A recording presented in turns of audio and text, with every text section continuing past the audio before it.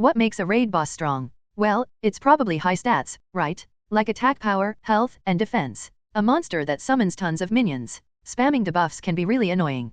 Constantly using AoE attacks to wipe out the party. The answers vary, but most people focus on the boss's raw power, its stats, mechanics, and abilities. But what about a well-designed raid boss? A compelling backstory makes the boss more memorable. I think the concept is more important. The difficulty should challenge the player's skill, not just frustrate them. No matter how strong it is, if the design looks bad, it loses its impact. Even if it's tough, its attack patterns need to be fair. When asked about design, people tend to give more nuanced answers than when discussing strength. That's because a well-designed boss isn't just about power, it's about appeal, and what makes a boss appealing differs from person to person. Some players are drawn to its visual presence, while others care about the story behind it. Some enjoy the mechanics, while others just want an epic challenge. All these elements mix, sometimes clash to create a memorable encounter. So, when someone asks, "Isn't this boss well made?" it's not unusual for someone else to respond, is it, though? And, of course, there are always those who love stirring the pot. Honestly, I could design something better. Underscore underscore underscore underscore underscore underscore underscore underscore underscore underscore underscore underscore underscore underscore underscore underscore.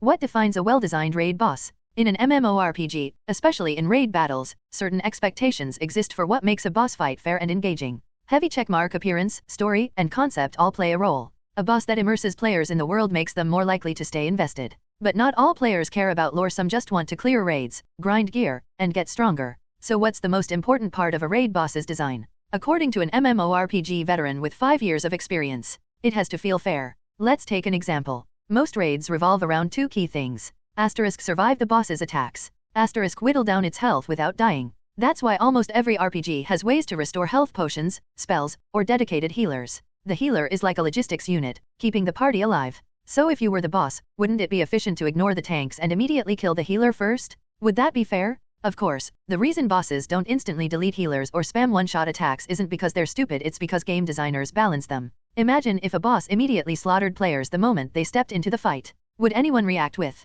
"Wow, this boss is really strong"? No, they'd quit. Likewise, a boss that spawns hundreds of minions non-stop might be conceptually interesting, but if players can't even fight back, it's just bad design. In other words, before a boss can be fun, it must be fair. A good boss can be both strong and engaging, but just because a boss is strong and engaging doesn't mean it's well designed. Underscore underscore underscore underscore underscore underscore underscore underscore underscore underscore underscore underscore underscore underscore underscore underscore. A game-ruining raid boss. Ah, damn it. Bang. The MMORPG veteran slammed his keyboard in frustration. From his perspective, the boss he was fighting wasn't just bad, it was downright terrible. No, scratch that. It was a disaster. Yes, there was a boss room. If you consider a boss room to be a place where the boss has a slightly higher chance of appearing than anywhere else, the boss wandered all over the map, making it impossible to even find it, let alone fight it. Underscore underscore underscore underscore underscore underscore underscore underscore underscore underscore underscore underscore underscore underscore underscore underscore. Did you die again? No, seriously, does this make any sense?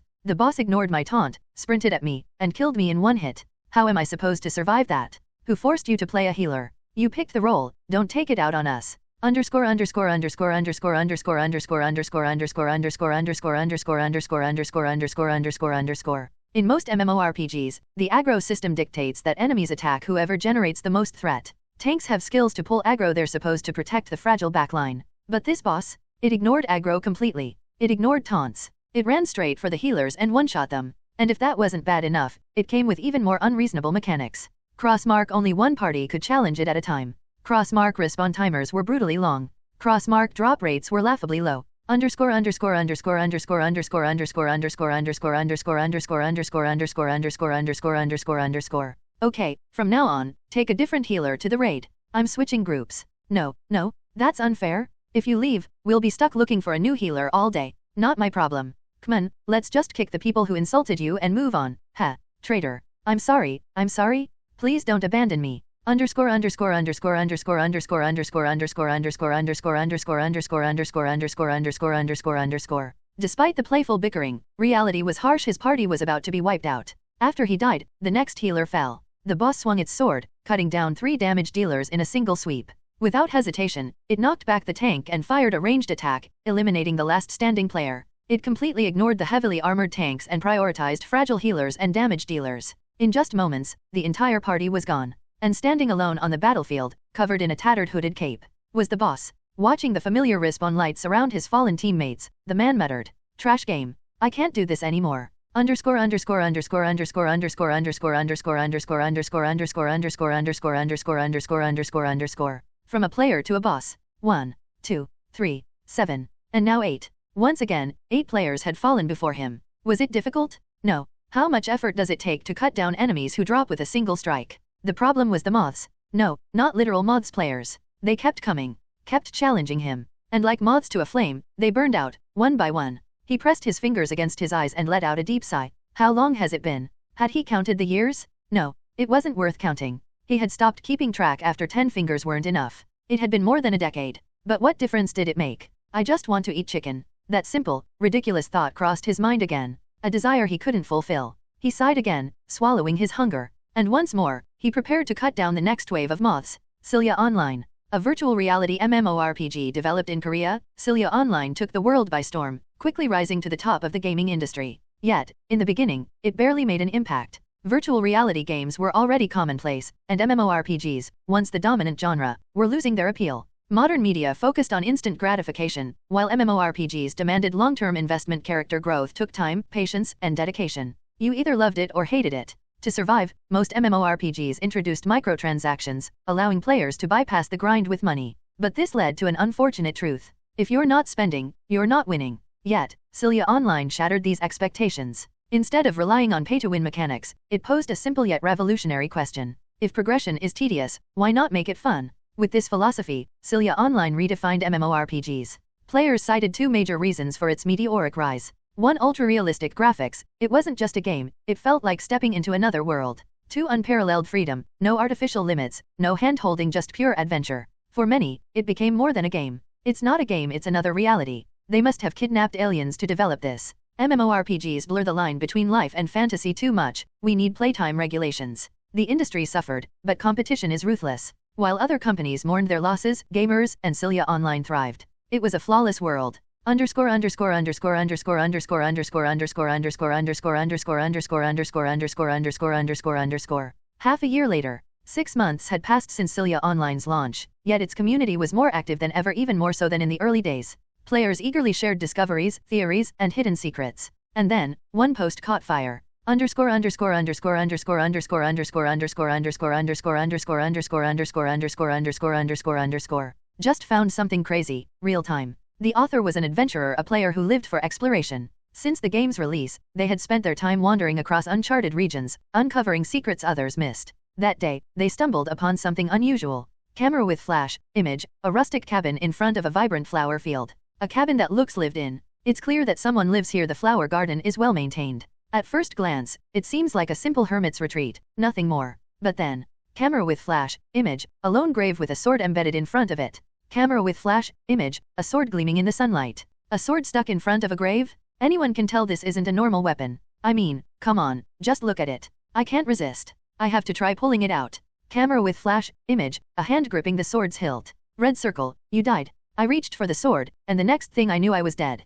I watched the replay, and just before I died, I barely caught a glimpse of something. Camera with flash, blurry image, a shadowy figure mid-swing. A raid boss? A health bar flashed for a brief second. If only I had switched to third-person view? Who the hell places a legendary sword right in the open, only to have an unseen boss insta-kill anyone who touches it? Anyway, I think I just discovered a hidden boss. Gonna sneak in again and try a different approach. Underscore underscore underscore underscore underscore underscore underscore underscore underscore underscore underscore underscore underscore underscore underscore underscore. Comments. Speech balloon grave robber caught in 4K. Hey, call me Indiana Jones. Speech balloon bro, why would you touch a grave when you knew someone lived there? You deserved that death. Be honest, would you have resisted? Nope.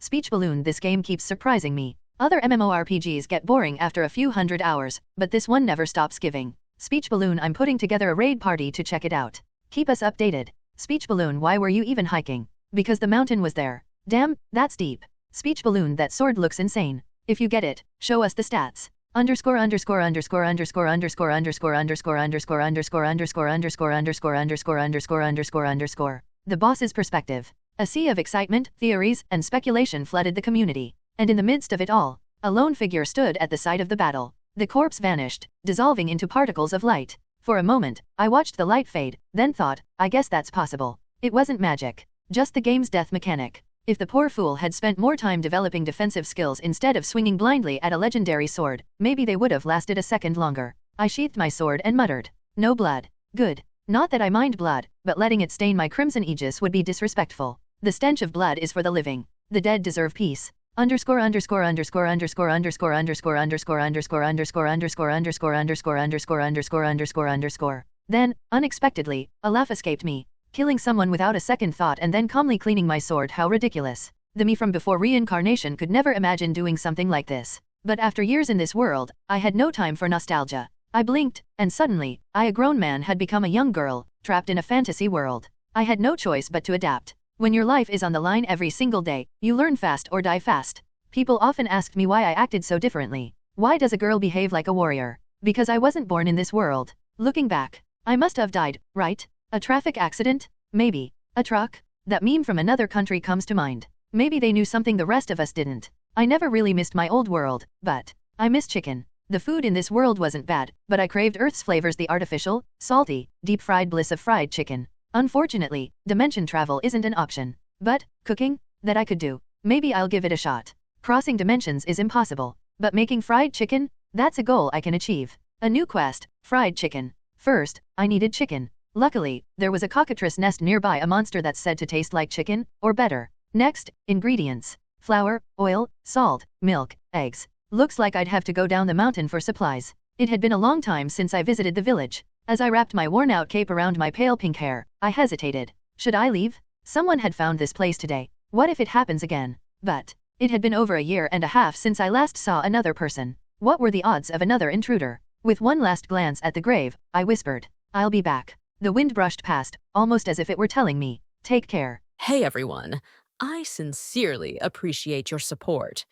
If you enjoy my audiobooks, I would be truly grateful if you could subscribe to the channel. And if you'd like to support even further, you're welcome to become a Patreon member, where you can access audiobooks of novels as long as they are freely available on the internet. Your kindness and support mean so much. Thank you.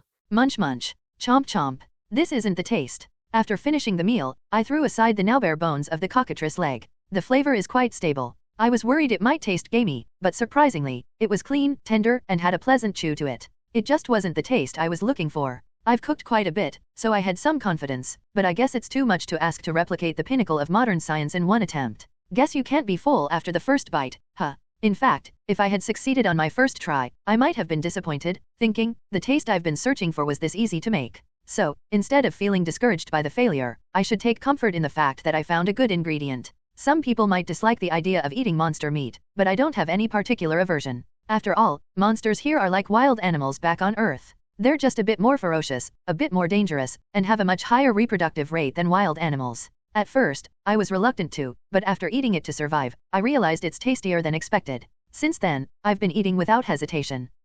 As I basked in the fullness, a breeze brushed past my cheek. I pressed down on my cape to keep it from flying off and enjoyed the wind for a moment, then glanced around at the mess I'd made. There's still a lot of ingredients left. Because the cockatrice was so large, I had prepared a lot of ingredients, but it seems I bought way too much. Even the food I made was left over. Spices can be saved and used later, but the milk and food will spoil if left out. I should have bought a storage artifact. I could just drink the milk, but I'm too full to drink anything right now. After contemplating for a moment, I made up my mind and poured the remaining milk into a cup. Gulp gulp. Phew. Ugh, I feel like my stomach's going to burst. But drinking this much, maybe I'll grow a bit taller? Sigh. I let out a deep sigh, knowing full well that it wouldn't happen. I don't need to be tall, but I'd like to not be so short. In my past life, I was tall. Maybe this time, it's fate that I live small. Sadly, my height hasn't changed in years, even though I'm at the age where I should still be growing. I know the reason, and I know it couldn't be helped, but it still stings. Let's finish cleaning up. There's still some tidying up to do. I put the spices back on the shelf by type, and I'll eat the leftover chicken tomorrow. The weather is so cool, there's no way it will spoil in just one day, right? Once I finished tidying up, I nodded in satisfaction. Now, let's wrap things up. Clank. SRRRNG. The sword at my waist slid out of its sheath with a metallic sound. The old and cracked iron sword looked like it could break at any moment. It sure has lasted a long time. For an iron sword I hastily grabbed from a small village blacksmith, it's impressive that it's held up this long. I didn't even take good care of it, either. With this blacksmith's skills, they might be able to forge a legendary sword one day. I smiled slightly, thinking of the blacksmith's face, which looked rough but showed pure passion, and then swung my sword. Shing! A sharp silver arc slashed through the air, scattering blood. Red blood splattered onto the blooming red flowers. It would have been a problem if the flowers were blue, but luckily they weren't. It looked human at a glance, but the way it skittered around made it clear it was just a rat. I mean, who comes crawling around in the middle of the night like that? It couldn't be a person. And I'm not the type to feel guilty about killing a rat. Oh, is this where the word agape doesn't fit? Well, as long as the meaning is clear. It did feel a bit wasteful to use the sword that would one day be made by a future master craftsman just to kill a rat, but I didn't have anything else to use. Sorry, unknown blacksmith. I'll make it up to you by buying a better sword next time. The rat's corpse vanished into a shroud of light. The same thing happened when I killed that thief this morning, and I narrowed my eyes. Could there be an organization I don't know about? 1. No. 2 cases of this happening make it reasonable to suspect something. I've heard that certain information guilds and assassin guilds use poison or artifacts that dissolve their bodies upon death to eliminate evidence, but I've never seen or heard of anything like this. And now I've realized something else. It was strange that the thief this morning managed to bypass my aura and touch the Crimson Aegis, but now, after killing this rat, I'm sure these guys have a different kind of presence. It's not that I can't feel them, but their presence feels oddly off. I was careless because it felt different from the usual presence of people I know, which is how they got so close. On top of that, their image was so faint that I couldn't make out their features clearly. The stealth I know involves reducing one's presence, but there's a method like this, too. Coming up with something like this, human creativity truly is amazing. But why would these people or whatever they are come here? I thought about it earlier too, but this is deep in the mountains with no path and difficult terrain. No matter how skilled an herbalist is, it wouldn't be easy for them to get all the way here. Could it be? I subconsciously tapped the sword hanging at my waist and shook my head. No, it couldn't be. Yeah, it's just a coincidence. I tried to calm the uneasiness in my heart. But what if, just maybe, it's not a coincidence? I looked down at the sword hanging from my waist. The same red color, but unlike Crimson Aegis, this one had a deep, saturated hue. A short time after a post on the community became popular, the author posted an update. Indiana Jones update. You died. I failed miserably, lol. I tried my best to sneak up without making a sound, but they spotted me right away and came to kill me. Attached to the post was the familiar death message that anyone who plays Silia online has probably seen at least once. Those who had been eagerly anticipating the result were disappointed, while those secretly hoping for failure probably laughed. But that wasn't all. When I got closer, I entered combat mode, and healthbar.jpg. I didn't think to take a screenshot earlier, but judging by the health bar type, this is definitely a raid boss, right? But do both the name and level usually show up as like this? I don't do raids much, so I'm not sure. If anyone knows, please let me know. Here's a picture of the boss taken in third-person view. A person wearing a hooded cape.jpg. I thought about taking a first-person screenshot, but I got cut down so fast I didn't have time. If I hadn't already switched to third-person mode, I wouldn't have even gotten this shot. Comments. Oh, it's definitely a new boss. How slow is your reaction time that you couldn't even take a proper screenshot? He's just an old guy who likes to explore, cut him some slack. If you react like that, what am I supposed to say? Garbage? Boo, garbage. I was curious about the sword stats, but it's a dead end. A reclusive swordsman living in the mountains? I can't resist, I'm heading there right away, lol. This was the last will and testament of the deceased. The name shows up like that when there's not enough information about the boss. But I've never seen the level hidden too. I wonder if you get the sword as a drop if you beat it. Since it's stuck in the ground, the drop item might be separate, maybe a first clear reward? Even in a game with immense freedom like Silia Online, players' thirst for discovery never seems to end. New clothes, new phone, new computer. There's always a certain excitement that comes with new things. That's why the players of Silia Online are constantly thirsting for new information, and information posts make up a large portion of the popular posts in the community. The discovery of a new boss, in particular, was like rain during a drought for these eager players. Looking for mercenaries for new raid. Let's learn about herbs. Summary of the hot new boss rumors. Speculation, identity of the new boss. The importance of basic skills. About the free mercenary city, Liber. Posts like these popped up left and right. A new raid boss has appeared. Well, technically, it's not that it appeared, but that it was discovered. Yeah, they haven't had a single update yet, so that's true. The fact that there hasn't been a single update and there's still so much to do in Silia Online is pretty amazing. There's still a lot that hasn't been revealed, and we haven't even finished the stuff that has been revealed, lol. And there's not a single common bug. Truly a god-tier game. It really is amazing. How did a game like this come out of our country? Watch your words. Are you dissing Korean games? Streamer Joanie/controversy. No, that's not what I meant. Sensing the potential for disaster, streamer Joanie frantically waved her hands. I just mean it's surprising. Honestly, compared to overseas technology, our country's tech is a bit behind. That's true, but we made Silia. What are you talking about? You clearly don't know anything, lol. Before Silia, it's true most of the big games were from overseas. But look, they didn't even do any testing, and there's not a single bug. It's so optimized, there's no lag. Even the best triple S tier overseas games weren't like this. True, it's only explainable if they used aliens to make it. I always waited for bugs to get fixed in those other games before I'd play them, lol. Same, lol. The chat, which had been on fire, gradually cooled down, and people began agreeing with Joanie. Breathing a secret sigh of relief, Joanie quickly avoided the incoming disaster. Well, the raiders must be pretty excited. Are you going to try it, though? Honestly, you're not bad at controlling your character. It might be fun to watch you try it. It's not really your main content, but watching you get cut down would be fun, lol. True, lol. I'm not planning on trying it yet. Joanie took a somewhat negative stance. Raiding is fun, but I enjoy exploring more. That's why you guys watch my streams, right? True.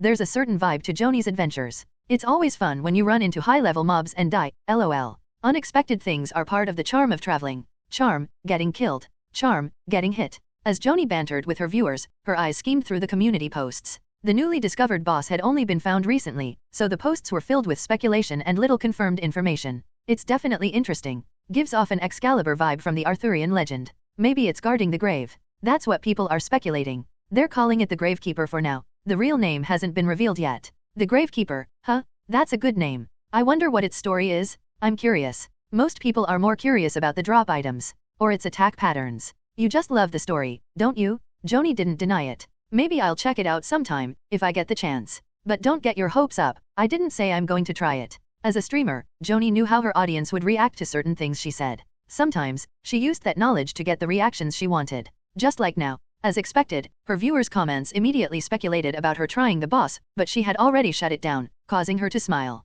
The Gravekeeper. Even though the cape covered most of its body, it was clear the figure was small in stature. A child? A dwarf? Or maybe an old man with a hunched back? What kind of story did the Gravekeeper have? And what was the significance of the sword stuck in the grave? Joanie's heart pounded with excitement at the mystery ahead. She wasn't planning on going anytime soon, but she had a feeling she'd meet the Gravekeeper before long. Oh, no trial shall break my loyalty, long live Graces. The quietly hummed melody came to an end. Ahem. As expected, military songs don't suit my voice. It's originally a much more spirited tune, but with my delicate voice, it doesn't quite hit the mark. No matter how skilled a singer is, there are songs that just don't match them from birth. Just like that, it feels like the tone of the song and my voice are completely out of sync. I could change the atmosphere with a rearrangement, but I can't do that, and even if I could, I wouldn't want to. Even so, you would have liked it, right, Gared? This was Gared's favorite song. Whenever he drank, he would belt it out at the top of his lungs until the house shook. If I had to pick the most patriotic person I've ever met, I'd choose Gared without hesitation.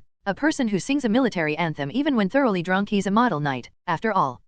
Saying it like this makes him sound like a drunkard. Still, don't you think I've gotten better than before? I've been practicing ever since you praised me, Gared. This time, I hummed a folk song commonly heard while walking through the streets. I'll gather a bouquet of red flowers and offer it to you. When red flowers bloom in front of your house, you'll think of me. If red flowers bloom in front of my house I'll think of you too. Humming softly, I snapped off the lavishly blooming red flowers one by one. Sorry, I don't think I can give these to you. Though you can't tell since they're red, they've been soaked with blood. I'll pick different flowers to give you, so don't be too disappointed. Muttering a vague excuse to myself, I let go of the bouquet of red flowers I was holding without any hesitation. The flowers were carried by the wind, scattering as they fell off the cliff below. Perhaps by this time next year, the cliffside will be covered in red blossoms. Did you know, Gared? Insects communicate with pheromones. They signal each other things like, there's food here or this place is dangerous. I continued, brushing off the remaining pollen and leaves from my hands. Humans also have pheromones, but our ability to detect them has atrophied, so we can't communicate the way insects do.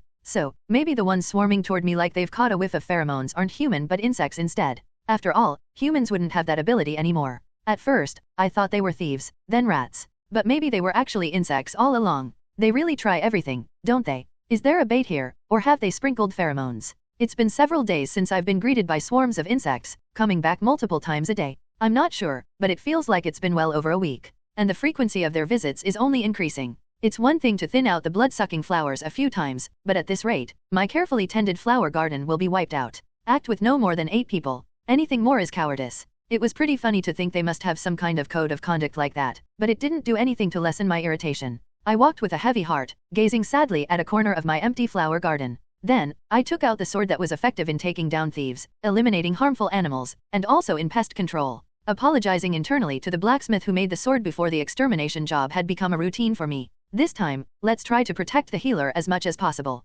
2 tanks should take care of the 2 healers, and the damage dealers should stay as close as they can. The healers should prioritize putting shields on themselves over healing others. Okay, let's go. What are they saying? If they're going to pick a fight out of the blue, at least speak in a way I can understand. I frowned at the group of 8, mumbling to themselves. It wasn't a completely foreign language. The language they were using is the Imperial language created by the Loarca Empire, called Archaish. Although it's called an Imperial language, since humans and various races each have their own unique languages, it can essentially be considered the common language of the Ardena continent. The reason is obvious, the Loarca Empire holds dominion over the Ardena continent. In that sense, it wasn't too strange or unfamiliar that those ruffians, no, the insect swarm was speaking Archaish. But so what? That doesn't give me a reason to tolerate them. Nor do I have a reason to learn Archaish. Given the Loarca Empire's influence, I'm not completely ignorant of Archaish. I may not understand it perfectly, but I know the key words. Die, you bastard, help me, run away, mother, monster, and so on. That's the essence of practical Archaish. Knowing just that much is enough to survive. Yeah, just like right now. This crazy bastard is starting again. Protect the healer, protect the healer. How are we supposed to keep the shield intact when it's being cut in half? Just use the party survival skill. Does the party survival skill have no cooldown? Judging by the unusual positioning they took, it seems they must have come up with some kind of strategy while whispering earlier. But strategies only work to a certain extent if the opponent can keep up. No matter how flashy a moth's movements are, it's powerless in front of a master mage's hellfire. Their strategy was flawed from the beginning. If they wanted to protect the rear, the front lines should have stepped forward and clashed swords. I didn't bother hiding my disdain as I raised my foot and kicked the center of the armor. This is what happens when you get too close. Ugh, what kind of strength is this? The armored swordsman let out a deflating sound as he was sent flying backwards. Standing behind him was a mage, holding a staff.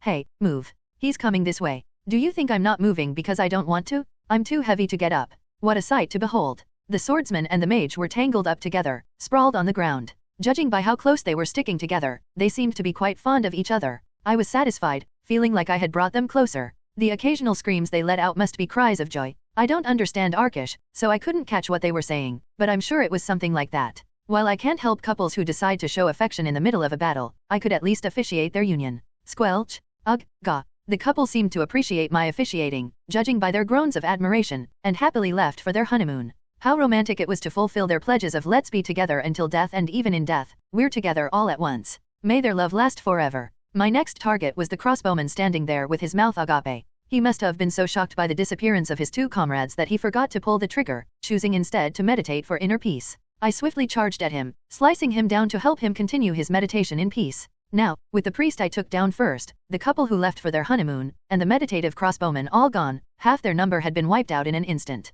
The morale of the remaining bugs visibly plummeted.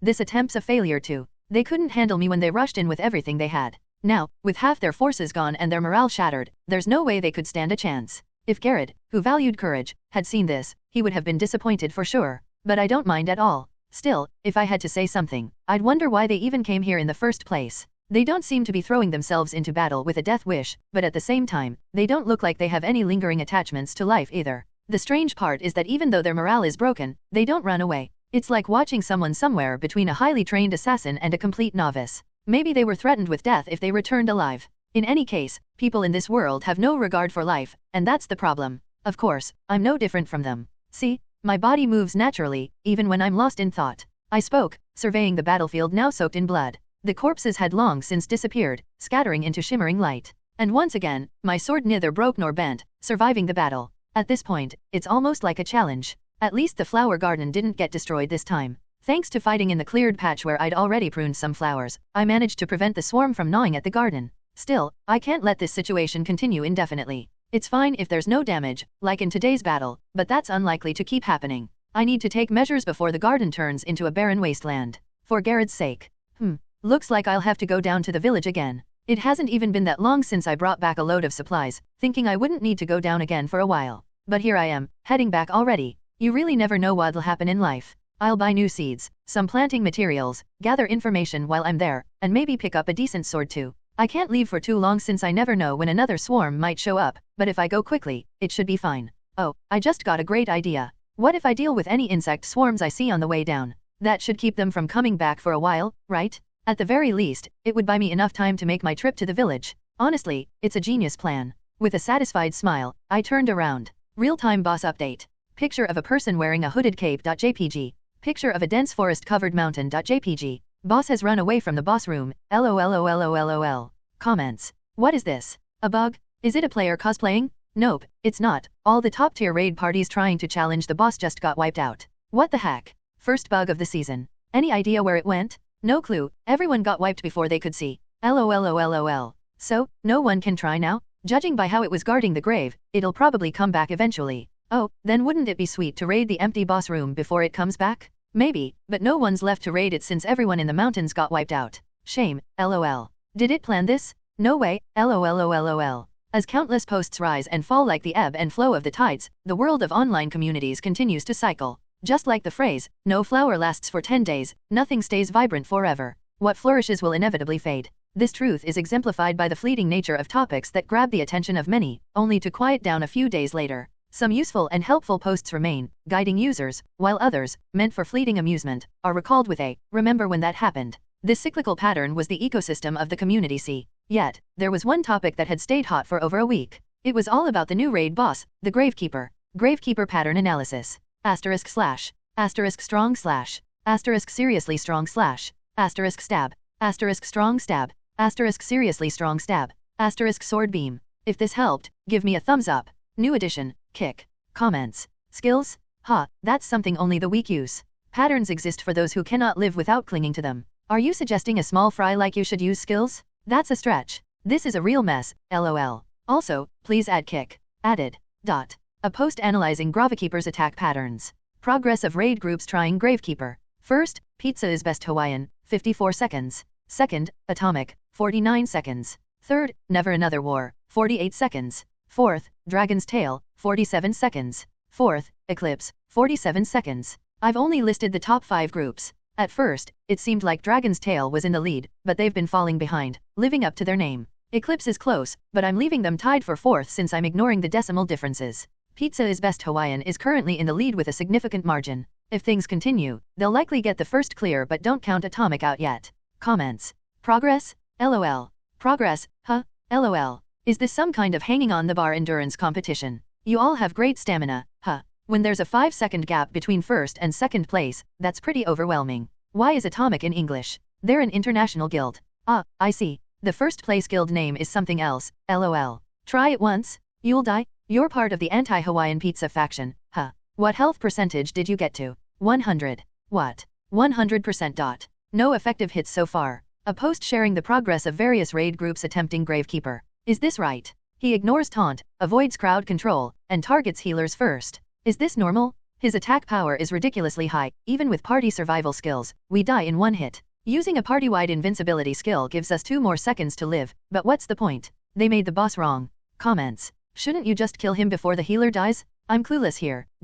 You're really going to die, lol. Why is the entry restriction like this? There is already a party in this raid. Image. They split up the hunting grounds into channels, so why can only one party enter at a time? In other raids, multiple parties can enter simultaneously. Comments. This doesn't make sense. I don't get it either. Various posts criticizing the game's developers and pointing out issues with Gravekeeper. Some users even went as far as to write posts to the developers asking for fixes, but no response came. Frustrated by the lack of replies, players began venting and speculating amongst themselves. At this point, isn't it possible this is a special NPC? Wait, it's not a monster? It's an NPC. NPC technically stands for non-player character, so it could include monsters too. Oh, I didn't know that. There's talk that it's part of the main story NPC. Maybe we don't know the mechanics yet. Or the devs just messed it up. I knew Silia Online was going downhill when everyone was hyping it as the next big thing. Now its flaws are showing. I feel like they've made it impossible to defeat. Considering its attack power, it really doesn't make sense. Maybe it's a boss you're not supposed to beat yet.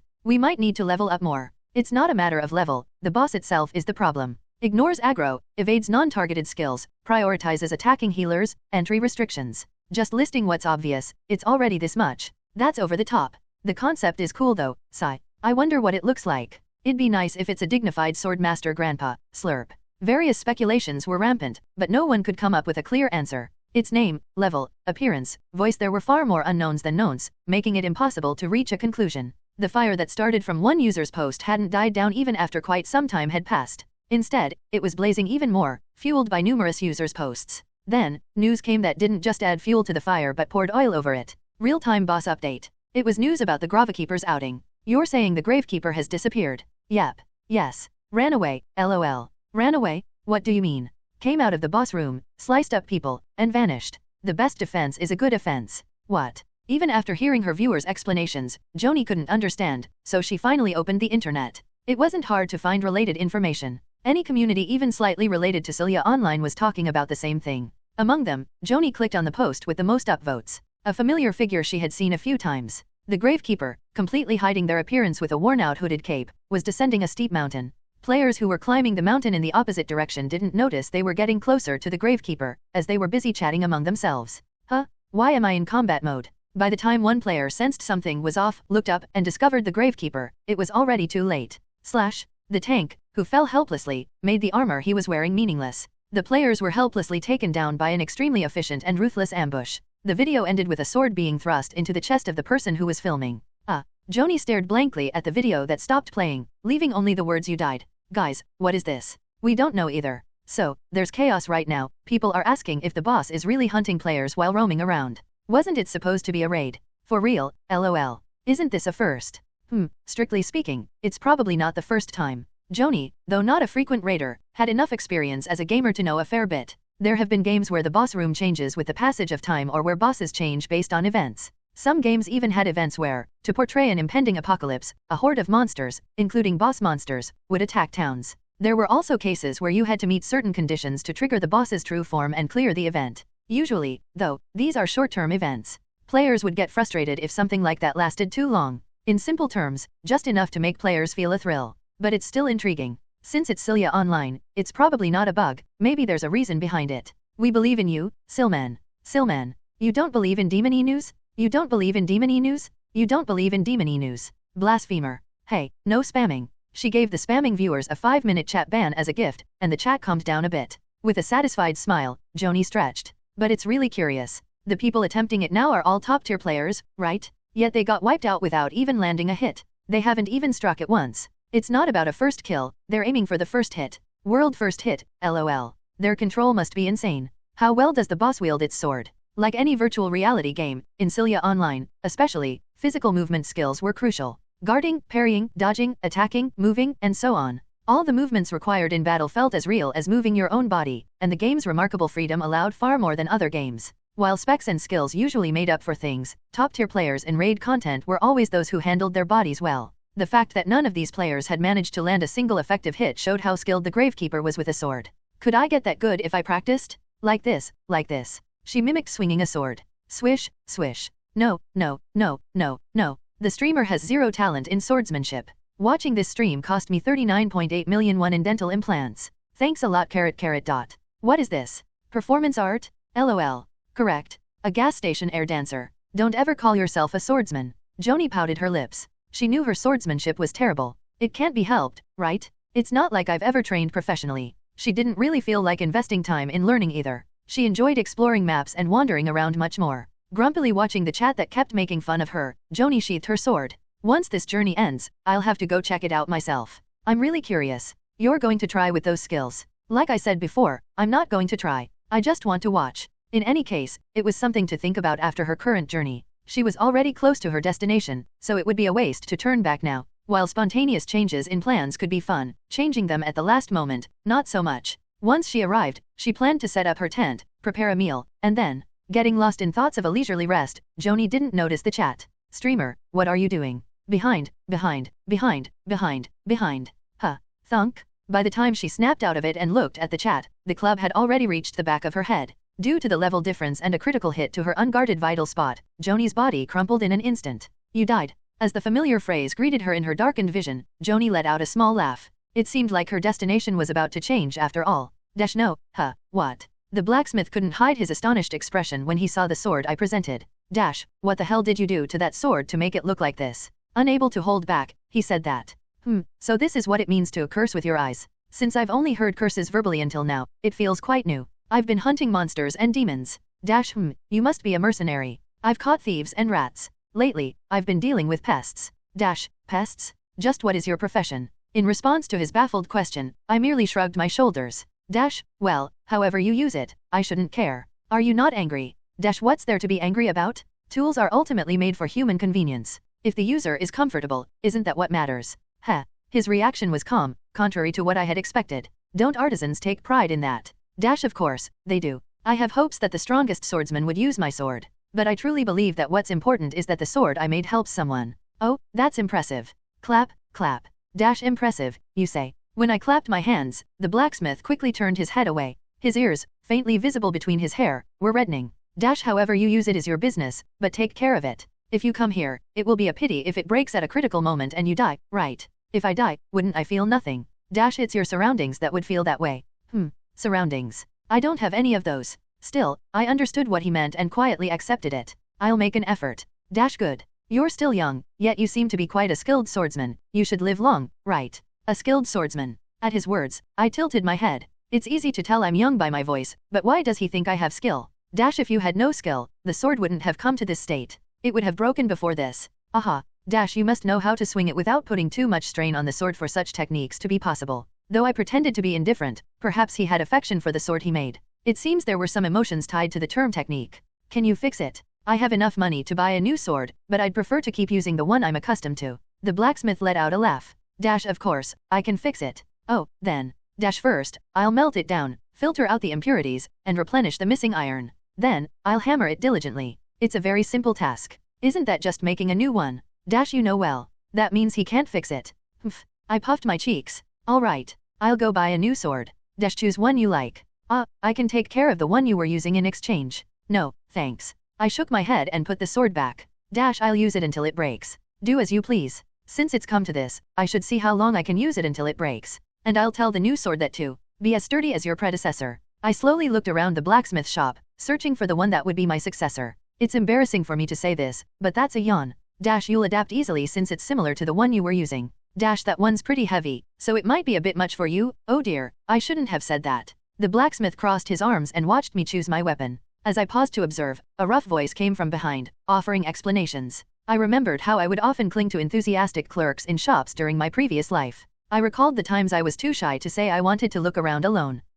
This time, I didn't feel particularly pressured, probably because my personality had changed. I'll take this one. I selected one of the many swords laid out and held it in my hand. It had a suitable grip, a stable center of gravity, and a sharp blade. The fact that it was similar to my old sword was a bonus. Overall, it was a sword I liked. Moreover, it seemed sturdier. Dash can I ask you one thing? Sure, go ahead. Dash with your skills, wouldn't it be better to buy a better sword? It doesn't seem necessary to come to such a humble blacksmith to make a purchase. I've used enough famous swords to get tired of them. Dash oh, is that so? And, though he wouldn't see it, I gently tapped the sword and smiled slyly. If this sword hasn't broken after being treated so roughly, I think it's worth being called a famous sword. Dash, ha, ha ha. That's quite a compliment. You can take pride in it. I think you have enough skill. Dash you seem like quite a skilled swordsman yourself. You, young lady, know how to make people feel good. But are you not willing to negotiate the price? Oh dear, that's a bit disappointing. Can I take back what I said earlier? Dash is that even possible? We exchanged jokes as I paid for it. He really wouldn't lower the price. Well, it was on the expensive side for something sold in a small village blacksmith, but given the quality, I couldn't really complain. Isn't it difficult to sell things at this price in a place like this? Dash I have to sell it a bit cheaper to the villagers. Selling at a higher price to outsiders like you helps make up for the losses. Wow, is it okay to say something like that so boldly? Dash I'm just joking. The blacksmith laughed heartily. Dash people here hardly ever buy things like this. Usually, they sell such items to traders. I see. So there are traders. That's why it felt strange. I cradled my new sword. I'm sorry, but the belt is still occupied by my predecessor. For the time being, you'll have to stay like this. Having bought the sword, I was about to head back to Gared's place when I remembered something I'd forgotten. By the way, is there anything going on lately? Dash the blacksmith shop? Nothing much going on. No, I mean on the Ardena continent. While he may be skilled, I didn't expect a blacksmith from a small village to know about the pesky troubles bothering me. That kind of information should be found at the Information Guild. But perhaps I could pick up a small lead. For example, something like the Emperor being assassinated or the Empire collapsing. Oh no, I just inadvertently revealed my wishes. Dash is there anything of note? The dimensional beasts are rampaging, humans are fighting among themselves, the elves are probably still holed up in the forests, and the dwarves are drinking beer. Just the usual. Dash perhaps the only unusual thing is. The rough-bearded blacksmith smacked his palm down. Dash yes. I forgot about Liber. Liber? You mean the Liber I know. Dash if what you know is the free mercenary city of Liber, then yes. Why is Liber relevant? They're just money-hungry mercenaries who'll jump into a battlefield for the right price. Dash I can understand why you'd feel that way. Oh, I'm sorry. Noticing my sharp reaction, the blacksmith scratched his cheek awkwardly. I quickly apologized, and he waved it off, saying it was fine. I feel the same way, so you don't need to apologize. Can I continue? Sure. Please go ahead. Recently, Lord Edel has brought people from across the sea. Across the sea? Are you talking about Raxia? No, I mean the Eastern Sea. The East, there was land there too, but for him to personally bring people from there, even the god Edel himself? During the process, Lord Edel bestowed his blessing, so they're called the Messenger of God or the Apostle. But what does that have to do with Liberi? That's because the Apostles belong to Liberi, not the Siddha's kingdom. Whether they're the Messenger of God or an Apostle, if they have a blessing, wouldn't that mean they're part of the Edel Church? I'm not sure about that. They said they received the blessing, but they don't believe in the Edel Church, so it must be Edel's will. That's a convenient statement. Given that the god exists and has descended multiple times, the faith in Edel among the people of this world was absolute. Even tribes that worship other gods or natural elements placed their deities below Edel. So, because of these apostles or messengers, Liberi's influence has grown? Just because of that. While it's true that population equals power, is that really possible when the Low Arca Empire is standing strong? It's because of the blessing. Is the blessing that amazing? It has various effects, but if I had to choose the most amazing one, it would be this. The blacksmith nodded seriously. The power of resurrection. It is the power over life and death that only Lord Edel can wield. Even if you die, you don't die, and you can even resurrect other apostles. It's only natural that their influence grows. Resurrection? If that were possible, then why? Suddenly, I felt a tightness in my throat, and my head became hot. Many things flashed through my mind amidst the fading vision. But what strangled my neck the most was, Gared. I know I don't deserve to receive a blessing. Even if I were Edel, I wouldn't bestow a blessing upon someone who doesn't even believe in me. But Gared is different. What's the difference between those called apostles and Gared, that he would only bestow blessings upon them? Is it that they cannot die, but the people of the Ardena continent who trust and follow you can die? Why? Thunk? Hey, are you alright? My vision brightened again. I felt a heavy weight on my shoulder. The blacksmith, gripping my shoulder tightly, was looking down at me with a worried expression. Only then did I realize that I had been holding my breath. Yay, I'm fine. That's a relief. You suddenly went quiet, and when I looked, you weren't breathing, so I was startled. Do you have some sort of illness? An illness? No, nothing like that. I shook my head. I was just a bit upset. Upset. It's the same for everyone wanting to avoid death, so why do only they receive special treatment? Don't you feel it's unfair? Opening up to him about my feelings was somewhat impulsive. Maybe I wanted to add another person to the list of those who dislike Edel, or perhaps I just wanted to vent my frustrations to someone. Well, I really don't know the reason. The blacksmith remained silent after hearing my complaints. The only sounds in the blacksmith shop, apart from the occasional scraping of his beard, were the rough noises he made. How much time passed? Finally, he pulled his hand away from his beard. I do feel a bit unfair about what you said, but I'm not envious. Why not? Because to me, the blessing doesn't feel like a blessing. Sensing the question in my eyes, he continued speaking. Not all apostles are the same, but I've heard that many of them take up weapons and head into battle. Sometimes their targets are monsters, sometimes dimensional beasts, and perhaps even fellow humans. The commonality is that after a fight ends, they immediately head to the next battlefield. Regardless of victory or defeat, they continue on. I don't want that kind of life. Even if you can be resurrected, you'd still feel pain, wouldn't you? I'd much prefer this life of swinging a hammer than to live one constantly thrown into battle. But not all apostles are going into battle. Can't they just live that way after receiving a blessing? If that's the case, then there's no need to be envious of that, is there? It's no different from the life we have now. But what if they suffer an unforeseen accident? Then it would be unfortunate, I suppose. But I think receiving such power comes with a grave responsibility. That's a convenient thought. It's a good way to live in this world. You might want to adopt it too. He shrugged off the serious mood and let out a hearty laugh.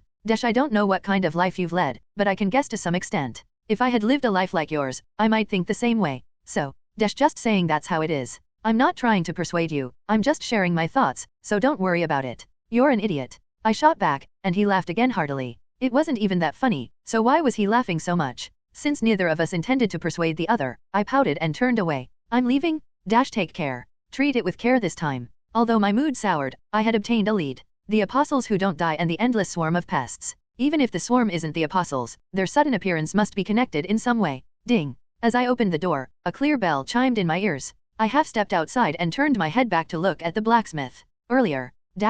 You said your wish is for the strongest swordsman to wield the sword you made. Well, isn't that the wish of every craftsman? Why do you ask? Then wouldn't it be alright to look for another wish now? The blacksmith looked confused as I closed the door behind me. I should hurry back, as the pests might return soon. Hugging the sword tightly, I hurriedly climbed the mountain path. Hello, my name is Shin Dayan. If Dayan were to start her self-introduction, 9 out of 10 would begin with this sentence. I am 26 years old and a streamer broadcasting on Fishsick. Next would likely be a simple introduction of personal details. Among streamers, there are quite a few who do not want to reveal their identity. Some of Doyen's colleagues also hide their faces or keep their identities secret because of negative perceptions about being a streamer. If personal details are revealed, troublesome matters could arise, and even though perceptions have improved compared to the past, the look in people's eyes often changes when they learn about the profession. Doyen had experienced this herself, so she could fully understand her colleagues who hid their occupations. Nevertheless, the reason she reveals her job is partly because she had shown her face since she started broadcasting, and also because she does not want to be tied down by such things. Doyen's mindset has permeated her broadcasts, and her content and videos have become themed around freedom and healing. This year marks 5 years since I started broadcasting, and my streaming name is Joanie, which I derived from the English word journey as I love traveling. She loves to travel. This is a sentence that holds the most significance in Doyen's life. To name her streamer persona after a journey. Since her youth, she had traveled whenever she could, both domestically and internationally, and her parents supported her silently, understanding her passion. Given that she had been a child who was often sickly, what did money matter when she could finally run around healthily? Doyen actually had a tough time dissuading her parents from supporting her even more out of concern for her. For Doyen, Silia online was a revolution. Wow. The sunlight wrapping around her skin, the wind gently caressing her hair, the soft earth felt through her shoes. Everything felt no different from reality. Doyen enjoyed the refreshing nature that was hard to feel in real life, and she sensed it. She was completely captivated by this enchanting world. A week after the first discovery. Ugh. Healer, you're dead. A week later. Just die already. Hey, crazy boss? Be reasonable. A few more days later. How did you die? I got my head sliced off in one blow. What about you? He destroyed my heart. Wow. But why is your tone like that? Foreigner. Not used to Korean. No way. When did the Big Data auto-translation module come out? That's nonsense. I didn't understand. Korean is difficult. Crazy concept player. Among players, the gravekeeper was considered an impossible boss to conquer at the moment, but could someday be the key clue to clearing the game. It was an NPC designed to prevent players from progressing. Or perhaps it was a significant blunder by ensues, the company that created Silia Online. Many players gave up on clearing it, and the remaining players were divided into two groups. Those who continued to challenge for the shining honor of a first kill or first clear, or those who entered the mode of complete enjoyment. Dragon's Tail Raid Group, declaring to give up on clear. Today's mad movie of the gravekeeper shot by me. Shouldn't it be called a funeral director instead of a gravekeeper? What kind of gravekeeper buries people directly? Comment. I create my own work. So it's self-employed then. Achieved 2-minute solo as the gravekeeper. Timer.jpg. It's nothing much, lol. Comments. How did you do that? Hacker, I'm reporting you. Bye. Does ensues look like a hacker to you, idiot? Real. Isn't the current first place engineering student unable to clear in under 2 minutes? Yeah, that's right. Guide achieving 2-minute clear as the gravekeeper. First of all, you don't need any buffs or prior preparations. Even if you apply buffs, you won't get to hit at all, and unless you're a tank, you'll die in one hit anyway. Just tossing in any weapon helps you last longer. Once you enter the boss room and enter combat mode, the very first thing to do is to head to the open area. If you successfully reach the open area, just sit there and enjoy the Last Supper, lol. You can wait until you finish eating. Just a reminder, if you sit in the floor beat instead of the open area, you'll die instantly, so be careful. Comments. LMAO, WTF, LOL. This is ridiculous, LOL. How to become a ghost with good looks, please tell me. I rushed here thinking it was a guide, and this is what I find, LOL. Isn't the gravekeeper just watching in disbelief? I followed what this post said, but I died as soon as I took out the food from my inventory. Did you do it properly? I mentioned in the main text that sitting in the floor beat is a big no. I checked it's the open area, so what happened? No screenshots or video. Yeah, I didn't take any. Then I don't know either. Just consider it bad luck. Ugh, it stinks of bad luck. Actually, it was an environmentalist. Kill the bastard ruining nature. That's quite persuasive. A community filled with various antics and jokes. However, the enthusiasm for the gravekeeper was clearly cooling down. Basic magic operations. The gravekeeper's reasons for running away. About the demon race Arabosa. 101 reasons why the knight can never defeat the sniper. Since a few days ago, the mentions had started to dwindle, and now there was a clear difference compared to its peak period. There was no clear progress, let alone a proper clear, so it was natural for the enthusiasm to die down. If things continued this way, it was obvious that the boss would be remembered as poorly designed and forgotten by players. Yeah, unless something unexpected happened. Ugh, guys, is this really the right way? Yeah, it is. Just go wherever you want. Why do you keep asking when you're not going to believe it? This is the third time. I'm already a user who died from frustration. Seriously, this is strange. Usually, the chat atmosphere during Joanie's broadcasts is occasionally playful, but overall, it's quite mild. Given the calm nature of her streams, there isn't much reason to curse, and even when some troublemakers come in to stir things up, they get blocked immediately. Message deleted. Message deleted. Can this person make it within today? Actually don't know. But today, the mood in the chat was quite different from usual. No one was defending or agreeing, everyone was throwing stones. As she blocked those who crossed the line, Joanie looked up. Is it really right to call this a path? What is a path, anyway? By dictionary definition, it's a space created on the ground that people, animals, or vehicles can pass through. There are deeper meanings, but let's put those aside for now. Isn't it too dense? This isn't the deep woods where I wanted well-paved asphalt or sidewalk paths. But if it's going to be called a path, at least it should be passable, right? What lay before Joanie's eyes was a scene of thick trees and grass, along with a rugged mountainous landscape. They said the path was rough, but I didn't expect it to be like this. Joanie sighed deeply as if the ground were sinking beneath her. The engineering students who try this must have passed through here every time they died. Wow, I really have to acknowledge that. It takes quite a while to get to the nearest resurrection point, and even when they arrive, an exciting hike awaits them. Joanie thought it wouldn't be strange for an ordinary person to get annoyed and give up. So when do we go? When do we go? When do we go? At this rate, let's just sleep well at the inn and go. It's dangerous to hike at night, a tiger might come and get you. Did you just come from the Josian dynasty? Alright, fine. I'm going. Denying reality, she finally stepped into the treacherous mountain terrain. But didn't anyone think about making a path? That would make sense, right? The engineering students are too busy trying to die. Well, that makes sense. Instead of making a path, they'd probably just bash their heads against it once more. Joanie easily accepted this reasoning. Panting while climbing the mountain, she took a moment to catch her breath and wiped the beads of sweat forming on her forehead. Wow, this is really steep. I feel like at least one person must have thought about wanting to set fire to it. What? Oh, no. I'm not saying I would do that, just that there could be someone who might think that. Someone like that. When someone says a friend, it usually means it's about themselves. If you want to get chased out after receiving a permanent assassination order in Liber, that might not be so bad. What's a permanent assassination order? If you kill a lot of NPCs or accumulate bad deeds, you get one. You get permanently blacklisted from the Liber registry and can't rejoin. All NPCs become hostile, and you can't use the resurrection points affiliated with Liber, plus various penalties piled on. They even periodically give quests to kill you to other players. So it's just telling you to quit the game. Considering there can only be one character that can be created and that deletion and recreation are impossible, it was a rather harsh punishment. Killing hostile NPCs doesn't matter, but if you kill a lot of villagers or such NPCs, that happens. Seeing how you can't respawn after dying once makes it seem like they're discouraging you from doing so. So that kind of system exists. Joanie found it quite surprising that such a system was present in Silia Online, known for its high degree of freedom. I thought in Silia Online you could do whatever you wanted without it being an issue. There's speculation that they did it to increase realism, but opinions seem to vary. Still, under normal circumstances, you won't receive an assassination order. You usually get a warning first. Is it not psychotic to massacre NPCs in a game? What's the point of tolerating psychos? So does that mean that great car thieves only do this game for psychos? It could be like that since it's just a game. Hey, don't fight. If you fight, you'll get banned. Joanie hurriedly closed the door to the arena, which was about to open. After locking it securely, she issued a stern warning, keeping her eyes peeled in case someone tried to come through the door. Anyway, are all those people under permanent assassination orders? They said they received one. If they've paid the price, then there's no need for further discussion. If you want to argue about it, take it up with the game company, not my stream.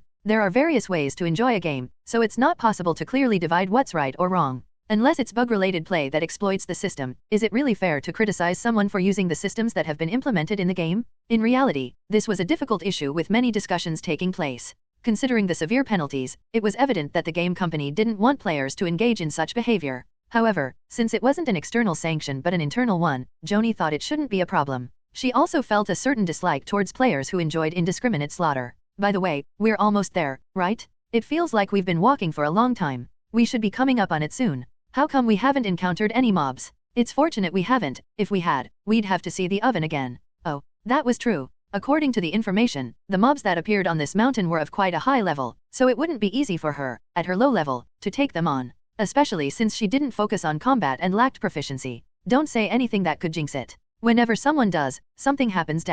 Keek said that. Ha ha ha, you're doomed. Run. Words become seeds. Is there a situation that fits that proverb better than the current one? No sooner had her words ended than a monster with the head of a chicken appeared before Joanie, the cockatrice. Moreover, it was a flying mob that wasn't even a good match for her. I don't plan to harm you, so can you just let me go? Yeah, that's not happening. They said they have plans to harm you. Please press X to express your condolences. X. Unfortunately, the cockatrice didn't seem willing to engage in conversation with Joanie. Should she flee? It was obvious she'd be caught and killed in no time. Accepting death? Then she'd have to make the long journey back to the resurrection point from here. If she encountered another mob on the way, she might have to embark on the same journey all over again. And I don't want to be hurt. Joanie gritted her teeth and drew her sword. The chat was erupting with all sorts of opinions, but she didn't pay any attention. I can do this. She just needed to remain calm and respond to the motions. Her grip tightened on the sword, the bones in her hand standing out starkly white. She took a deep breath in and out. After repeating that process about 3 times, "Kayak? It's coming." The cockatrice charged at her. With her focus honed to the limit, Joanie perceived the cockatrice's movements in slow motion. The right leg pushed off the ground, followed by the left. The wings drawn back were tense, ready to strike at any moment. The head, with its deadly gaze fixed on her, separated from its body and slid away. Huh. Whump.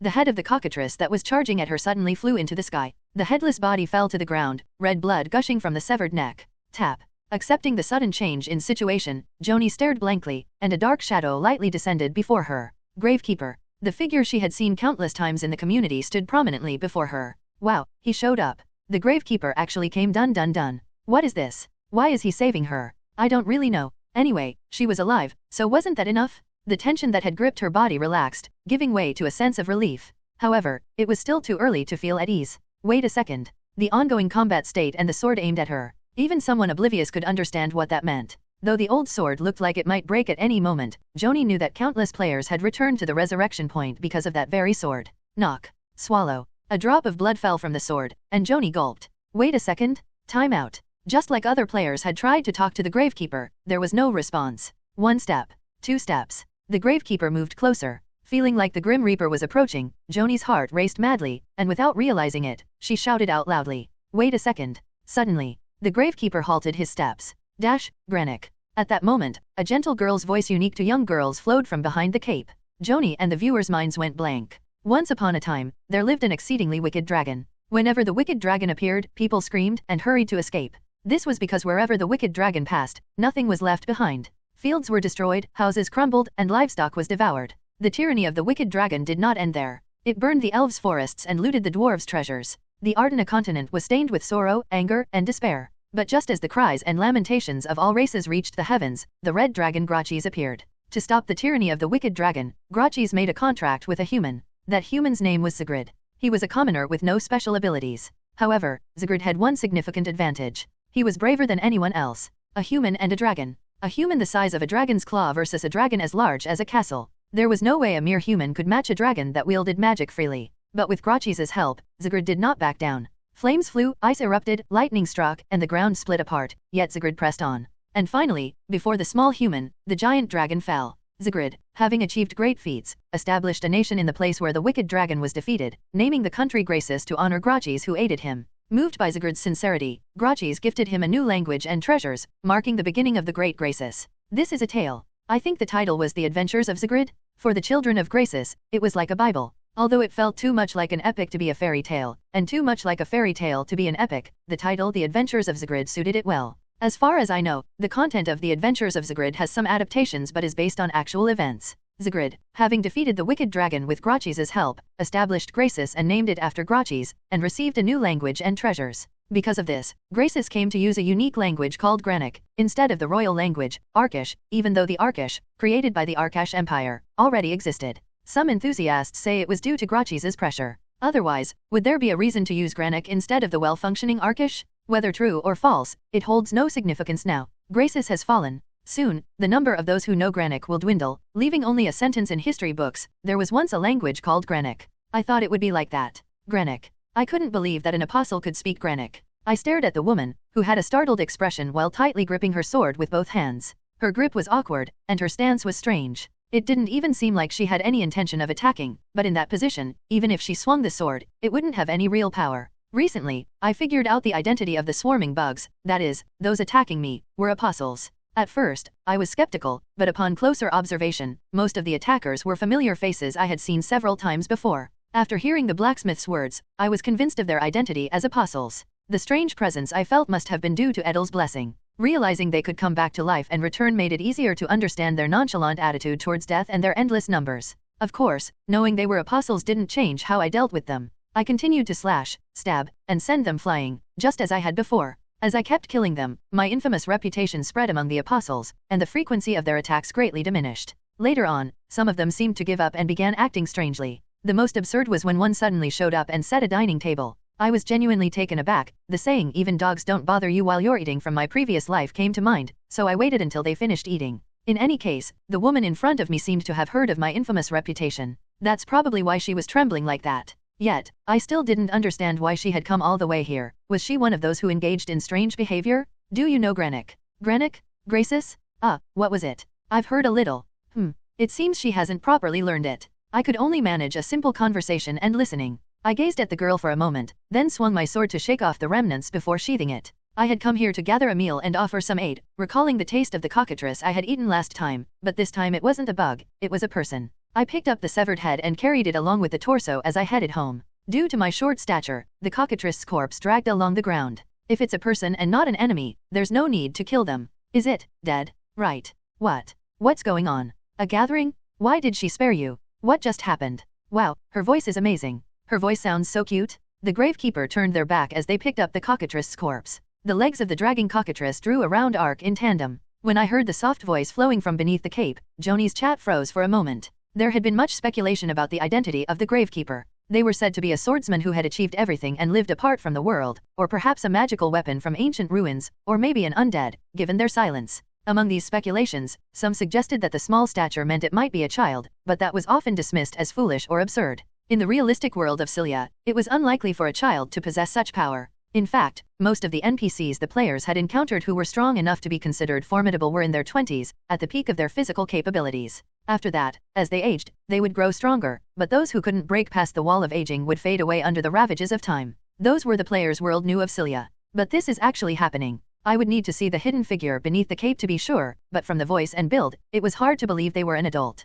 Is it a polymorphed dragon? But does polymorph magic even exist in Silia? Or perhaps a dwarf? Thus, it was natural for these questions to swirl in Joanie's mind. I'm asking for the 156,189th time how you did that. What are you doing not following her? What's with the strange language? Oh, I should follow. Joanie's combat state had been cancelled the moment the gravekeeper sheathed their sword. Regaining her wits, she dashed along the trail marked by the dragged corpse, answering the viewers' questions. What I just did was granik, the language used by the Graces Kingdom. Graces Kingdom? It was a kingdom that fell a year ago. And here, the mountain where the gravekeeper resides was once Graces territory. Given that it was a kingdom that had fallen just a year ago, it wasn't hard to hear the name Graces. Street vendors, passing travelers, and circulating rumors told the tale. However, despite the ease of collecting information, relatively few players knew much about Graces. Most only knew that there was a kingdom that fell. The reason for this was due to the nature of Silia Online. Players starting Silia Online would find themselves alone in a town with a Liber branch. All players were given was the identity of a mercenary affiliated with Liber and the blessings of Edel. There was no main story or main quest like in other MMORPGs.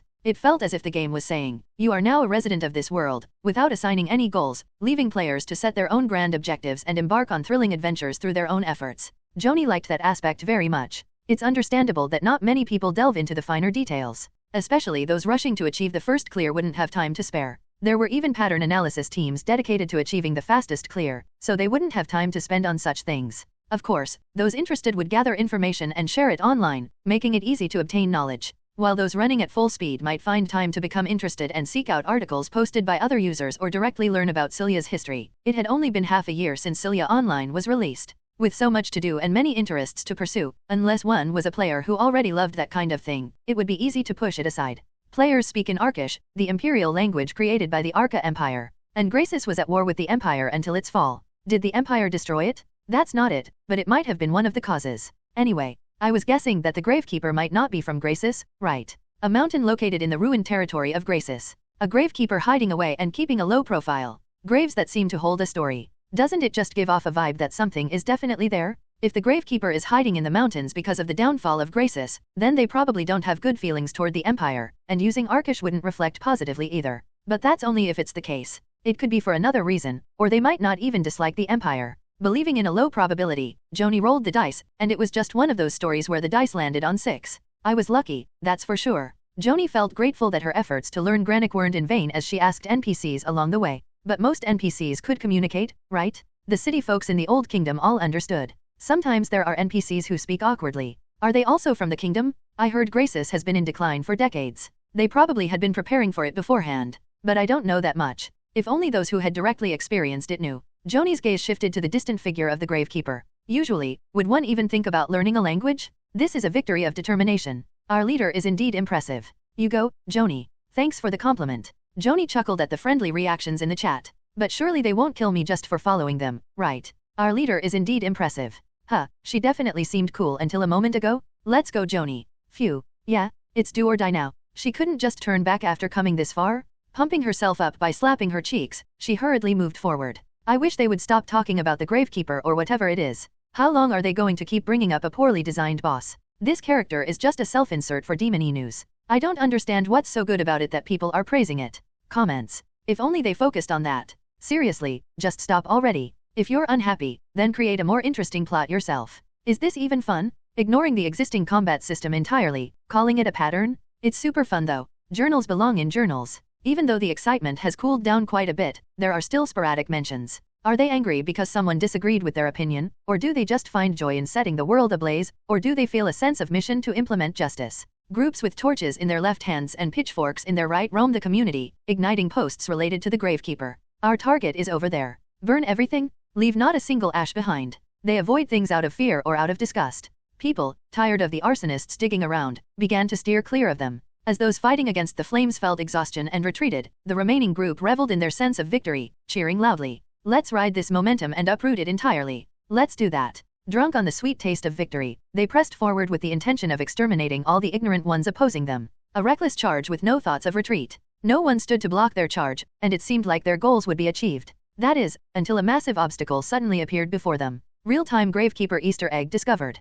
Cutting off the head of a cockatrice, the Gravekeeper appeared.jpg. Pointing a sword at Joanie.jpg. Gravekeeper walking away with their back turned.jpg. Comments. Why did they let her go? Is this real? It always attacks first. How did she manage that? Is it really them? No, that's a screenshot from Joanie's stream. Isn't she the one who travels? Did she go to raid? She's not going to raid. She said she's curious and just went to see. A new discovery that could be a clue to the strategy. The fire starters, unable to contain their momentum, crashed into the sudden obstacle without evasion. Perhaps it wasn't that they couldn't dodge, but rather they thought their heads were harder than the obstacle itself. So what? Does that change the fact that it's a poorly designed boss? There are so many dumb kids out there. If we complain now, they won't create another *TTY boss again. It's disgusting that even noobs are flocking to this so-called great game. Why don't you go back to the games you used to play? But no matter how bright the lights, they mean nothing before the shining sun. People became so engrossed in the sudden large bait that they paid no attention to the voices of the fire starters. For the attention seekers, the best antidote is not attention but indifference.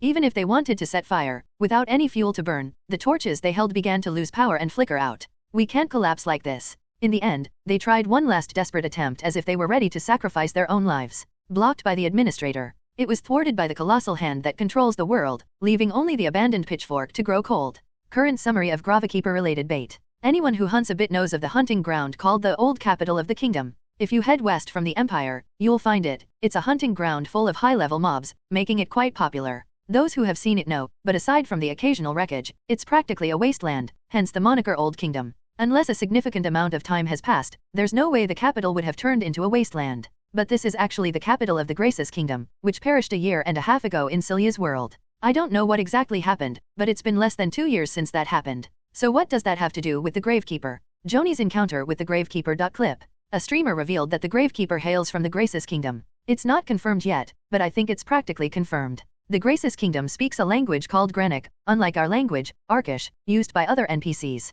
The streamer spoke in granik, so it's said the Gravekeeper paused in the video. The mountain where the Gravekeeper resides was part of the Graces territory, and it seems suspicious that they were hiding their identity, leading to speculation they are from Graces. Anyway, after confirming that the streamer spoke in granik, the Gravekeeper simply let them go without killing them. Then a shocking fact was revealed. Audio file. Until now, no one had successfully communicated, so we were unaware, but the Gravekeeper was actually a female? If they had attempted to speak in granik, they would have known much sooner, but they kept speaking in Arkish, so the Gravekeeper never responded. Furthermore, considering Graces was at war with the Empire before its downfall, it's not unusual for there to be animosity. All this time, we've cursed the *TTY boss, but aren't we the real bad guys who went with swords drawn, writing in a language only we understood, and then tried to kill it because we couldn't communicate? In fact, the first person who died was trying to steal the sword right in front of the Gravekeeper and got killed. Indeed, the real root of the problem is our own ignorance. I'm sorry for the slander, Demon News? I'm sorry for slandering you, Gravekeeper. Comments. Listening to the voice, it doesn't sound like a female, but rather a young boy? If they're stronger than me, then it's definitely a female. This is correct. The little Gravekeeper buries people. Looking at it this way, it seems so simple that it's hard to believe no one knew it. Most people are too busy leveling up. Honestly, it's hard to keep up with the foreign players who figure this stuff out. Please give a lot of attention to streamer Joanie. So what happened? It's still ongoing. Where did you see it? Joanie's stream link. Thanks. Haha, I can't resist, I'm going to watch it right now. The community's transmission power is incredibly strong and fast. While words without legs may travel 1,000 miles, in the world of the internet, words with wings soar far beyond that, heading towards 10,000 miles. And the results manifested in visible forms. Wait, the viewer count is our girl becoming a global sensation? Joanie, ranked number 1 by Forbes as the most influential internet broadcaster in the world. The surprise is just too funny, lol. 1, 10, 100, 1,000, 10,000, 10,000? Joanie's eyes spun at the viewer count she had never seen before. Originally, Joanie's broadcasts were on a scale that could easily be described as a big corporation in the realm of internet streaming. She had a large number of regular viewers and subscribers. Whenever she went live, she received substantial donations. However, even Joanie had never encountered a viewer count like this one before. The platform, FishSeek, aimed more at the domestic market than the overseas one, and unfortunately, the domestic market wasn't very large. This was primarily because the population was smaller compared to other countries. Because of this, even if someone was among the top broadcasters on FishSeek, exceeding 100,000 viewers was not an easy feat. Is it still increasing? Even at this moment, the number of viewers watching Joanie's stream continued to grow. It was clear from the awkward Korean and foreign languages mixed in the chat that not only Koreans but also foreigners were joining in. The translation module applied to the broadcast wasn't very good, making communication difficult, but they were diligently trying to express their opinions in the chat. Seeing the wave of managers rushing in, screaming for help as Joanie remained calm, she felt relieved. Though it's regrettable. She knew very well the saying small gains lead to large losses. After hesitating for a moment, she firmly pressed the button for 1 week follow chat, and miraculously, the wave of chat quieted down, allowing the managers to finally breathe a sigh of relief. The people who felt suffocated, with their hands tied and mouths shut, would leave, so the viewer count would likely decrease temporarily. But those who genuinely enjoyed her broadcast would remain anyway, so Joanie believed that imposing a limit was necessary to maintain the atmosphere of her stream. It was a correct decision. However, it was also a judgment that forgot human determination. Q1W2E3 donated 10,001. Thank you. If you take off that rag, it's 100,001. Anonymous donor donated 1,001. Thank you. If you ask about Opfan Mew, it's 1,001. Atomic donated 100,001. Thank you. WTF? I can't understand what's happening. Anonymous donor. Small gains lead to large losses. As the chat became congested, a counter wave of donations surged in response. Unlike before, this time Joanie found herself unable to block them, conflicted. As she anxiously chewed on her innocent lips, someone came to her rescue. Suddenly, something was thrust in front of Joanie. A steaming piece of cooked protein, essentially a grilled chunk of meat. So, how do I say eat this? In her thin granik dictionary, there were words like save me or wait, but there was no everyday phrase like are you giving this to me to eat? After thinking hard for a while, the gravekeeper was still persistently holding out the meat towards her. Whatever, I'll just take it. Could it be that offering a chunk of meat to someone was a special dining etiquette in Graces? She hoped it wouldn't backfire on her. When she finally decided to take it, thankfully, the gravekeeper focused on eating without any reaction. Was it given to me to eat? Then is it meant to be thrown away? Wow, they're sharing food with someone they just met. What a character. How have we been treating this kind person until now? This is meat grilled by the gravekeeper themselves. Enjoy it thoroughly. But isn't this cockatrice meat? She had never tasted monster meat before. Aren't you going to eat it? It probably tastes terrible. Monster meat can actually be surprisingly good if you try it. You've eaten that before? NPCs actually eat it a lot. You can buy it at street vendors or inns. I bought it and tried it, but it tasted bad. I threw it all away after one bite. That meat was low quality, which is why it tasted bad. But the good stuff is really delicious. But it was hard for Joanie to refuse this time, given the viewer's watchful eyes. In truth, it's not just the watchfulness. Joanie's gaze was directed at the gravekeeper. Would she commit the atrocious act of throwing away the meat they had grilled for her right in front of them? No matter how kind-hearted someone is, they wouldn't be able to contain their anger in such a situation. One could even be killed for such an act. Just moments ago, she had been threatened by monsters, and now she was faced with the brutal survival of the fittest ecosystem, causing her body to tremble. As the time of hesitation stretched out, the mood in the chat became increasingly grim. Ugh, fine. In the end, Joanie couldn't withstand the pressure and closed her eyes, taking a bite of the meat. As someone who loves to travel, she had sampled various cuisines from around the world. Naturally, she had tried wild game as well, and even though she had experienced a wide range of flavors, this was quite difficult to handle. The pungent smell of wild game hit her nostrils, and the tough texture made it feel like she was chewing gum rather than meat. It was probably due to the chef's lack of skill, but it left such a strong impression on her that she had avoided wild game since then. Even if it wasn't wild game, she thought monsters would be even worse. Moreover, the way the gravekeeper cooked was just basic grilling with minimal seasoning. Given that there was no process to remove the stench, the impact would be immense. Joanie thought so, but... Chew, chew. Huh. Joanie's eyes widened. Her teeth easily sank into the soft exterior of the meat. As she bit down, the juices trapped inside burst out, overwhelming her mouth. It is delicious. The odor she had worried about was nowhere to be found. The texture was not tough at all, it was soft enough for a child's weak teeth to chew through. The subtle smoky flavor from the grilling added a refined touch to the meat. What is this? It's really good. As if she had forgotten her earlier hesitations, Joanie began to devour the meat enthusiastically. The meat looked like it had jumped straight out of a cartoon, making it visually appetizing, and the viewers watching Joanie's stream swallowed their saliva in response. I'm going to hunt only cockatrices from today. They say monster meat is delicious. Wow, she really eats it well. I'm off to boil water for ramen. The gravekeeper, who had been watching Joanie eat the meat ahead of her, continued to observe her intently, but she was too engrossed in her meal to notice. What's wrong with her? I thought she might want to eat something since she was staring at me, so I generously offered a leg, but she just kept staring blankly. Is she worried about getting poisoned or something? If she were going to do something so troublesome, she would have done it earlier. Even though I knew she was following me, I gave her something to eat, and now she's just worrying for no reason. Anyway, she will resurrect after dying. So, how do you say eat this in Arkish? The woman who had been mumbling in Arkish carefully took the meat. Then she started observing it intently. Should I just snatch it away? Just as that thought started creeping in, the woman finally took a big bite. She opened her eyes wide and was eating frantically. She was enjoying it so much that I forgot I was even eating and just stared at her. Yeah, the cockatrice meat is indeed delicious. I wondered if there was something wrong with me, but my taste was perfectly normal. Cough. It's so delicious that I just... The woman, who was eating happily, noticed my gaze and smiled awkwardly. There was no need for her to act shy since I had given it to her to eat. It's frustrating that we can't communicate. If I had known this would happen, I should have studied harder. Is there anyone here who knows Graces? Right, there wouldn't be. The woman muttered in an incomprehensible language. Then, with a determined look on her face, she pointed to herself and said, Joanie, didn't you understand? Ani. I tilted my head slightly, and she repeated the same words clearly again. So, is she introducing herself? Joanie. When I nodded in response, the woman, whose name seemed to be Joanie, brightened up.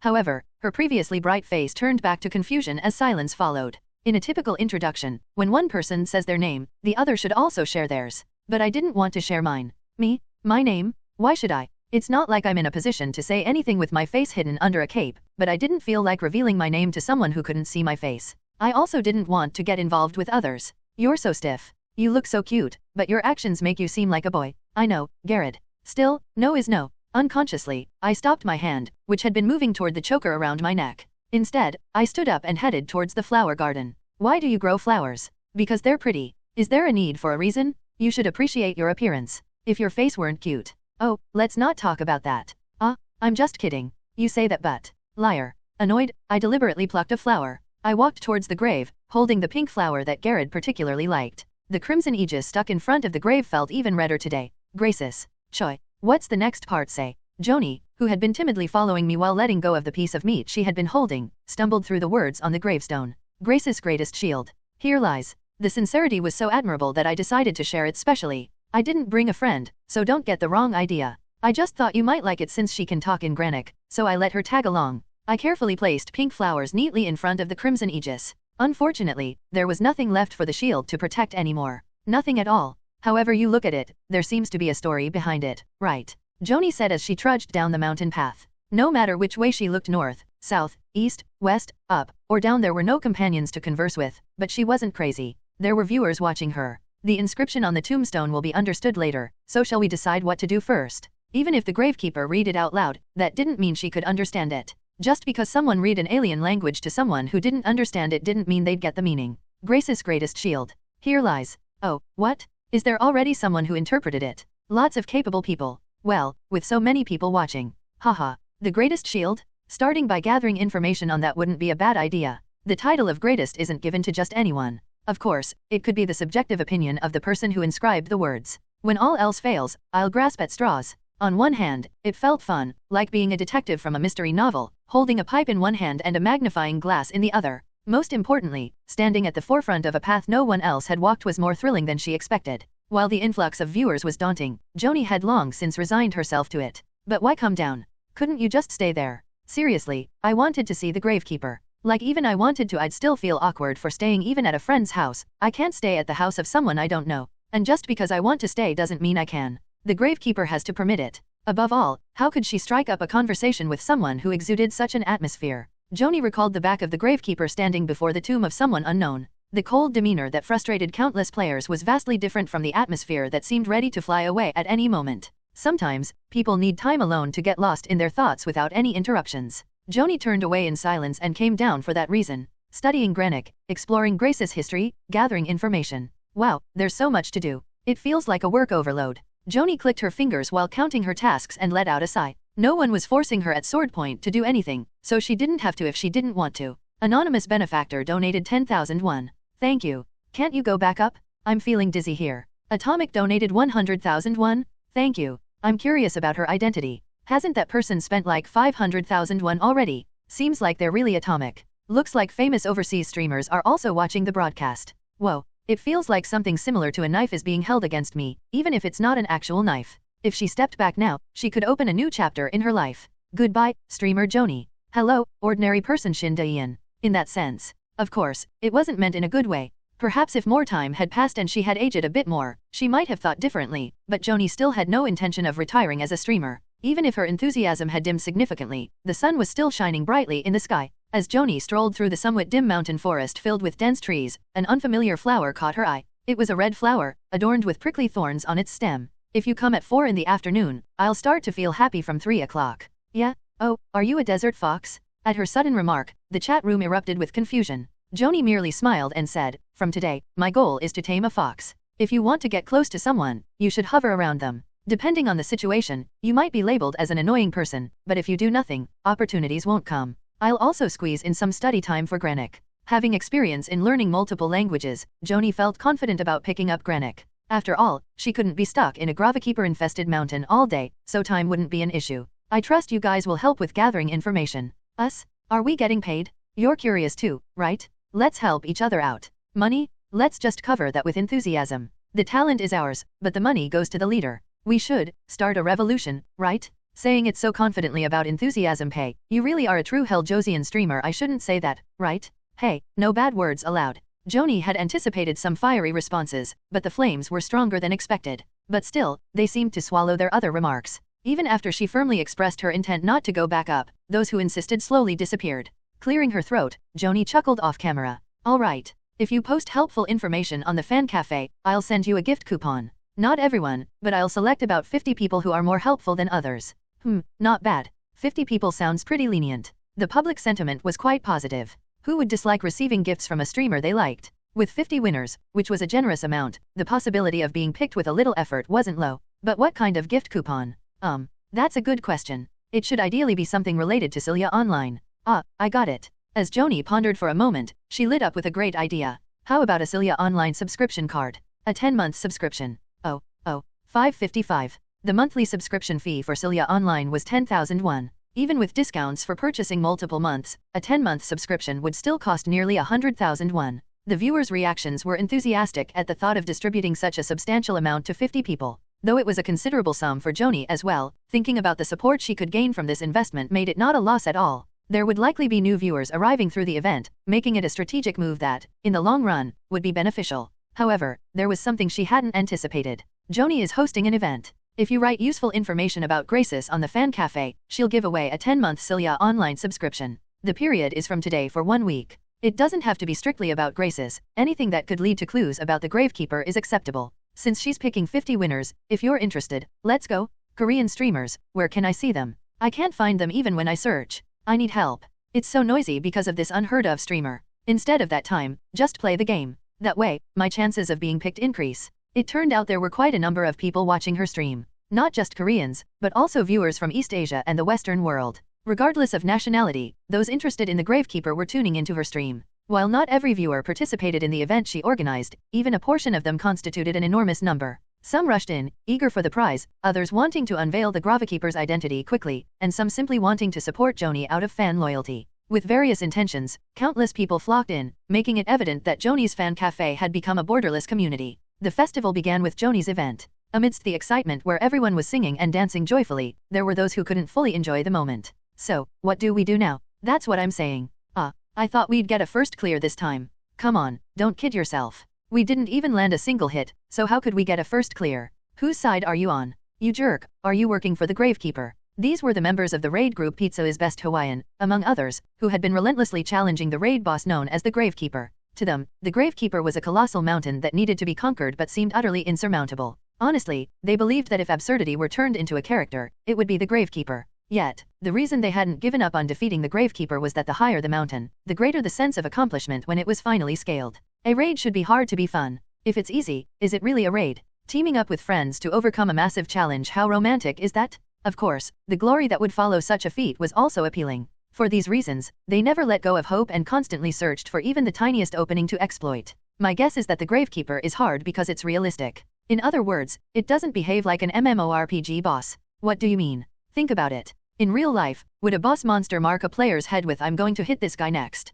Well, no, it wouldn't. Exactly. So, we need to approach it realistically too. Instead of tanking the damage and fighting, we should adopt the mindset of not getting hit at all. Of course, that's easier said than done. Even in a realistic game like Silia Online, the bosses up to this point had followed MMORPG rules, targeting the player with the highest threat, executing attacks in a fixed order, or randomly choosing from a set of attack patterns. Of course, how a player dealt with that was up to their individual skill. But the gravekeeper was different. It was a being that had cast off the chains of the MMORPG system. That's also why the gravekeeper was viewed as a blemish in Demon news, and players cursed it for the same reason. Whether they liked it or not, the players realized that they needed to break free from the conventional MMORPG logic to defeat the gravekeeper. Healers, don't worry too much about healing. Stay in the back as much as possible. Tanks and DPS, if you get hurt, go to the healers to get healed. If you think it's too risky, just give them a shield. And if the gravekeeper comes your way, don't even look back, just run. Tanks, don't be afraid to fight. Think of it as holding on for dear life. If you're just trying to survive on your own, everyone else will die, and then it's game over anyway.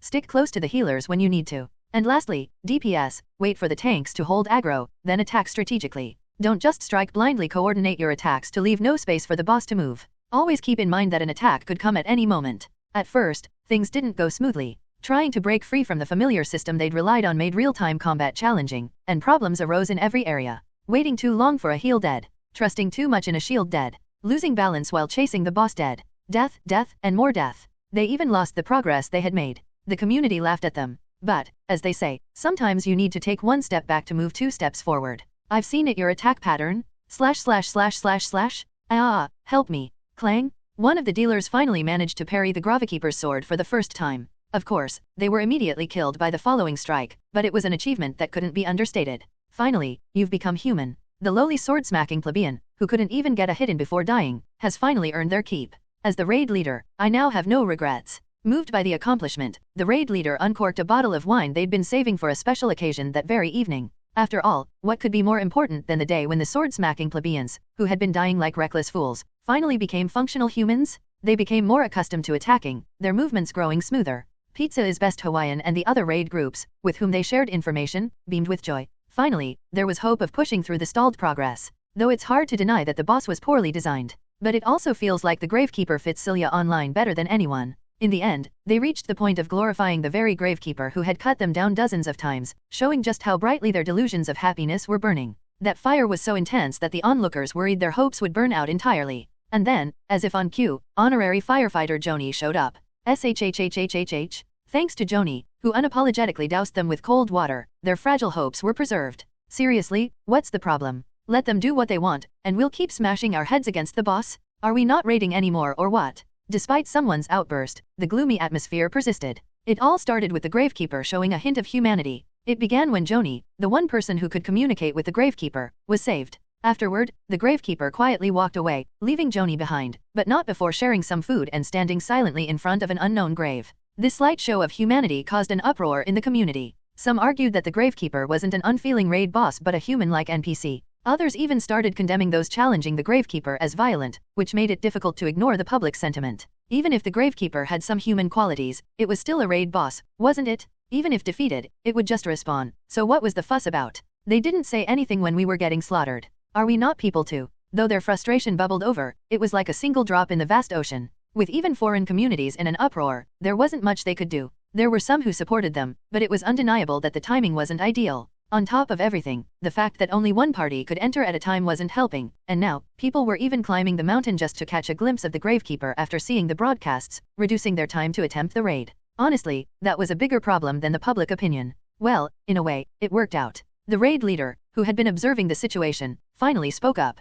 To be honest, even if we kept bashing our heads against the boss, the chances of clearing it were slim to none. We'd been convincing ourselves otherwise just to stay motivated, but there wasn't even a sliver of hope in sight. As soon as the leader voiced the truth they had all been avoiding, everyone's eyes turned toward them. We should go with the flow. Are you saying we should give up? No, I'm saying we should take a break. Let's take a week off, gather information, and improve our skills. Maybe even look into some swordsmanship manuals or take a few lessons at a fencing academy. If that's too much, we could always play some Souls games. You're saying we should focus on leveling up our skills. Exactly. And if, during that time, we find the gravekeeper's weakness, all the better. Well, when you put it like that, it does kind of feel like we're the protagonists in a shonen manga. You know, facing a powerful enemy, getting beaten, then training hard and coming back stronger? Classic. The sharp gazes, once wary of a declaration of surrender, softened again. The squad leader, who had briefly broken out in a cold sweat, spoke in a feigned calm tone. I'll pass the word to the other teams. What do you think about taking a short break? What if they refuse?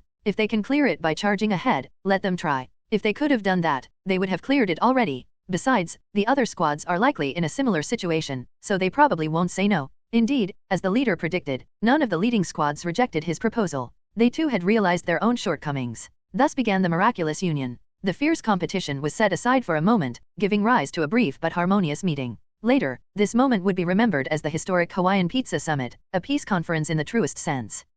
Why us? The group of apostles cried out in frustration as they were flung into the distance. Not that I could understand a word of what they were saying. Since I couldn't hurl them off the cliff, I threw them back down the mountain path they had come from, and their pitiful echoes faded into the trees. Good aim, strong throw. If this were golf, it would have been a hole-in-one, given the clean arc traced by the last apostle I sent flying. Maybe I had a talent for golf after all. Could it be that I was an unlucky genius who never realized my potential because I never had the chance to try?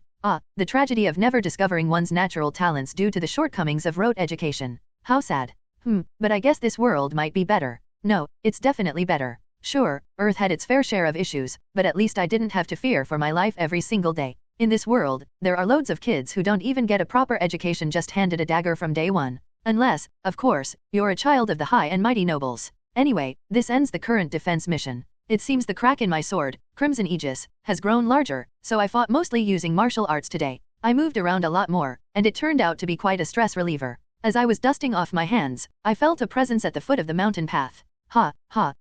There he is. Another wave? Just as I was preparing for battle, a familiar voice pierced through the air. Hello. That voice, it was Joanie, or whatever her name was. Panting heavily, Joanie stood before me, her greeting so casual it was as if she had just dropped by a friend's house. Her casual behavior left me momentarily speechless. What's going on? The most effective way to train animals is by using food. This is it? While watching the video, Joanie suddenly sprang up from the sofa, kicking it noisily. If her mother, who cherished Diane dearly, had seen her, she would have laughed heartily and given her a playful smack on the back. But fortunately, her mother, who sometimes visited her apartment, wasn't here today, allowing Diane to dodge that fate. People are animals too, after all. That was a wild leap in logic. If the viewers had heard that, they would have flooded the chat with question marks, but Diane was completely oblivious. Since ancient times, offering a meal has meant more than just consuming food. When a precious guest arrives, they are treated to a generous meal. There are many instances of people going out of their way to ensure that guests don't go hungry, even when their means are limited. Even a slightly awkward relationship can quickly become close when sharing a meal together. In short, the act of sharing food fosters affection and increases intimacy while narrowing the distance between people. Moreover, it subtly makes it hard for the host to refuse any suggestions from the guest. If we share delicious food, we'll surely become friends in no time. Remember how adults who offered food seemed cooler when we were young? Isn't it the same with the gravekeeper? There's hardly anyone who doesn't like delicious food. Though the initial thought process was odd, the conclusion drawn was quite plausible. When it comes to execution, Diane is all about action. Action means Diane. After concluding this, Diane quickly entered the virtual reality capsule and started her broadcast. In an instant, she transformed from Diane into Joanie and explained her plan to the viewers. So, give me some recommendations for delicious food. Exclude anything that's hard to find or too expensive. Food names poured in like a waterfall. The chat was filled with dishes that each viewer found delicious. Joanie meticulously noted down those suggestions, excluding duplicates and those that were too far or not feasible for her to acquire. Even if she added them to her inventory, food doesn't last forever. Since it's a virtual space, it can be preserved a bit longer, but that's about it. Although there were preservation bags created by magic engineers, they were too expensive for just anyone to buy. Because of this, players who are poor at cooking end up eating tough jerky or bland soup after staying outside the village for too long. Starting with meat dishes seems good, right? I've gotten some before. The cockatrice meat she had tasted from the gravekeeper was extremely delicious. However, there was indeed something lacking. I just grilled it over the fire, and it was this tasty. Imagine how good it would be if it were properly cooked. Just the thought of it made her mouth water. No, wait a minute. Joanie wiped her mouth with the back of her hand. I noticed last time that there didn't seem to be any complicated cooking tools. When did she even see that? Maybe she was thinking about stealing something?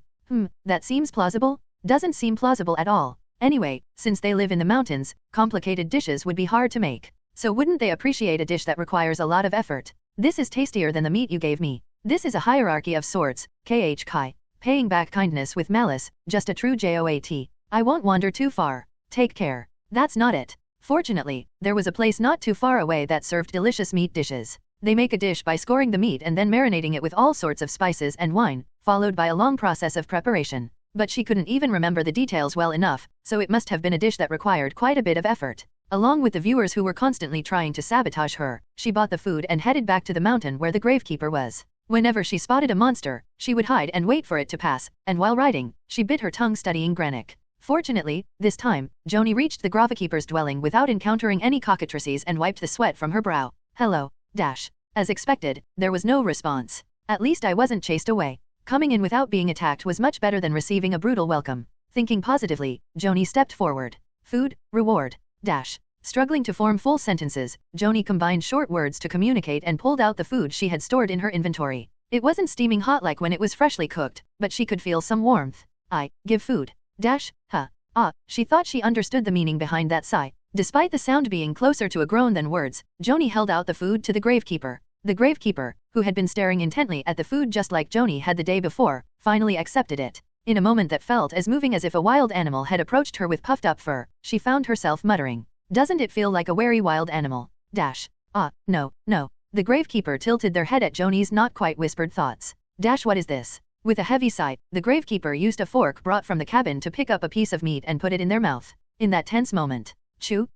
Oh, no reaction, at all. Joanie had expected at least a slight response when something delicious was eaten, but the gravekeeper merely moved the fork monotonously. They stabbed the meat with the fork, then put it in their mouth. Even chewing jerky would elicit a more colorful reaction. Could it be, it doesn't taste good? Nom. It's delicious. Joanie's curiosity only deepened as she tasted her portion of meat. It would have been tastier if eaten hot, but even slightly cooled, it was sufficiently delicious. Seems like their pride was hurt. I shared my meat, and the next day they brought meat dishes. Are they trying to pick a fight? Yes, that's right. Did they think it was a snack? Really? While Joanie was left confused, the gravekeeper's bowl was empty. Seeing it all gone, I guess it wasn't bad. How could they show no reaction at all, like a block of wood? At the very least, they could have shrugged their shoulders. Could it really be a biological golem or something? Clatter. The gravekeeper set the bowl down and stood up. Without a word, they began focusing on tending the flower garden. It seemed that the plan she thought would work had fallen apart from the very start. As Joanie stared blankly at the gravekeeper, a spark ignited in her eyes.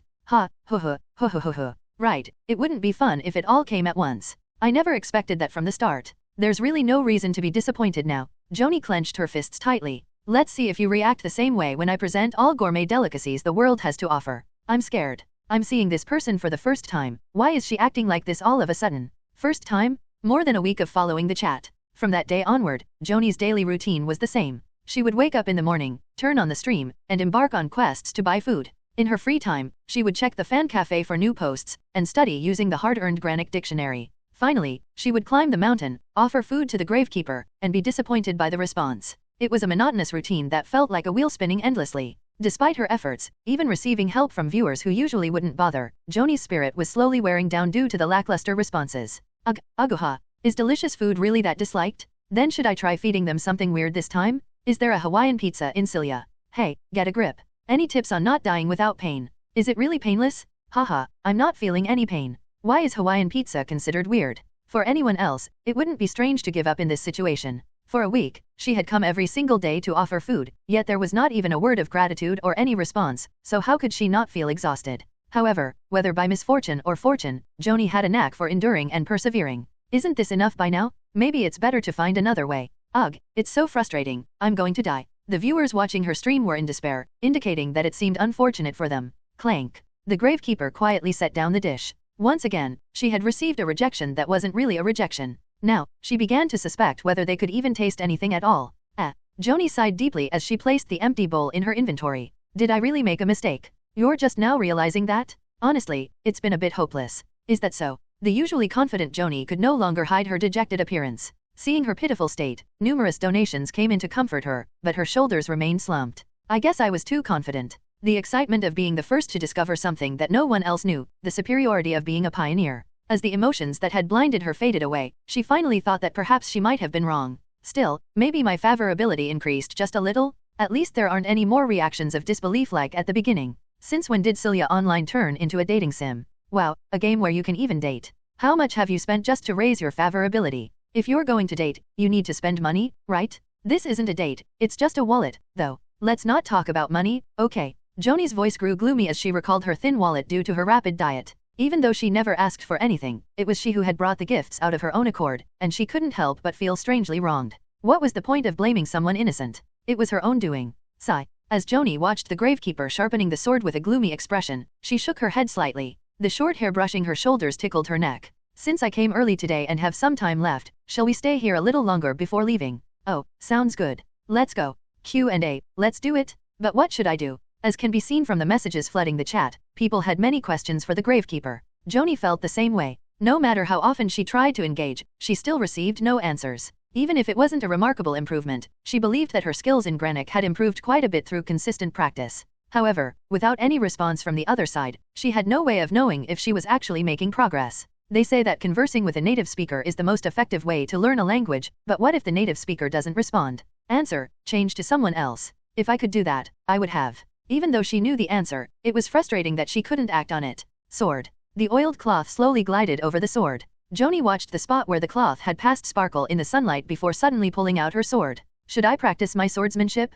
I can't always rely on being guarded. Since she had nothing else to do anyway, it wouldn't hurt to practice. As she thought this and stood up, she found herself staring blankly ahead when it came time to actually begin. So what now? Starting with a downward strike is a classic rule. Downward strike? Like this. Yap yap.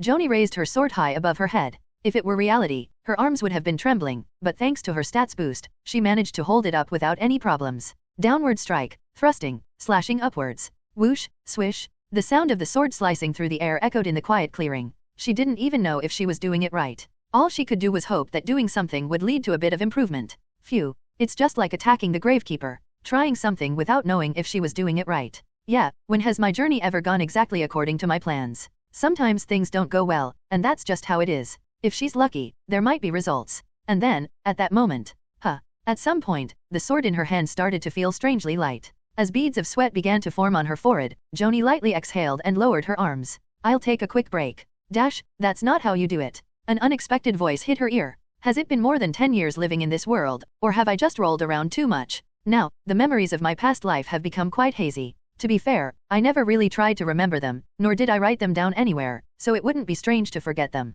Instead of spending time trying to remember those things, I should have learned survival skills. Maybe that's why the memories I have left from my past life are all jumbled up. I can't recall what I thought was important, but I remember things I thought were utterly useless. For example, something like this. In my past life, I didn't particularly enjoy hiking. Yet, for some reason, I occasionally found myself climbing mountains. When I finally reached the summit, I would often see vendors selling cold water or ice cream. I couldn't buy much since the prices were too high, probably because they had to carry heavy ice boxes all the way to the top, but I still remember the ice cream I splurged on once. It was incredibly delicious. So, why am I suddenly talking about this? It's because seeing Joanie, who carries food with her, reminded me of that time. No, it's probably closer to delivery food. I can't believe there's even a delivery service that comes all the way out here. Has the Silia civilization advanced without me even realizing it? I looked at Joanie, who came as usual today, offering food. Is it really because I saved her from some cockatrice that she climbs the mountain every day? And every time, she brings different food? What dedication. At first, I was incredulous, but now I've just accepted it. It's not like I have to bother cooking or cleaning, so it's not a bad deal for me. However, it was a bit burdensome that she stared at me while I ate. It felt like she wanted something from me, but I couldn't figure out what. At first, I wondered if she had poisoned the food, but since my mana didn't react, it clearly wasn't poisoned. If I were susceptible to poison, I wouldn't have been able to survive this long anyway. Today's food is tasty again. So, I enjoyed the meal Joanie brought without giving it much thought. It wasn't as exquisite as the feasts of nobility, but it was quite delicious, so I found myself looking forward to it sometimes. After finishing my meal and putting down the dish, Joanie murmured something to Arish again. Am I really wrong? What was she talking about? Ignoring her mumbling, I took care of the sword by oiling it. It was already too late to improve it, but it should last a little longer. It was my way of showing respect to the blacksmith who helped me. Swish. While I was lost in thought as I polished my sword, Joanie was doing something strange. Normally, she would have already gone down by now, so I didn't even care why she was still around. What is she doing? Is it a dance to wish for abundance? Or is she mimicking a balloon figure? Seeing her swing a sword while dancing, it might have some shamanistic meaning. One thing's for sure, it's definitely not swordsmanship. While I was pondering, her bizarre behavior continued. With a flourish, she swung the sword in a way that could only be described with an onomatopoeia. Finally, she stood still, her actions coming to a halt. Then, with a proud expression, she wiped her sweat. Just a little break. That's not how you do it. I couldn't hold back and ended up speaking. If she had intended this, it would be an incredible talent. Even from the first time I saw her, her level of skill was unbelievable for someone holding a sword. I doubt even a month of practice would get someone to that level. Phew. I had no intention of interfering with whatever she was doing.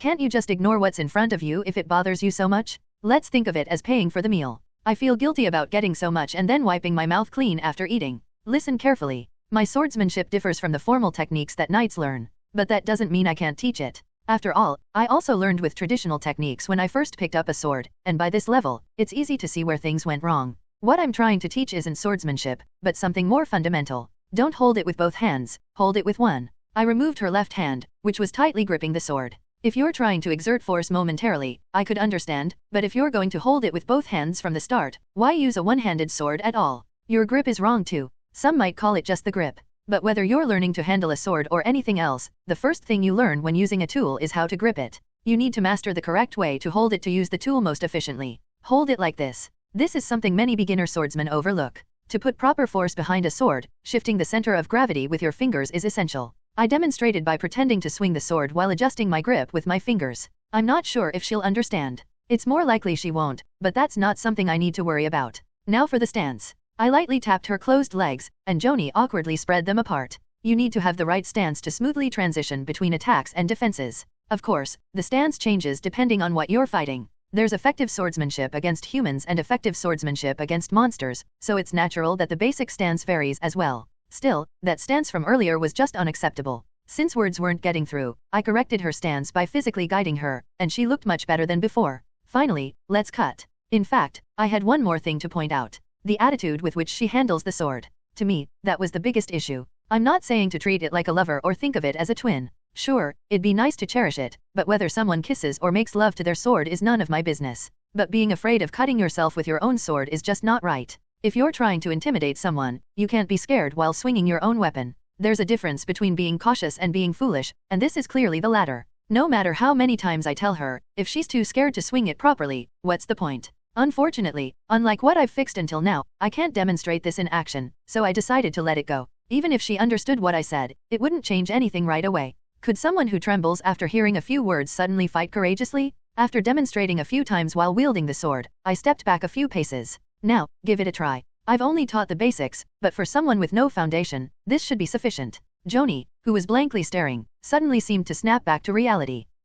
So. She fumbled her way through the things I taught her and took her stance. Eventually, taking a deep breath, she swung her arm wide. Swish! The sound was clearly different from when she was summoning something while flailing the sword around. She still shows clear signs of being a beginner, but hey, this is something. Surprised by her own progress, she swung the sword a few more times. My swordsmanship skill suddenly skyrocketed. Wow, it can rise this quickly. I think I've earned my keep now. Yawn. I'm feeling a bit drowsy after eating and moving my body. I rubbed my eyes while stifling a long yawn. Whether she continues to practice or goes down the mountain, she'll figure it out herself. Even if she does something silly, I can catch her, so should I just let her be and get some sleep? It's a tough decision. After learning swordsmanship from the gravekeeper, Joanie's repetitive daily routine began to change slightly. She woke up early in the morning, turned on her stream, and logged into Silia. While going to the gravekeeper with delicious food that was well known for its taste was the same as before. Hello, not hi. Say annyeonghaseyo. Annyeong, ha, yo. Annyeonghaseyo. Annyeonghaseyo. Unlike before when I would go down the mountain, now I stayed on the mountain, either talking with the gravekeeper or practicing my swordsmanship. Perhaps there had been a change in mood, as the gravekeeper often engaged in conversation. Even though he still refused to reveal his name, he would correct me if I spoke incorrectly, as in the case just now, and tell me the right way. Hello. Joanie repeated the words the gravekeeper had taught her softly, shedding tears of joy in her heart. All the time and effort she had put in wasn't in vain? Since I thought of the money spent on food as tuition, it didn't feel too wasteful. Not really. A little, just a little bit wasteful. It wouldn't be a lie to say it wasn't a small amount of money. However, seeing her swordsmanship skills rise at an unprecedented speed eased her troubled heart. Anyway, she had achieved her goal of befriending the gravekeeper. Achieved? It's ambiguous. This should mean we're friends. Other people can't even strike up a conversation and get kicked out, but I can actually talk. Seeing Joanie interacting with the gravekeeper, quite a few new players began to climb the mountain. They came not to defeat the gravekeeper but to try and converse with him even once. However, their attempts repeatedly fell flat. Why can't I do it? I learned Granish just to talk to the gravekeeper, so why can she and I can't? I can bring him delicious food too. I can also learn swordsmanship from the gravekeeper, pet him, and call him cute, so why? Comments. Oh, why is this kid so angry? Scary, con. What kind of template is this? Even when they tried to engage the gravekeeper with food offerings, he wouldn't even acknowledge them. When they asked why, the wronged victims could not approach Joanie to ask directly, leading them to swarm around Joanie's broadcast. Why you? Why you? Why you? Why you? Why you? How did you talk to him? I want to know the method. I didn't even get to see and died. Can't you ask for me? However, Joanie didn't know why the gravekeeper treated her differently, or why he was so lenient with her. She had tried asking him directly, but since no answer came, what could she do? Today, she continued to ignore the questions flooding the chat and rummaged through her inventory. Today's prepared food is drumroll. Making noise with her mouth, Joanie smiled slyly. There was something vaguely sinister about her smile. At that moment, a bowl filled with something bright red popped into her hands. It's none other than volcano fried rice. In Korea, there is a cup noodle called volcano fried noodles. It features a mind-numbing spiciness and a subtle umami flavor, making it a sensational hit among Koreans who love spicy food. It's so spicy that it's nicknamed Korean language injector because it makes you involuntarily curse in Korean. There's a well-known story of a foreigner who ate the volcano fried noodles and exclaimed while breathing fire, "Don't Koreans know moderation?" With such extreme spiciness, it's no wonder that volcano fried noodles ranks #1 in noodle sales in Korea, demonstrating the Korean love for spiciness without needing to say more. Of course, there are many who dislike it. Among these Koreans, some expressed their dissatisfaction while playing Silia online. Why is there no spicy food in this game? This was a complaint about the food. If it's a game made in Korea, shouldn't there be spicy food in it? Real. It should be spicy enough that you can't get out of the bathroom the next day to enjoy it properly. Oh, that's a bit much. While there were spicy foods in the Ardena continent, they were lacking to satisfy Korean palates. Grr, I need spiciness, I need spiciness. Give me capsaicin. Yikes. These spice addicts, suffering from withdrawal, were so fixated on intense flavors that they started acting like spice zombies, their eyes wild and crazed, scaring both players and NPCs. As the world of Silia faced a potential downfall due to spicy zombie outbreaks, one of the zombies came up with a brilliant idea. If there's none, let's just make it ourselves. Thus began the project to recreate the spicy taste. This attempt to replicate flavors from Earth was not the first of its kind. Many players who had their sights set not on combat but on food had already tried, with both successful and failed outcomes in abundance. The common point among the unsuccessful attempts was that many were heavily influenced by modern food science. While they could recreate it, the effort was either too great, or it was simply impossible. The taste sought by the spicy zombies fell into this category. Recreating the unique umami spicy flavor of volcano fried noodles using only natural ingredients was no easy task, and thus their attempts repeatedly ended in failure. However, after persistent trials, one zombie's efforts finally bore fruit. Wah, what is this flavor? It feels like my tongue is burning. Ah, you don't know. This is what spiciness is. Water, give me water. Don't be foolish. Don't you know drinking water after eating spicy food makes it feel even spicier? Drink milk instead. You did it. With immense effort, the restaurant Burning Phoenix was established. The dishes served were two items that Koreans referred to as Phoenix fried noodles and Phoenix fried rice, alongside milk to soothe the burning mouths. Despite that, Burning Phoenix became immensely popular among many Koreans, foreign spicy food lovers, and even NPCs. The dish Joanie brought today was none other than the volcano Phoenix fried rice. And right now, it's my lunch. The fried rice, a vivid red that made one's mouth water just by looking at it. Joanie preferred fried noodles over fried rice, but bringing noodles up to the mountain where the gravekeeper lived would surely result in the noodles swelling and turning into fried rice. But is it okay to give this? As Joanie sniffed the spicy aroma wafting from the fried rice and grinned deviously, her rationality kicked back in. What if I get yelled at for bringing something like this? If all the rapport I built crumbles? Worried about that now. Let's go. Honestly, aren't you curious about the leader too? For real, my mouth is watering, haha. These dopamine addicts. Of course, Joanie was curious too. Could someone eat this fried rice and show no reaction at all? Despite the effort put into preparing this dish with her stubbornness, she found herself hesitating and unable to move as the moment to serve it approached. I'm sorry I couldn't bring it today. I abandon? Isn't it your responsibility if my favorability goes down? Why us? Our favorability is negative, you know? Starting from zero might not be a bad idea. Ugh. Joanie trembled with frustration. She had forgotten. These guys were obsessed with teasing her. What if I said I brought it because it's a trendy food? That wouldn't be a lie, right? Hesitating, Joanie eventually opened her inventory to put the fried rice back in. Thinking it over, I really don't think this is right. Let's just not give it today. Mission received. Give fried rice. Upon completion, 500,001. Oh, 500,000. Are they trying to buy me with money? It was too much money to just dismiss. Seeing the mission funds ballooning as if it were a good catch, Joanie's eyes trembled slightly. It wasn't the money itself she coveted, but the implications of that money were terrifying. The fact that the mission fund had grown this large meant that the stakes had also risen significantly. If she gave up and cancelled the mission, the chat would likely explode beyond a fire level. All right, I can do this. I just have to. With a fluttering heart, Joanie set off to settle the debts brought on by her fried phoenix noodles. This is. Today, I'll give you a meal. Joanie, stumbling through the newly learned granik, uttered her words. The gravekeeper glanced silently at the food Joanie offered, then looked back at her. The gaze felt painful. She knew very well that a stare couldn't physically hurt, yet for some reason, she felt like someone was poking her with a needle. Or maybe it was a rusty old sword instead. You want me to eat this? Are you out of your mind? It seemed the gravekeeper's gaze asked that. Why, maybe I should just give up on this whole thing. As frightening as falling into the abyss was, could it be scarier than death? Joanie, feeling like her gaze was turning her into a pincushion, wished for the gravekeeper to refuse her offer outright. Even if they rejected it, that would be fine. They could throw it away without even a complaint. If that happened, she wouldn't have to worry about losing favor or facing the wrath of an angry gravekeeper. She could have her cake and eat it too. What a joy that would be. As her pounding heart transitioned from a thud to a clamor and regret surged to the top of her mind, the gravekeeper finally reached out a hand hidden beneath their cape. Thud.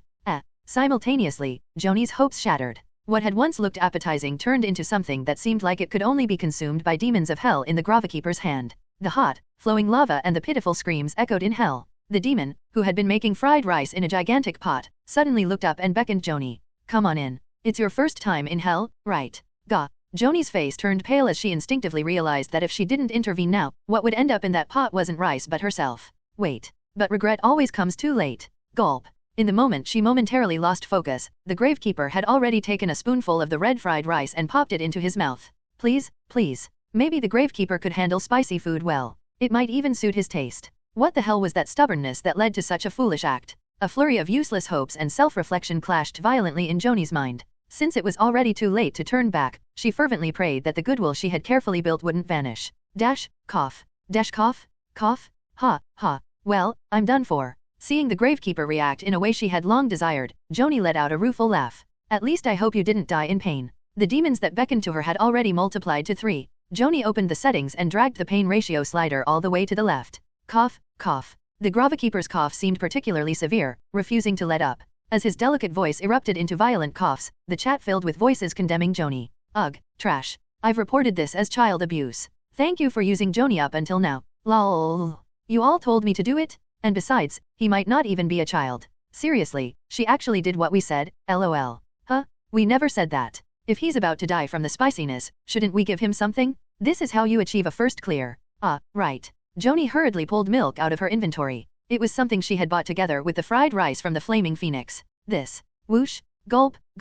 The gravekeeper, who had never shown such a speed before, downed the milk as if it was the last thing he'd ever do. With each gulp, his body, which had been trembling like a reed, gradually began to calm. The heavy breaths he had been struggling to release also started to settle. Sigh.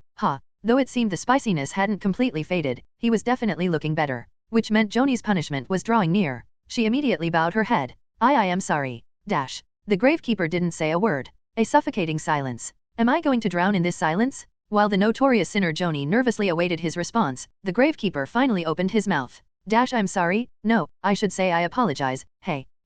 Contrary to Joanie's expectations, the words that came out weren't filled with rage. It wouldn't have been surprising if he had drawn his sword and declared he would kill her right there. He's forgiving us? The true person of character, the gravekeeper sensei. The unexpected gentle response stirred up both Joanie and the viewers. However, their shock didn't end there. Kana. Yes. My name, Kana. In a voice that felt somewhat faint, the gravekeeper spoke. It's a secret, so don't tell anyone. Is this the correct answer? ? Amidst a flurry of question marks, one particular chat comment flitted past. Seeing it, Joanie silently agreed. No idea why this happened, but for now, let's just be thankful that she survived. The gravekeeper likes spicy food. Note that down, I don't like it. Thud. Is it that bad? Nod. The girl with pink hair nodded her head sulkily. The man looked down at the girl, scratching his cheek awkwardly. I think it's a pretty name. It's cute, and your voice is pretty, so it suits the name perfectly, doesn't it? Still, I don't like it. Then how about this? For now, we'll call you something else, and later, when you feel okay about it, we can call you by your original name. Okay, what should it be? Oh, I know. The man grinned, revealing his teeth. Kana. From now on, your name will be Kana. That's simple. Ugh. Still, thank you. Saying that, the girl showed a rare smile. A foolish woman. In other words, a dazed woman. She dared to enter the mountain, rumored to be home to a murderer, without fear, yet she gets scared just because she couldn't kill a mere cockatrice. And then she goes and brings me food for over a week out of gratitude for saving her life. Even though she doesn't know how to properly hold a sword, she keeps coming back to the mountain. Just seeing her makes me think those thoughts. Does she even consider that she might run into monsters again? She's the most foolish person I've ever met. Come to think of it, there was Gared. Correction. She's the second most foolish person I've met. The biggest fool I know is Gared. Anyway, what kind of person climbs a mountain where they almost died just to thank someone for saving them? Whether she's an apostle or not, it doesn't make sense. If she's not an apostle, it's idiotic to throw away the life she barely saved, and if she is an apostle, why go to such trouble when her life was guaranteed anyway? Of course, maybe she's not acting out of pure goodwill and has some ulterior motive. But I didn't doubt her. More precisely, there was no need to doubt her. Thanks to all the hardships I've been through, I've become highly sensitive to any malice directed at me, and there wasn't a hint of that in Joanie's actions. Even if she had some malice, I could handle her. Not even the senile snake of the Empire could easily harm me, so how could such a foolish and weak woman pose a threat? If she somehow managed to deceive my senses, then she'd be stronger than me, and it wouldn't matter if I was cautious or not. If she's stronger than me, whether I see through her act or not, I'm dead anyway. But if that were the case, she wouldn't need to pretend to be weak in the first place.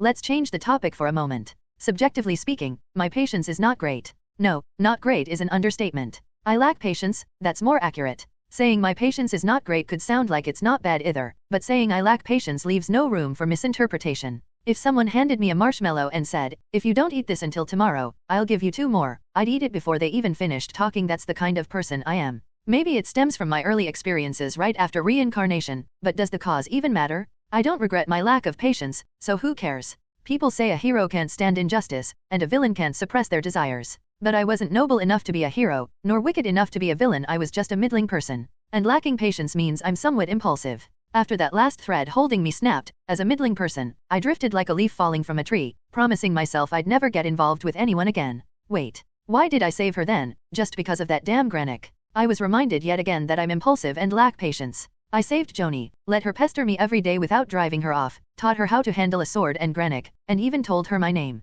Not a single thing was done without impulse. Sigh. Even now, I could still taste the lingering spiciness clinging to my tongue. Why does such food exist? More importantly, can this even be called food? What Joanie brought today was supposedly fried rice, but I'd describe it more as an embodiment of human malice. Could you even survive after eating this? That's what it felt like, as if asking if I'd live through the sharp sting that hit my brain.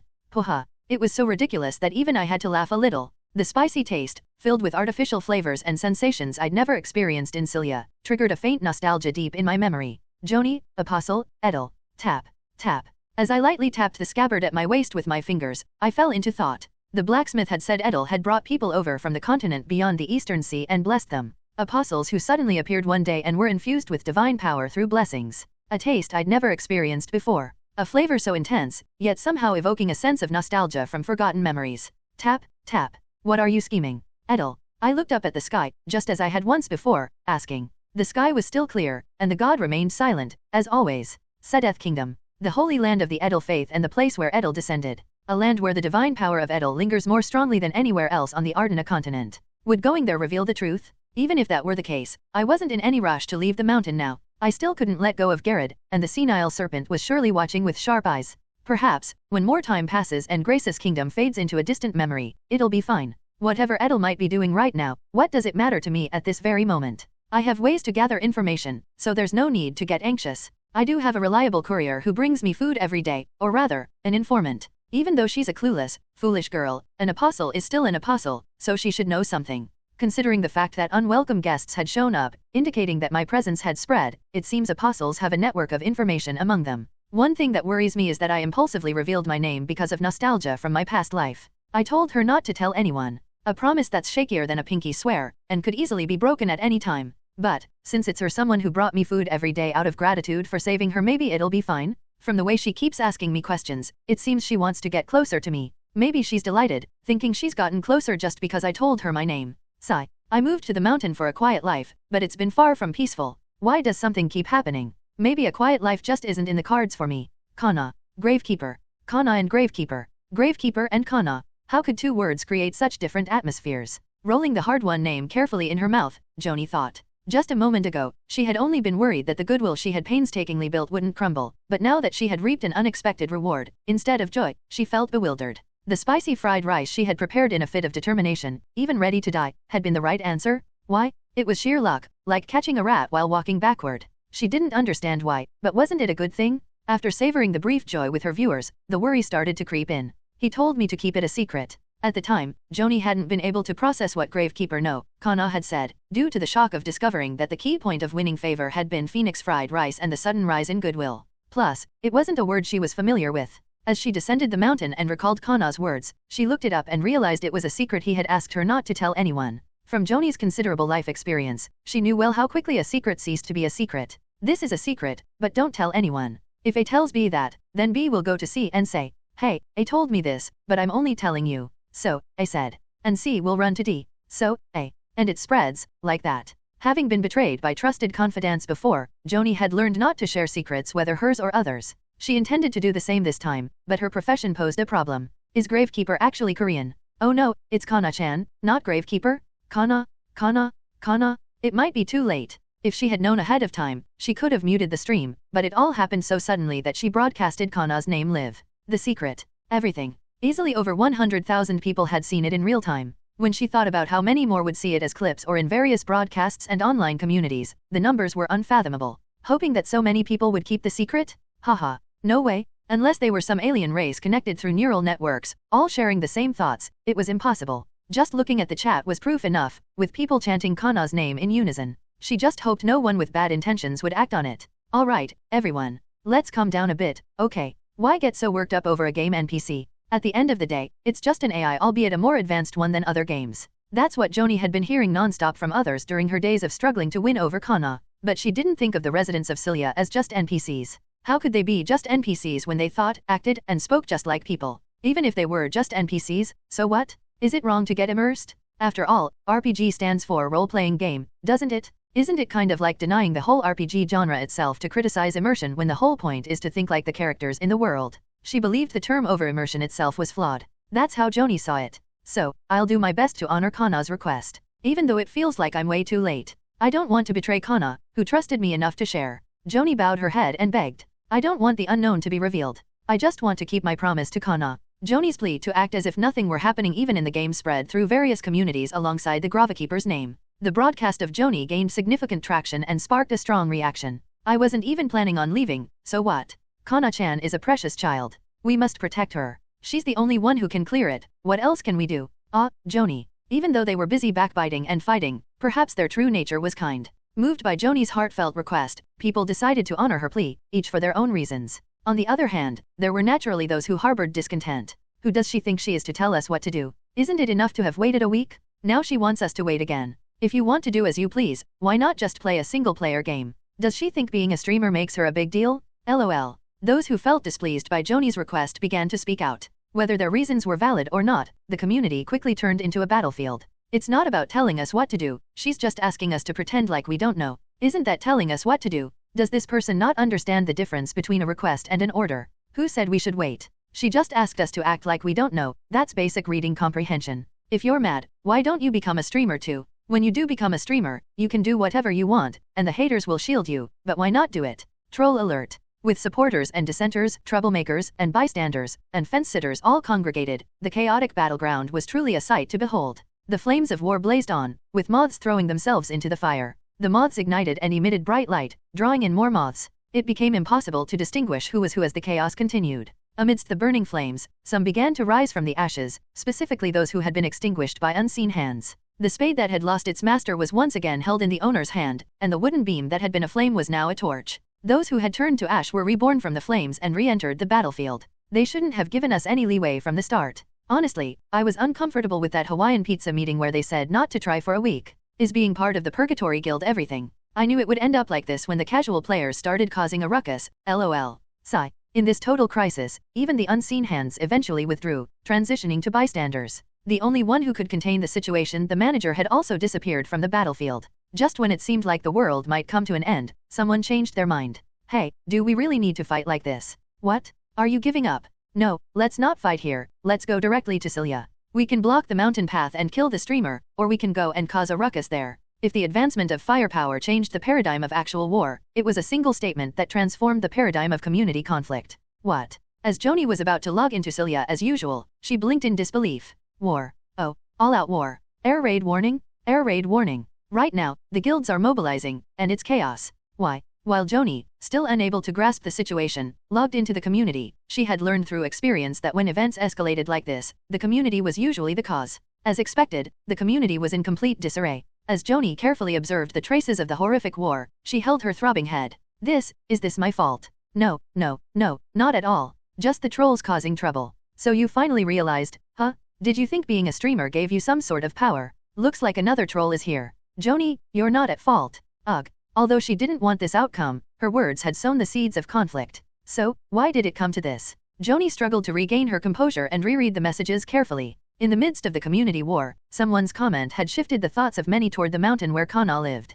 They likely planned to either set up a blockade to prevent Joanie from entering or, in a childish manner, run to Kana to report. Disregarding the fact that they'd be sliced by Kana's sword before they could deliver a message, it was not a bad idea. But just as there is light, there is darkness. As they came out, the defenders also emerged. Those who referred to themselves as the Kana Corps drove away the players who had set up camp and took over the space, glaring fiercely. Then, the opposing side, known as the Outlaws, rushed in again. Once the fighters began requesting support from their respective groups, the numbers began to swell, prompting the opposing side to do the same. This chaos swelled even further as players who simply enjoyed PvP, bored players, and those who were indifferent joined in, resulting in a war that ballooned like a snowball. That was just the prologue to the war. How should I handle this? In less than a day, the incident had spiraled far beyond what Joanie could manage. Even if she shouted, "Everyone, please don't fight because of me," would that stop the war? Kana will think it's strange. After opening up her heart, it's natural to think something is off when the other person, who had been consistently present until now, suddenly stops coming. As Joanie fidgeted, unsure of what to do, a whisper arrived in her ear.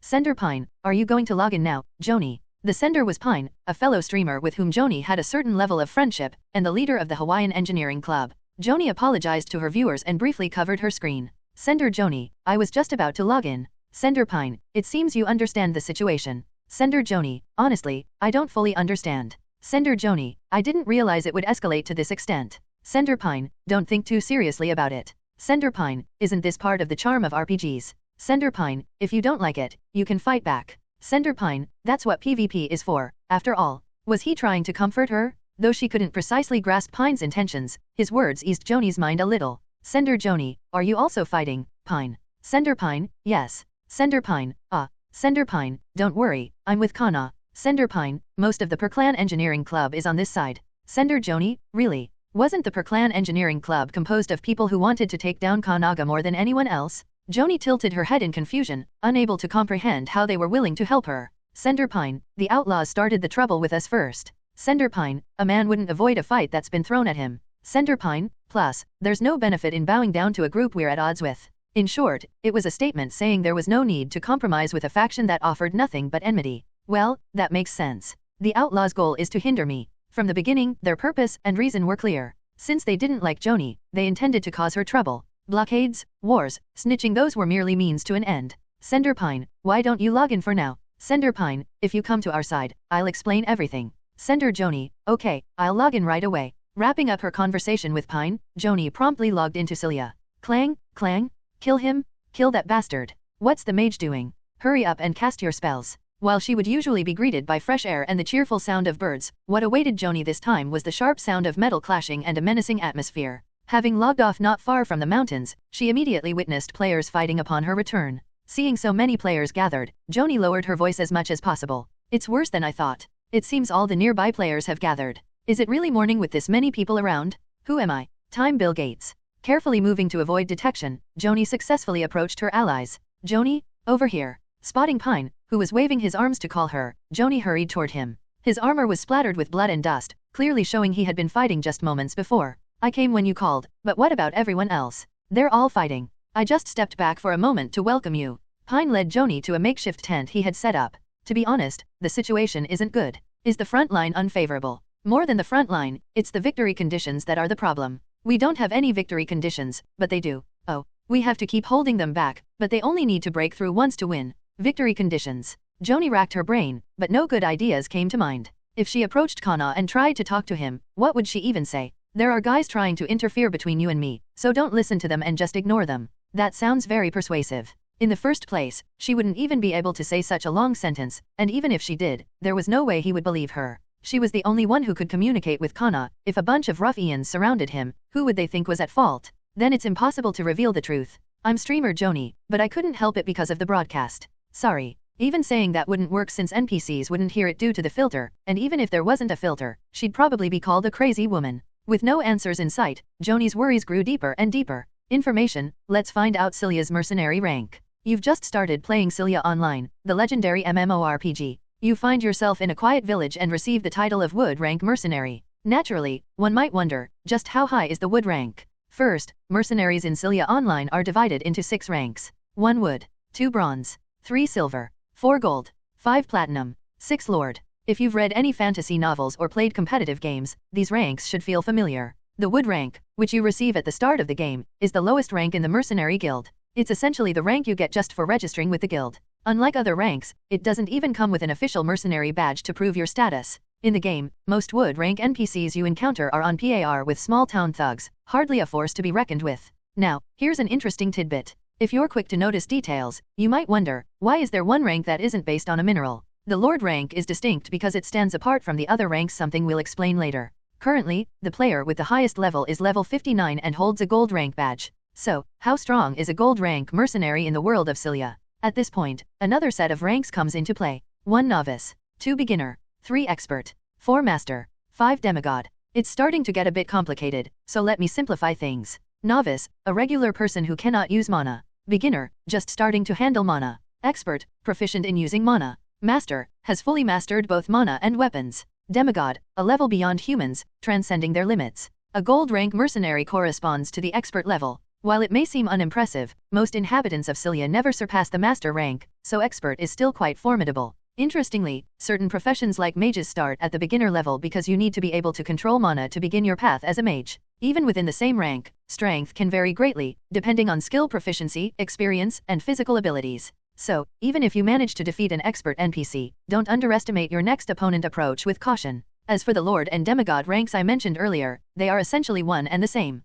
However, most people have never heard of these ranks because they exist only in legends. There's even a rumor that Arca, the first emperor who founded the Low Arca Empire, was at this rank. Skipping a bit. That wraps up today's overview of combat ranks. Due to the nature of RPGs, leveling up becomes increasingly difficult as you progress, so the expert stage can feel quite drawn out. But remember, not all experts are the same, so keep honing your skills and striving to grow stronger. In the next post, we'll explore the monsters of the world of Silia. If you found this helpful, feel free to drop a like. Comments. Thanks for the info. It was so serious, then got surprisingly funny at the end. Haha, there are so many expert NPCs. How strong must a master be? Joanie. While Joanie was still trying to figure things out, someone burst into the tent with urgency. It was a woman dressed in typical cleric attire. She pushed open the tent flap, hesitated upon seeing Joanie, and then introduced herself, a bit startled. Hello, I'm Lemony. I'm in Pine's raid team. Nice to meet you, I'm Joanie, the streamer. What's going on, Lemony? Oh, Lemony, who had been awkwardly greeting Joanie, suddenly remembered the reason she rushed in.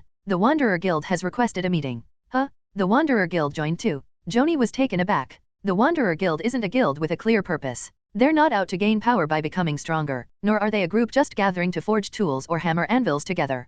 People join the guild because they need a guild affiliation, but find that the requirements for joining other guilds are too stringent. That's why the Wanderer Guild has a large number of members, but they've never acted as a unified group before. They didn't join officially as a guild, but maybe because so many of their members are participating in the war, the guild master decided to step in. It's still amazing though. Seeing someone obsessed with leveling up come to a place like this means the situation must be pretty serious. Are you going to accept? After a brief moment of contemplation, Pine nodded. Why not? We can at least hear them out. Besides, with Joanie here, there's no way they'd pull a sneak attack, right? Huh? Why me? You're with the big leagues. There are even rumors that just one word from you can change the whole dynamic of Silia Online. Word is, more than a few streamers have quit broadcasting after getting on your bad side. Wait, why am I suddenly being slandered here?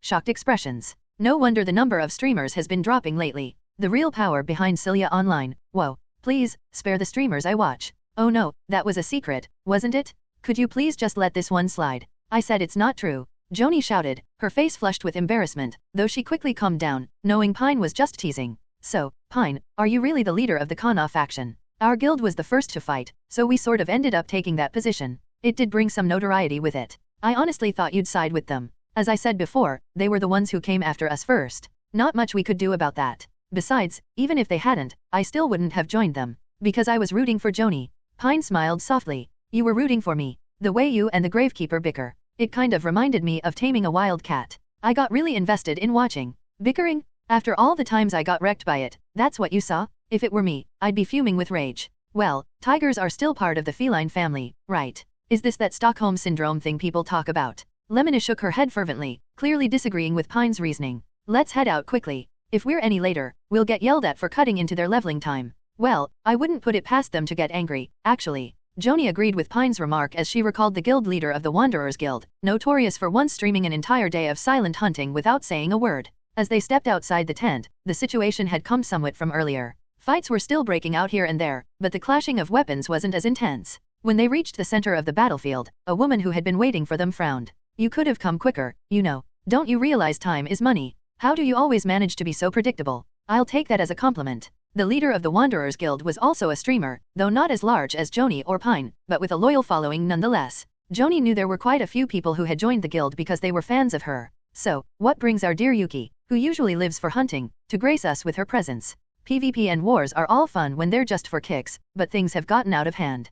People are PKing, player killing, innocent bystanders left and right, and the complaints keep piling up. Even I can't just ignore public sentiment forever. Public sentiment? You're the one who does 24-hour non-interactive hunting streams. That wasn't hunting. That was me pushing my limits. I wanted to see how long I could hold out against an endless wave of enemies. Honestly, are you sure you're not an NPC? How rude. Yuki shrugged. Anyway, I didn't tell anyone to start PKing. But people keep bothering me when I'm trying to hunt. That's so you. Unlike Joanie, who had only exchanged a few words with Yuki, Pine had known her longer and kept teasing her. But when Yuki pulled the sword from the ground where she'd stabbed it earlier, Pine finally shut up. So, what's this about, anyway? Let's make some rules. Yuki drew a long line across the ground with her sword. Aren't you tired of this? You die, come back, die again, and come back again. Even though people could resurrect indefinitely, their interest wouldn't last forever, and at some point, it would all end. But until then, it would just be an endless, pointless war of attrition. We'll take a short truce, reorganize, and then fight again. If you die, you're out for good.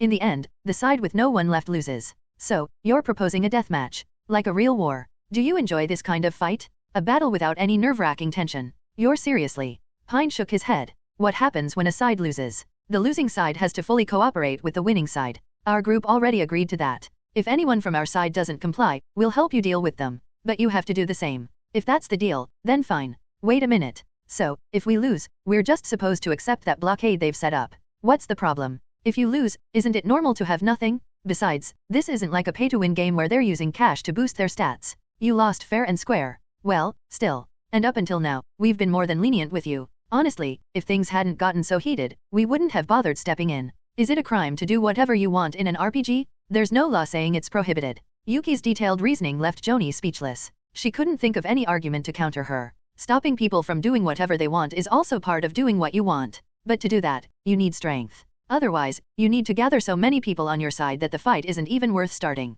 Complaining that others won't listen to you without having that kind of power is just like a child throwing a tantrum. Hey, that's enough. Well, I'm not wrong, am I? Yuki was confident, despite knowing Joanie had a large audience watching her stream. Meanwhile, Pine nervously looked around, sensing the tension. He lowered his voice, whispering to Joanie. This is actually a good outcome, Joanie. If we look at the numbers, we're ahead. This is better than dragging out a war of attrition. Fine. I understand. Joanie nodded at Pine's persuasion. That's right. After all, this was Silia Online, a world of freedom. Just because you didn't like what others were doing didn't mean getting angry would solve anything. You either had to persuade them or use criticism to sway public opinion. Finding something productive to do would be better than wasting time getting angry. All right, we'll dash. Who said you get to make decisions on your own? Step. Just then, someone approached, stepping over the line Yuki had drawn. A man with a creepy smile. Joanie looked over at Yuki, wondering if she knew him, but Yuki lightly shook her head in denial. If you've got power, you can do whatever you want. That's true. Clank, clank.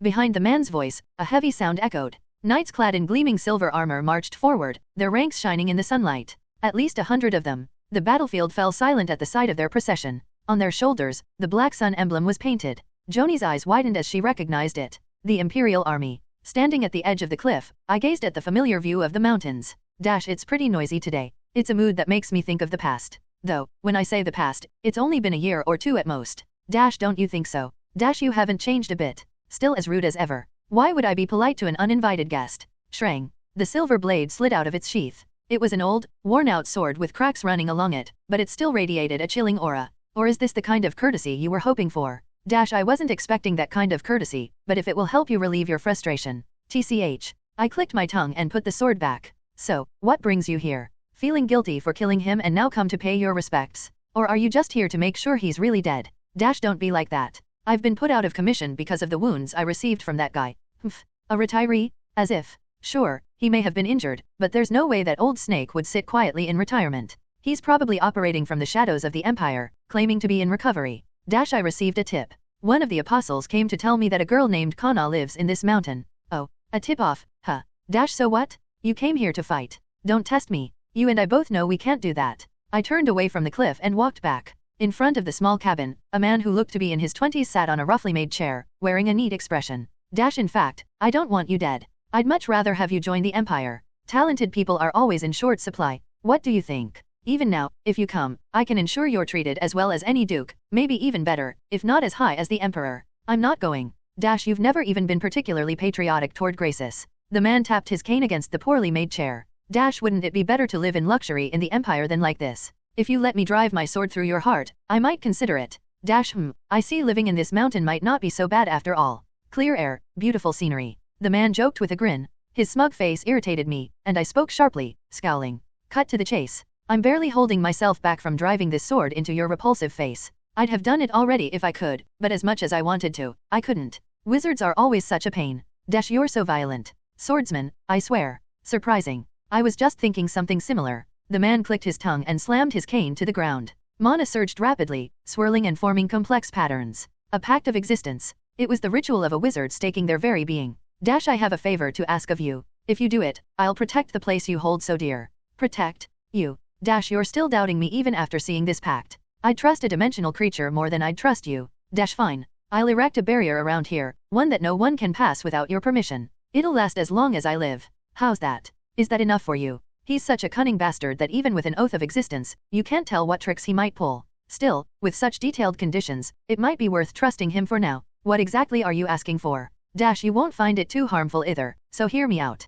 Despite my crossed arms and obvious displeasure, the man remained as calm as ever. Dash, earlier, I mentioned that one of the apostles had reported about you, right? Because of that loudmouth, things have gotten a bit complicated. The man began to explain. Dash, as you know, your notorious reputation precedes you. After the fall of Graces, you disappeared, and no one could track you down. No one could find me, or no one dared to, because they didn't want to die. Dash, ahem. There are still many who remember you, and many who hold grudges. Of course. I still remember what you did, after all. Dash, ugh, stop interrupting me and just listen. Anyway, after hearing the report, one of the Night Orders set out on an expedition. After me? That's odd. Anyone who saw me on the battlefield wouldn't be foolish enough to do that. Dash, it's not that they wouldn't do it, they couldn't. Most of them are either dead or half-crippled. The man smirked, turning my own words back at me. Dash, and they're not the ones who survived the war. This Night Order was recently formed, full of young hotheads. It seems they've developed a thirst for honor. Using the excuse of hunting monsters, they've set out, but their real goal is to capture you. From your perspective, I guess I am a monster.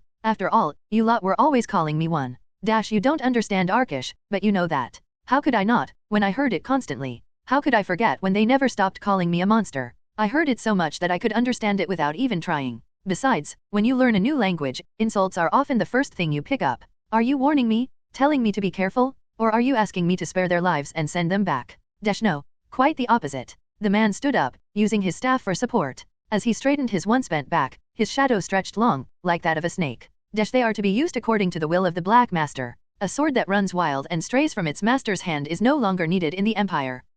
I tilted my head slightly. With that kind of task, can't you handle it yourself? Dash, as I mentioned earlier, I'm just an old man now. It would be troublesome if I were caught using too much power. I don't know how long you plan to keep up that ridiculous act, but fine, I'll play along. Even so, this seems like a pretty one-sided deal in my favor. Dash, consider it my respect for a worthy rival. I don't want the death of a peer to be sullied either. And don't underestimate them too much. Even a sword gone rogue can still be quite sharp. A sharp sword is still just a sword. Dash, so, you agree? I dragged out my words. If you're asking whether there was anything suspicious about the offer, well, of course, there was. In fact, the whole thing reeked of suspicion. However, even considering that, the oath he offered seemed necessary for me. In the past, I would have rejected it without even listening, but now, there was something I wanted to find out. Leaving Gared's tomb unattended had been bothering me, but with this detestable man being a master mage, at least I wouldn't have to worry about the grave being defiled. The timing was so perfect it was almost suspicious. After a brief hesitation, I slowly nodded my head. All right. Good. Now, give me your hand for the oath. Not that one. What a hassle. I withdrew my right hand, the one with the ring, and extended my left. I vow to make this oath. When the man shouted a simple activation word, the magic circle floating in the air dissolved back into the form of mana. The softly flowing mana wrapped around me, emitting a bright light as it was absorbed into my hand. For a spell that could potentially ruin someone's life, it had a rather gentle effect. As the mana fully dissipated, the man made a show of wiping sweat that hadn't even formed. Phew, it's done. As you know, I've already put up a barrier, so you can relax. If you're done, then get out.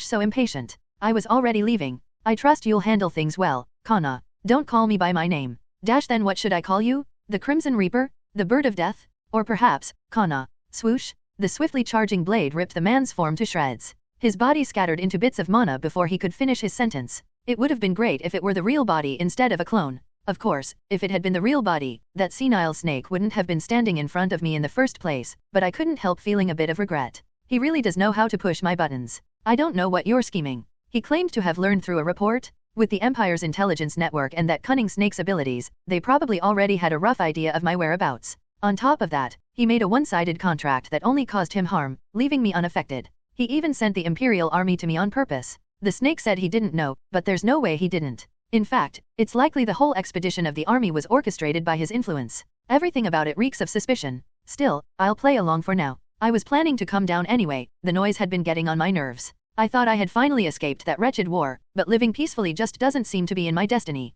Standing before the Crimson Aegis, I ran my hand over the hilt. As if beckoning me to use it, the familiar texture greeted my touch. This sword, embedded with a rare dragon orb, was crafted by a proud dwarf after much pleading and begging. I had named it Crimson Aegis, with the resolve to protect Graces in my heart. A sword with a name like shield, what an ironic yet fitting gesture from Gared. It made me laugh back then. After Gared's death, the sword became mine, but I don't deserve to wield it. That senile snake had said it, too. Why live in such a place when I lack any patriotism? He's right, I have no lingering attachment to the fall of Graces. The only thing that weighs on my mind is failing to uphold Gared's legacy. I failed to protect what needed protecting. How could I possibly wield a sword made for that purpose? As I closed my eyes and felt the warmth of the blade, I forcefully pried my hand away, despite the lingering reluctance. It's fine, I have another great sword anyway. Gazing down at the worn blade in my hand, I realized I had never given it a name. Well, I didn't expect to use it for this long. I had planned to toss it once it wore out, but who would have thought it'd last this long? A good name came to mind, so I decided to give it one.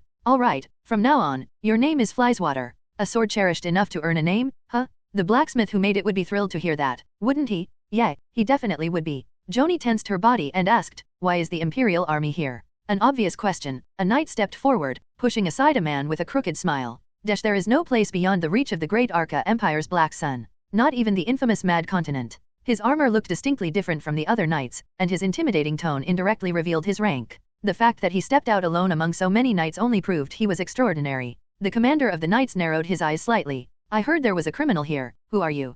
Criminal. We are defenders of the criminal. Also, we are blind fools who know nothing of the Empire's glory. Oh, is that so? Upon hearing the man's words, the commander shrugged in an exaggerated manner. That's quite unfortunate. However, the Empire is generous. If you repent and reflect on your mistakes now, we can overlook minor faults. I wouldn't want to slay a comrade I fought alongside. What do you mean by that? I have never sided with the Empire. I think he's referring to the time when we fought Graces. The mercenaries from Liber I hired by the Empire also participated in that war. Aha. Joanie and Pine whispered to each other. Even while talking, they subtly looked around, clearly showing signs of being pressured by the knight's imposing presence. The number of players was much greater, but it didn't mean that everyone gathered here was on Joanie's side. Even if they accepted Yuki's proposal to be appointed as the representative of the outlaws and successfully reached an agreement, it wouldn't mean they would turn into allies. Furthermore, even if they were on the same side, opposing the Empire was a different story altogether. In fact, quite a few people were stealthily withdrawing from the battlefield upon seeing the knights.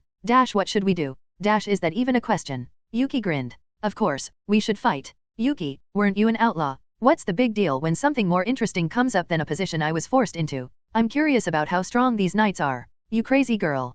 Pine hurriedly stopped Yuki, who seemed ready to charge at any moment with her sword drawn. If you do that, we'll all die. Why don't you try to experience the thrill of struggle this time? No way, you lunatic. No matter how you looked at it, she clearly had been born in the wrong era. Or perhaps, in the wrong world altogether. As Pine attempted to reason with Yuki, he thought about that. Logically thinking, it would be wise to retreat.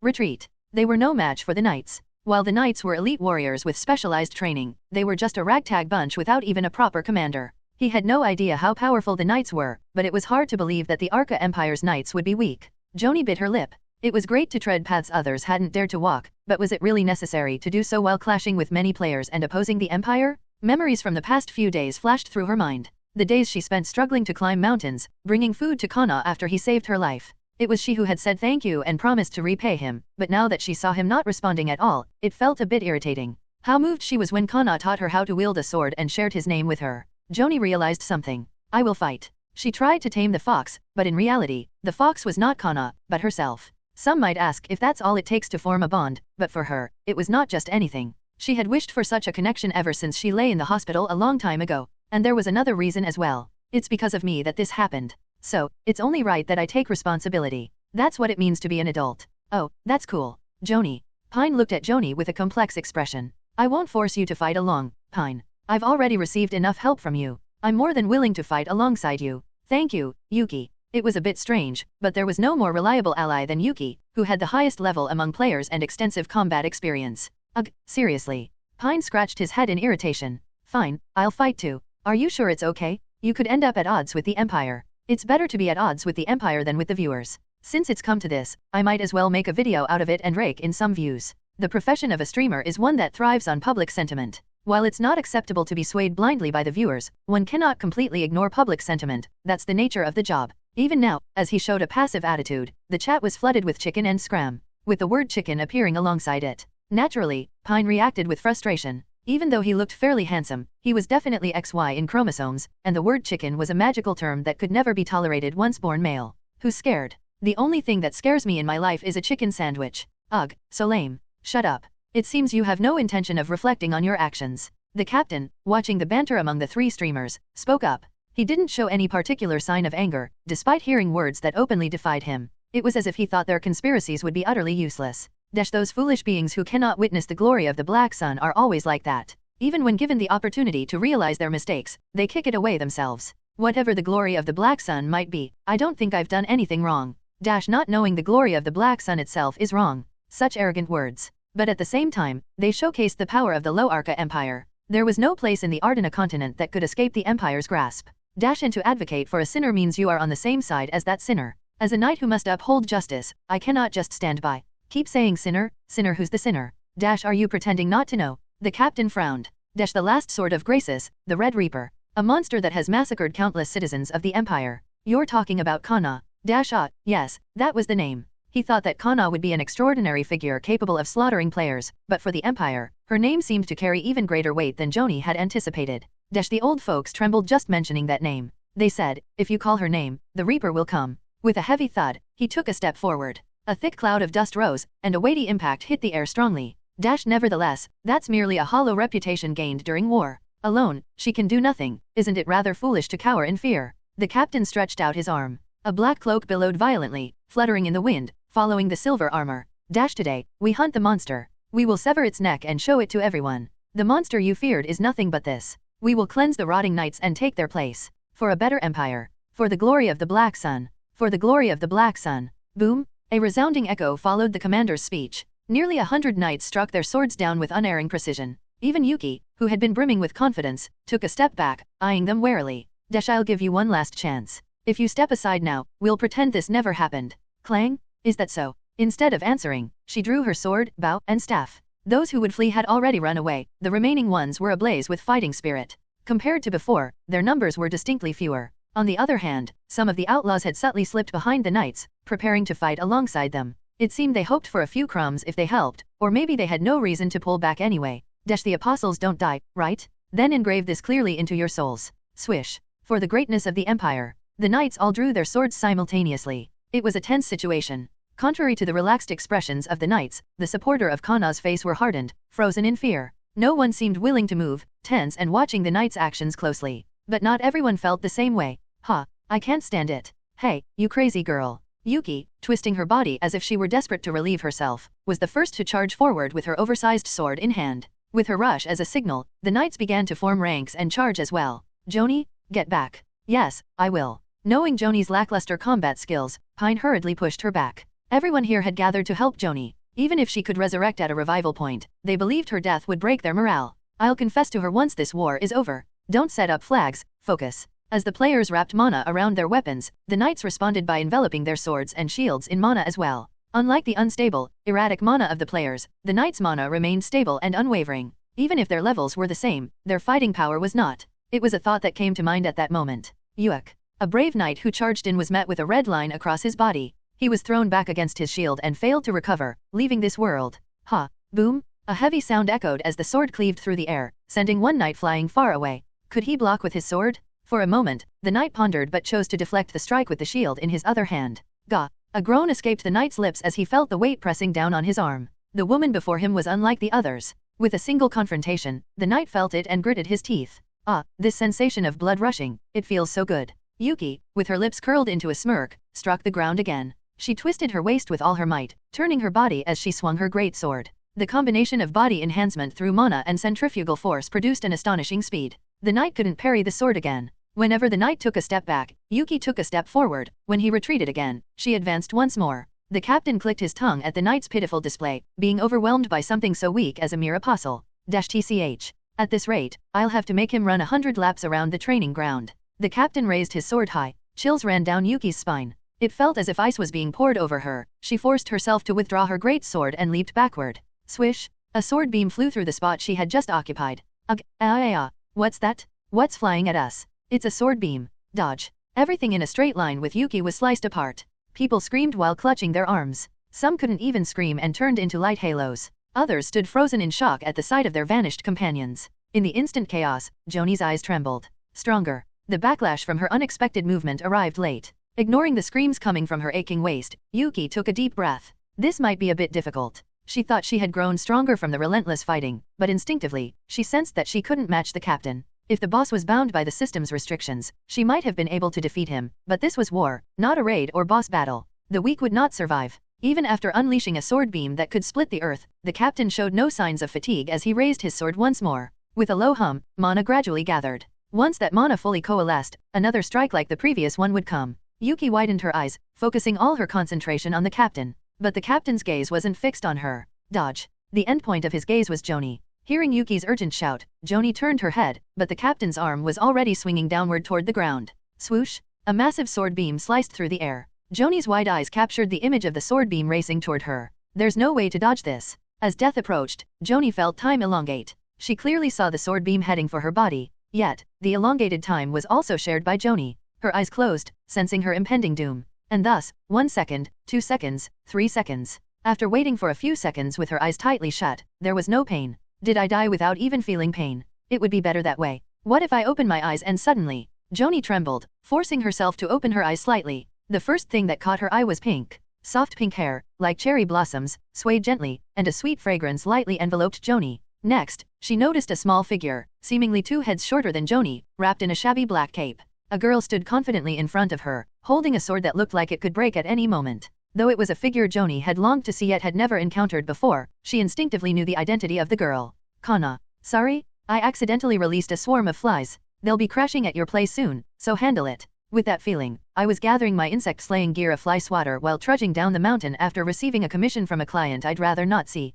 I wondered why the apostles were unusually quiet at the foot of the mountain, only to realize the bug swarm mentioned by the client had already arrived. There was no way they could have made it all the way here from the Imperial capital, so they must have used a teleport gate. Looks like the payment is substantial. It wouldn't be a small amount, that's for sure, unless there had been a groundbreaking development while I was holed up in the mountains. As I clicked my tongue at the Imperial folks' careless economic sense, I noticed a guy who seemed to be the head of the night squad start talking to someone I recognized. I couldn't hear their conversation from this distance, but it was the same old routine with the Imperial folks, nothing of substance, right? Glory to the Black Sun, the greatness of the Empire, blah blah blah. I was so bored. Isn't it about time they switched up their repertoire? Still, despite my feelings, an ordinary person might have felt the pressure. After all, the Imperial power was genuinely impressive. Oh, I thought the apostles would react similarly, but to my surprise, Joanie and the apostles began to take combat stances. I watched, my eyes lighting up. Oh, what an unexpected turn of events. They must know the power disparity is overwhelming, yet they bravely brandished their weapons.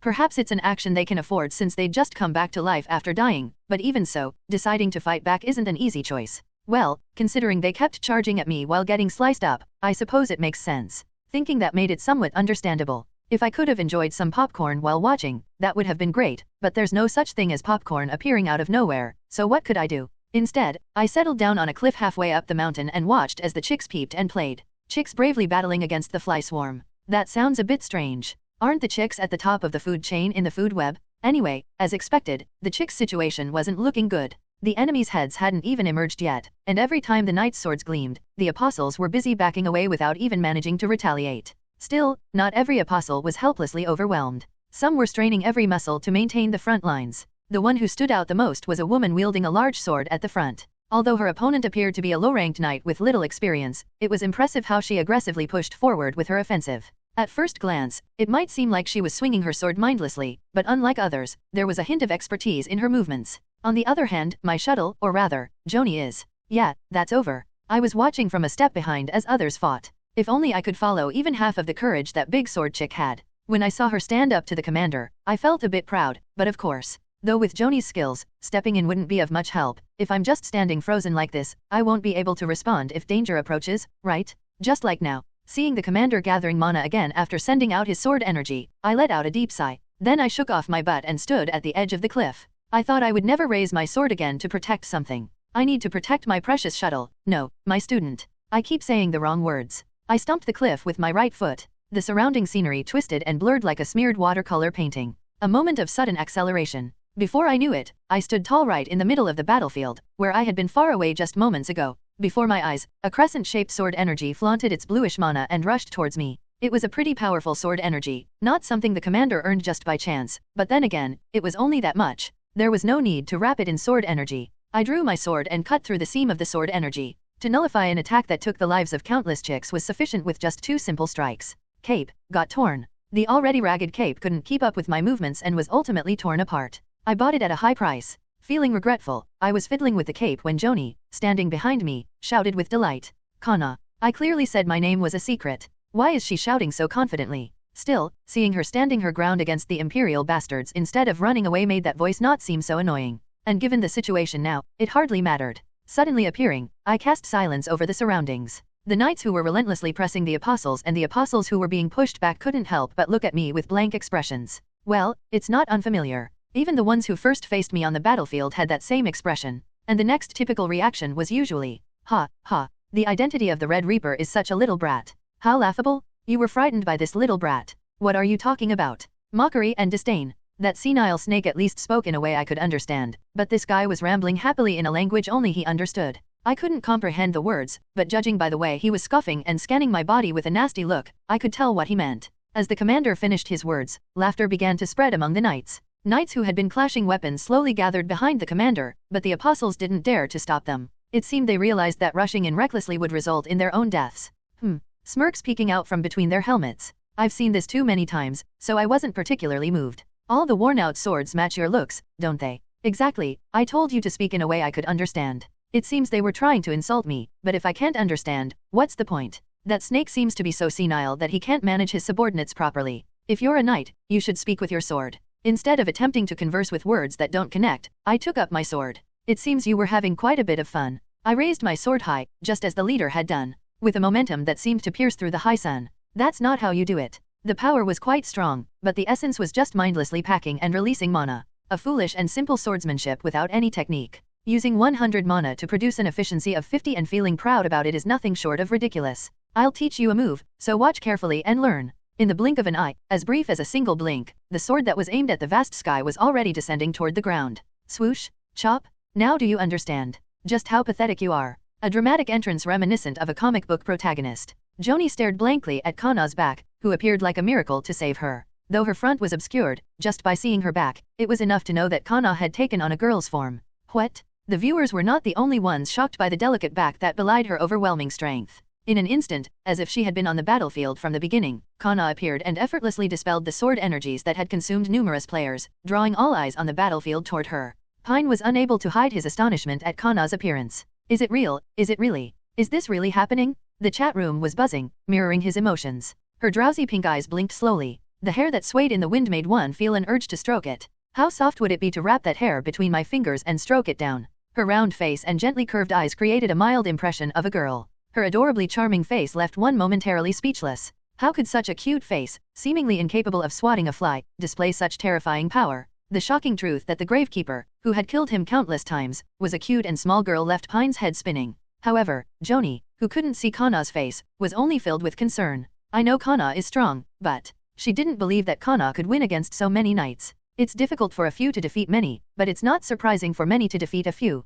Moreover, the more numerous the attackers, the lesser the damage when they emerge victorious. In combat, the number of participants is that important. Even if a raid boss dies, it will resurrect, but right now when it's not a raid, I don't know why Kana, who is stuck in a corner of the mountain, suddenly showed up here. Since she had run away once already, it was just something to overlook. However, unlike that time, now when entering a raid, the instance channel wasn't separated, and seeing the lack of a health bar, it also didn't classify as a boss. That meant she was no different from any other NPC. Run away. Unlike herself, who could resurrect even after dying, Kana would not come back to life if she died. Realizing this fact, Joanie wanted to warn Kana to flee, but her body, paralyzed by the fear of death, could hardly produce a voice. Kana raised her sword, not having heard Joanie's warning. It was the same action the leader had taken. I'll teach you a thing or two, so watch closely and learn. Kana's arm blurred. In the next moment, what had clearly been pointing to the sky was now directed toward the ground. Had she missed the swing due to tired eyes? Just as Joanie was about to rub her eyes. Shuck shuck shuck. The air, the knights, the ground. Everything in the trajectory of the sword was split in half. Crash. The knights who had mocked Kana vanished. Half of their bodies swallowed into the gaping maw of the abyss. Even seeing it with her own eyes, it was hard to believe as the battlefield once again fell into silence. What is this? Was it sheer luck that he was out of the attack range, or did Kana intentionally let him live? A fierce wave surged in the commander's eyes as he lost more than half of his subordinates in an instant. The faces that had been so boldly mocking just moments ago were now pale with fear. You were trying to capture something like that. Haha, this is like a bad game. Pine chuckled emptily. So they had really just been playing around until now. It looked like the depth was over 10 meters at a glance. Not to mention the length. To catch a monster that could split the ground with a single swing of a sword? Yeah, no thanks. No, he couldn't. As of today, the Kana raid was officially closed. While Pine made that resolve, Joanie was also in shock. She had known it was strong, but she never imagined it would be this strong. The knights, who had been effortlessly cutting down players until now, had lost more than half of their numbers in an instant. The remaining knights were in no better shape. The ones soaring morale had been crushed in an instant, their expressions wishing to turn and flee at any moment. Well, how could they not be shaken after seeing that? Why did she feel pity for the knights who had seemed so terrifying just moments ago? Joanie felt as if Kana's small back loomed large like a mountain. Mo monster? No, a monster girl. That reaction is getting old. While the panicked commander screamed, Kana leisurely shook off her sword-wielding hand. PSSSH. The sword in the girl's hand crumbled to dust and fell like flour. Kana let out a short exclamation, and Joanie made a dazed sound as she struggled to comprehend the situation, while the commander's face lit up with joy. It's an opportunity? All troops, charge. Charge. Now you want to rush in just because you think it's a chance? I kept a spare just for this. Kana scoffed and adjusted her waist. Digging through. Dig, dig, dig, dig. Kana's hand slowed down until it eventually came to a stop. Shit. But I didn't bring it. The knights approached right in front of Kana. They instinctively sensed that if they didn't act now, the opportunity might never come again. As they charged forward with desperate steps and faces twisted in determination, Joanie anxiously grabbed the hem of Kana's clothes. Kana. Feeling the presence, Kana turned around. The moment Joanie saw Kana's face, she gasped but quickly regained her composure and thrust out her sword. I'll give you my sword. Use this. However, Kana did not accept the sword. I'll give you my sword. Could it be that she didn't understand because it was in Arkish? She tried again in Granik, but Kana still didn't take the sword. Even as the knights drew closer, the girl merely gazed at Joanie with serene eyes. Joanie caught a glimpse of a whirlwind of emotions swirling in Kana's seemingly indifferent gaze. Red, blue, black, and bright feelings. So vibrant that it was beyond words, and suffocating in its murky swirl, Joanie could not grasp its essence. But if she dared to name it, it would probably be called longing. Snapped out of her daze, Joanie suddenly realized. Though she wanted to see those eyes forever, this was not the time for that. If this goes on, she'll die. I don't care, but you're really going to die? As Joanie fidgeted and paced anxiously, Kana finally opened her mouth. Canaria Graces. Huh, that's my name. In her usual indifferent tone, the girl accepted the sword that Joanie had extended. Swoosh. With a quiet slicing sound, the world was split in half. The girl's first memory was when she was 4 years old. A gentle tone and a cold gaze. Even a hedgehog thinks its younglings are beautiful, yet the faces of the parents looking down at the girl showed no trace of affection. Did you know? In the past, when entering a coal mine, they used to bring a canary. Canaries are sensitive to harmful gases that humans can't detect, so when the canary died or showed abnormal symptoms, people realized it was dangerous and evacuated, they said. A bird that signals danger with its death, the canary. And that's why your name is Canaria. Please, willingly die for us. The little bird of the coal mine. A face dripping with concern. How long has it been since I've seen someone look at me like that? In fact, there's no need to count the time. I've hardly received such a gaze from anyone else before. Those aligned with the royal family or the aristocracy were busy mocking and belittling me, while those beneath me believed in me, feared me, knowing my strength. Of course, the Empire had no reason to be concerned about me. From the moment my memories began, I had only received feelings far removed from warm affections, thus, the expression on that person's face felt very foreign. It's uncomfortable. For some reason, a part of my heart felt unbearably ticklish. When it itches, it's fine to scratch it, but I didn't know how to relieve the kind of itch I felt now. Canaria Gracis. That's my name. As I averted my gaze from the heart that charged straight toward me and organized the swarm of flies that had dashed in without knowing the topic, the ticklish feeling finally settled down. I lightly brushed off my sword and walked towards the only remaining fly. Fortunately, there was no accident of my sword turning into powder. Cough. How unfortunate. You're really a pitiful creature. What on earth did you do to be out of the snake's favor? Sometimes people deceive themselves into thinking that their choices were made entirely of their own will. It's natural. How could one know that a great being exists if they couldn't even perceive it, let alone know that it governs their fate? In this case, that being was the snake. Perhaps I might be the same. If only you had more time, you might not have known. Even though it wasn't an all-out attack, judging from the fact that you survived an attempt to kill you, you aren't completely lacking in talent. It's true that I'm merely existing, but I suppose it's fair to say I have some talent. But what can I do? I'm not the kind of person who would spare the life of someone who tried to kill me. I raised my sword indifferently. The commander clutched his waist, which had been sliced through his armor, gasping for breath. Please, save me. I know that line well. Surely, he was begging for his life, right? Yeah, sorry about that. Thud. Grr. With a sound like bubbling blood, the light faded from his eyes, and I felt the last breath of life vividly transmitted through my fingertips. There was nothing novel about it. A person who casually attached eyes to cat dolls one day wouldn't feel any special sentiment upon doing the same to a dog doll. To me, this was exactly that level of event. But maybe I shouldn't have used a sword. It feels a bit uneasy returning something soiled that I borrowed. Well done. In an attempt to make up for it, I wiped off just enough blood and returned the sword to Joanie. Perhaps she didn't like my action. Instead of accepting the sword I offered, she had a look that seemed to convey she wanted to say something. Gracis? Wow, was she royalty? No wonder she looked so extraordinary. What if I get arrested for blasphemy? But it's already been destroyed, so what does it matter? No, still, just ask her directly. Joanie, mumbling earnestly in archaic speech, cautiously asked me. Kana, Gracis. She drew something that resembled a crown above her head with her finger. Though her grasp of the archaic language was clumsy, I understood what she was trying to say. I shook my head. No, how could I be related to such terrible people? The very thought of having the same blood as those who lounged around in a castle without doing anything sent shivers down my spine. She seemed to have some knowledge of Gracis, but perhaps she didn't know everything. Well, it's understandable, only nobles would know such information. After all, the story about the origins of Gracis and the customs surrounding it were almost like relics, basically just shells of what they once were.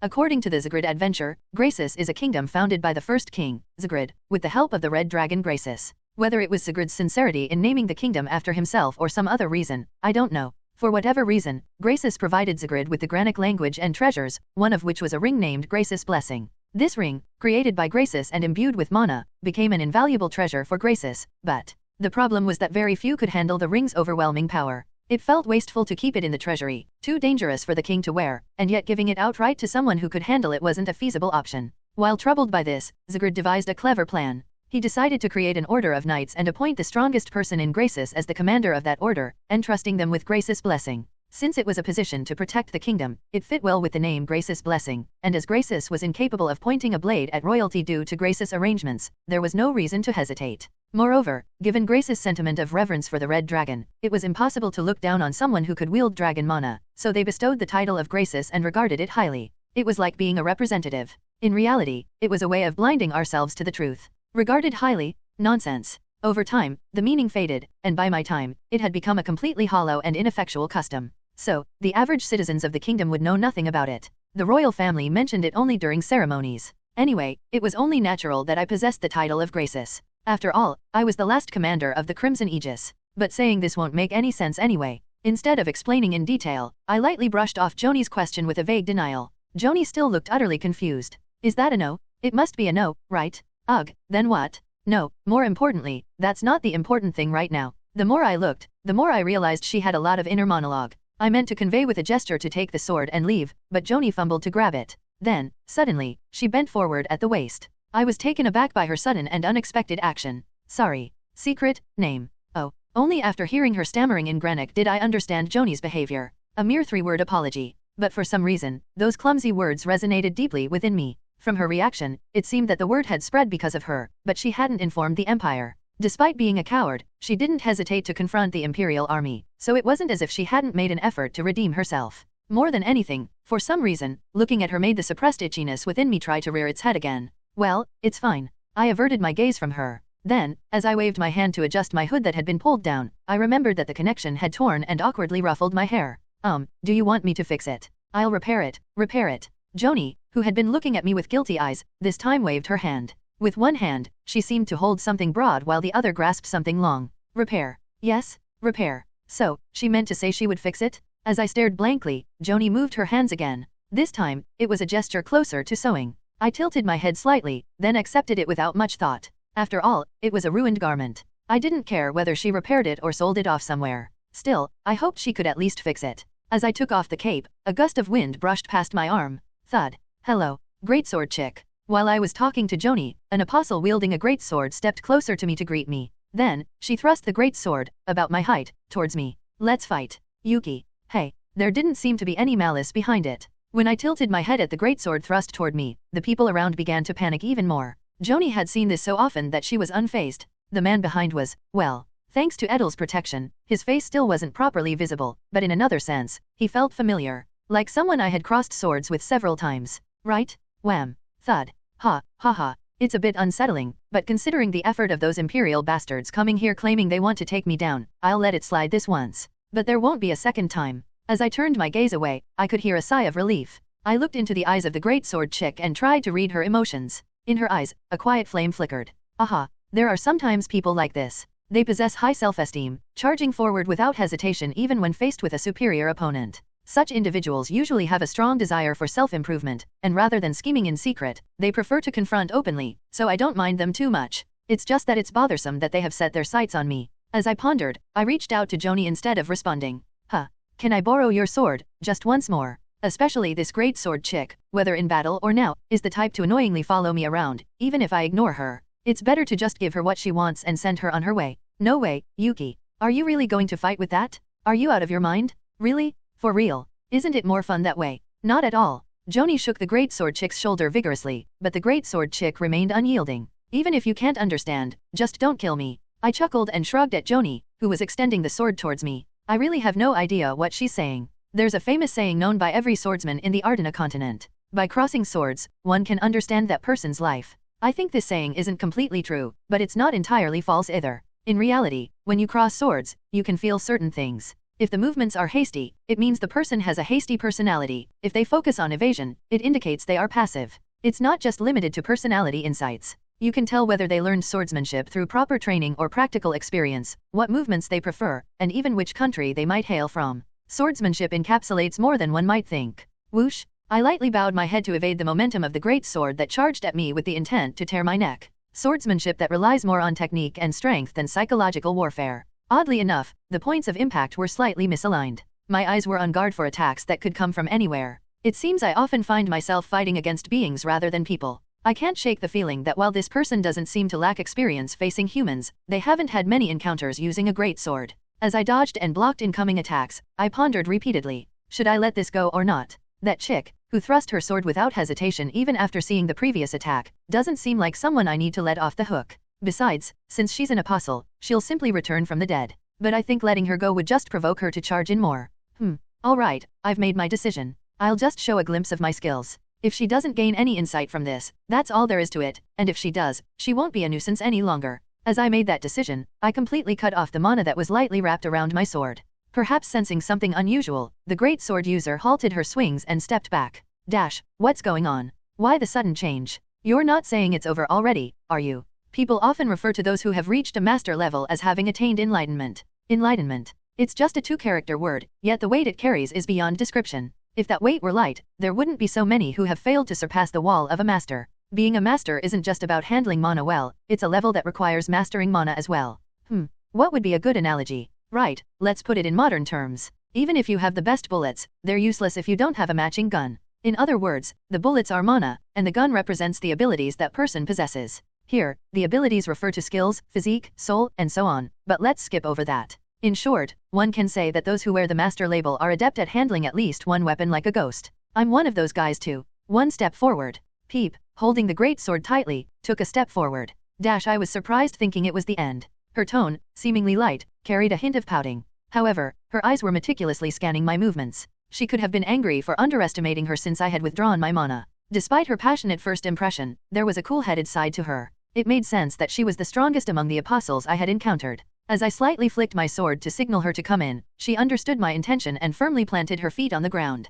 Perhaps she had felt something during our fight, as the great sword now targeted precisely at my head. I couldn't help but feel a bit unjust, pouting my lips in a slight sulk. I'm the one struggling to face her like this, while she effortlessly swung her great sword around. If our skills were equal, such attacks would have been risky for her to execute without hesitation. Ugh, would she even understand my predicament? With a sigh, I placed the tip of my sword against her great sword.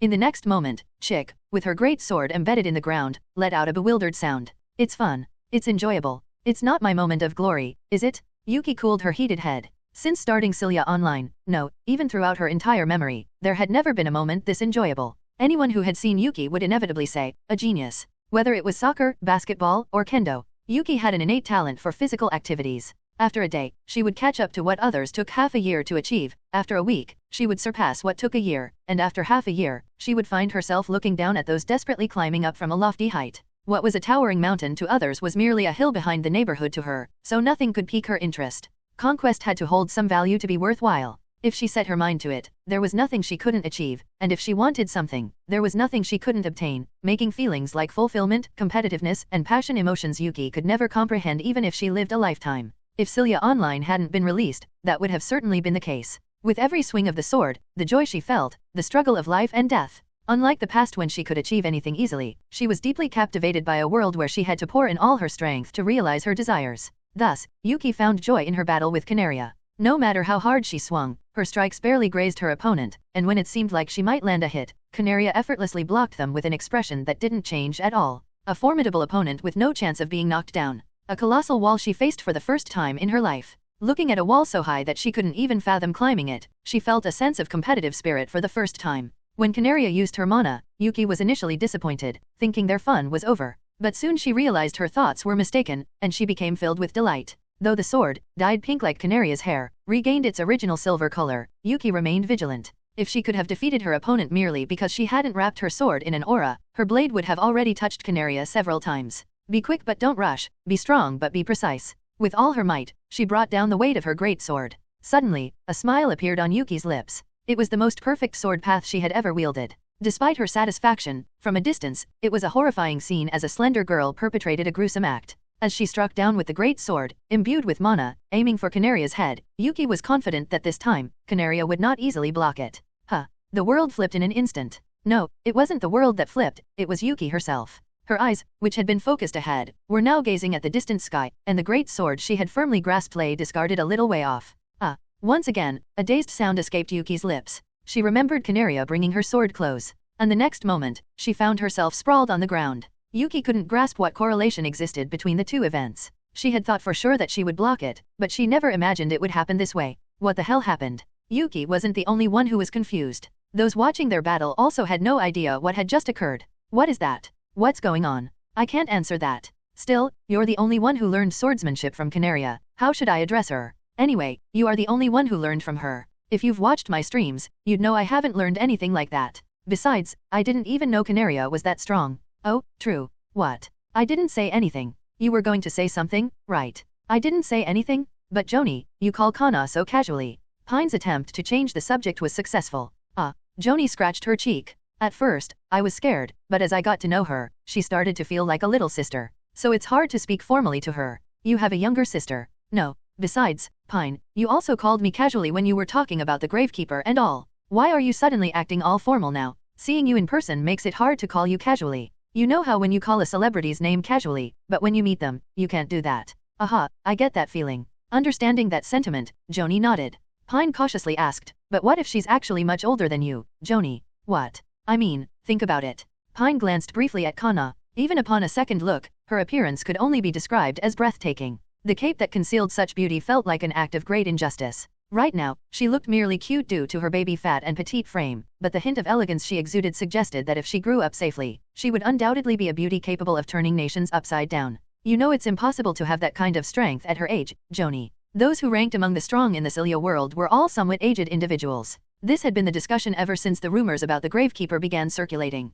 They dismissed claims that it was just a child as mere otaku delusions, saying it was silly to think that way. Back then, I didn't know. They were right all along. Pine thought it was a ridiculous notion, reflecting back. Are you saying she might have done some kind of reverse aging trick like in martial arts novels? Well, I was just wondering if it's possible. Honestly, it sounds more convincing if a dragon polymorphed instead. Joanie dismissed Pine's nonsensical thought, but she wasn't completely unaware of what Pine was saying. She too felt that Kana's strength was extraordinarily unreasonable. If she really is older than me. In that moment, Joanie felt a wave of unease wash over her as she reflected on Kana's actions. The overwhelming desire to pet her and shower her with affection was palpable, but thankfully, she hadn't committed any faux pas yet. If she had done something inappropriate to an elder, especially someone significant enough to be associated with a country's name, even if they weren't royalty. Just thinking about it sent chills down Joanie's spine, and she let out a sigh of relief, burying her unspoken desires. A portion of the flies released by the troublesome client fell into the abyss, reminiscent of a Parisian hell, while the remaining flies died with their wings torn off.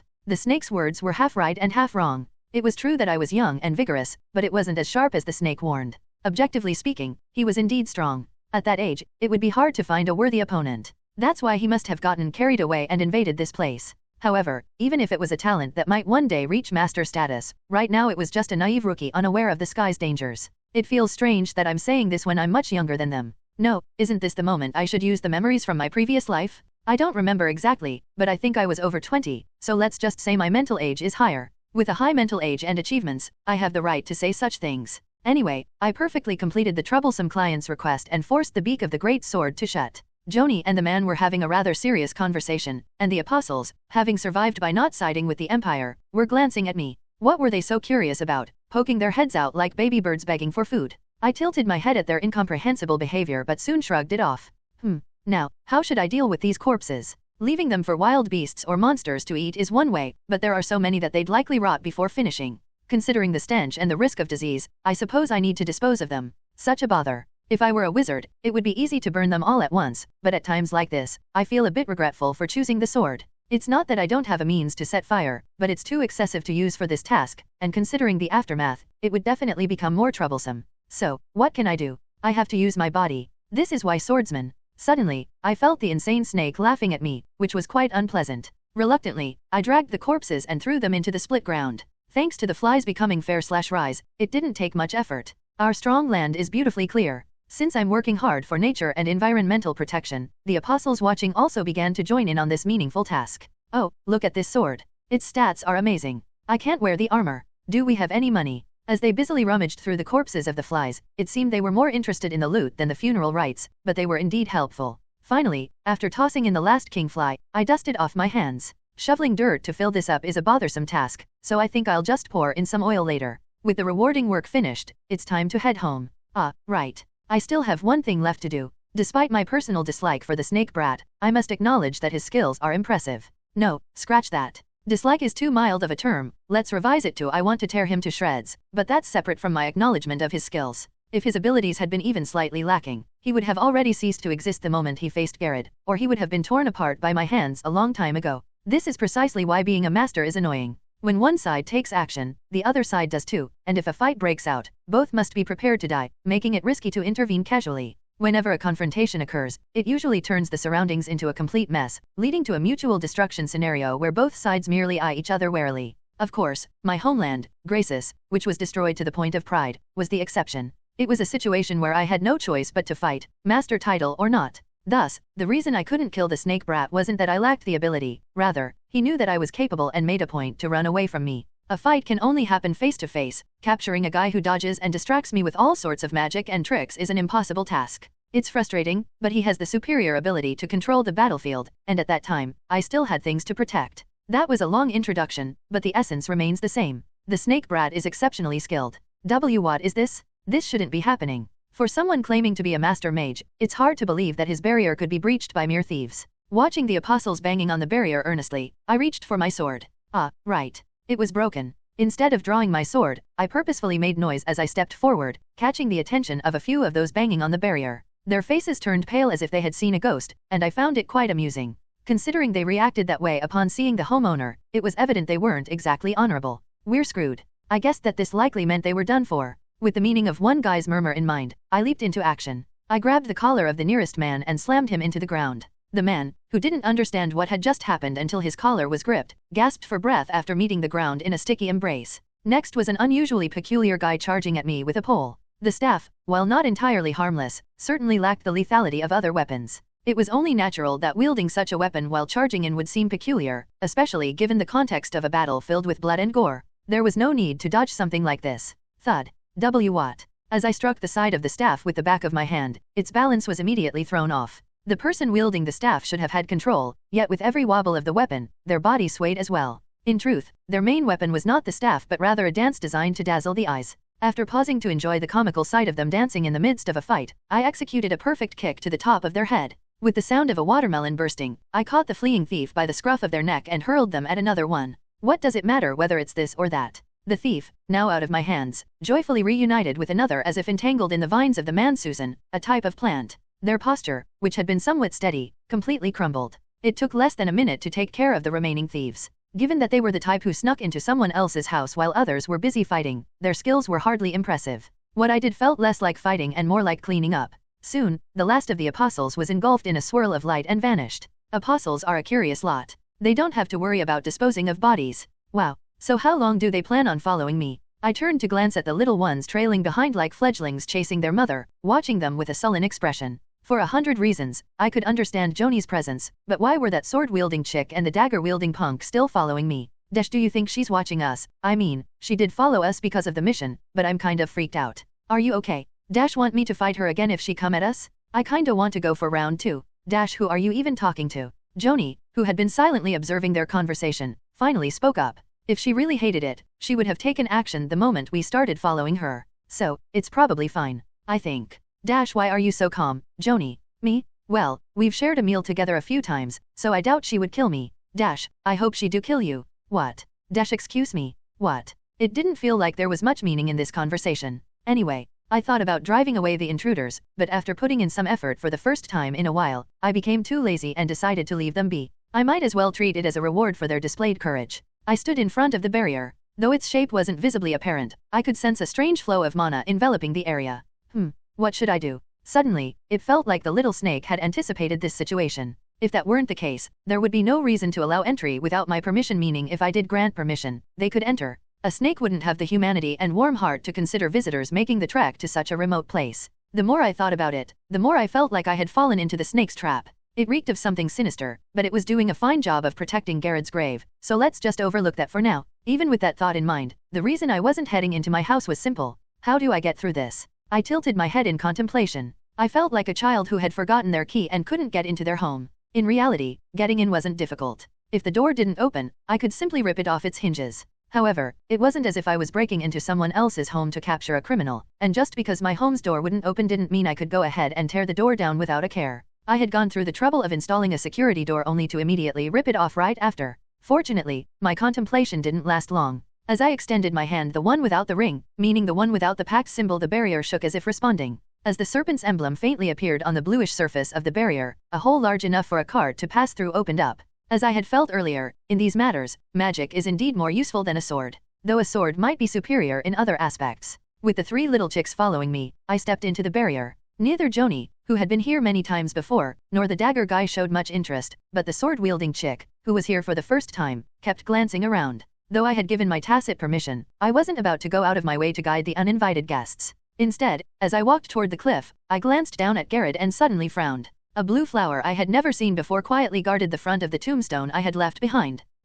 What a silly act. As I clenched and then opened my fist while holding the blue flower, it vanished as if to say, "What were you expecting?" Perhaps the little snake's words that it respected Gared weren't a lie after all. Moreover, since Gared had been relieved after fighting the snake, he might even be glad that the little snake had come to find him. But what of it? The dead don't speak, and it's the living who must bear the burden of remembering those who have passed. Before I knew it, the 3 apostles had lined up behind me. It looked like I was leading this trio. Had those who followed me seen this, they might have clicked their tongues and remarked that I was again pretending to be a leader. If that were the case, I would have fully savored the authority of a leader. However, it had been 3.5 years since Gared had passed away, and 1.5 years since I had settled here. Even if it wasn't now, the thought of soon leaving this place I had grown fond of made my heart feel unsettled. Suddenly, it felt like a large rock had been placed on my chest, suffocating me. I floundered like someone submerged in water, and finally managed to utter the name I longed for. Gared. Rolling the name I had called out for nearly my entire life off my tongue, I suddenly blurted out the words that came to mind. Dad. If it had been in the past, I would have never done something so embarrassing, but surprisingly, I didn't feel ashamed at all.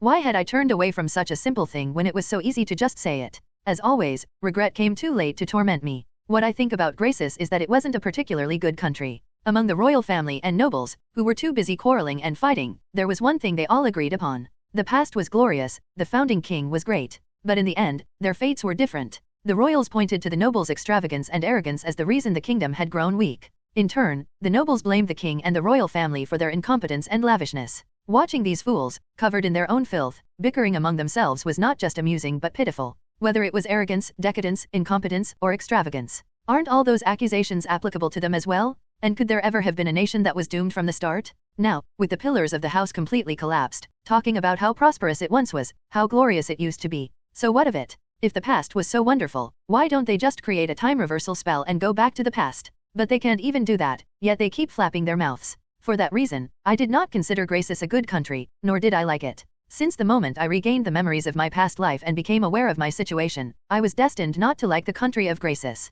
I found myself in a shabby shack in a dark alley, inhabiting the body of a 4-year-old girl. The impoverished lived in constant worry, not about tomorrow, but about whether they could fill their stomachs tonight. Begging, pickpocketing, stealing, robbing, depending on the circumstances, even venturing outside the city was risky, so it was far from a stable life. If luck ran out, they could die, and if fortune smiled upon them, they might fill their bellies for a day. So, I could only assume my so-called parents raised me as a kind of investment. They must have believed that if I refrained from eating 1 marshmallow today, I would receive 10 or more marshmallows in return in the future. Ironically, it was a mindset completely opposite to mine. How did they plan to recoup their investment? As they claimed, I could have been a warning signal of danger, or perhaps a meat shield or bait. Or maybe they simply sold me off to a slave trader or a brothel. I could never know the answer. The ones who knew the truth became the garbage piled on the heaps of refuse under a particularly dark night, when even the moon hiding behind the clouds was reluctant to shine. According to the slum dwellers, it was a matter of bad luck. The miner who died before the canary in the cage. Truly, the world is filled with such ridiculous happenings.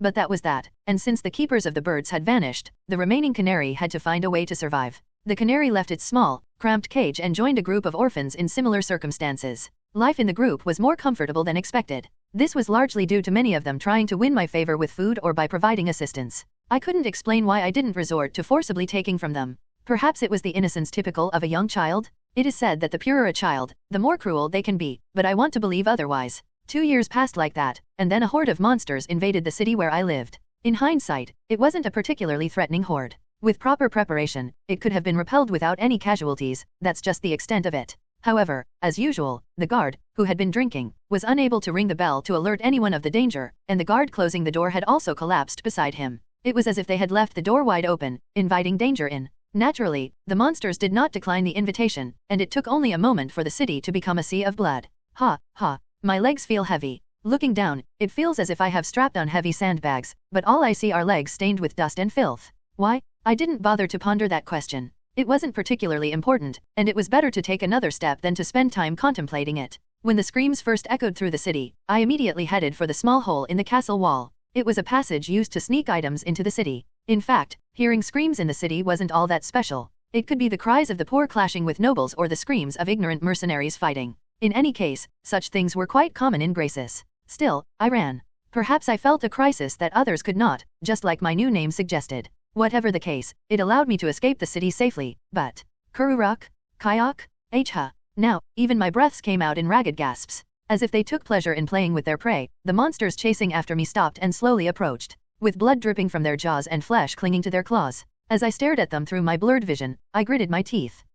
Maybe I will die here. It's true that I don't want to die, but I'm not sure if I have any regrets. I just know that I don't want to die helplessly. I pulled out the dagger from my pocket. Its condition was poor, as it had been obtained from rummaging through garbage, but it was no different from a lifeline for me. Taking a deep breath, I clasped the dagger tightly in both hands. Pat! A monster in the shape of a wolf charged at me. With a heavier body than expected, I hurriedly launched myself forward, and something black zipped past my eyes, making my cheeks flush. I kept my eyes on the creatures while letting the blood that dripped from my body fall where it may. It's clear. These guys are just playing with me right now. If they really wanted to easily catch and eat me, they would have done it shortly after I escaped the city. But instead, they lowered their speed just enough to let me escape, and instead of attacking all at once, they charged at me one by one, even intentionally missing their attacks. I can't help but notice that unless they're idiots. Ha, ha ha. As I involuntarily chuckled, I suddenly recalled a certain fact. Had I smiled at all since regaining my memories? Surprisingly, I couldn't remember. It wasn't that I forgot, it was because I had never smiled.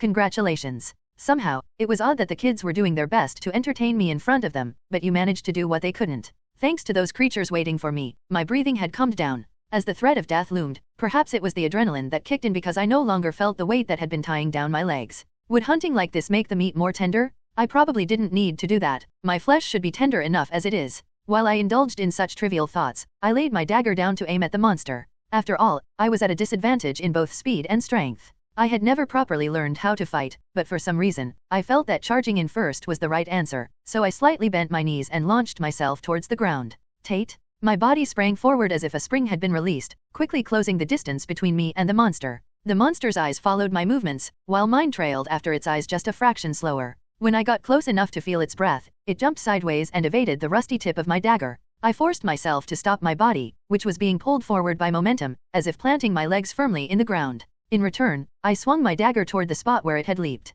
Again, I missed. The distance was short, yet it wasn't the monster that dodged. The sound it made, a short crack, felt like it was mocking me. If it had been a proper sword, or if only my arm was a bit longer. Setting aside my fleeting disappointment, I jumped back, and the 4 sharp claws of the monster swiped through the air where I had just been.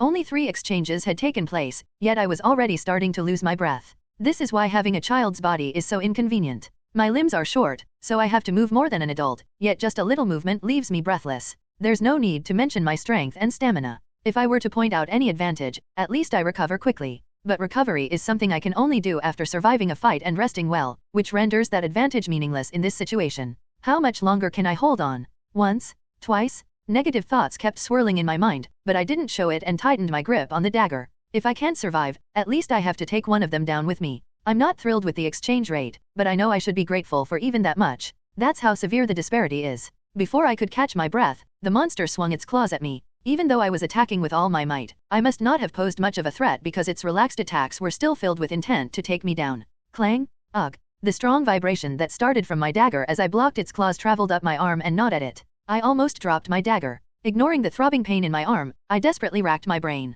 How do I get out of this? A chuckle escaped me uncontrollably. I must have been thinking about this the wrong way. If I was going to take it down anyway, I didn't need to worry about self-preservation. Even if my legs were torn off, if I could crawl and stab that cocky head with my dagger, it would be my victory. As I embraced that toxic mindset, I felt oddly relieved, as if breathing had become a little easier. Did the creature notice my change in mindset? Its eyes grew cautious as it faced me. I sighed as I realized I was engaging in a kind of communication that I had no expertise in, nor was it something I wanted to do. If I'd known this would happen, I should have watched some dog training channels in my past life. Even amid all this, my body was diligently avoiding attacks, but my breathing was starting to become labored. As time went on, I became more accustomed to the attacks, and my evasive maneuvers grew more fluid, but that didn't mean my physical abilities suddenly improved, so it was impossible to turn the tide. If I just endure, surely an opportunity will arise. Just then, the moment I had been waiting for finally came. Kook, it's my chance? The monster, frustrated with how its prey kept dodging at the last moment, roared ferociously and charged at me.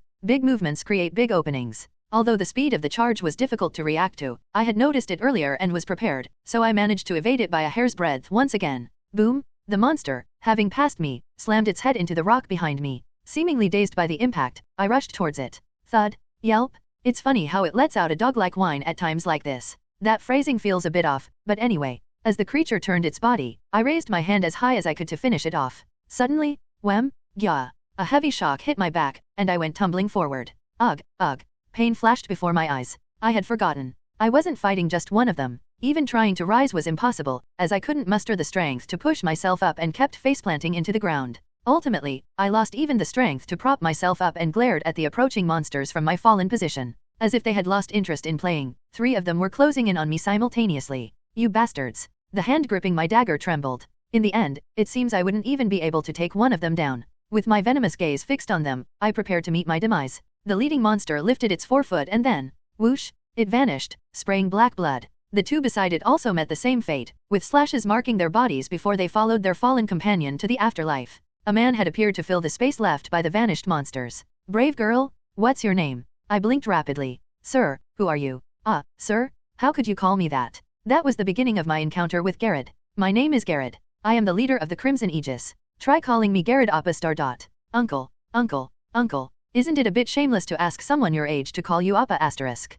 Ka. Asterisk, Appa is a Korean term that means older brother and is used by younger women to address older men. When I first met Gared, I used to call him uncle. From my not-so-long life in the slums, I learned a few things, including that not everyone is kind, and that you shouldn't blindly trust someone just because they show you goodwill. At that time, the armor Gared wore was emblazoned with the emblem of the Crimson Aegis, shaped like red flames, but living in the slums, I had no way of recognizing that. To begin with, the name Crimson Aegis was just something I had heard in passing through rumors. Kana, would you like to come under my wing as my adopted daughter? Ah, adopted daughter means a child that has been adopted. I know what it means. Oh, is that so? So, do you have any thoughts on it? That's quite sudden. Why all of a sudden? This is also fate, isn't it? I admired how the little kid kept fighting against the monsters until the end. And it seems you have some talent too. To be honest, I don't know if I can be a good dad. I probably won't be able to. But I'll make sure you can live without getting your hands dirty. I may look like this, but I have a lot of money. Adopted daughter. Okay, I'll do it. Oh, really? You will never regret it.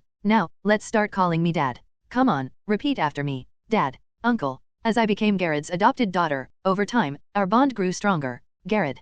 Yeah, you said you'd keep my hands clean. Is what's currently on my hands not water? Haha, I'm sorry, I lack cooking skills. Why aren't you cleaning up? Since it's going to get dirty anyway, is there really a need to do it often? I can just do it when it gets unbearable. Ha ha ha, Gared. Die. Wait a minute. Kana. As I began to trust him more, the way I called Gared shifted from uncle to his name. Hey, Kana. Commander, what brings you here? Is there a place I can't go to? More importantly, stop calling me Commander and just call me Dad, will you? Or just call me by my name like usual. Commander, please keep personal and professional matters separate. Oh dear. You really think you're so special, don't you? Just go ahead and take the commander position then, cough cough. Commander. Oh, great. Here we go again. Don't make such a fuss, Kana. It's not like this is the first time it's happened. How about just taking a break? Can't do that. I'd refuse to let you take the position of commander. I can't just hand over this sweet spot to you. Sweet spot? You mean being told to bark when told and bite when ordered? That's why I can't give it to you. You'd definitely jump into a fight at the slightest inconvenience. How could I ever pass this position to you? When Gared first entered the Crimson Aegis and rose to the position of Vice Commander, he was called Commander. He still used their names in private settings, though. Cough cough. Gared. Hey, don't worry. I have no plans to die before I see you get married and have kids. Then you're saying you die with me when I do. Hey, that's not right. Even if you don't have kids, you still need to get married. Dying alone would be too lonely. But you're not married either, Gared. Yeah, but I have a daughter. A daughter who has grown up beautifully and makes me proud. Humph. Due to the after-effects of injuries sustained from the snake, Gared's condition gradually worsened until he could no longer get up from his sickbed. I'm sorry. I wanted to see you get married, but it seems I can't keep that promise. You never promised anything in the first place, right? Haha, is that so? Then I'm relieved. Gared. Kana. Canaria. Yeah, my proud daughter, Kana. I love you too, Dad. What is it about just saying Dad that feels so embarrassing? It was only in the moment of farewell that I could reveal the feelings I had kept hidden. Recently, if you were to ask people which broadcast is the most popular on Fishik, they would undoubtedly point to one specific show. Joanie's broadcast shining at number 1 in real-time viewer rankings. Some might say it's only natural for her to be popular with such high viewer counts, but the massive gap between her stream and the one in second place every time she goes live wasn't just a coincidence. And that was made possible by the gravekeeper, now known by the name Canaria Gracis. There was a suspicion that the developer might have downed a few bottles of alcohol when creating this absurdly difficult raid. A tomb adorned with a magnificent sword, cutting down all who come near it while outright rejecting humans. It was clear to everyone that there was a deep story behind it, and people were captivated. When the once grumpy Kana finally opened her heart and revealed her name, it caused some viewers to smile warmly without realizing it. Viewers were so engrossed in the process of Joanie becoming friends with Kana that they felt as if it was happening to them. When Kana stood in front of the grave and uttered the word Dad, they had no thoughts in their minds. This was because they couldn't understand. Even with the familiarity of a game in English, people were desperate for a Korean patch. But very few managed to learn the language of the game world, granik, which was far more unfamiliar. And it wasn't just the locals. Pronunciation, way of thinking, grammar, etc. People are inherently optimized for the language of their native country, making it quite challenging to suddenly learn a different one. Games are supposed to be fun, so why do I have to study in a game? For those reasons, many people either gave up on learning granik or only memorized a few easy words. However, not everyone was like that. Some viewers, including Joanie and a few players, consistently studied granik, allowing them to interpret Kana's words. She said dad. Gasp. Gasp. Oh my god, not my baby? Ah, it might be a word that slipped out due to suddenly missing her dad. But standing before the grave and speaking with eyes that looked like they might burst into tears, could one really think that? Unless you were utterly oblivious, it was a scene that left no choice but to shut your mouth. No, you bastards. Are you even human? To steal from a child like that? Are you really trying to steal the belongings of her dad right in front of her? Comments. Why is this dude suddenly going crazy? Is it time for his meds? Link, go check it out. What is this? You bastards, how can you act like that and still be human? What a quick change of pace. Kana calling out dad in front of the grave and the sword stuck there. It was only natural to assume that sword was her father's keepsake. I didn't know it was a keepsake? Did I expect that to happen? Damn it, if I had known, I wouldn't have acted that way. Comments. Isn't it normal to think that if something is stuck in a grave, it's a relic? You just can't resist Excalibur. Hey, don't say that. You really believe that? Are you watching Indiana Jones? What the hell, don't drag me into this. Even in our industry, this is a bit. In the middle of a lively argument, the mood changed to silence whenever a mention of parents came up. This was, in technical terms, a situation where they became Tallulah, stunned silence. The post written by the person who first discovered Canaria was bombarded with criticism, and soon, the targets of their ire became the engineering students who were just trying to run for Perklun. Caught off guard by the sudden attack, they expressed their grievances. No, I wasn't trying to steal anything.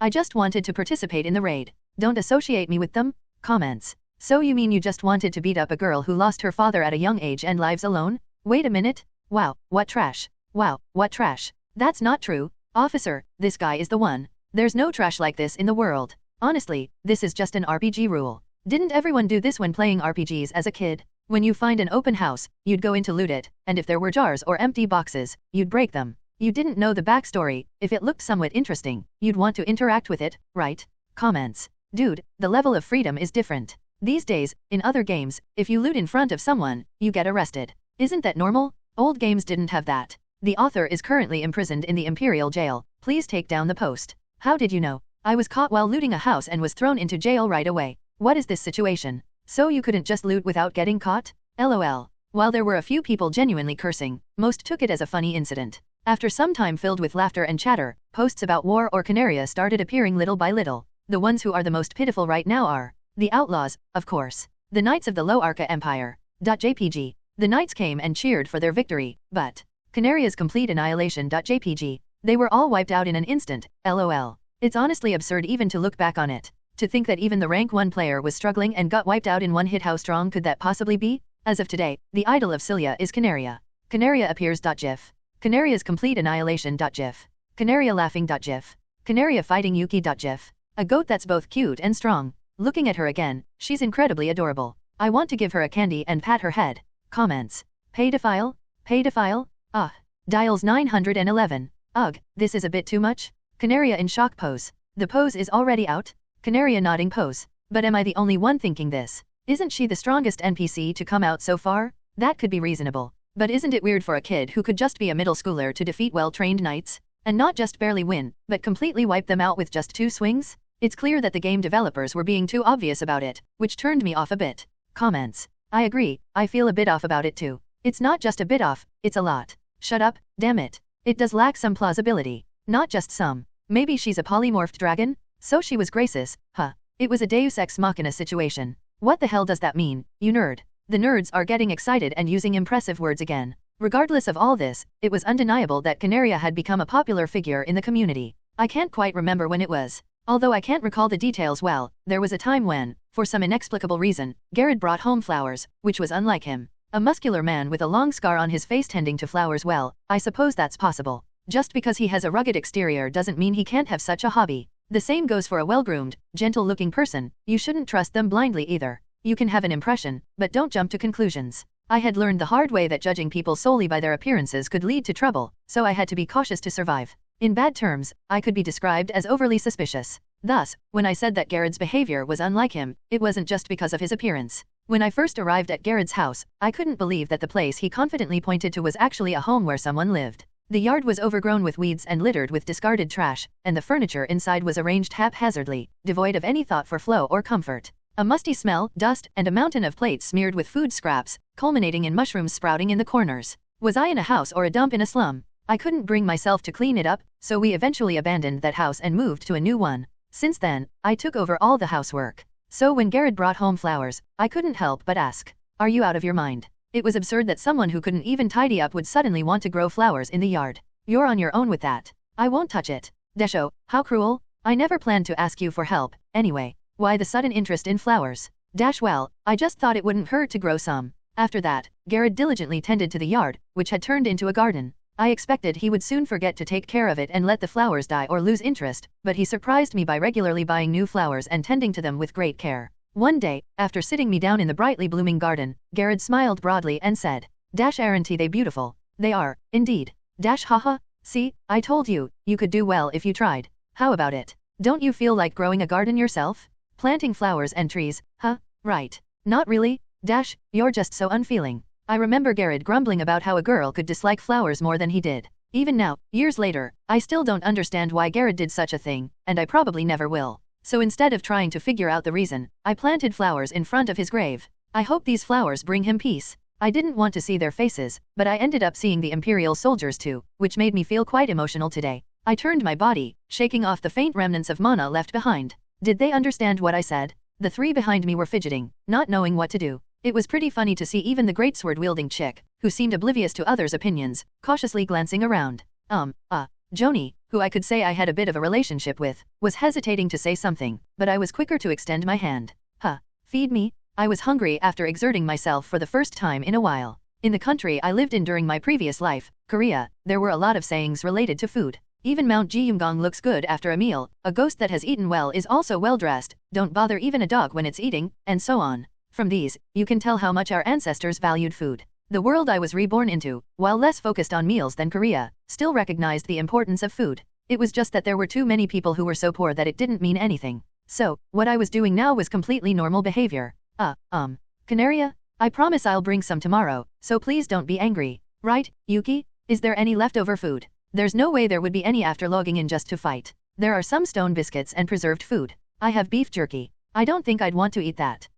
Canaria, do you want to eat this? Do you want to eat it? As I glared sulkily at the beef jerky being pushed toward me, Joanie awkwardly pulled her hand back. I had eaten so much jerky during my time as a knight that I didn't even want to see it now. Even back then, I tried to make sure I had proper meals, but in situations where time was tight or I had to hide, I had no choice but to eat preserved foods like jerky. I let out a sigh while watching the greatsword-wielding chick chewing on the jerky. I knew it wasn't Joanie's fault. After all, I had never asked for a reward, and it wouldn't have been strange for her to stop bringing food at any time since she was doing it on her own accord. But it just had to be right now. Hearing Joanie's words that she hadn't prepared anything made my shoulders slump. It wasn't that I was expecting her food to be delicious. It's not that it wasn't tasty, it's just that I had eaten a lot of better things, so I felt indifferent. Despite being looked down upon both inside and outside, as the commander of the knights, I had many meals with royals and nobles. Nobles and royals, regardless of what the common people eat, only care about filling their own stomachs, which is why the dishes served on their tables lack nothing in flavor or presentation. Even if Joanie claimed the food she brought was delicious, it didn't particularly excite me for this reason.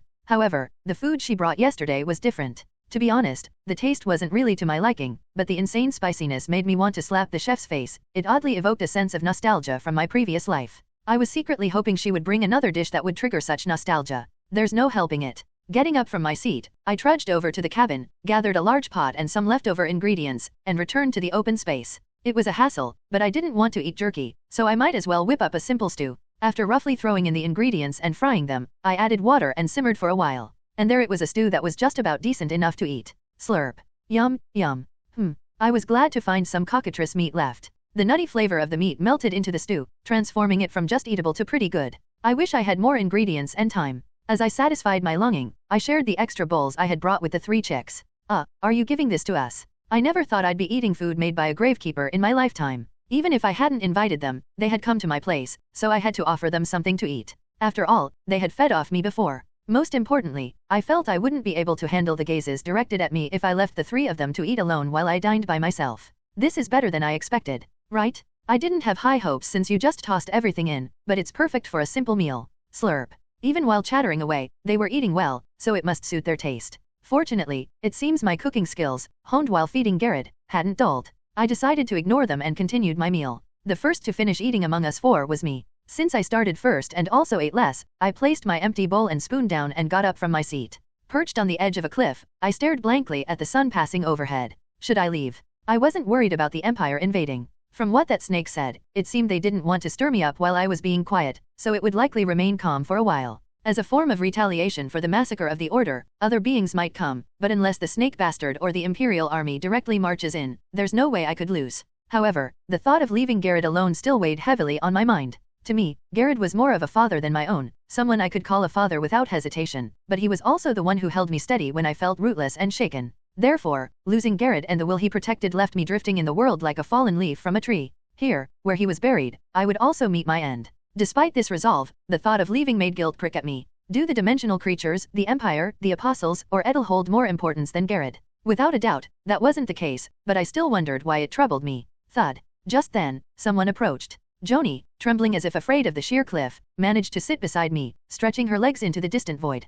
Pet pet. Then, she raised her hand and began to stroke my head. I had sensed her presence, but I never expected her to actually pet my head. I froze, my eyes wide open. What is this? Even while eating stew, Joanie kept stealing glances at Canaria. With every blink of her eyes and every little movement of her mouth, Joanie silently screamed in her heart. Yet, at the same time, she couldn't believe that this cute girl had killed the formidable knights in an instant, casting a suspicious look her way. She looked like a girl who would be playing with flowers and hugging a doll. Looking at her arms, they seemed even thinner than her own. No wonder there were still many who couldn't believe that this terrifying gravekeeper was such a girl. She glanced at Canaria, then at the stew, back and forth. Eating like a penny pincher took a long time, so ultimately, Canaria finished her bowl first and stood up.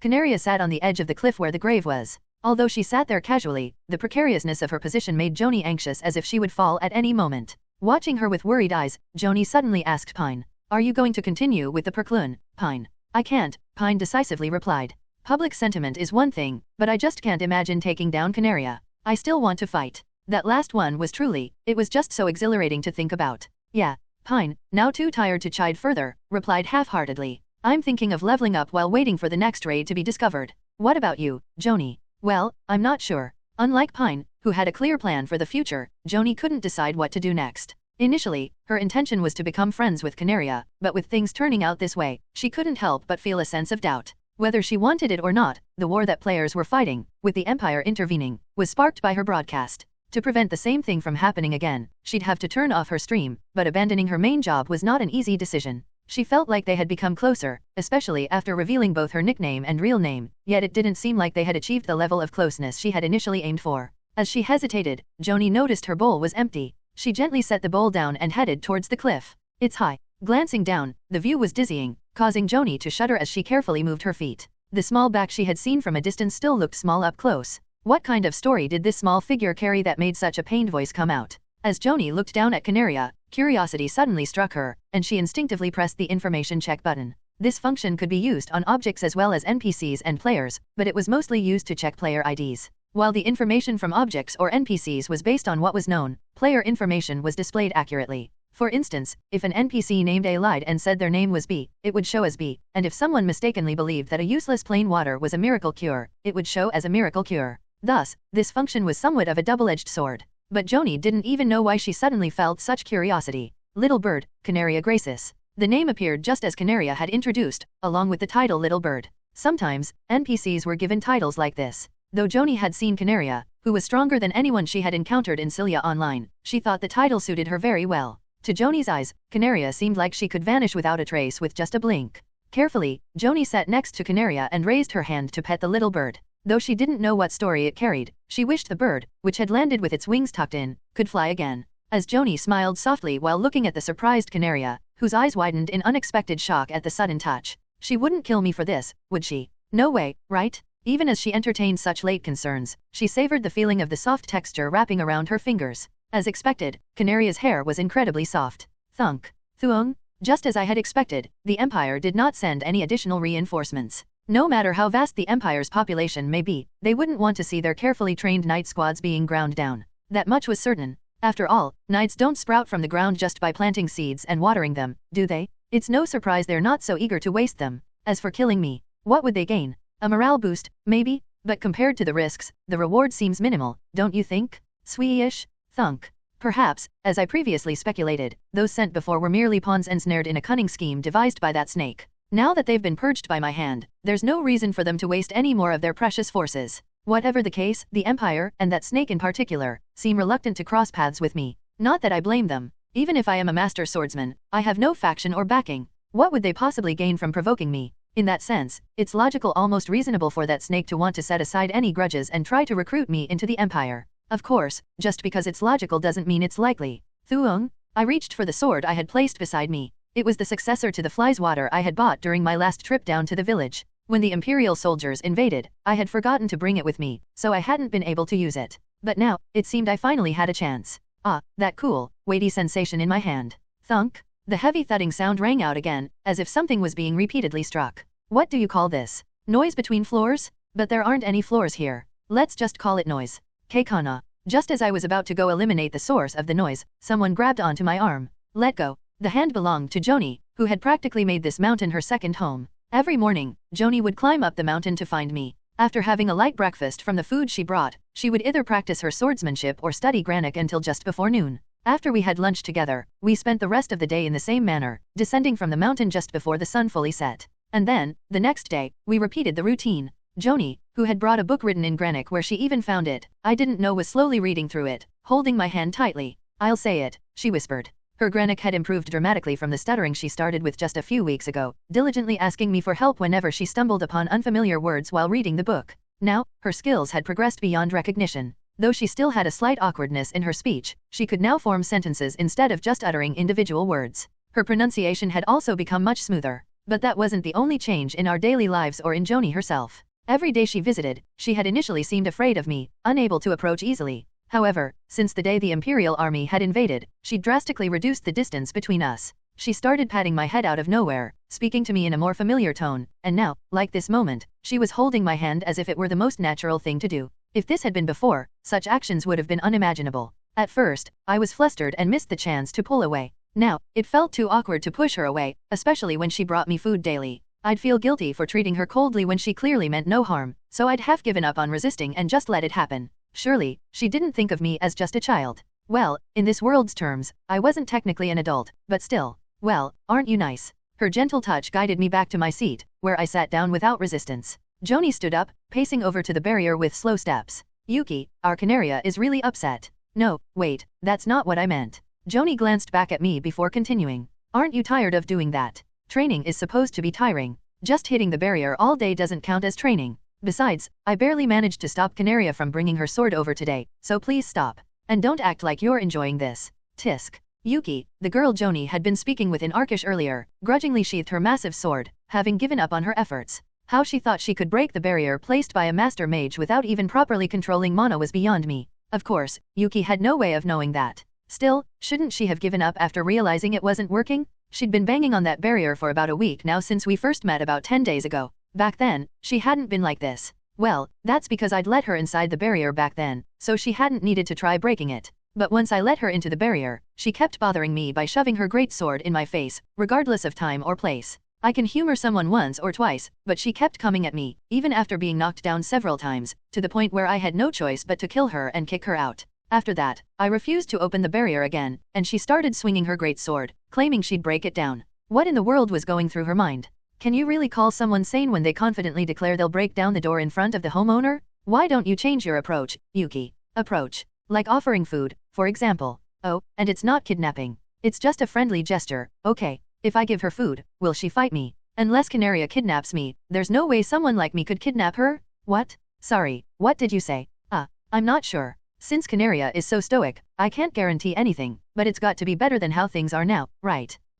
While watching them talk, Yuki turned her head toward me, and our eyes met. We stared at each other for a moment before quickly looking away. What do kids like? Well, it depends on the kid, but usually toys, dolls, and they love snacks too. Toys, dolls, snacks. Oh, since Canaria seems to enjoy gardening, it might be a good idea to bring her gardening tools or flowers. Gardening tools, flowers. Thanks. If you're grateful, could you stop knocking on the barrier? It's getting kind of loud, honestly. It felt like the conversation was wrapping up, but why did I still feel like the root of the problem wasn't resolved? I tilted my head in confusion. Another morning, just like any other. As I opened the barrier to let Joanie inside, Yuki, who had followed closely behind, tried to slip in. Suddenly, here, it's a bribe. Yuki abruptly extended her hand, offering something. A black box? What she held out was a small box, adorned with a tiny red ribbon. As I eyed it cautiously, Yuki waved her hand as if to say, "Aren't you going to take it? It's a gift." Joanie, who had been watching us, explained to me. "It's a gift of apology. She's sorry for bothering you?" That can't be true.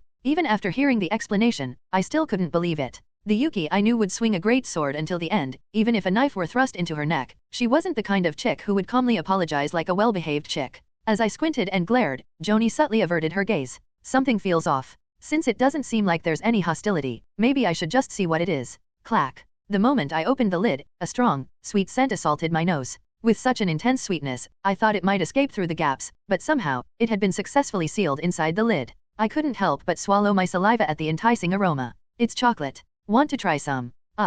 No. The glossy black color was captivating and wouldn't let go of my gaze. It must taste good. With a smell like this, there's no way it could be bad. But if I eat this? I glanced at Yuki. What's wrong? This is delicious. I know that. As I stared at the chocolate, Joanie picked it up without responding to my silence. My gaze followed her hand.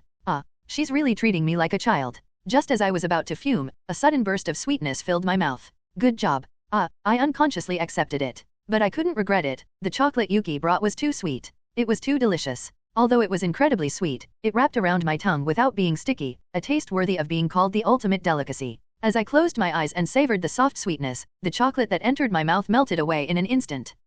With a sigh of disappointment lingering from the intense sweetness, Joanie chuckled softly. I have one more. At that moment, Yuki pulled out another box from somewhere. It was exactly the same as the previous one. I nodded my head. Come in. I absolutely detested being bothered, but if it was a guest, it was a different story. They had shown sincerity, so I'd let it slide. It's definitely not because I was swayed by the chocolate. Definitely not. It's easy. It is easy. Seeing Kana, who had hugged the chocolate box and was skipping inside, brought a smile to Joanie's face. Yet, at the same time, a hint of disappointment lingered. If I had known it would be like this, I should have brought this from the start. Would they have become friends faster that way? I couldn't help but think about it. The things I brought were tasty enough, but perhaps they didn't suit her childish palate. That being said, it was also strange that she reacted to spicy food. Shaking her head in confusion, Joanie reminded herself that at least she saw Kana looking happy. Although she didn't smile, just seeing Kana's stiff face soften a bit felt like a big achievement. Even though the high-end chocolate was quite expensive, it didn't matter since it was Yuki who spent the money, so Joanie enjoyed the happiness without any burden. In the end, Yuki got what she wanted too. This is what they call a win-win. Win-win. Yuki glanced at Joanie, who suddenly spoke an out-of-the-blue phrase, then shrugged and entered the open barrier.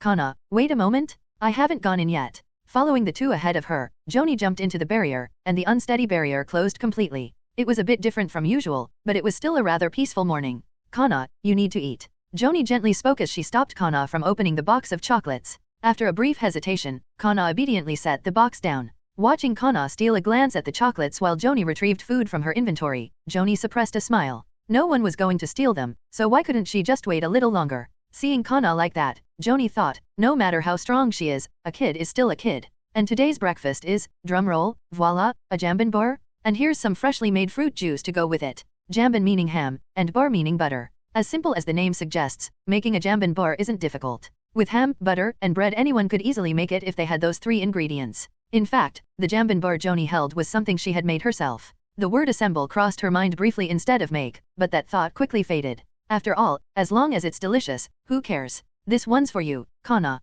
Yuki, you can have one plus. Thanks. Joanie chose the jambon bar with the most ham and handed it to Kana. Kids need to eat a lot and grow big, she thought. Not that the other sandwiches were lacking in ham. In Silia Online, no matter how much you eat, it doesn't affect your real body, so calories didn't matter. Of course, Silia still had a sense of fullness, so you couldn't eat endlessly until you burst, but the fact that you could indulge in delicious but unhealthy food without worrying about the consequences was a definite perk. Taking a big bite of the ham-filled sandwich, Joanie smiled happily. This is the life. If I ate like this in real life, I'd blow up like a balloon. If I finish this, I wonder how many hours I'd need to spend on the treadmill. Host looks pretty slim, so she's probably fine. I eat like that all the time. I used to eat like that, but my digestion can't handle it anymore. How old are you, if you don't mind me asking? LMAO. Honestly, with that much ham, it's too expensive to eat often. Yeah, it is expensive. Buying this at a cafe would break the bank. Even making it yourself is pricey. Bread, ham, butter, it's all expensive. Nothing's cheap. The hem in Silia was a little different from the hem Joanie was used to, but not drastically so.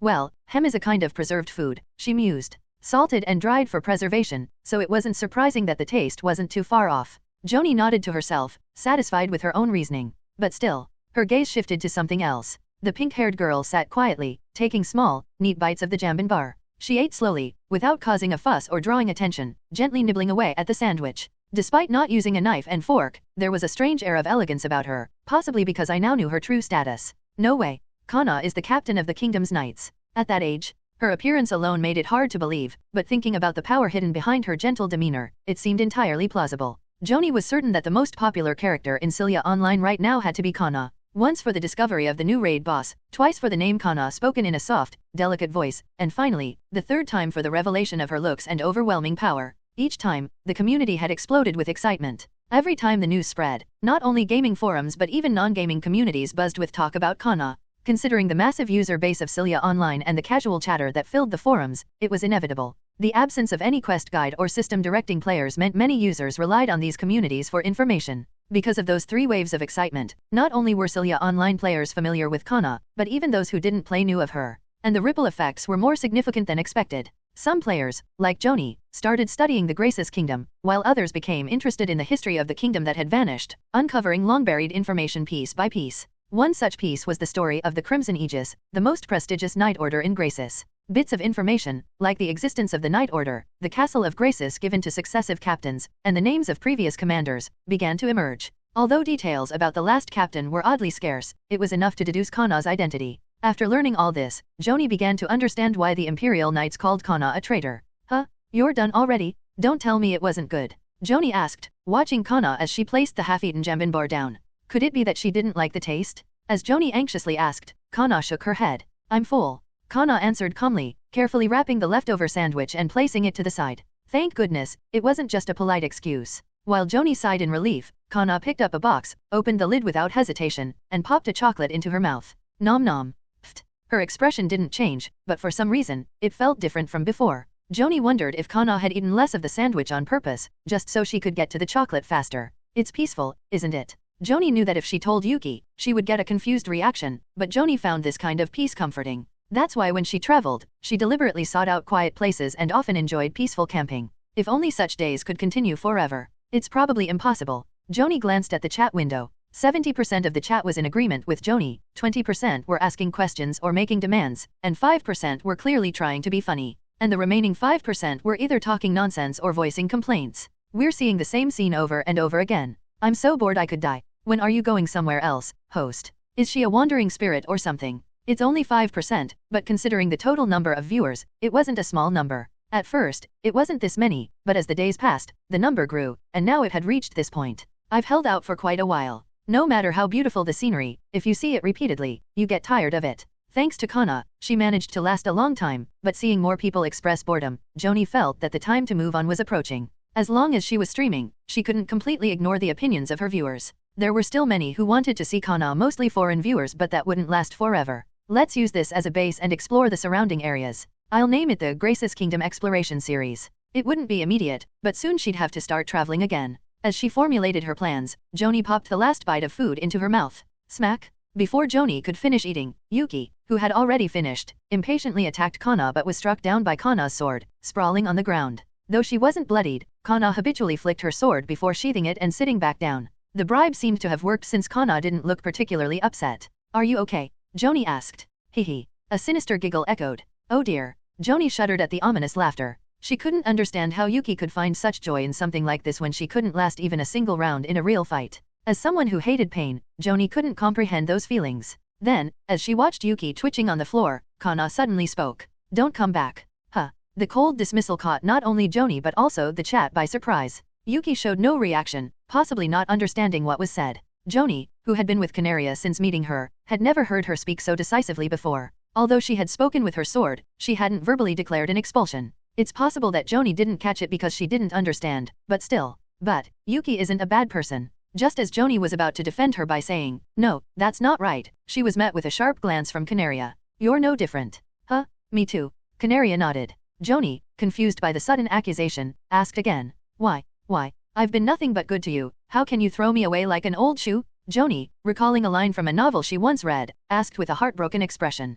Canaria responded with short, clear words that Joanie could understand. I'm leaving here. Leaving. Joanie wanted to ask, where to, but she couldn't remember the Graces word for destination. Instead, she shouted enthusiastically. Me, too. Huh. I want to go with you. Joanie cheered at what she felt was a once-in-a-lifetime opportunity. She had been thinking of leaving anyway, and now Canaria was talking about leaving. What perfect timing, as if she could read Joanie's mind? Though, it's only possible if Canaria allows it. Suddenly realizing the reality of the situation after her moment of excitement, Joanie began to chew on her lip, anxiously watching for Canaria's reaction. It didn't seem like she was entirely against it, but she didn't seem thrilled either. Canaria's face was as calm and gentle as usual. Joanie knew that there wasn't much for Canaria to gain by accepting her offer. Joanie's abilities were far too insignificant for her to be considered a real companion. She wasn't necessary as a guide since Canaria was already familiar with Silia. She couldn't even bring her food, like she had been doing up until now. Frantically thinking, Joanie finally remembered her only real value. Translation? Kana, you don't understand Arkish, right?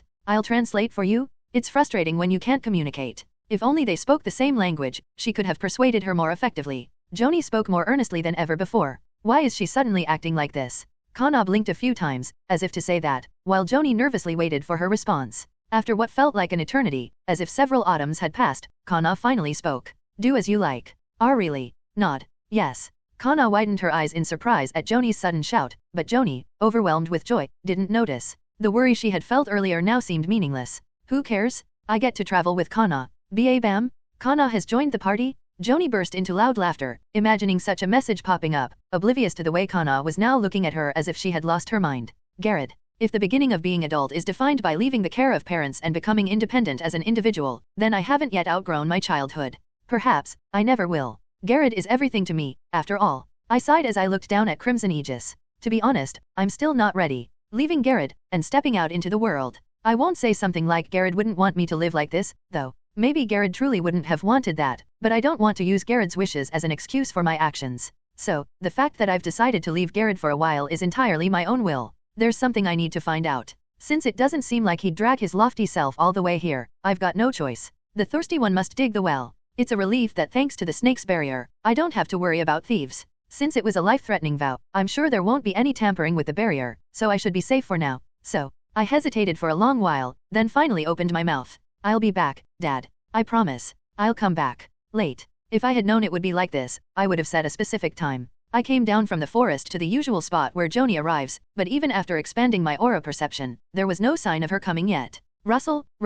The person I'm waiting for isn't here, but strange things are gathering. I looked around at the people surrounding me from a distance. Judging by their blurry faces, they must be apostles. They don't seem hostile, so I'm leaving them be, but being gawked at like this doesn't feel great. Tap. She tapped the sword hanging from her waist. If they're an apostle, wouldn't it be okay if they die once? Canaria. As she was seriously contemplating, a familiar voice reached her ears. Just a moment? I'm coming through. W.O. Joanie, who had been struggling to push through the thick crowd, was suddenly shoved forward and popped out like she had been launched. It was, in a way, a very Joanie-like entrance. You're late. Sorry. Well, I had a lot of preparations. Preparations. Yes, preparations. Joanie proudly puffed out her chest as if explaining herself, even though no one had asked. Trust me, I'll make you feel right at home.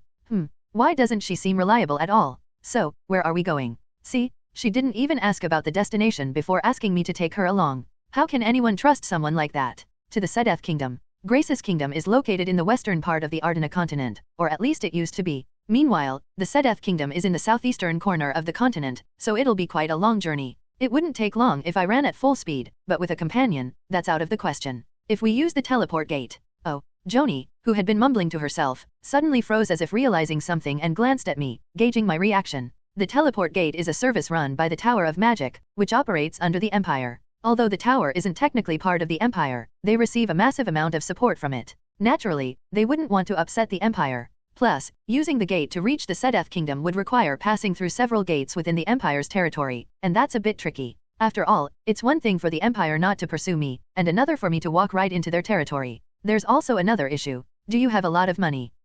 Crossing the continent via teleport would cost a fortune. There's a reason people prefer the hard way of traveling by carriage or horseback rather than using the quick and convenient teleport gate. The reason I was dumbfounded when I saw the knights invading last time was because of that. They crossed over using something we wouldn't even use during a war, unless it was a life or death situation, so you can imagine how I felt. Looking at it that way, the snake's words about young and hot-blooded guys seem a bit off. Rich and hot-blooded guys is more accurate. Then, are we walking? We need to get a carriage. Even I don't want to walk that far. Spending several days bouncing around inside a carriage isn't easy, but it's much better than walking for days on end. Not for me, but for this frail companion of mine. If there's a caravan heading to Sedeth, we can join as guards. If not, we'll have to hire a coachman. There are pros and cons to both options, so I can't say which is better. Besides, it's questionable whether there's even a caravan going to Sedeth from here. Let's go, for now. Where to? To the village. We won't find a caravan or a carriage here. And to do that, we'll need to get through those apostles. Fine, I get it. SRRRNG. Wait. Whem? As I half drew my sword, Joanie rushed over in a hurry. I'll talk to them. They're going to revive even if they die, so I don't get why she's so worked up. Gared's hometown is a small village at the base of a rugged mountain. According to him, he's been freely climbing that treacherous mountain, something even adults struggle with, ever since he was a child, but believe it or not, whether Gared's words are true or not isn't important, so let's move on. In such a small village, it was no surprise we couldn't find a caravan or a carriage, so we naturally set our sights on the nearest larger city. The closest large city from here would be Ordo. When I asked Joanie if she knew about Ordo, she confidently nodded. Ordo? Of course, I know. And then she started explaining, though I couldn't understand all of it. From what I gathered, the city of Ordo still exists. Well, it's hard for a large city to collapse all at once, isn't it? Now that I think about it, Graces really pulled off something difficult. Anyway, after the fall of Graces, it seems Ordo chose to remain an independent free city, likely due to having sufficient economic and military power to sustain itself instead of being absorbed into the empire. Ordo. I might even run into some familiar faces there. Oh, right. Kana, take this. A cape. I mended it. How does it look? Not bad, huh? To be honest, when I handed over the torn cape to Joanie, who offered to fix it, I didn't expect much. If it worked out, great. If not, oh well. I'd used it for a while and had grown fond of it, but it wasn't full of memories or anything. Buying a new one would just feel slightly disappointing, nothing more. What's truly important is something else. I fiddled with the choker around my neck. Yeah, it's fine. The torn hood was neatly repaired as if it had never been ripped, and all the frayed spots were carefully patched up. If I looked closely, I could see the stitching, but from a casual glance, it was so tidy that you'd barely notice it had been mended. I never expected Joanie to have such skill. They say even a rolling dung beetle has its own talents. Had she opened a repair shop instead of wielding a sword as a mercenary, she might have made a fortune. Huh? Kana, what did you say? Nothing. As I wrapped the cape around me with practiced hands and moved to pull up the hood, Joanie suddenly stopped me. Kana, wait a minute. Could you, not wear the hood? Her sudden request made me tilt my head in confusion. It's not that I can't, but, why? Your cute face will be hidden. What nonsense are you saying? To nonchalantly throw out a line that sounds like something straight out of a cheesy comic. Maybe in my previous life, I'd have been a bit flustered, but after going through all kinds of turmoil, it didn't affect me at all. I scoffed and turned my head away. I didn't wear the hood. So cute. Joanie murmured softly. Kana tried her best to act nonchalant, but the tips of her ears, visible through her sweet pink hair, were flushed red, and there was a slight blush barely visible on her pale cheeks. Joanie watched Kana, who had turned her head away, with a warm smile. Even the viewers watching through the broadcast seemed to wholeheartedly sympathize with Joanie's feelings, as the chat room was in a frenzy. So cute, haha. I want to pet her. Why is it only you? Why only you? Why only you? I want to talk to Kana too. Ah, Kana is mine. Since when did the chicks have a say? Isn't it that Kana is not the host's, but the host is Kana's? Hey, can opener. Hey, the orders are piling up, so hurry and deliver? Joanie's eyes widened sharply as she saw the hyenas charging at her like they were ready to pounce. As expected, they were eager to tease her. Joanie let out a puff of breath and changed her expression to a victorious smile. Yeah, no matter what you say, the one who's going on a date with Kana is me. Aren't you jealous? Isn't your stomach hurting? Aren't you envious? So what else can you do besides watch us? This is just. Message deleted. Message deleted. Should I kill you, master? Hey, no bad words allowed. Keeping it light and playful, Joanie dealt with those trying to cross the line, subtly reminding them. Just wait. I'm coming to kill you. Checking the route to Ordo. I sharpened my sword for this day. Are you planning to fight? There's Kana beside me. Do you think you can beat our Kana? Come at me if you can. Ah, haha, I feel like slapping you. Using a child as a shield, aren't you ashamed? Ugly young woman. Hehe, it's nothing to me anyway. Those who have eaten meat know how to eat well, while the context is slightly different. Joanie had experienced enough teasing from the viewers to know how to get under people's skin. Seeing the chat blowing up with anger as she had predicted, she kept grinning. The comment about hiding behind a child did sting a bit, but I've already done it once, what's stopping me from doing it again? As someone who had been protected by Kana when the Imperial Army invaded Low Arca, Joanie brushed it off lightly. Whether it was right or wrong to take pride in that was not a thought in her mind. As she watched the flustered Kana and teased the viewers, the well-trodden path unfolded before Joanie's eyes. This path leads straight to Ordo, but Kana probably already knows that. Joanie realized that Kana was from Graces and, embarrassed, abruptly stopped her explanation intended for the viewers. This was akin to showing off in front of a pro, but Kana remained completely unfazed, while Joanie's face turned red from embarrassment. Waving her hand to cool her face, Joanie feigned indifference as she spoke. When we arrive, we'll eat something delicious. Stomp, stomp. I found her. However, she couldn't finish her sentence. Right in front of them, a stranger appeared, pointing a sword at them. Gulp. For a moment, Joanie thought it was a knight chasing after Kana and lifted her head, only to be startled into a gulp by the sword aimed at her. Not an article, but a player? Joanie, realizing the identity of the intruder, asked in a trembling voice. Who are you? I came because you invited me to come. Gulp. Joanie, taken aback by the unexpected visit she had never imagined would happen, took a step back, then another. Ha ha ha. This is hilarious. Ha ha ha ha. I won't forget you, martyr. The chat was already in a festive mood. Everyone wished for her death. As Joanie rolled her eyes to assess the situation, she suddenly smiled. Humph. I have Canaria with me, you know. Normally, she would have tried to persuade or find a way to escape, but now she felt secure with her strong escort. Joanie turned to call for Canaria. Canaria. Yeah. Look over there. They're blocking our way. We have to take care of this, right? Joanie's expectation-filled gaze met Canaria's, who tilted her head. So, this wasn't the reaction she expected. Joanie, more flustered than when the intruder appeared, spoke again. I mean, they're blocking our path. Yeah, and. But what Joanie didn't know was this. First, Canaria wouldn't draw her sword unless it was a special situation or there was hostility. Second, Canaria had an exceptional ability to sense hostility. In other words, Canaria, realizing that the intruder bore no ill will towards her, had no intention of stepping up first. It seems like they want to talk to you, so handle it well. Though she didn't fully understand everything, Joanie could grasp Canaria's intention through her folded arms and stepping back. Canaria. Ha, ha ha ha ha. The harmony of the despairing cry of someone betrayed by the one they trusted, the mockery of the intruder, and the laughter of the viewers echoed together. Joanie and the mysterious figure faced off with serious expressions as they clashed swords. From the perspective of watching the fight, one might wonder, is this really the face they make? But I refrained from pouring cold water on the moment. You're holding up better than I expected. Although a few weeks isn't enough time for someone's skills to dramatically change, it is sufficient to refine poor basics. I might be the only one to notice, but to me, Joanie from a few weeks ago and Joanie now are markedly different. Isn't that why they can hold their own against the mysterious figure?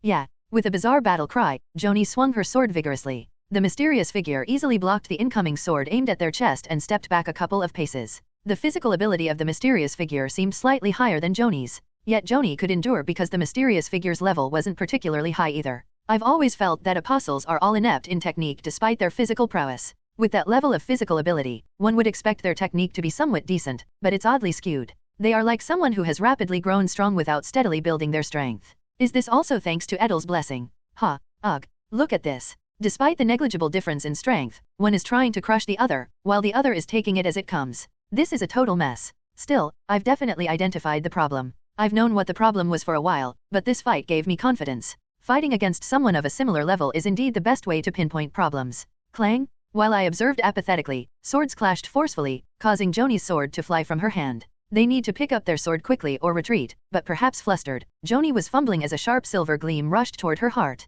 Kya! That's enough. Clang! Ugh! Thud! As I swiftly struck down the upper side of the rapidly approaching sword, the mysterious figure staggered and fell. It was an excellent moment to end their life. However, instead of plunging the sword into the exposed neck and back, I caught Joanie, who had collapsed, and helped her back up. After all, what's so scary about dying if you can come back to life? Joanie was trembling like a quaking aspen. When I picked up the sword that had fallen to the ground and placed it in her hands, she finally took a breath and thanked me in a shaky voice. Thank you. Don't mention it. I nodded casually. Why suddenly? The assailant, caught off guard like a bolt from the blue, looked bewildered. It's no wonder, he must feel wronged to be interrupted just when he thought he had won. I never intended to let Joanie die, so I was planning to intervene just before the conclusion. But I felt a little bad about it. Even if she could be resurrected, it would mean another long wait for her to reach this point again. I couldn't afford to waste time like that. I took a coin from my pocket and flicked it with my finger. Ping!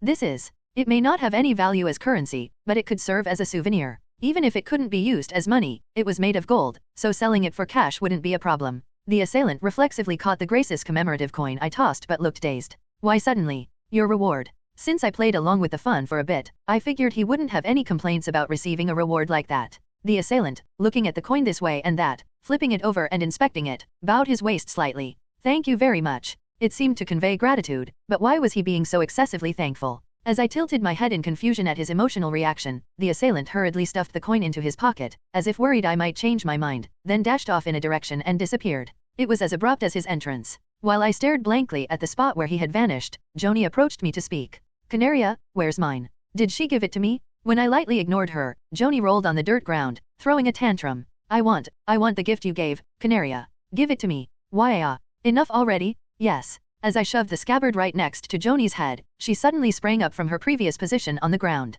Why is it that people only listen when violence is involved? I can't understand it. Tap tap. Ugh, dust. As Joanie dusted off her clothes that had become clouded from rolling on the ground, dirt swirled up. I stepped back to avoid the dust and gathered my thoughts. Joanie's issue is, as always, her excessive fear. It's the basic principle of combat to inflict damage on the opponent while avoiding damage to oneself. I could let her be cautious about getting hurt, but there's a limit to that. You can't win by just avoiding attacks and playing defensively after finally gaining the upper hand, you have to strike back at some point. To put it more precisely, it's like she only attacks when she's completely sure of victory. To seize the advantage, you need to take the offensive to some extent, but she seems too afraid of counterattacks to strike. I had allowed the pesky big sword chick to bother her to help fix this habit, but ironically, the big sword chick didn't show much interest in Joanie, rendering my efforts fruitless. Now that I think about it, I haven't seen the big sword chick today. Where's the great sword chick? Yuki? Oh, training. She said she went to train. I see. How consistent of her. Thinking back, I doubt having the big sword chick around would actually help Joanie much.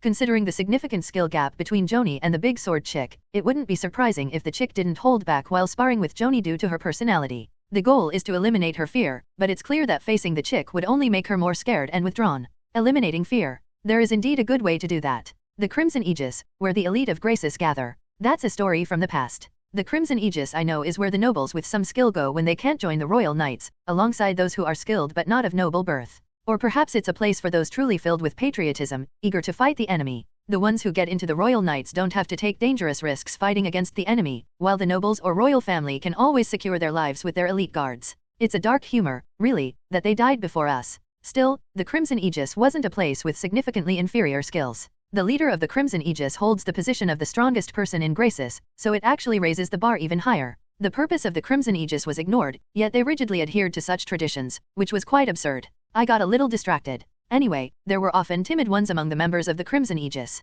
Hi, Hiek. I can't do it. Please just kill me. Those who stiffened like logs or retreated in fear. This reaction was common when guys who had honed their skills through sparring with others on the training grounds faced monsters for the first time. Of course, there were many who could fight calmly even without real combat experience. If they fought properly, they could win without breaking a sweat, but they just ran away in fear. And my simple solution at the time as the deputy leader was straightforward. Go. What? Go and fight. Did I hear that wrong? Then I'll make sure you hear it clearly. Wha? I curse you, deputy leader. I'd force them into a situation where they had no choice but to fight. Deputy leader. Yeah. Why are you giving me your sword? Because you asked me to kill you. Bring it on, you damn monsters. Or give them even greater fear. It was a little hurtful that they were more afraid of me just for unsheathing a sword than they were of the monsters, but isn't it better if it works out well? Oh, and for reference, the one who cursed me became incredibly brave after fighting the monsters for several days and even challenged me to a duel. Hi, Hiek. Deputy leader, I'm scared. It seems like another phobia developed afterward, but that's none of my business.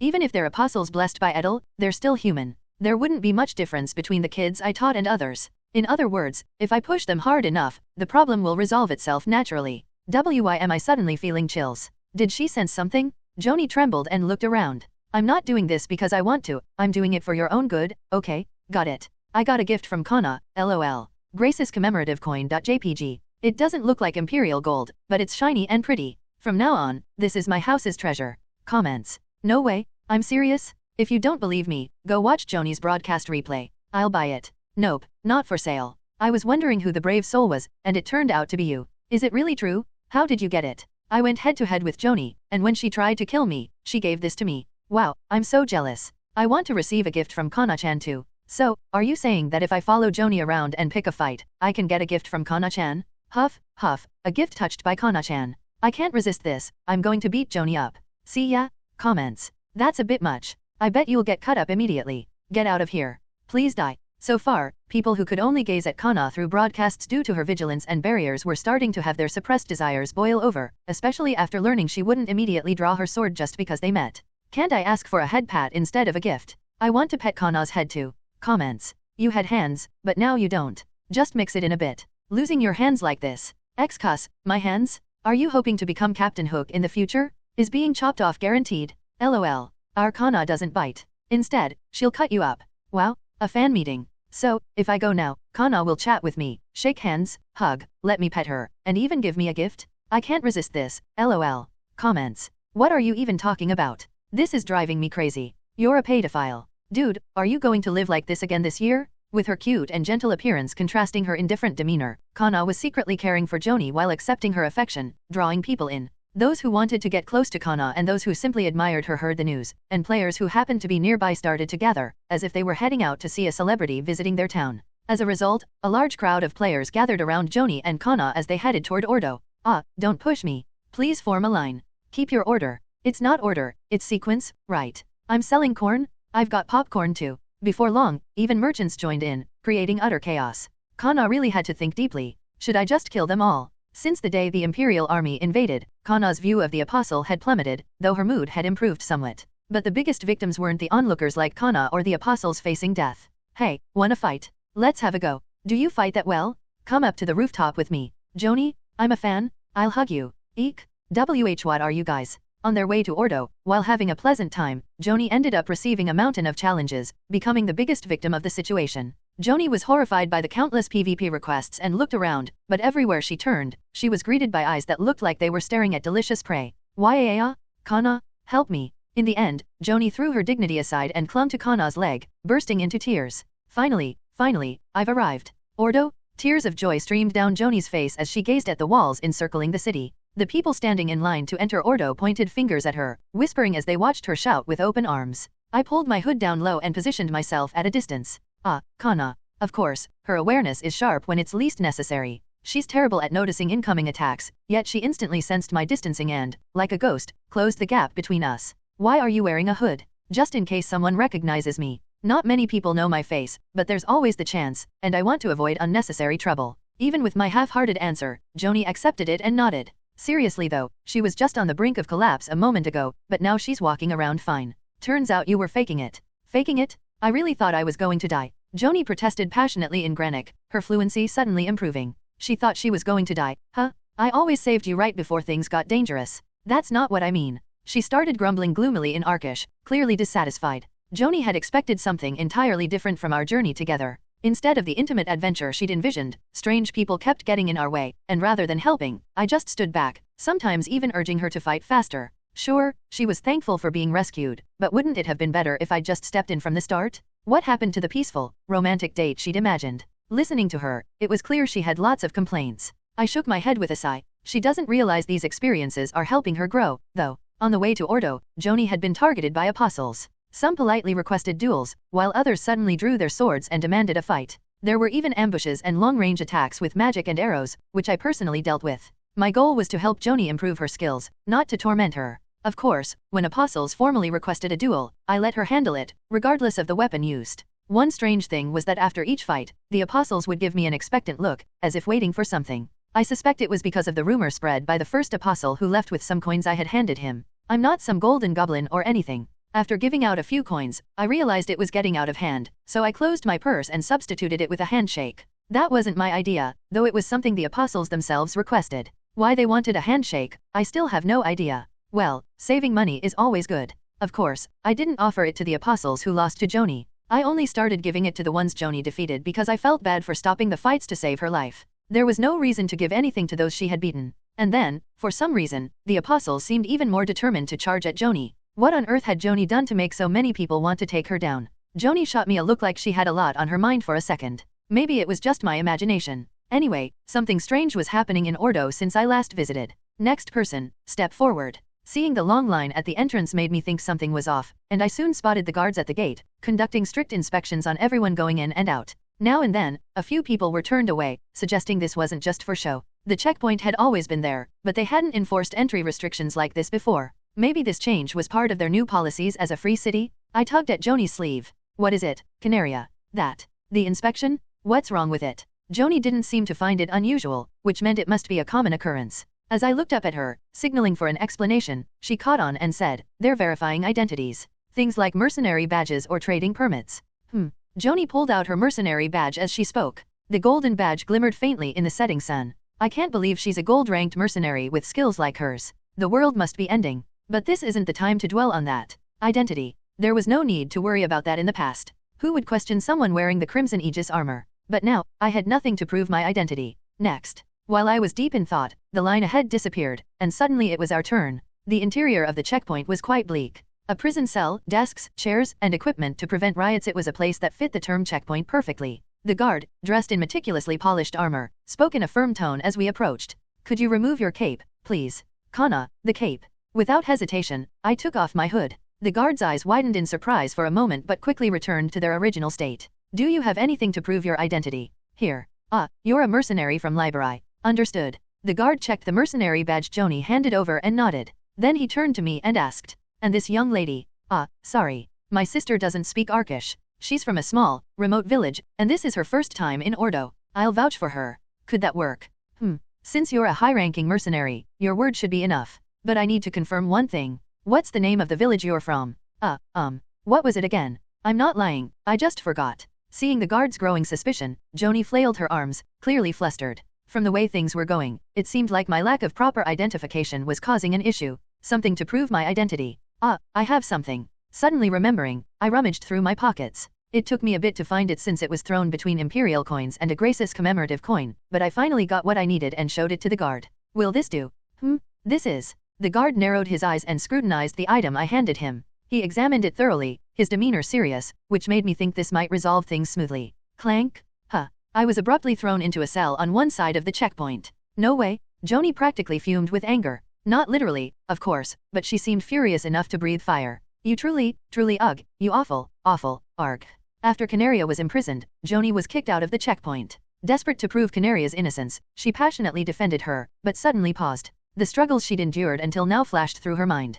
Caught in a moment of doubt, Joanie gathered herself and raised her voice again. She's not a bad person, it's just that her village is so remote, I can't remember the name. If you continue making a scene, even as a mercenary of Liber, I can't guarantee your safety. But, no matter what she said, the guard's responses remained cold and rigid. Being left without her companion drove Joanie to the brink of madness. LOL. Thanks for using Canaria up until now. A prison ending? Didn't see that coming, haha. What happens if you're thrown in jail? You just wait until they release you. Even if you log out, when you log back in, you're still stuck in jail. But Canaria's an NPC, so who knows what will happen. The chat, filled with laughter and jokes, paid no mind to Joanie's growing frustration. As she glanced at the chat window with a look of helplessness, one of the stern guards spoke up. It's not because of her status. The guard had seen the object Canaria presented. He didn't know much due to his lowly position, but he understood that it wasn't something a mere village girl would possess. From the moment he first laid eyes on her, he had sensed something was off. However, when she revealed the object bearing the crest of the fallen Graces royal family, it became clear her appearance was the least of his concerns.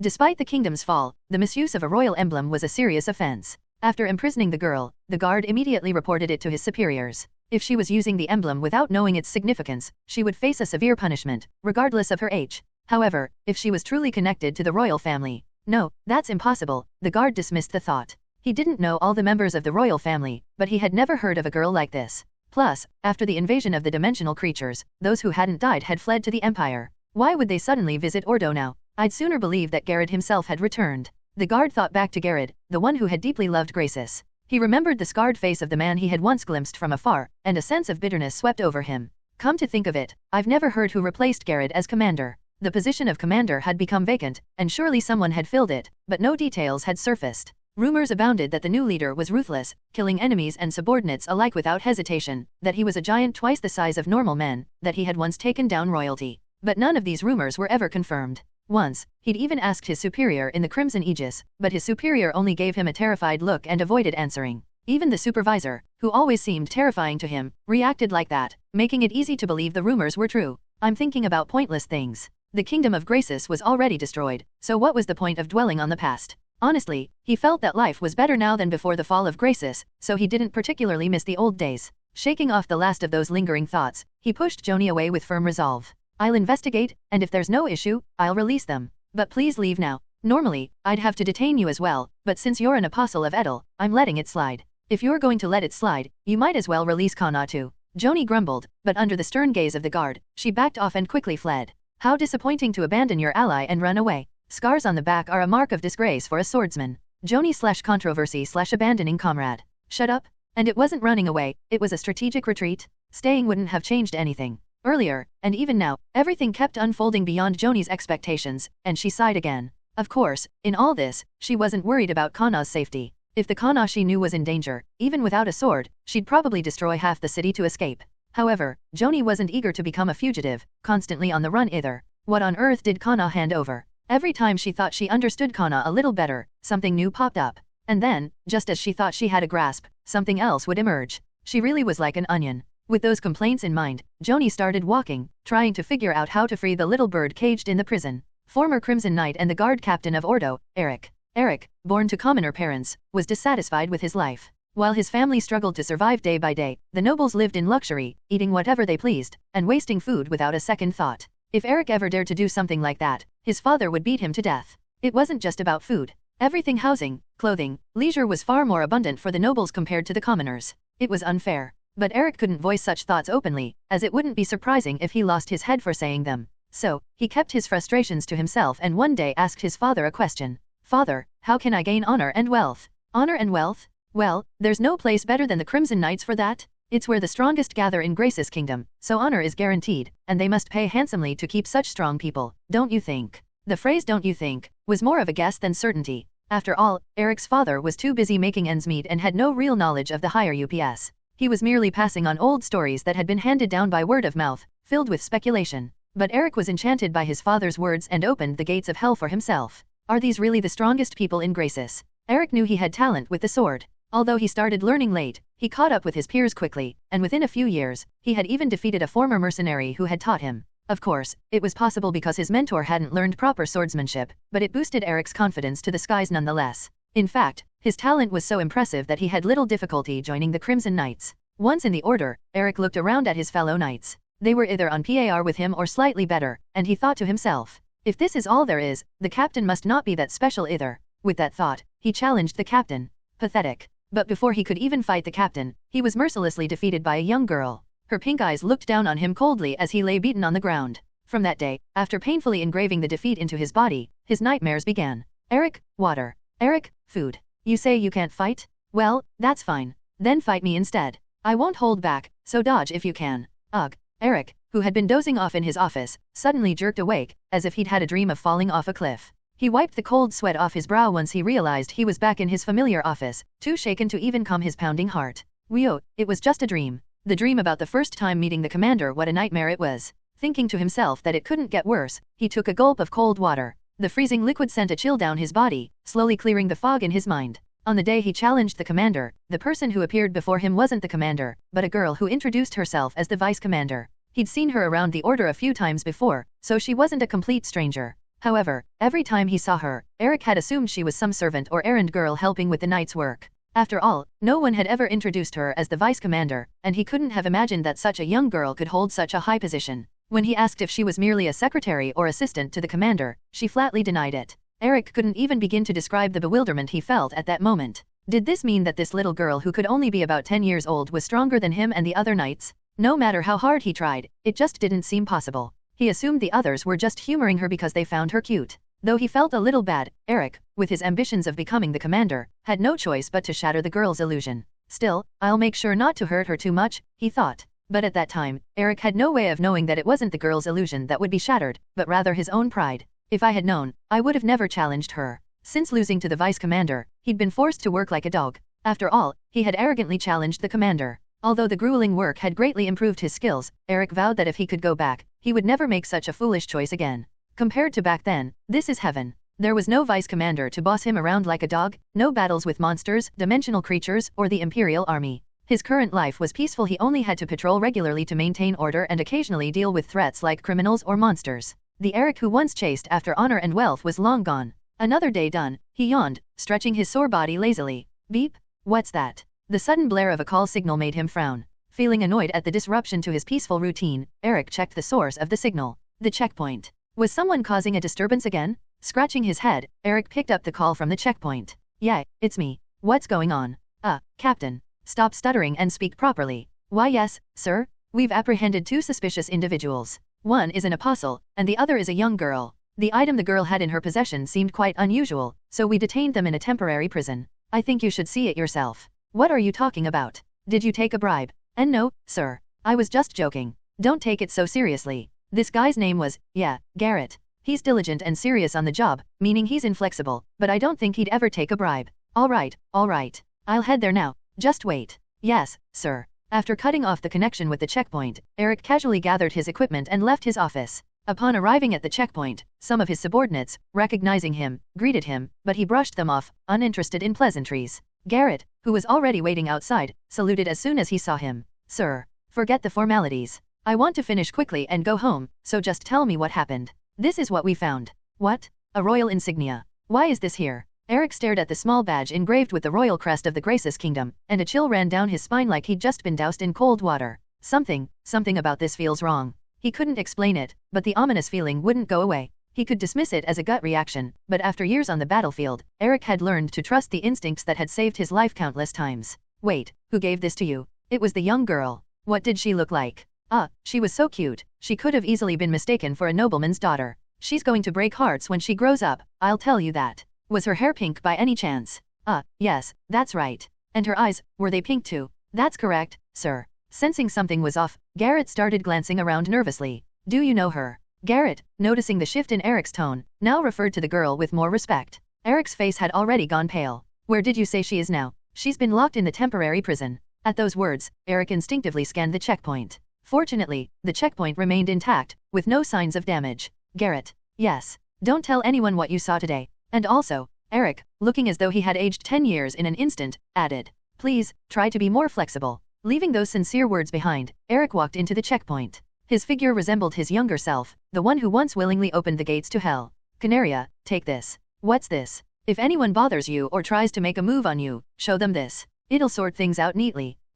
Gared, you liar. Neatly resolved, my foot it's only made things worse. Unless I used it in a way Gared didn't intend, and that's what caused all this trouble. I sighed, staring at the iron bars blocking my path. No, I should just admit it. I acted foolishly. I didn't think through the consequences and used it to avoid a minor inconvenience, only to create a bigger mess. I'm realizing once again how impatient I am. As I reflected on my past actions, I felt a sense of injustice and pouted. But seriously, is throwing me in prison really necessary? I know they understand granik, so couldn't they at least hear me out? Sure, flashing the royal crest might cause trouble, but I didn't think they'd immediately throw me in jail like this. It wasn't like I went around flashing it for fun. I'd never even used it since receiving it. I never had to, since royalty and nobles who called for me knew who I was, so there was no need to show the crest. I don't want to cause a scene. But quietly sitting in prison? That's even worse. Ugh. As long as I don't cause trouble for others, I suppose it's fine. I tapped on the iron bars to check their durability and nodded in approval. Yeah, let's do it. Sure, there might be someone who would be troubled by my escape, but that wasn't my concern.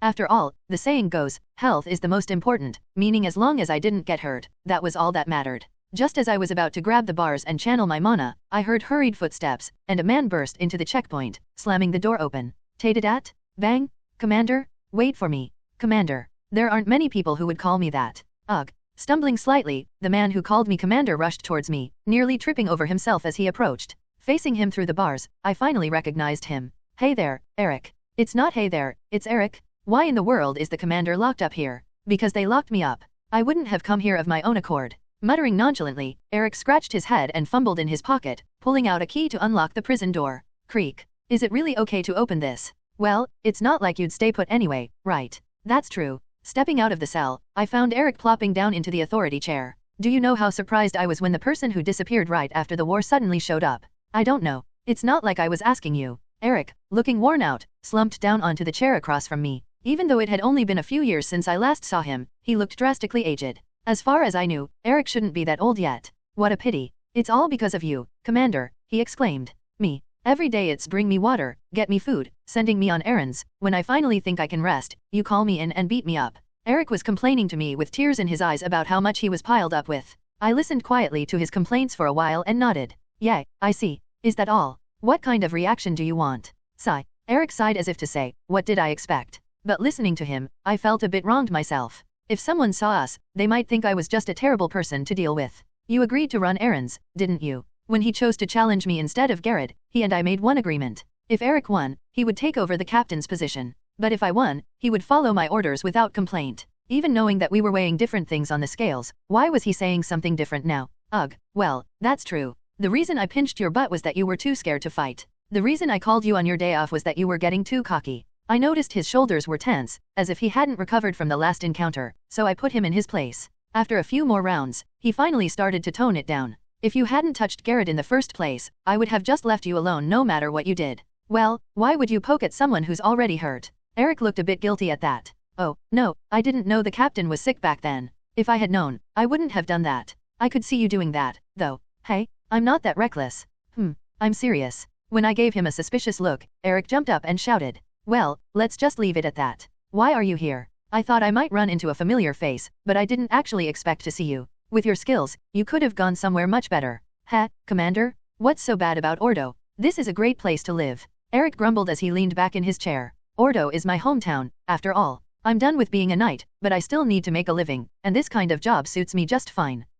Listening to his voice, which carried the weight of someone who had given up on many things, I thought back to the Eric of the past. It felt like just yesterday when he was a reckless pup, not knowing fear, but he's changed a lot. Even a brat matures with age, I see. A brat. Well, yeah, I suppose so. Got something to say. Eric gave me a look as if he'd just heard something absurd, then quickly changed his expression. Oh, no way. How could I ever say anything to someone as great as you, Commander? No doubt he's thinking, I can't believe a kid smaller and younger than me just called me a brat. Predictable. Still, since he didn't say it out loud, I'll let it slide. That guard earlier. You mean Gared? I don't know his name. He didn't seem like an Ordo local. He didn't understand granik. He's from Ordo, and you're right, he doesn't speak granik. How is that even possible? Why wouldn't it be? Eric answered while deftly pouring the tea. To be honest, Graces has been in decline for a while now. The rich fled to the Empire, and they're teaching the new generation Arkish first. It's not that surprising that the younger ones don't speak granik anymore, don't you think? But you speak it. Same reason as you, Commander. My father loved Graces so much. Right. Gared's patriotism was also unmatched. But Eric's wrong about one thing. Gared could also speak Arkish. We might not be on good terms now, but who knows what the future holds. It never hurts to be prepared. In that sense, Kana, you should learn it too. Not really interested. You're so cold. I vaguely remember having that conversation. As Eric said, both commoners and nobles alike were keen on learning Arkish before Graces was destroyed, but that was only for those who could afford it. People like me, who were worse off than commoners, couldn't even properly learn granik and had to pick it up by eavesdropping. Of course, after being adopted by Gared, I didn't bother to learn Arkish simply because I found it too tedious. Please don't kill him. He's inflexible but diligent. What do you take me for? It was slightly irritating, but I'm not some crazy woman who would cut off the head of someone who just did their job. Unless it's you we're talking about. Wait, why am I dragged into this again? Eric grumbled as he pulled something from his pocket. It was the badge I had shown to Gared, the guard, earlier. I'll return this to you for now. I'll also give you something to prove your identity, so in the future. Got it. You're telling me not to flash it around, right? I'm glad you understand. By the way, where have you been all this time? Quite a few people have been wanting to see you, but no one knew where you were. People wanted to see me? Who? More than a few. If I had to pick, the deputy commander was the most eager to find you. Oh, the deputy commander. Eric and I caught up on old times. So, where were you? Gared's grave. Ah, why didn't I think of that? Even if you had, you wouldn't have found it. No one knows where Gared is buried. It wasn't my decision, it was his wish. We continued with small talk for a while. By the time the sun had fully set and the lights from the inn began to replace the searing heat of the day, we wrapped up our conversation. Eric took a sip of the now lukewarm tea and said, Still, it's nice to see you after so long, Commander. I don't appreciate the still, but yeah, it's good to see you too. What will you do now? I'm going to the Sedeth Kingdom. Sedeth Kingdom? Don't tell me it's because of the apostle. That's part of it. I stopped there, and he nodded in understanding. Shall we have dinner together? It's on me. I've got someone waiting for me. Maybe next time. Ah, right. Well, next time you come to Ordo, I'll treat you to a grand feast. Just don't get hurt and make sure to come back. Though, I doubt someone like you would even get injured. Ha ha ha. Watching Eric laugh heartily, I slightly lifted the corner of my lips. Who's worrying about who? You should worry about yourself instead of me. Knock knock. Have they left? Yes. Gared carefully opened the door to the checkpoint and stepped inside. Turning his head, he looked around for the girl but, upon confirming her absence, let out a sigh of relief. But relief aside, who exactly was that girl for his superior to react like that? Unable to contain his curiosity, Gared asked Eric. Captain. Forget it. Drop it. Eric cut off his curiosity sharply. For a moment, Eric recalled the past. The image of Canaria when the previous captain, Gared, was alive, and the way she had changed after Gared's death. As he thought of both, he then recalled the Canaria he had just spoken with moments ago. She's definitely mellowed out. Her expression and voice were still as emotionless as ever. Her face wasn't as relaxed as when he first saw her, but it wasn't as rigid as the last time, either. It seems time hasn't only changed me, Captain. Swallowing the words he couldn't say out loud, he smiled faintly. Captain. Quiet. I can still fight. Didn't you say before, Captain, that there's no need for a cowardly dog that runs away in fear? Stop spouting nonsense and retreat. That's an order. Eric couldn't forget the pink eyes that looked down at him as he was defeated, but he also couldn't forget the small back that stood before him, blocking his path, bloodied. To think a lowly commoner is part of the Crimson Aegis. The honor of the order has truly fallen. What? Ah, shoot. Did you hear that? My bad, I was just chatting with the others. You bastard. Hey, you lot. What are you doing? Yes. Commander. You look free enough. Spar with me. No, I mean, refusal is not an option. And the scene of the commander beating up the soldier who had been mocking Eric into a pulp also came to mind. Of course, that incident was certainly influenced by the commander's personal feelings. Because of that, Eric couldn't hate the girl. If word of today's events leaks out, then, gulp.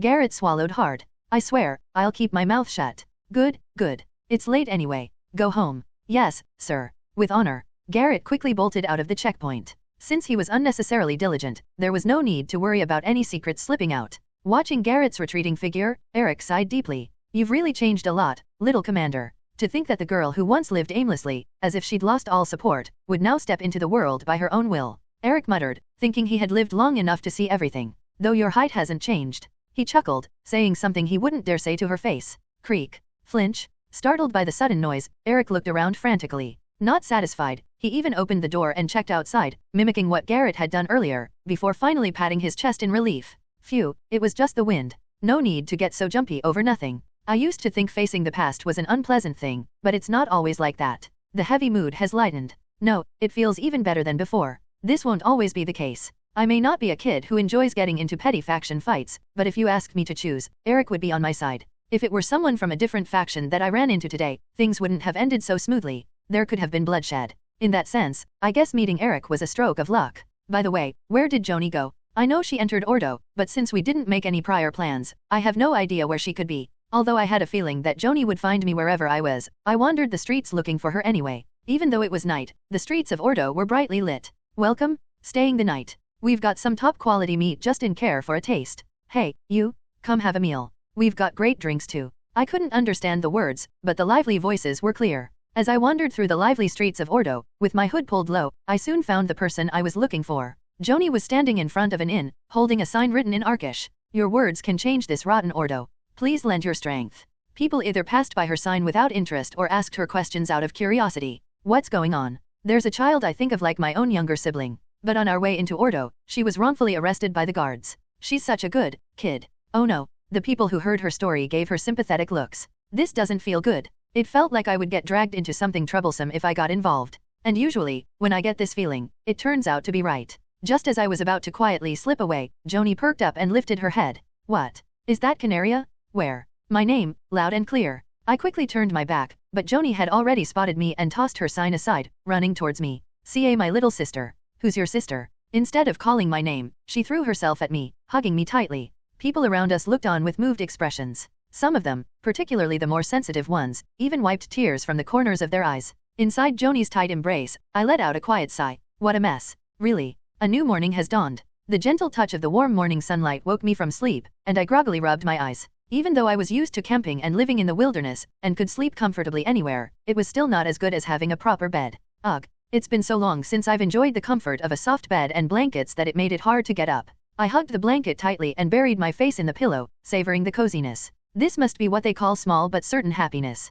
As much as I wanted to soak in this laziness forever, I have to get up. I couldn't afford to keep lazing around. I left the comfort of my nest, grabbed my cape, and stepped out of the room. "Oh, young lady, you're awake." I nodded lightly, acknowledging the innkeeper's greeting as I scanned the inn. It seems like Joanie hasn't woken up yet, as I didn't see her around. "Would you like breakfast? Do you have any meat dishes? As long as you pay, I can make anything you want. I have plenty of money, so make me the tastiest thing. Add only a little bit of vegetables." "Understood. 1 serving, right. Make it 2 servings." I wasn't sure when she would wake up, but if I ate alone, she would probably bother me about it later. A wise person predicts future troubles and prevents them beforehand. Today, I have grown a bit wiser compared to yesterday. Fresh orc meat came in this morning. Is that all right? Some customers don't like monster meat. Yeah, that's fine. Even though I didn't mind eating monster meat, that didn't mean I'd eat any and all monsters. I avoided anything that looked too human or was grotesque to the point of being inedible. Also, anything that tasted terrible. There are people who enjoy such delicacies, but I am not one of them. By those standards, orc meat was something I could eat. Unlike the orcs in fantasy novels from my previous life, which were almost like humanoid monsters, the orcs in this world are treated more like dangerous wild boars, and they look very similar to pigs. Their intelligence is also on par with wild boars. And more importantly, orc meat is delicious. There are plenty of reasons why orc meat is so expensive. Though it's not as dangerous as other monsters, it's definitely harder to hunt than wild boars. But the main reason is simple, it's just so delicious. I really don't understand why some people dislike it. You're a lady who knows her stuff. The innkeeper nodded vigorously in agreement with me. Joanie, who once brought a sandwich made from orc ham, seemed to enjoy cockatrice meat as well. So, she'd probably enjoy today's breakfast too. While I waited, the innkeeper brought out the dish just as Joanie opened her door and came out. Good morning. Upon spotting me, Joanie gracefully approached and lowered her voice to ask. Did you sleep well, Canaria? Yeah. Wow. Did you order this? The smell, it's amazing. Joanie sniffed the air, catching the mouth-watering scent of the grilled orc steak, and smacked her lips in anticipation. Eat up. Huh, really? Thanks. Without hesitation, Joanie sat down and grabbed a knife. Seeing her, I picked up my own knife and brought it to the meat. The steak was so tender that it cut easily, without much effort. The grill was perfect, but now I had to see if it tasted as good as it looked. Chomp. Chew, chew. It's delicious. Of course, a steak grilled this perfectly couldn't taste bad. The sauce on top wasn't too salty or sweet, just right. I had chosen this in a hurry, not paying much attention, but it seems I've stumbled upon a hidden gem. With ingredients this good, the food's bound to be tasty. The innkeeper smiled contentedly as he leaned against the counter, watching us eat. Ingredients? What kind of meat is this? Orc meat. Orc. Freeze. Joanie's hand, which had been moving energetically, stopped in its tracks. This isn't the orc I'm thinking of, is it? I was thinking of a monster, but that's correct. Clink. The fork and knife slipped from Joanie's hands. Oh, orc meat. Are you telling me that the meat I've been eating all this time was orc meat? Ugh, what? Didn't I eat cockatrice meat just fine? Hey, that's different from this. Miss, what's wrong?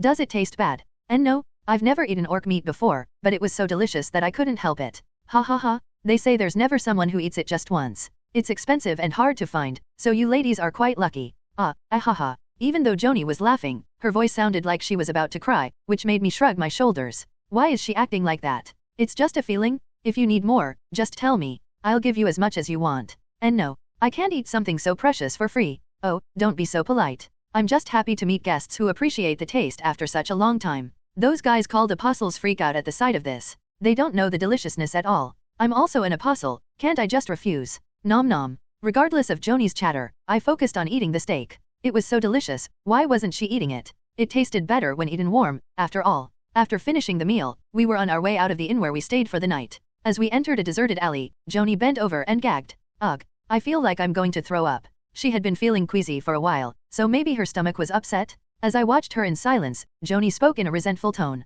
Kana, you should have told me it was orc meat. I tilted my head in confusion. Could it be that she had been feeling unwell because she ate orc meat? Did it taste bad? It was delicious. No, the taste isn't what matters. I kindly corrected Joanie's words. What's important is, the taste doesn't matter. Then, the problem is that I ate orc. Why, you ate it last time too. Last time? When? At that, I mimed holding something long and eating it. In other words, I mimed eating a sandwich. The hem you had last time, that was made from orc too. Unfortunately, my tongue isn't sharp enough to identify all the ingredients of food I've tasted once. Thanks to that, I've managed to survive by eating just about anything, so it's not entirely a bad thing. Still, the reason I knew what that hem was made of was because orc meat has a distinctly different taste compared to pork. I wonder where on earth they got that hem, what a talent they have. That hem was made from orc. Could it be that she didn't even know what kind of hem she bought? Joanie seemed taken aback, struggling to find her words. Of course, I was equally dumbfounded. How could she not know what she bought? Thank goodness it was edible. What if it had been poisonous and she couldn't eat it? Though it's unlikely such a thing would be sold on the street, there's always that just-in-case scenario. Is this what they call being airheaded? Leaving behind the foolish Joanie, I hurried along. With such a long way ahead, I didn't have time to entertain such silliness. Come with me. I stepped out of the narrow alley and onto the main road. Time had passed while we ate breakfast, and I could see many people passing by. Where are you going now? To the Merchant Guild. I answered without stopping my pace. I had considered whether to buy a horse or a carriage, but I should save money if I can. Whether I would be escorting someone or requesting to join a group, I'd sneak onto a merchant guild heading towards Sedeth or nearby. If there wasn't a decent one, I'd plan to buy one then. Merchant Guild, Merchant Guild. Muttering to myself, Joanie opened her arms wide. Leave it to me. The upper guard is more suited for someone like her, a mercenary. But I just can't trust her. I didn't trust her much to begin with, but after seeing that ridiculous look on her face, whatever trust one had just vanished. As I looked at her with suspicion, Joanie confidently told me to follow her and started walking. The place we arrived at was the Liber Ordo branch. But, am I forgetting something? I'm not a mercenary. It's one thing to dislike mercenaries, but can an outsider like me even accept a request? I wasn't trying to go all the way here for no reason. It should be okay, right? Sure enough, it seemed she hadn't thought that far ahead, as the confidence in Joanie's voice disappeared entirely. I'll do my best. Was she trying to say she'd figure it out somehow? Clenching her fists, Joanie left me behind and went into the Liber branch. Left alone, I crossed my arms and waited nearby for her to come back. I waited there for quite a while. Slowly, the eyes of passers-by began to turn towards me. Is that? Doesn't it look like? Why, it's annoying. Had they never seen someone in a hood before? Why were they whispering about me like that? No, upon closer inspection, most of the murmurers were apostles. Looks like my reputation has spread this far. Thankfully, it seems the annoying people whispering were keeping quiet, as even the apostles seemed to fear the taste of public power. Canaria. Joanie bounced out of the building. I did it. Really? Yep. I can't believe this. Maybe Liber really operates on a wing-it basis. So, what's the destination? Liber. The free mercenary city, Liber. As Joanie spoke the name with a big smile, I thought about it. Liber. It's supposed to be located in the northeast of the empire, right? It's a bit far from the southern Sedeth kingdom, but it's not too bad. It's not like the direction is completely off either. When do we leave? At 10. 10 o'clock. It's tight on time, but I don't really have anything else to prepare, so it should be fine. However, Joanie wasn't done talking yet. That means we have 9 minutes left. We need to run. Before her words even finished, Joanie grabbed my hand tightly and sprinted down the street. What the? Watch where you're going. Ow, my shoulder's gonna break. Yikes. I'm sorry? I'm in such a hurry? I'm really sorry. Geez. Well, I should have figured that. I wondered why things were going so smoothly. If she keeps bumping into people like that, I'm not sure if my shoulders will hold up. I sighed as I watched Joanie rush forward, not knowing if she was trying to dodge the people passing by or just collide with them. Most players in Silia Online don't enjoy escort quests. First, the duration is simply too long. Although it varies by quest, players are often tied down for anywhere from half a day to several days, which can become tiresome unless you have immense patience. Another problem is the reward. While some escort quests are generously rewarding, others leave players feeling like they'd be better off hunting monsters during that time. This is particularly true for low-level players who find that most quests aren't worth the effort. There are many other reasons players dislike escort quests, but most cite time as the main issue. The time in the world of Silia flows almost identically to real life. This means if you spend several hours escorting someone in the game, you'll need to commit that much time in real life, too. For players who only have a little free time after work or before bed, this kind of commitment just isn't feasible. Escort quests are seriously underrated. I skipped the bad ones, did the good ones for a week, and the rewards were amazing. It's dumb not to do them. Seriously, why don't more people take these? Comments. Not everyone's as jobless as you, buddy. Should we start calling you Time Bill Gates? Get a job, loser. LOL. Honestly, how are so many people wasting their lives on this trash game? Please, just go outside. It got to the point where posts like this appeared. For all these reasons, escort quests were often handled by NPCs native to the world of Silia, rather than players. And the same went for Joanie. Though Joanie had a reputation for being a frequent traveler, almost to the point of having restless feet, escort quests felt like shackles around her ankles. Even so, she took the escort quest. The reason she could make this decision was that her job was being a streamer. While not a dedicated gaming streamer, Joanie could afford to spend time playing games and streaming them for a living, which made the time constraints feel less burdensome than for other people. This is only possible because I have a large enough audience. Joanie was well aware that smaller streamers, often called box streamers, couldn't make a living off streaming alone and had to juggle other jobs to get by. Taking this quest doesn't really change anything. Kana wasn't a player, she was an NPC. So as long as Joanie was traveling with Kana, time was going to pass anyway. Might as well hear Kana's thoughts and get a quest reward, right? Two birds with one stone, as they say. We call this freeloading. Is this bus heading to Seoul? Freeloaders usually pay 30x more, you know. It's not a bus, it's a magic carpet. Haha, oops, sorry. You really make me want to say something nasty. Shall we have another PK match? Please bear with me a little. I thought I was really going to die. Joanie muttered weakly, reminiscing about the past. It's only a day ago, but it feels like the distant past. People who came rushing in, wanting to see Canaria in person, as if it were some celebrity fan meeting. And then there was that strange rumor going around that if you fought and beat me, Canaria would give you a souvenir. One fight ended, and then another one began, and after that, yet another one. It was never ending. Thinking about how Canaria not only failed to stop it but also encouraged it, Joanie felt a wave of resentment, though the most frustrating thing was something else entirely. Why didn't she give me any gifts? I wanted a present from Canaria too. Joanie made a fake sobbing sound. But the chat's response was cold. Cringe. Rich people problems, seriously. Self-control at level 9999999. You hang out with Canaria, so.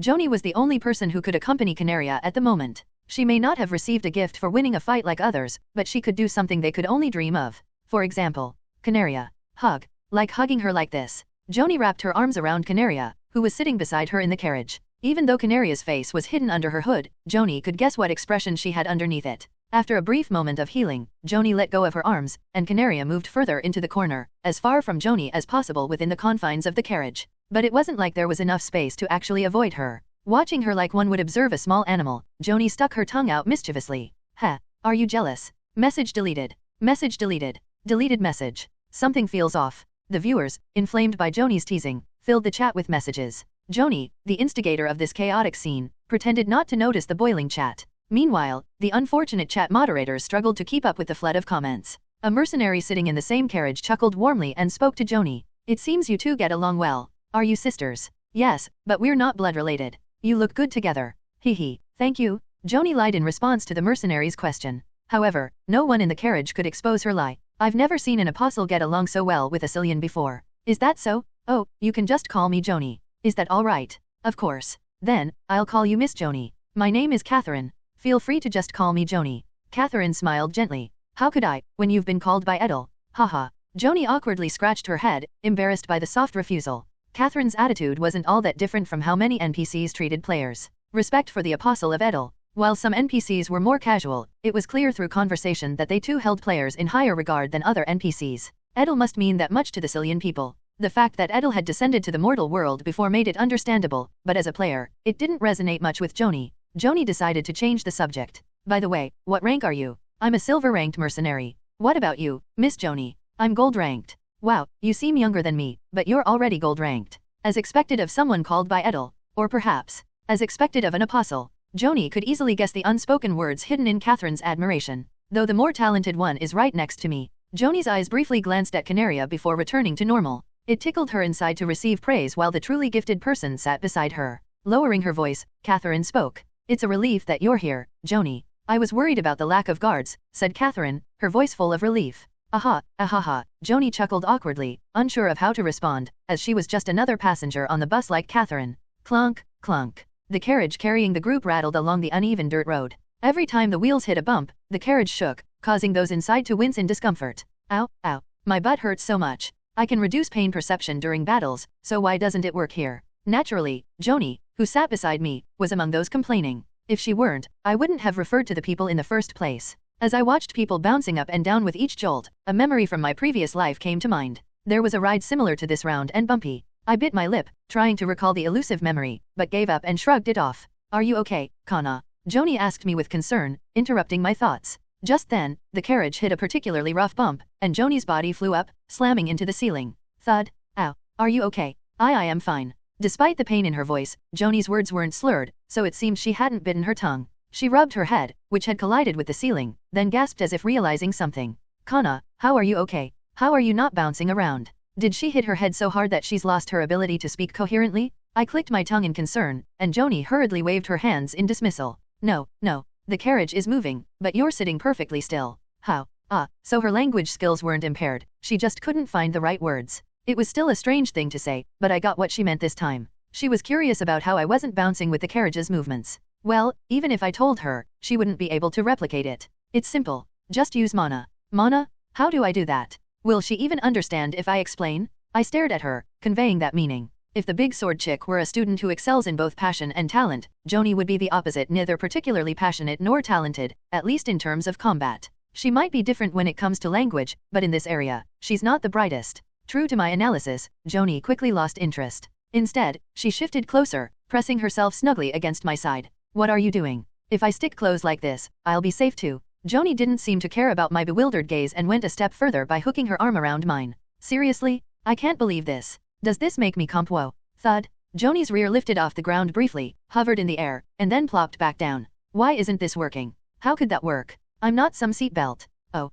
Joanie let out a disappointed sound when I sighed and freed my arm from her grasp. Your sister seems shy. She is? She's so shy it took forever for us to get close. Ugh, falling for her was such a crime? No, I mean, not that kind of falling. Why do I keep pushing that narrative? They seem to be having a conversation that doesn't sit well with me. Suspicious, I glanced forward and sensed something. It looked like neither of them had noticed yet, but soon enough. As I predicted, the carriage came to a stop. The two women, puzzled and exchanging glances, hurriedly opened the carriage door and rushed out upon hearing the shouting. Monsters? We're under attack. Everyone, prepare for battle. The mercenaries from the other carriages also jumped out, and the peaceful atmosphere quickly turned into chaos. Squeals erupted everywhere, reminiscent of pigs being slaughtered. Well, guess we don't need to worry about dinner tonight. Ugh, please don't say things like that. As I casually stepped off the carriage, sword in hand, Joanie, who was bracing herself, gagged in disgust. It's funny, considering she had no problem eating before she knew what it was. How ironic. Are you going to help? Joanie whispered, her voice barely audible, as if asking for a secret favor. I tilted my head. Just a little. Since I was hitching a ride, I might as well pay for the ride, but I had no intention of going all out. Besides, I still had my goal of making Joanie stronger. After all, adversity makes people grow stronger. You know what they say, after the rain, the ground hardens. Maybe it's time Joanie finds out exactly why the old saying holds true. Killing an orc is quite simple if you think about it.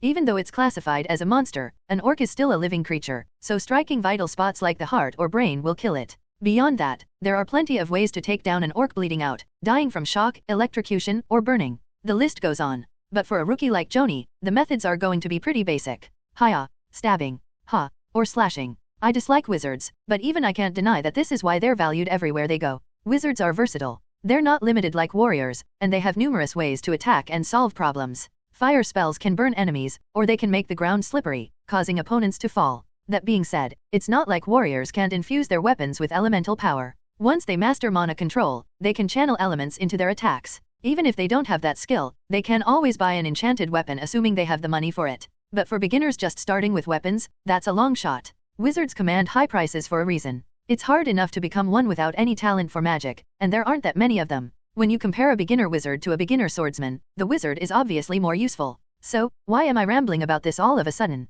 Why? I clutch my head as I watch Joanie struggle against the orc. Orc hide is pretty tough, making them difficult to fight with weapons. But it's not like they're so tough that an expert swordsman would struggle. If Joanie were on that level, her mana-infused swordsmanship would slice through orc hide as easily as she'd cut through a steak at breakfast. But watching her fight right now, I can't help but think a novice wizard would probably be more helpful. Wait, why should I feel bad? This isn't my fault. If anyone should feel bad, it's Joanie for having the skills of a beginner. Just, die already. Joanie's sword finally pierced the orc's neck with a fierce shout. Hiya! After struggling against the orc's tough hide and bone, her sword eventually tore through its neck completely. Despite my annoyance, I had to admit she was still better than a lot of low-rank mercenaries. But something about it still felt unsatisfactory. Queek. A mercenary, absorbed in his fight with one orc, screamed as another one closed in on him. He couldn't block it, nor could he dodge. Ugh, arg. Schwack. Is this really that hard? I mumbled as I cleanly severed the orc's neck, freeing the mercenary. For something like this, basic physical enhancement is more than enough without infusing mana into my sword. If someone has good physical abilities, they probably wouldn't even need that. Leaving the dazed mercenary behind, I lightly stomped the ground. Thank you. I'm alive. Huff, huff. Every time I rescued a mercenary in danger, they reacted differently. After I dealt with an orc that was swinging an axe down at one of the mercenaries, the survivor collapsed onto the ground. I decided to pretend I didn't see his pants darkening due to the damp liquid. It was only natural for him to be like that after barely returning from crossing the river Styx. Ugh. Thud. While I was busy saving other mercenaries, Joanie took down the last remaining orc. She charged in at high speed, piercing through the orc's neck. The sound of frothy blood ceasing and the light fading from the orc's eyes confirmed it as Joanie retrieved her sword embedded in its neck. Ugh, gross. I approached Joanie, who was shaking off the fat and blood on her sword, with a disgusted expression. Joanie. Oh, Kana. You're back. Back. I hadn't gone anywhere else. Even while helping the mercenaries, I was keeping an eye on Joanie as she fought. How was I? Did I do well? She asked while mimicking sword swings proudly. It seemed she was quite proud of having taken down several orcs without any help. Considering she had defeated the most orcs, it was objectively true that she was the MVP of this battle, without a doubt. Of course, I excluded myself from that. An adult shouldn't intrude when kids are playing. Kids should be left to play among themselves. Help me a little when it's dangerous, like before. Sweet lies or bitter truths. Which one do you want? Joanie's eyes rolled around. After a moment, she answered. I'd like sweet lies, please. You've gotten much better than before. This is undeniably true. Calling it sweet lies and yet it's actually the truth, it's a bit contradictory. Sweet. But wait. I didn't order bitter truths. As I tried to point out the problem, Joanie seemed to sense it and quickly covered my mouth. Anyway, that's the problem with kids these days. They only want to hear nice things. No wonder they can't improve. Just as I was looking at her with disapproval, someone approached and spoke. Honestly, I already knew they were coming. When I turned my head, the nearby mercenaries all bowed their heads. Thank you for your help. Thanks to you, we survived. Hearing the words of gratitude, I nodded indifferently. I wasn't particularly pleased that the mercenaries were happy about it, so this level of response felt appropriate. Ha ha ha. Joanie laughed cheerfully. I was the one being thanked, yet it was Joanie who looked happy. I considered correcting the misunderstanding but decided it was too bothersome to do so. If I said something, it would feel like I was boasting. I didn't expect to encounter a horde of orcs in a place like this. Thanks to you too, I'm alive. Once the mercenaries stepped back, traders came up to express their gratitude. I could understand the mercenaries since they were in the same situation, but the traders, well, they could be grateful, but aren't they being overly thankful for something they hired us to do in the first place? I don't know. For someone like me, who hasn't really been thanked much in my life, it was a complicated issue. So, rather than thinking about that, I shifted my attention elsewhere. So, surrounded by the scattered corpses of the orcs, do you want to eat? If we're considering whether I want to eat or not, I guess I do, but it's not because I'm seeing them now. It's not like I'm some glutton obsessed with food, right? I sat silently, sulking, while Joanie asked the merchant, what do you do with the loot or byproducts? Usually, we assess the value and then purchase them, but for an apostle like you, that wouldn't be necessary, right? Why wouldn't an apostle need to? Apostles have their own pocket dimensions, so you don't have to worry about your luggage increasing. When we buy from you, we typically offer a lower price. Oh, I see. But can you say that out loud? It's a consensus among the mercenaries, so it's not a problem. It's just a way to spare you the hassle of carrying everything. Of course, if you prefer, we can set aside a portion for you to carry, but that's quite rare. So, what would you like to do? Please handle it for me. Oh, but could you give me a little bit of the meat? The byproducts of the orc are mostly meat, which would lower the price considerably. Are you okay with that? Sure. My little sister loves orc meat. The merchant's gaze shifted towards me. If that's the case, we'll purchase it as agreed, but we'll also treat you to orc meat for dinner tonight. Oh, no, you really don't have to do that. You don't have to decline. After all, if it weren't for you two, we wouldn't have been able to handle so many orcs without any damage. To be honest, I'm a merchant focused on profit, so I can't give you much, but please accept this as a token of gratitude. I'm really saying you don't need to repay me. My goodness, you're so humble. You're truly a role model for the apostles. I'm seriously going crazy, Joanie said with a quivering voice. Regardless of that, I stared blankly at the orc corpses, lost in thought. It's not unusual for orcs to gather in groups. They breed quickly, so even a pair can multiply rapidly. However, it's rare for a group of orcs to roam around in this scale. Usually, they leave some behind to guard their territory and only a few wander. When they move around in such large numbers, it's almost always when they're invading human or other monsters' territories. Well, it doesn't matter. Even if they increased in number and tried to expand their territory, we've already killed them all anyway. There might be a few left in the area, but since we've wiped them out like this, they won't be active for a while.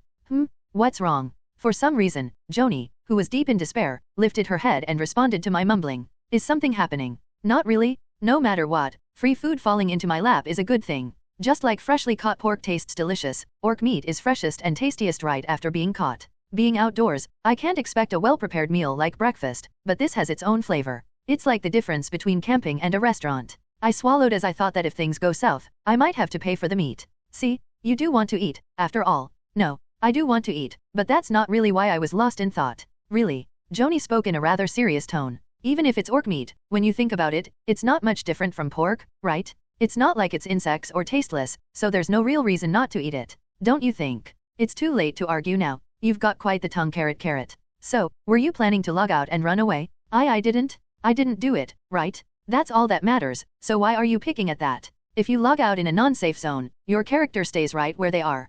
Perhaps as a courtesy from News, there were many safe zones even outside the cities, and players could even create their own if needed. Because of that, players didn't feel too inconvenienced even if they spent several days away from the city, as long as there weren't any NPCs around. Safe zones outside the cities had no NPCs, and creating one was only possible if there were no NPCs present. Players speculated about why News chose such a cumbersome system. The most widely accepted theory was that it was to enhance realism. Since it's a game, they couldn't completely abandon convenience, but allowing players to log out anywhere would ruin the realism. So, the theory was that News designed the system to balance convenience and realism while ensuring players didn't feel disconnected from the NPCs. Only News knows the real answer. Even when asked directly, News remained silent, so despite the theory's popularity on the internet, it never moved beyond speculation. This, combined with the game's time dilation system, led to escort quests being dubbed the realm of the unemployed or the privilege of the jobless, which made sense. In short, Joanie hadn't escaped logging out last night to avoid eating orc meat, she simply couldn't log out. Streamers need to be shameless sometimes. With a sly grin, When Joanie first started streaming, she was all about being honest, but now, after gaining experience, she could handle situations like this. But viewers had grown experienced from watching streams too. Not that she didn't log out, she couldn't. Classic Joanie dodging escape. Thumbs up.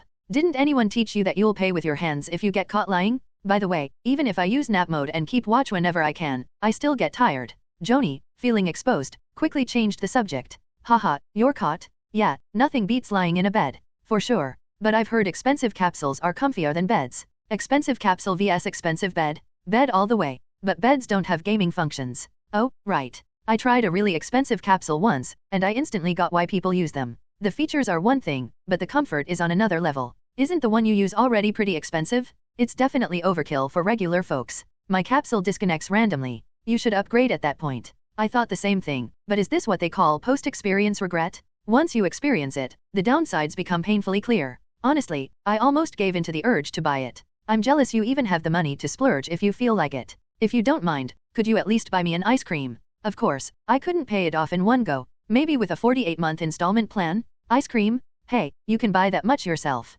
48 months? LOL. That's a voluntary slave contract right there. But it was good. Joanie smacked her lips. Not all expensive items are worth their price, but the capsule she experienced was quality she could understand for the cost. Back then, Silia Online hadn't been released yet, so she barely managed to resist the overwhelming temptation and conquer her impulse. Now, it might not be such a bad idea. Now that Silia Online had launched, the time spent in the capsule had increased significantly compared to back then. Joanie, swaying with the movements of the carriage, searched for reasons to buy it rather than to hold back. Then a question suddenly popped into her head. Does Kana even sleep? Last night, thanks to the merchant group's kindness, Joanie and Kana had shared a tent, just the two of them. It probably wasn't pure generosity. It was likely an attempt to get on their good side. Even if the motives weren't entirely selfless, Joanie had no complaints since they had the spacious tent to themselves. That allowed her to observe Kana as she slept. Or didn't. They say kids need a lot of sleep, but Kana sat wide awake, hugging her knees until Joanie logged out. When Joanie reconnected after sleeping in the capsule using a night watch mode, Kana was already up and active.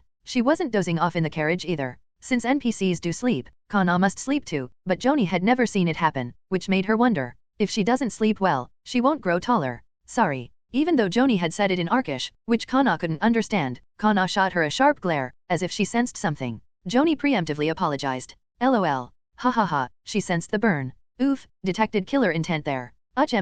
Joanie gritted her teeth and warned her viewers, who were spamming random letters in chat, but her words, of course, had no effect. I watched Joanie talk to herself quietly. When I look closely, it seems she talks to herself quite a lot. She laughs alone, then suddenly gets angry, and just when I think she's calmed down, she starts laughing again. Watching her makes me wonder, is something wrong with her? It was strange enough behavior to make one question her well-being, but the woman riding the carriage with us, who introduced herself as Catherine, showed no reaction to Joanie's antics. Perhaps she was used to seeing her act this way. Or maybe, Kana, what are you thinking about? Nothing. I dodged her finger, which was suspiciously trying to poke my cheek. What's with her obsession with poking me? Until now, I've ignored it out of annoyance, but I think it's about time I set some boundaries. Meanwhile, the carriage we were riding in steadily moved toward our next destination. Since we hadn't encountered any monsters since we met the group of orcs yesterday, the merchant group's pace had quickened considerably. Although traveling straight through the Empire would be the fastest route on the map, roads are not always conveniently placed. There could be mountains, rivers, or dense forests in the way. For that reason, this merchant group I joined was skimming the northern border of the Low Arca Empire. Unlike the border control I was used to in my previous life in Korea, the Low Arca Empire didn't have a solid border blockade. Instead, they set up fortresses and cities, entrusting the border defense to the local lords. It feels like each city's territory serves as part of the border. Isn't this what they call a feudal system? I think that was the term. Anyway, even though we were crossing a small part of the Empire's land, it didn't seem to cause any significant issues. We just had to pay a bit of a toll. Was medieval Europe like this too? The reason I was suddenly thinking about such things was that the next stop for the merchant group was a small village in a barony of the Empire. It originally belonged to the Graces Kingdom, but after its fall, it was absorbed into the barony. Of course, as someone who spent most of my time buried in the mountains, I wouldn't know such details. This was information I heard from someone else. Who else but the apostle, whining beside me. There's a flower garden near that village. It's so beautiful that people even go out of their way to visit it. Let's go see it together, okay? Kana, you like flowers, don't you? You'll love it. I don't like flowers, so the premise is wrong from the start. Since the premise is wrong, it's only natural that the conclusion, which is that I would enjoy it, is also incorrect. Even if the premise is wrong, there's still a chance of guessing correctly by luck. But unfortunately for them, it's wrong. As I sat there, feeling indifferent, Joanie seemed to grow increasingly anxious. If you come with me, I'll treat you to something delicious. I'm not a child. Oh, of course. Who would dare call you a child, my Kana? And I'm not your Kana either. Even the way she spoke was already a lost cause. How could she continue speaking in such a soft, soothing voice, as if trying to console a sulking child, with a smile tugging at the corners of her lips? I furrowed my brow, irritated by the warm gaze directed at me, and let out a sigh. Did she really want to go see the flowers that badly? Come to think of it, almost every noble woman I saw during my time with the Crimson Aegis seemed to love flowers. Maybe it's an instinct among women, though I can't say for sure. Whether it's because I was a man in my previous life or because my emotions have dried up from living such a harsh, barren life, I've never really felt anything special about them. To be precise, I can acknowledge that they're pretty, but it's more like something you'd think in passing, like oh, that's nice, and then just move on. I certainly wouldn't go out of my way to visit or sit around admiring them. Then suddenly, an image of Gared popped into my mind. Gared, sitting in front of a flower shop, watching flowers. It's a scene I've never actually witnessed, but imagining it was easy. His rugged, muscular frame, the long diagonal scar across his right cheek, his rough, far from handsome face, and his short-cropped brown hair. He crouches down, eyes gleaming as he gazes at the flowers, with the flower shop owner standing awkwardly nearby. Pfft. The image made me chuckle without realizing it. Was it a pure laugh? Well, maybe not. It felt closer to a scoff, really. Oh, Kana, you laughed? You did, right. Joanie couldn't even wait a second and made a big fuss about it. I didn't laugh. Come on, you did. It's okay to laugh. Why are you lying about it? If anyone should be saying that, it's me. It's okay to laugh, why make such a big deal out of it? I looked at Joanie, who was squealing and holding hands with Catherine, with a pitying gaze. Sighing, I finally said, all right, let's go. Oh, really? Joanie's voice shot up in surprise. Why was she so surprised when she was the one who asked to go in the first place? I thought you'd keep rejecting it. Seems like Canaria really likes flowers. Could it be that her indifferent reaction was just because she was embarrassed? Saying she's not a child and all. Isn't she just too cute? Kill me? Ugh. If you don't like it, then forget it. Not at all. I blurted it out because I was so excited. Ahem. No, I love it. So, it's a promise, right? We're going to see them together. Yes. If it looks good, I'll pick up some seedlings or seeds on the way back and show them to Gared. I'm sure Gared would love them. Oh, we're almost there. The atmosphere in the Merchant Guild became restless. Unlike yesterday, there didn't seem to be any urgency, so it didn't appear that monsters had attacked like before. Joanie, noticing this, opened the curtains and peeked outside. Oh, I can see it. Her voice was filled with excitement. Joanie, who had been craning her neck to look outside, sat back in her seat with an embarrassed expression when she heard Catherine chuckling. Seems like you're really looking forward to this. Haha, I just love traveling. Sorry, I got a little too excited, didn't I? No need to apologize. It's nice to see you so excited. I began preparing to get off the carriage, though preparation was really just pulling my cape tighter and checking my belongings. As the carriage gradually slowed and the loud sound of the wheels faded, the characteristic bustling yet tranquil atmosphere of a small village filled the space. When I peeked outside through the parted curtains, the sight of a picturesque village, like something out of a painting, caught my eye. A young boy, whose eyes I met by chance, was filled with curiosity and anticipation. For sure, the visit of a merchant guild to a small village like this must be a special event for a child like him. Although I'd visited villages similar to this one before, I'd never seen such an expression on anyone's face. I never traveled alone, I always moved with the knights, and the knights visiting a village meant that the village's guards or the lord's soldiers couldn't handle a situation on their own.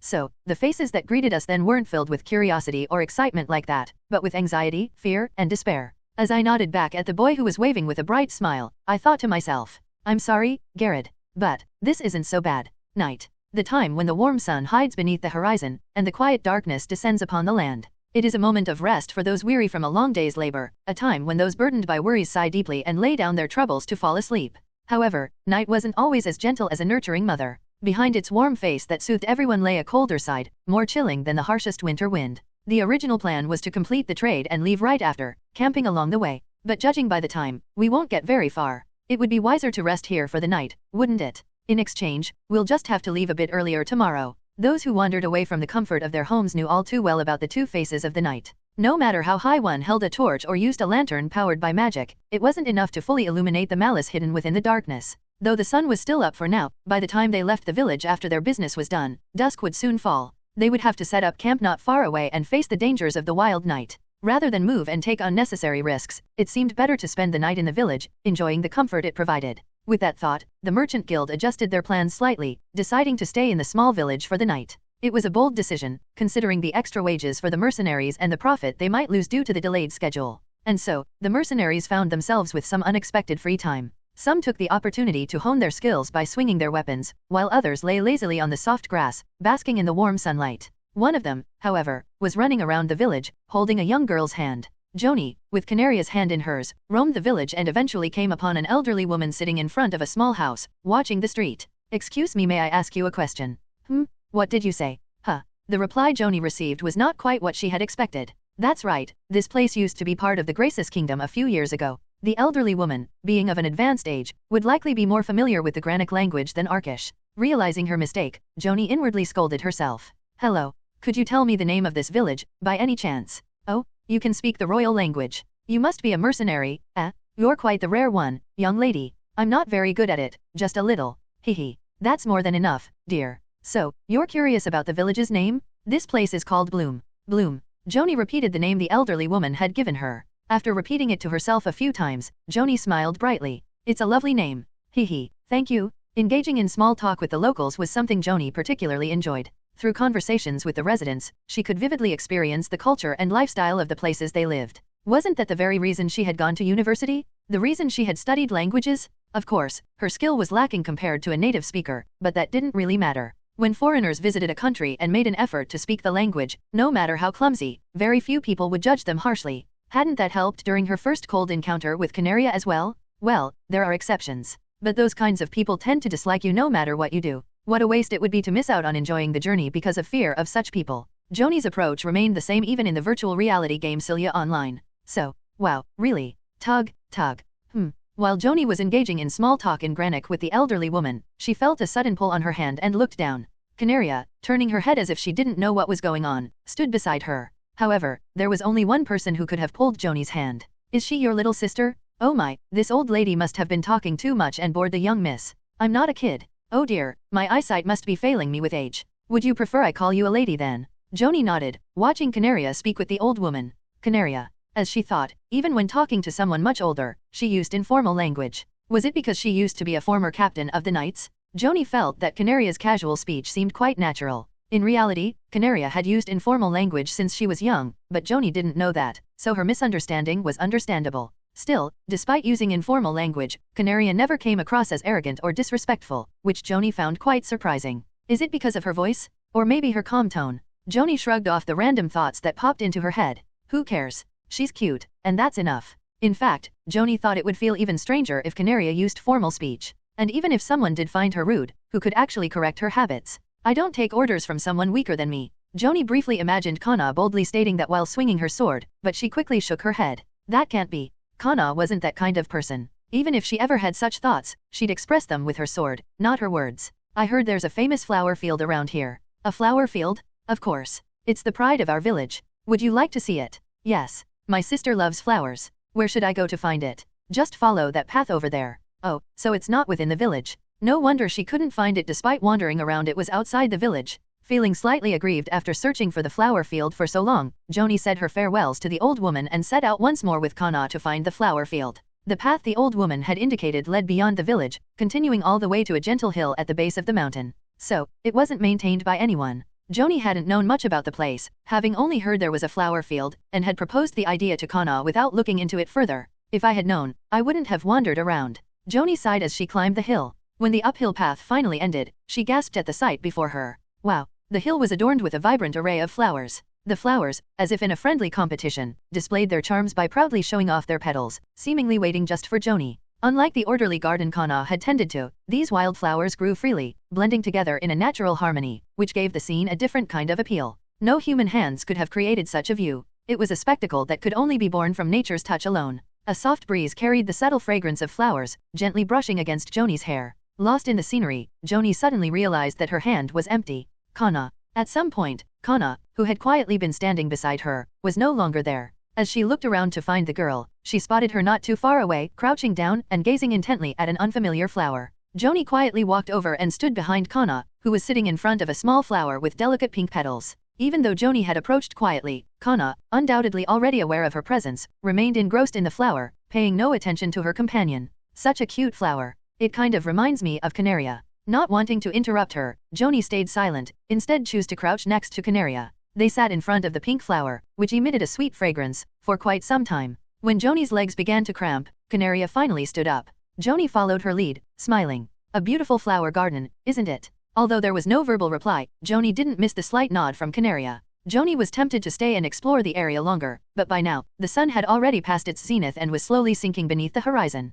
Maybe some of these flowers bloom at night. If they waited, they could probably enjoy the sight of flowers blooming under the soft moonlight. However, Joanie chose to return to Bloom Village rather than waiting for the night to come. Skipping meals is a no-go, especially for a growing child. There was no rush after all, they could always return later after eating. Joanie took the shy girl's hand and retraced their steps back to the village. By the time they arrived at the village, half of the sun had already disappeared below the horizon. There was a commotion. Something feels off. When they reached the village gate, Joanie noticed that the atmosphere was different from when they had left. It wasn't just the usual evening bustle, something felt more chaotic, and there was an odd tension in the air.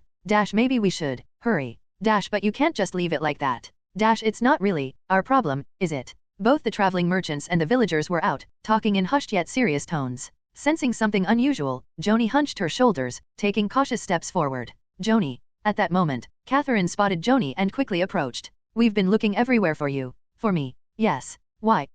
Well, since this is happening, I can't talk without you. What's happening? Did you not hear anything? No, I was out for a walk and just returned. You could have been in serious trouble. I'm glad you made it back safely. Catherine momentarily showed a flustered expression at Joanie's words, but quickly composed herself. From Joanie's perspective, everything was still shrouded in mystery. The way she spoke gave the impression that she was welcoming someone back from a battlefield, but when did going for a walk become such a dangerous affair? Noticing the questions flooding Joanie's mind, Catherine opened her mouth. There's been a group of ogres spotted nearby. Moreover, they're heading towards this village. What? Suddenly, a group of ogres had appeared, and they were on their way to this village? Why? Joanie, bewildered by the unexpected situation, blurted out the first thing that came to mind. Did you perhaps smear honey on the carriage? First, it was a horde of orcs, and now it's a group of ogres. What could possibly come next? A dragon horde? Catherine stomped her feet upon hearing Joanie's words. This is not the time for jokes. No, it wasn't really a joke. Joanie, rolling her eyes, bowed her head deeply. I'm sorry. Ogre, huh? Joanie collected her thoughts. Was it a sort of trend? Ogres, alongside goblins and orcs, were a staple in many fantasy novels, games, and movies. Their strength and characteristics varied depending on the portrayal, but it was rare to see them depicted as weak. Tough skin, a massive frame, and the strength to lift a log with ease. Perhaps following this trend, a monster called ogre also existed in Silia Online. While not as common as goblins or orcs, they weren't particularly rare either. Joanie had hunted a few before. Not alone, though always with a party. Do ogres usually travel in groups? They usually wander alone. Saw 4 of them together last time. Heard they live in family units? Joanie casually asked, and though none were true experts, a few chimed in with what they knew. There'll probably be just 3 or 4 at most, right? People are making a fuss over nothing. Look at Silver being all cute, lol. I hope that's the case. Sure, the players might know a lot about the monsters, but wouldn't the NPCs, the natives of this world, know even better? For them to use the phrase ogre horde, was it really just 3 or 4? And even if it were that many, with the village's current forces, they still wouldn't stand a chance. Did you know there was an ogre nest nearby? No, I had no idea. I've lived in these mountains for years, and I've never seen so much as a hair of an ogre. Who's that? He's a hunter living in the nearby mountains. He's tasked with reporting any threats like monsters or beasts, and he's the one who alerted us about the ogre horde. Even as Joanie and Catherine whispered to each other, the hunter continued speaking. There's no reason for ogres to live in such a small mountain with so little food. Unless they came from somewhere else, that is. Came from somewhere else? Why would they? How should I know? Maybe they fought among themselves or lost a territorial battle. That's not the point right now. We need to figure out what to do. Ahem. At someone's words, the faces of those gathered in the square turned awkward. No one wanted to speak up first, each passing the burden to someone else. The first to step up was a young man. If we use the palisades and hold out until reinforcements arrive. Against ogres? Please, unless you want to get flung away along with the palisades. That comment sparked a heated debate among the villagers. Are you sure it's coming this way? It could change direction. Maybe we don't need to worry about it. What are we going to do if it attacks us while we're just sitting here? Just die. Let's just run away. We can't. We haven't even packed yet, and if we flee and the house collapses, is the house more important than our lives? Young people can run, but the elderly, when will reinforcements arrive? They just left, so even if they're fast, it'll take at least a few hours. While the villagers were discussing these things, the merchant group and their hired mercenaries gathered to talk about their next steps. However, Joanie noticed that the atmosphere between the villagers and the merchant group was quite different. No matter how fast the ogre is, if we leave now, it won't catch up to us. It might be tough, but we can push through to the next village and rest there. Almost everyone wanted to flee. There was no one, not a single person, suggesting they should fight. The rest, like Joanie, were simply observing the situation in silence, not offering any other opinions. Well, it makes sense. This isn't their home, and they don't have anything here they need to protect. There's no reason to risk their lives. Just as Joanie suspected, the merchant group wanted to flee as soon as possible. But they hadn't done so yet because they still had some compassion in their hearts. It wasn't easy to just abandon the people they'd been laughing and chatting with only moments before. They didn't want to fight, but they felt guilty about running away. As everyone hesitated, someone came up with a plan. Why don't we ride in the empty cargo space, and we can let the villagers ride in the open seats of the wagons? That's a great idea. We can't take everyone, but if we prioritize the elderly, children, and women, we can evacuate safely. If there isn't enough space, we can throw out the less valuable goods. Sure, we'll lose some profit, but human lives are more important than money. It was a way to save face while avoiding a fight. Since they were even willing to discard their valuable merchandise, no one could criticize them. Their self-preservation quickly turned into a rescue mission in the eyes of others. But does that make them bad? No, not really. Joanie shook her head. Unlike her, who could resurrect after death, the people of this world only had one life. Prioritizing their survival was the natural thing to do. And even if their primary goal was to run away, they were still offering help. While Joanie was deep in thought, one of the merchants went over to the villagers and conveyed the merchant group's plan. So that's the situation. We can take some of you to safety in our wagons. I see. The overheated atmosphere had finally cooled down. In the midst of residents arguing about whether to leave or stay, no one criticized the merchant who offered to help with the evacuation. We'll try to gather the money somehow. Could you please help us? One brave person spoke up. But fighting an ogre horde, that's beyond us. Oh, their hopes were dashed by the merchant's response. Apart from Joanie, all the mercenaries hired by the merchant were silver ranked. Though they could infuse their weapons with mana, their skills were still too immature to cut through the tough hide of the ogres. I'm not leaving. Grandma. At that moment, an old woman pushed through the crowd. She was the one who had shown Joanie the way earlier. Recognizing the wrinkles on her face, Joanie's eyes widened. I'm old, won't live much longer anyway. I'd rather stay here than suffer on the road. But don't worry about an old woman like me. Just go, all of you. Whether the young man was her grandson, son, or just someone who knew her, he tried to persuade her, but the old woman was resolute. Even Joanie, who wasn't fluent in granik, and those who didn't understand it at all, could sense the nature of the conversation between the old woman and the young man from the mood between them. Then we'll just take the others. No, wait, I'll convince her. Just give me a little more time. But time is, please, just a little bit longer. The young man's desperate plea put the merchant in a difficult position. As he hesitated, unsure of what to do, Catherine approached Joanie. Joanie, yes, you're a gold-ranked mercenary, aren't you? Couldn't you help them? Unintentionally meeting Catherine's eyes, Joanie held her breath. In her brown eyes, a storm of emotions raged: pity, sympathy, guilt, sorrow, and a sense of kinship. A gold-ranked mercenary. Before Joanie could respond to Catherine's words, a man who had been talking with the old woman suddenly interjected between them. Please, help us. If things keep going like this, the elder will have no choice but to stay in this village. Come on, man. How do you expect even a top-tier mercenary to deal with a horde of ogres? I understand your concern, but don't push it. Joanie made a conflicted expression. The man was right, she couldn't take on a group of ogres by herself. Ogres typically ranged from the high 30s to the low 40s in level, while Joanie was level 43. In terms of rank, she had only recently entered the realm of experts, so even facing a single ogre, let alone an entire horde, would be overwhelming for her. More than that, I've never fought an ogre solo before. Fighting monsters alone meant that a single mistake could be fatal, but when in a party, teammates could cover each other's errors. Also, hunting was much faster with a group, which is why most players teamed up for hunts. Only in cases where party formation was impossible, or for rare exceptions like Yuki, did players go solo. Is there any way I can help? As Joanie pondered, her eyes caught the chat window. Is anyone nearby who can help? I'll make sure to compensate you. Already tried, but couldn't get into the channel because it's full. Whoa, that many people. I made it in though, lol. That was fast. Her tension eased a little. If the channel was full, that meant at least a few dozen people were around, enough to easily handle a group of ogres.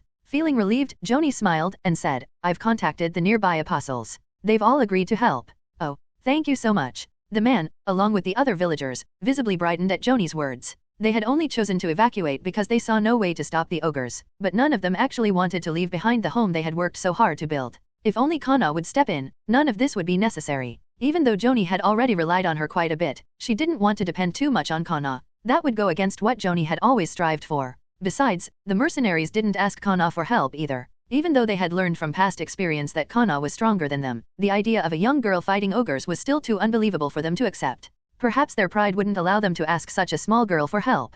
The merchant group, the villagers, and Joanie all prepared for the coming battle. They waited with a unified heart for the arrival of more players. Fortunately, the ogre had not yet appeared. Soon, players began gathering in the village of Bloom. 10 players gathered, greeted by the villagers with cheers, exuding confidence. Joanie, arms crossed, waited anxiously for reinforcements to arrive. However, despite the passing time, the 11th player showed no sign of appearing. What's going on? Why aren't they coming? There had to be more players, as the channel's capacity certainly wasn't limited to just this many. Joanie, sensing something strange, checked again. Still can't get into the channel. Yeah, it says entry blocked. Yup. Could they be hiding just to mess with me? Or maybe the people who dislike me occupied the channel on purpose. Joanie chewed her nails nervously, contemplating such thoughts, when suddenly a sinking feeling washed over her. She lifted her head, eyes widening in realization. No way. As if to confirm her suspicion, a system window appeared in front of her and the other players. Mutation event. Seeing the words on the screen, Joanie let out a hollow sigh, filled with dismay. There is a system in Silia Online called channels. No matter how much Silia Online prioritizes freedom, if too many players gather in one area, it becomes difficult to enjoy the game. To address this, the developers created the channel system to ensure a smooth gaming experience when a location becomes too crowded. If we think of the world as a room, the channel system creates an identical, separate room to distribute the load. Normally, these channels do not affect each other at all. For instance, if a monster is killed in one channel, the same monster in another channel is not affected. The opposite holds true as well. However, during special events such as a mutation event, the rules of separation are broken, and actions in one channel can impact others. For example, if Bloom Village, where Joanie is currently located, is destroyed by an ogre, this destruction would be reflected across all channels, and even the entire world. In short, whatever happens in one channel becomes official history, hence the term mutation. The exact conditions for triggering a mutation event remain unclear, though players speculate that it might be related to NPCs. This theory arose from the observation that past mutation events were directly or indirectly linked to NPCs. However, just because an NPC is involved doesn't guarantee that a mutation event will occur, so the theory remains speculative.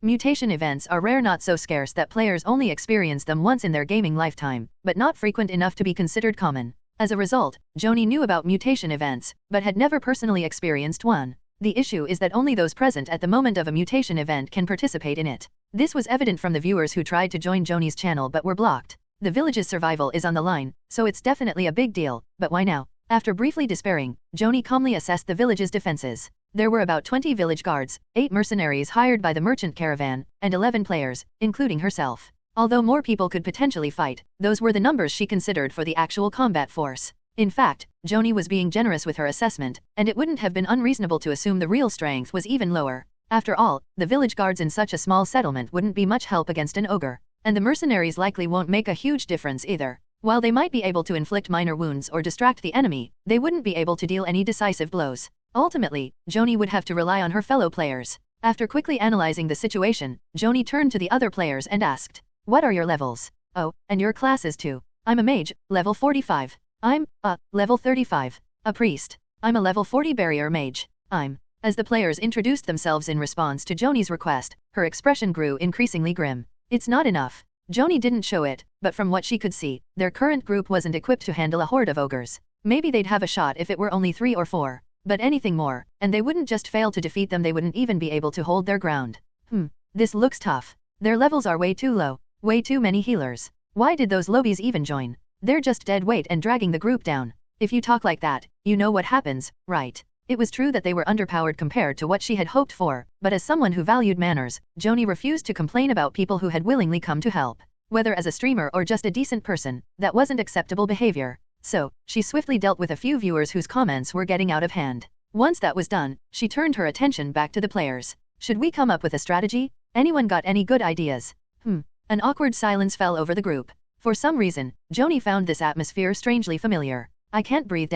Man, this is so cringe, I'm embarrassed for them. Is this a group project? That's it. Right, this was just like those group projects in college. Still, recognizing why it felt familiar didn't change the current situation. The NPCs, watching the players, must have sensed the tension and slowly quieted down as well. If only we knew how many ogres were coming, we could plan better. She had asked the hunter who first spotted them, but even he didn't know the exact number. The moment he realized they were ogres, he had turned tail and fled, not even taking time to count. Joanie. Yes. Can't we just ask Kana for help? A priest raised their hand and timidly asked. I mean, maybe she'd listen to you even if she won't help us. Joanie hesitated. Would Kana even agree to help? More than that. I really don't want to ask Kana for help. But there was too much at stake to be stubborn. Conviction and reality. Joanie was wavering between the two when a young man who had gone out on reconnaissance came running into the village, shouting. They're coming. How many? How many are there? Are they headed this way? Where are they now? There's 10 of them. They were far away earlier, but now they must be near the flower field. 10 of them. Everyone who heard was shocked by the sheer number. Joanie was no exception. Even facing 3 or 4 would be tough, but 10. This is impossible. Joanie muttered without realizing it. No way out of this situation seemed apparent. Let's run. We can still escape. There's still time. Load up your stuff, quick. Joanie. Joanie's mind was swinging heavily toward reality. Feeling defeated and miserable, she lowered her head. Canaria. I need your strength. Can you help? Canaria remained silent. She neither reluctantly agreed nor flatly refused. Canaria. Joanie, puzzled by her complete lack of reaction, slowly raised her head. The small bird wasn't looking at her. Canaria's gaze was fixed outside the village, towards something far off. Joanie followed the direction of her stare and murmured without thinking. The mountain. Joanie was saying something, but I didn't have the attention to spare. I knew something was off from the start. Since the orc horde appeared, there were signs. The state of the orcs was too good to be merely driven out by an overcrowded territory. Now that I think about it, their true aim was probably evacuation. They were fleeing from an overwhelming enemy, seeking a new haven. And I'd bet that the ogres coming this way are no different. I feel a presence from the mountain. They must have instinctively sensed danger coming. Fleeing ahead of time, are they able to sense the appearance of dimensional creatures? A canary that can detect the arrival of a dimensional creature. Now that's ironic. Canaria. Joanie called my name again. What was she asking earlier? Ah, right, she asked for help. Step aside. She probably wanted me to kill the incoming ogres. But she had no idea there was something far worse following them. If I just hide quietly in the mountains, it wouldn't matter, but unfortunately, it seems like the dimensional creature that appeared in the mountains has other thoughts. Perhaps, just as I sensed it, it might have sensed me too, judging by the way it's approaching me. If it wants to die that badly, I can't help it. I'll kill you. Thanks. I looked at Joanie, who bowed her waist with a puzzled expression. That wasn't meant for you. There's no need to clarify that misunderstanding. There's no time for that. Swoosh. I drew my sword. What? Are you really going to fight? Why aren't you stopping me? Hurry up and stop me. Requesting a fight from such a young child. It's so noisy. I ignored the chatter around me since I wouldn't understand anyway. Oh, that's right. I momentarily paused in gathering strength in my legs to run and took off my cape. Here, hold this. I don't want to see it getting torn like last time. Besides, this battle seems like it might get a bit rough. Without waiting for Joanie's reply, I tossed the cape to her and started running. Whoosh! The objects around me elongated. People, buildings, fences, fields, roads. An ogre. One down. I lightly leaped while maintaining a speed that felt more like being shot than running, swinging my sword. The sword passed through the ogre's neck without any resistance. Next was the creature that seemed to be tearing into animal meat. It looked very hungry, so I shoved my sword down its throat. Again, there was no resistance, nor any sense of it. Being a master and struggling to take down just an ogre would be quite shameful. If that were the case, my body would probably be rolling around somewhere on a battlefield. Or maybe I'd be stuck serving a wealthy noble, trying to curry favor. Ugh. Just thinking about it makes me feel sick. It's your fault. You made me think about such unpleasant scenarios. For that crime, you deserve to die 100 times. With a thin layer of mana wrapped around my sword, I beheaded the ogre. When I had slain a total of 4, including the first 2, the surroundings that had been in chaos finally returned to their original state. PSHH. Kahoom! The headless ogres collapsed, shaking the ground. From their severed necks, red blood gushed out like a fountain. Cruake. Yep. Cruake. As far as I know, ogres aren't particularly known for their camaraderie. That said, if they witness their comrades being killed, they'll at least seek revenge, but the ones here didn't even seem to register what was happening to their companions. They were simply bewildered by the sudden collapse of their previously healthy ally. It's understandable, seeing a comrade drop dead like that is shocking. Responding kindly to the ogre's question, I hunted down the remaining ones. 1 kill, simple yet effective. It didn't take more than a few dozen seconds for all 10 ogres to fall. Even if they had come to their senses and decided to fight back, they wouldn't have stood a chance. The shock of losing their allies was too much for them to even think about grabbing their weapons. Killing such clueless creatures was like taking candy from a baby. After lightly shaking off the blood, I turned my body around. Now, then. Hello. Did you come to see me? Nice to meet you. I waved my hand toward the shimmering light in the darkness. Catherine often dreamed of that day. The day when the makeshift wooden fence collapsed, and monsters flooded into the peaceful village. The small, warm home, the garden she tended with her parents, the house of the kind woman who treated her well. All were mercilessly trampled beneath the feet of monsters.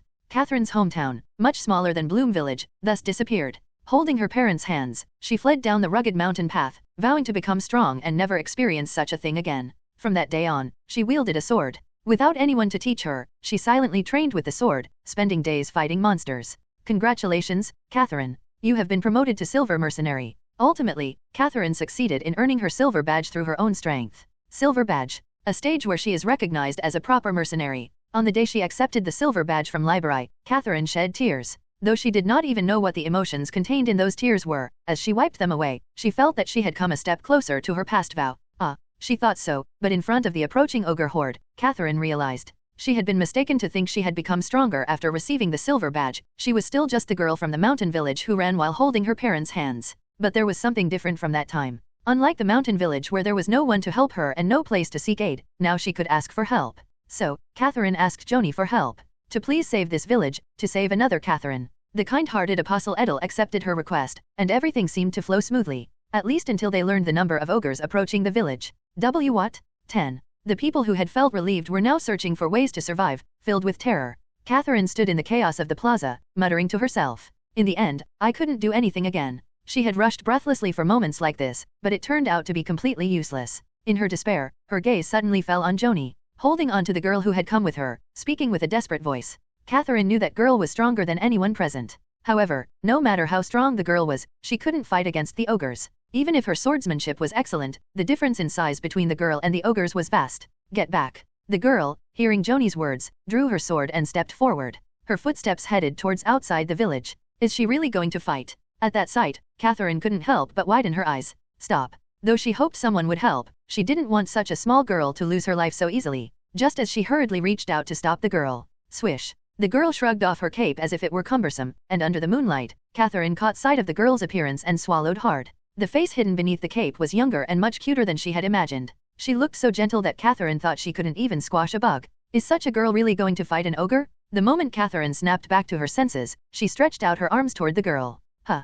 Catherine's arms swished through the air. She was definitely right here. The girl's figure had completely vanished. She wasn't the only one startled. Everyone watching the girl, surprised by her sudden disappearance, could not hide their bewilderment. Is she a wizard? Such a small girl is a wizard. Are you suggesting that everyone here saw nothing but illusions at the same time? Not that. Whoa. Whoosh. A sudden wind rushed in without warning, striking the people hard.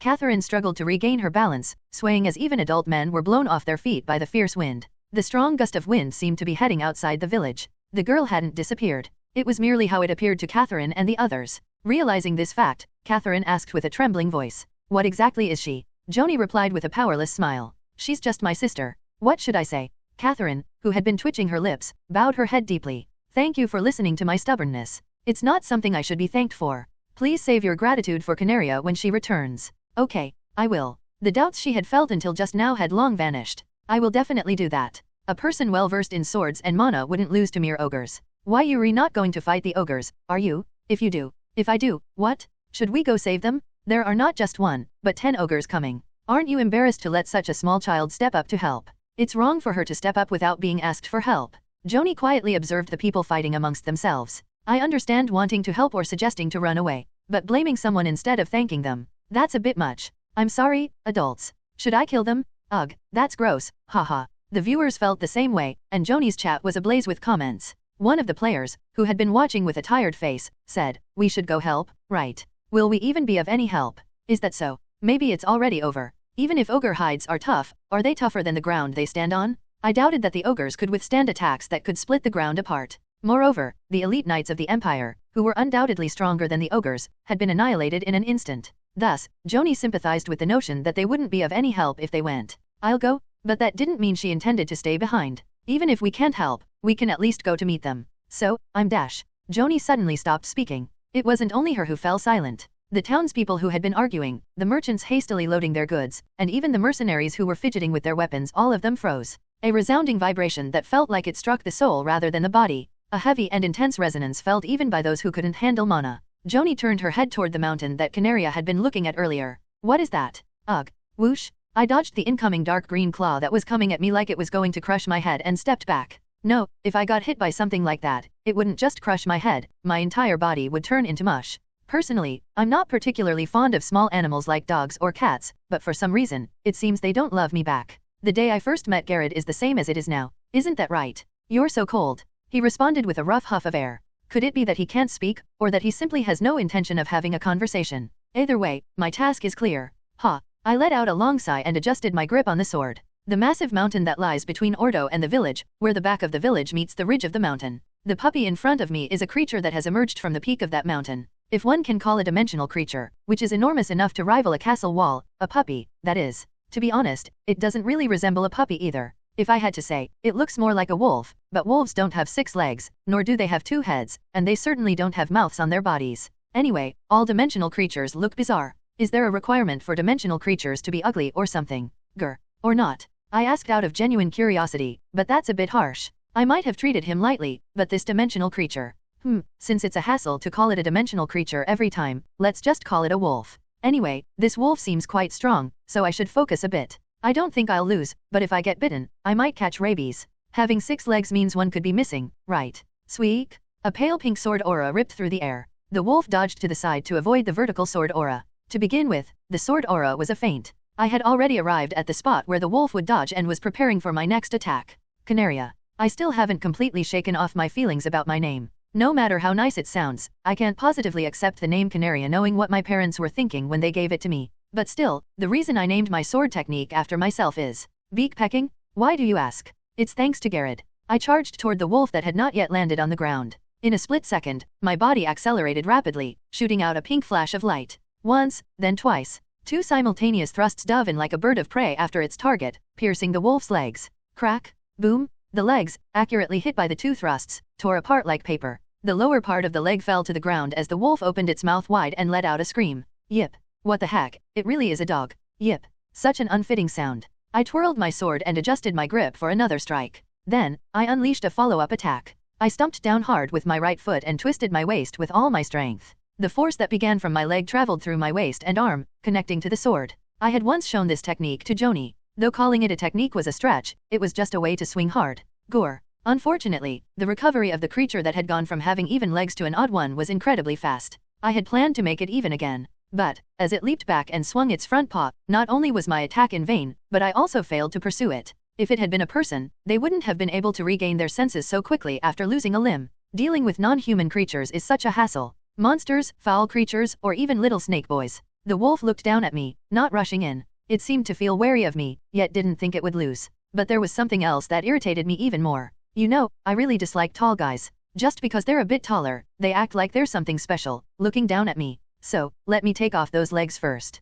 Let's see if you can still look down when all your legs are torn off. To efficiently kill a living creature, targeting vital points is the best strategy. Even if you hit elsewhere, shock can still cause death, but attacking essential areas like the head or heart is far more effective. So, while I could easily kill the wolf I'm facing by aiming for those vital spots, I'm fixated on its legs instead. It's not that there are no vital points. No matter how different dimensional creatures may be, they still possess cores that serve as their hearts or heads that function as critical areas. I haven't caught one to dissect or study, but I've learned this through hunting dimensional beings so far. So why am I not targeting the vital points and focusing only on the legs? Because it keeps scampering away. After all, it's not as if I'm able to aim for those vital points. Even the most insignificant creatures instinctively protect their vital spots, so how can a dimensional creature willingly expose its weaknesses? And more than that, it's annoying. It's too high for me to reach. To effectively target a vital point, I need to get closer to the creature, which increases my own risk. So, I'm attacking its legs first to reduce its mobility and combat effectiveness, waiting for the right moment. It's definitely not because I feel inferior due to my height or anything.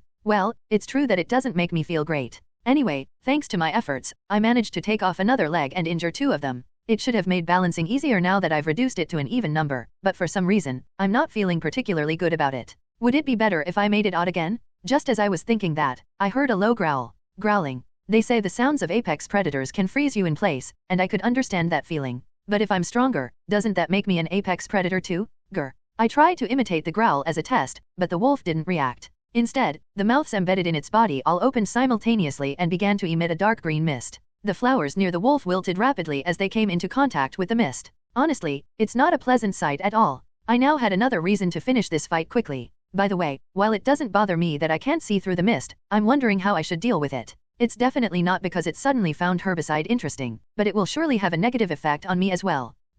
I briefly glanced down at my ring, then shook my head and increased the output of my mana. I had been thinking too much like it was still wartime. Back then, I had to save my strength for the next battle, so I needed to expend the minimum amount of effort to kill the enemy, but that's not necessary now. Even so, there's no need to go all out to kill a mere chicken. Moreover, if the knife I use to kill the chicken also threatens my own life, with a horizontal and then a vertical slash, 2 cuts were made, sending pink sword energy flying. The crosses of sword energy, despite their intimidating aura, only disrupted the mist surrounding the wolf slightly. Well, I'm not disappointed. I was just trying to gauge the effect of the mist while keeping it at bay. Sometimes, there are creatures that create a barrier around themselves to ignore attacks. Those types are a bit troublesome, but thankfully, this one seems to just dissolve its surroundings. Are you scared of getting touched by the mist? Does the fact that the mist obscures its main body make it hard to see? Then, I'll blow you away with the fog. I folded my arms wide, my hand resting on my left hip. It looked as if I was performing a martial arts stance. The only difference was that my sword wasn't sheathed. Sensing something unusual, the wolf charged at me, but it had already lost distance while dodging the sword aura I had just unleashed, so by the time it reached me, my sword had already swung. Canaria. Flight. Ha, ha. Joanie sprinted relentlessly. Her breath was ragged, and her legs burned, but she didn't stop.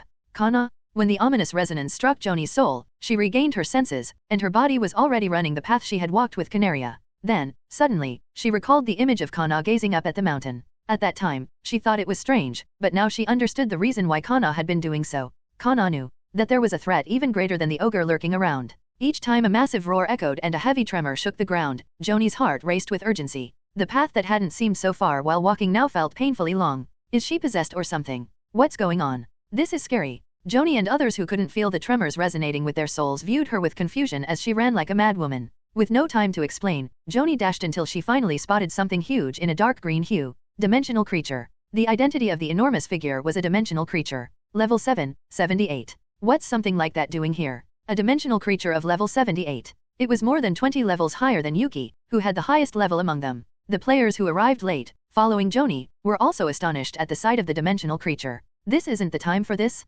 Where's Kana? Where's Kana? Can Kana hold her own against such powerful dimensional creatures? Joanie searched frantically for Kana. Over there. One of the players reached out, pointing at something. There stood a girl with pink hair. The already small girl looked even smaller in front of the gigantic dimensional creature. With a body so tiny, it seemed she would be blown away just by the creature's breath. Yet, Kana stood firm, facing the wolf without backing down. Every time the little bird flapped its wings, the wolf screamed. As wounds began to accumulate on the enormous wolf, which seemed impervious to any attack, it writhed in pain. Under the moonlight, the girl danced, overwhelming the giant wolf. In this surreal sight, Joanie watched the battle between the two in speechless awe. A fierce exchange of blows ensued, and mist erupted from the wolf's body. In response, Kana prepared her stance to swing her sword. Just as Kana's fierce assault halted, the wolf charged forward. Kana. Joanie screamed as she saw the gigantic wolf charging at Kana, but she fell silent at what followed. The sword drew a graceful arc. The speed was by no means fast. Like a bird that had briefly descended, the sword soared softly towards the sky. The gentle yet powerful flapping of wings captivated not only Joanie. Wow! Gasps erupted from various players. Especially, a player with a sword strapped to their waist looked so stunned that it seemed their jaw might drop. Joanie could fully understand that person's feelings. So that's how you can wield a sword. Joanie had only thought of the sword as a tool to strike, stab, and slash. No matter how well one wielded a sword, it would ultimately remain within those three categories. I thought that way. However, the moment she saw Kana wielding the sword, Joanie realized that her previous thoughts about her were entirely wrong. The bird with its wings spread took flight. Sometimes it swayed, sometimes it plummeted towards the ground, but it always aimed for the sky. A sword imbued with a strong will to soar towards the sky. The mist enveloping the wolf had long since been swept away by its flapping wings. Should I learn how to use a sword properly? Joanie murmured, captivated by the enchanting flight of the birds. Of course, even if she learned, she knew she could never fly like that. But watching them inspired an impulse within her. Everything I've done so far was just child's play. I should have just become a swordsman. Instead, I took on the burdens of an alchemist for no good reason. Sigh. Should I change my path even now? Players captivated by swordsmanship expressed a mix of frustration and lament. Just then, the pink bird that had been relentlessly slashing at the wolf finally pierced its head. Or at least, that's what Joanie thought. A sigh of regret escaped Joanie's lips. In the final moment, the wolf desperately twisted its body, causing the sword that had plunged into its head to graze one side instead. Though it merely grazed, it was practically split in half, ensuring a fatal injury. Boom! The massive wolf collapsed to the ground. As the dust settled, its eyes still glinted with ferocious rage. Yet, with its body torn apart and its head nearly severed, there was nothing it could do. It could only glare up resentfully at Kana, the one who had done this to it, while exhaling heavy breaths. Thud!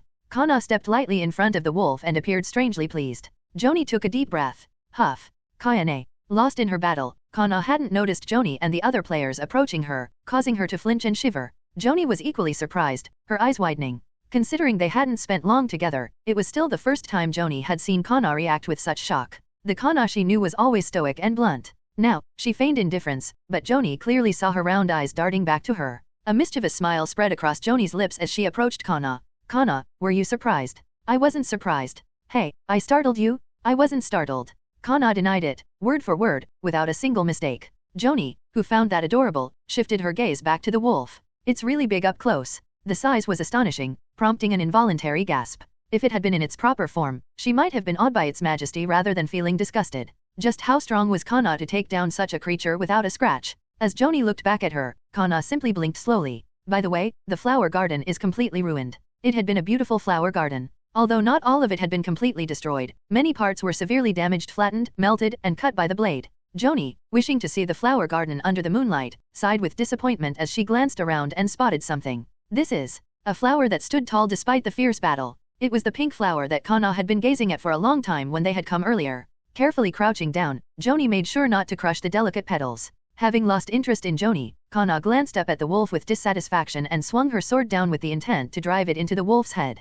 What's with her attitude? Joanie, sweating from the uncertainty of Kana's behavior, called out loudly to her. Kana, look at this. Kana stopped her attack and turned to face her. It's the flower you like. Although they were in the midst of a battleground, the pink flower and its surroundings remained miraculously unscathed. Kana, who had approached Joanie, also stared down at it in silence. A small pink flower, sparkling under the moonlight. Doesn't this flower look like you, Kana? Joanie suddenly voiced a thought that had come to her during the day. It wasn't just because it was pink, it was also the small size compared to other flowers, the faint sweet fragrance, and the subtly aloof aura it emitted. Was that too cheesy of a comment? She wasn't trying to flirt or anything. Maybe it was the magical aura emanating from the moon. Lost in her thoughts, Joanie found herself embarrassed, her cheeks flushing suddenly. She turned her head to tell Kana to forget what she had said, only to meet her gaze locked onto Joanie. What's wrong? On the surface, Kana wore her usual indifferent expression, but something seemed different upon closer inspection. Her eyes were slightly wider, her mouth slightly agape, and her cheeks tinged with a faint pink. She looked like someone who had just heard something unexpected.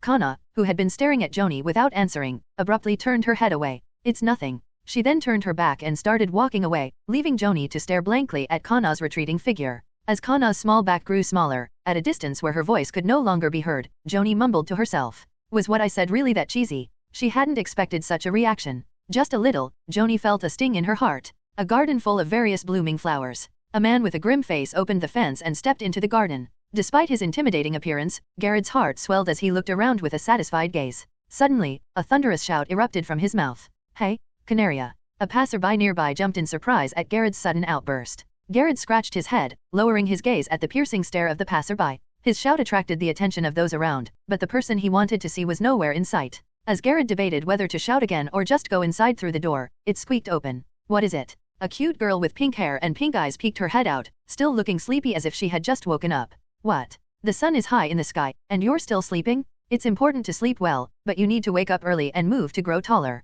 If moving would make me taller, I would have grown already. Don't annoy me when you know it's pointless. Canaria, who usually showed a nonchalant reaction to whatever was said, always bristled at the mention of height. Gared knew this fact well. Still, he brought up Canaria's height purely for fun. Was that why he was teasing her? As mentioned earlier, Canaria was often unresponsive, making her reactions when provoked stand out dramatically. So, what is it this time? Canaria shook her head to shake off her sleepiness and asked with a clearer voice than before. What do you mean? What is it? Anyone would think I do this every day. Canaria said nothing. Reading between the lines of her silence, Gared put on a disappointed expression. He quickly returned to his original demeanor, knowing that his earlier attempt had fallen flat. Gared then extended his hand, which he had hidden behind him, towards Canaria. Here, what do you think? A flower? You made such a fuss just to show me this. No, this isn't just a flower. Come on, take a closer look. Saying this, he brought his hand closer to her. In the pot he was holding, there was a flower with impressive pink petals. Canaria, looking down at the flowers, glanced at Gared with eyes that seemed to ask, so, how about it? Doesn't it resemble you? Not really. It looks exactly like you. Small and just like you. Just kidding, just kidding. Would I joke around if I was scared? Ugh, why did I even teach this kid how to use a sword? He had already anticipated the lack of a response, but he still felt a bit disappointed. Why don't children understand their parents' feelings? With a sigh, Gared set the flower pot down and spoke. Canaria, I wish you were like this flower. What do you mean? Look. Gared, holding a small trowel, dug into the soil and transplanted the flower from the pot. It took quite a while, but Canaria silently watched him work. When the task was completed, the flower, which had been blooming alone in the pot, was now smiling shyly among other flowers. How is it? It was pretty before, but doesn't it look much prettier like this? You, too, like this flower, will be much prettier when you blend with others, make friends, meet trustworthy comrades, and, oh, maybe even get married to a guy you like, huh? Stop meddling.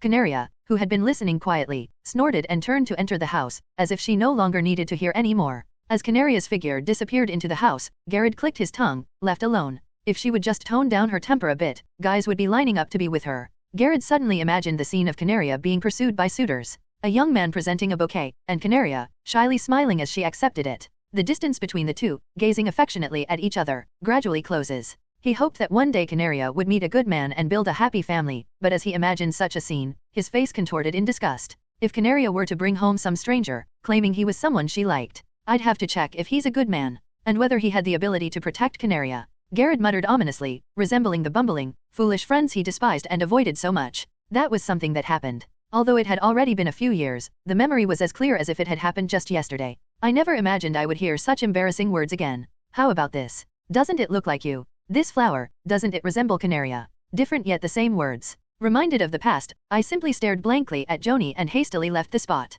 There was no real reason for me to leave, so why did I run away like that?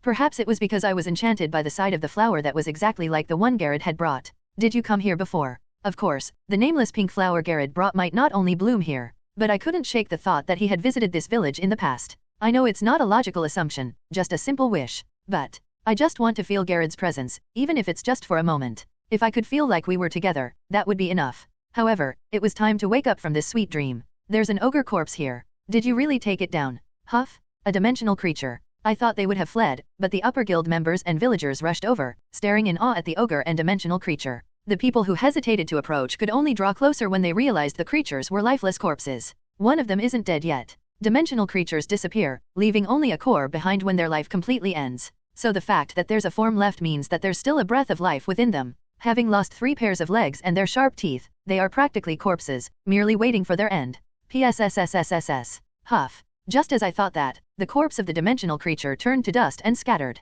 Seeing the panic as they fled, only to return, was rather amusing. As I cautiously surveyed the surroundings, my eyes met those of the villagers. Isn't that the child who disappeared earlier? Could it really be that she took down the ogre and the dimensional creature? She looks younger than our daughter, so it can't be her. It must have been the apostles who did it. Apostles? They don't look that strong. Oh dear, that's a dangerous thing to say. Some of the people who had been chatting among themselves approached me. Ahem. Hey, did you see what happened here? Hey, is your face so intimidating that you scared her? If that's the case, then it's not me, but your face that scared her. Have you already forgotten how the butcher's son cried when he saw you? He was the same kid who smiled brightly even when looking at a pig carcass. What are they talking about?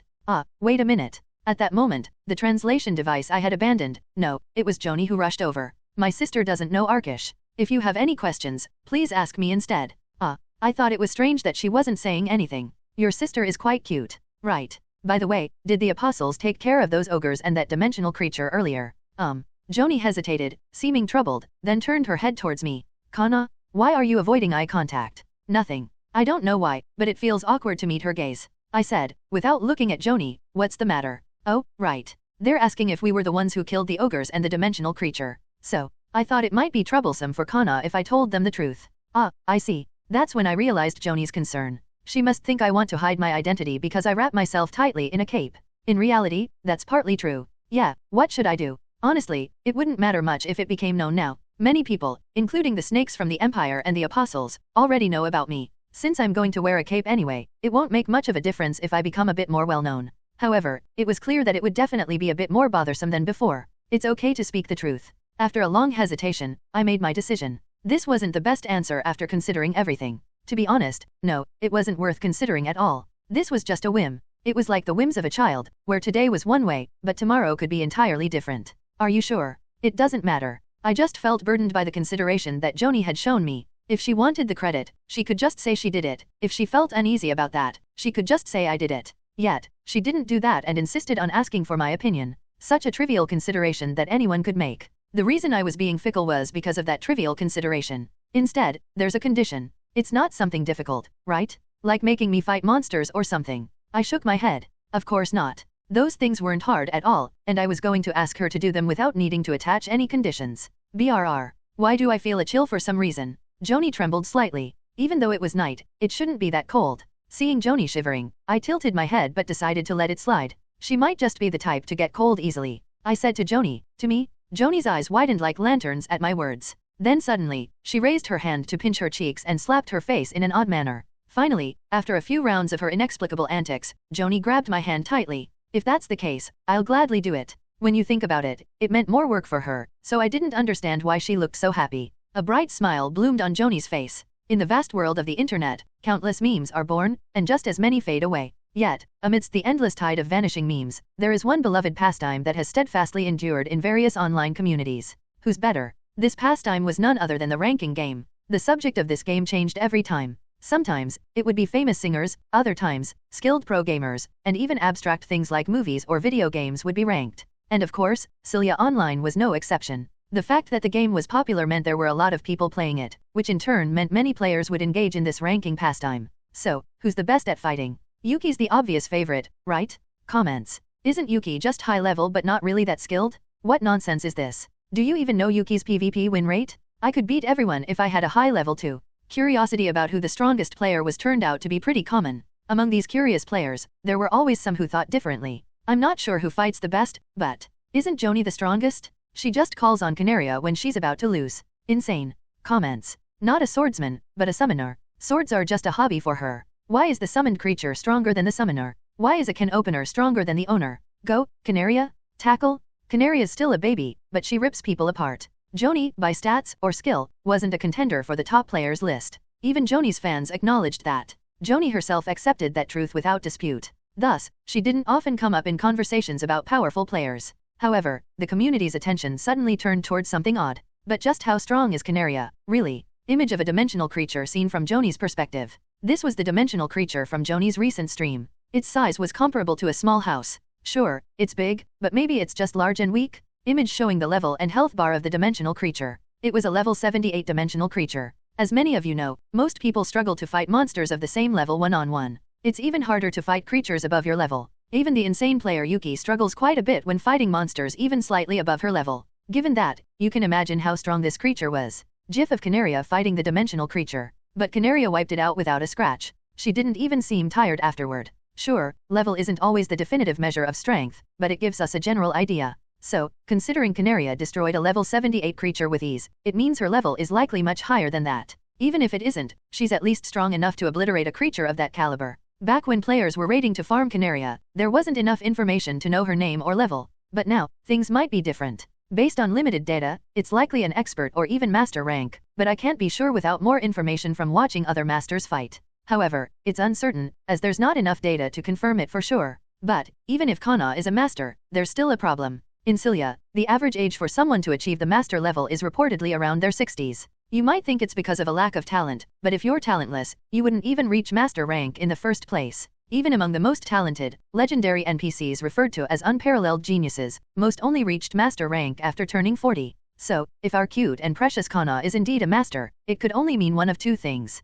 Either she's an unbelievably prodigious and sickly girl who defied the heavens to achieve master rank at a young age, or she's an ancient sage who's regained her youthful appearance after years of intense training. Comments. The conclusion is a bit questionable. Huh? Sick? Yep, definitely sickly. Yeah, but that makes her even cuter, doesn't it? We caught you, pervert. It was kind of obvious she was a master ever since she started slicing through knights. So, you're saying Kana is technically legal now, right? So, it's okay to pet her and fawn over her? This guy is seriously dangerous. You might need about 9 lives to even attempt it. Doesn't matter. If I die, I'll just come back alive. After watching Joanie's latest stream, I changed my class to a swordsman. Kana dodging in midair. GIF. Honestly, how could I resist? I used to think watching swordsman fight was frustrating, but after seeing Kana wield a sword, I switched immediately. Comments. What was your original class? Mage. Wait, aren't you the guy who used to trash talk swordsman? Yeah, that's me. So, now all the swordsmen avoid me in parties. Even the most toxic players are reformed by the sheer brilliance of Kana. That scene was legendary. I showed it to friends who don't even play Silia online, and they got so hyped that they downloaded the game right away. You're quite the salesman, huh? Does it really matter whether she's a master or not? What's important is that Kana is adorable. In that case, go watch Joanie's stream where she's teaching Kana to speak Arkish. Kana's emotionless face paired with her awkward speech is irresistibly cute. Joanie's stream link. Hurry and check it out. Comments. Why are you the only one watching? Why are you the only one watching? I wanna see too. I wanna see too. I already gave you the link. Go watch it. I'm at work. Who's holding a knife to your throat, forcing you to live a real life? Damn it. Kana fan art appreciation comment. This one. Apple. Good job. So, what about this one? Carriage. You're so smart, Kana. Then what's this one? Idiot. Loser. No, if it's not a person, say human. At the very least, say Joanie. Joanie made a pouty face at Kana's response, pointing to herself. After their battle with the dimensional creatures, Joanie hadn't seen a single monster since. It was as if all the dangers they were supposed to face during the escort mission had been crammed into those 2 days. But it wasn't just the monsters that had changed. It's time for dinner. The merchants and mercenaries were bringing their meals to Kana and Joanie personally. Huh? This seems different from what everyone else is eating. Oh, surely not. Everyone's been given the same meal. Their food was much more luxurious than what the other merchants and mercenaries were eating. And besides that, people were now openly giving them looks of reverence or subtly striking up conversations. It was understandable why they treated Canaria that way. After all, she was the one who killed an ogre and a dimensional creature without a single scratch. Naturally, people would want to form connections with her. But why me as well? Joanie thought to herself, but after a moment of reflection, she realized it wasn't all that strange. It was Canaria who had sorted things out. And it was Joanie who had brought Canaria to the Merchant Guild in the first place. On top of that, Joanie had been introducing Canaria as her younger sister to everyone. Even if people didn't believe that, the fact that they shared some kind of relationship couldn't be ignored. So, it made sense that they couldn't treat Joanie lightly, or so she speculated. But that's not really the important part. Improved treatment? Gratitude from the villagers? Sure, those were nice. But for Joanie, the most significant gain was something else entirely. Teach me Arkish. She never expected Canaria to make such a request. At first, Joanie was confused, wondering if this was a dream. But once she realized it was reality, she was thrilled beyond measure. On the surface, it seemed like a simple request to learn a language, but it wasn't just that. It was a small step forward, a gesture from Canaria towards Joanie. From that moment on, whenever they had time, Joanie taught Arkish to Canaria. On the first day of the lesson, Joanie asked her, "Do you know any Arkish already?" The most important part of teaching was to know the student's level. When Joanie asked, Canaria replied, "Help me, monster, bastard, die, pain, retreat, brat, ayock." Wait. Joanie hastily covered Canaria's mouth as she spouted a string of ominous words. And the last one isn't even a word but a scream. Joanie recalled that Canaria had been a knight fighting on the battlefield. People tend to learn bad words faster, and in a war zone, it's unlikely anyone was exchanging kind words. So, it made sense that these were the words Canaria knew. Realizing that Canaria's Arkish knowledge was almost a blank slate, Joanie started teaching her the basics, like letters and simple words. In truth, Joanie herself wasn't very fluent in Arkish. She hadn't formally learned the language either, it was just that the game system automatically translated her speech into Arkish. So, in order to teach Canaria, Joanie had no choice but to study Arkish as well. Now, on top of studying granik, she had Arkish to tackle. Her workload had doubled, but the thought that Canaria was relying on her made it all worthwhile. "Canaria, you did that on purpose, didn't you? Don't play dumb. Don't know Arkish. Ugh, you think you can get away with it just because you're cute." If that's what she thought, she was absolutely right. Joanie clutched her chest as Canaria blinked her wide eyes, her pronunciation still awkward. Even if she knew that Canaria was saying things like idiot and noob on purpose, seeing that adorable expression made any desire to scold her disappear. "Those are bad words, so don't use them from now on, okay? Idiot. Yes, that one. Noob. That one too. Ahem." As Joanie was giving Canaria her Arkish lesson, a coachman from the front of the tent cleared his throat, signaling his presence. "What's the matter? We're about to arrive in Liber. Wow, already?" It was the announcement that marked the end of their long escort mission. While she had enjoyed the time spent with Canaria, it had been exhausting, so the thought of finally being able to rest brought a smile to Joanie's face. No more bruises from the bumpy ride, no need to use the drowsy mode, no more sleeping in a capsule with the night watch mode activated. Now, she could finally lie down in a soft bed. That's it for today's lesson. Filled with excitement, Joanie declared the end of the lesson. Canaria, on the other hand, turned her gaze away from the now busy Joanie and looked out the window. In the distance, the free mercenary city of Liber was coming into view. Make account and get 50 coins free. The Second Race War, which erupted in the year 744 of the Sedeth calendar, dragged on for decades. When war continues for a long time, lives are devastated. Refugees emerge, losing their homes and wandering, while those who should be working in their trades head to the battlefield. As the workforce dwindles, production decreases. With reduced production, taxes also drop. Additionally, the decreasing number of soldiers and knight orders protecting the cities was a serious issue. The very foundation of the promise pay taxes and receive protection was shaken, causing unrest among the citizens. That was the reason why the mercenary profession began to rise. In truth, the mercenary profession existed long before, but it wasn't particularly popular. Whether it was monsters attacking the city or demons appearing nearby, soldiers and knights could usually handle it, making mercenaries essentially an off-season side job where people did trivial favors for others. But as the influence of the knights waned, people began using their taxes to hire mercenaries instead. As a result, a number of people started making their living solely as mercenaries. Among those mercenaries, groups with common interests formed parties, and when these parties grew or multiple parties gathered, they formed a mercenary band.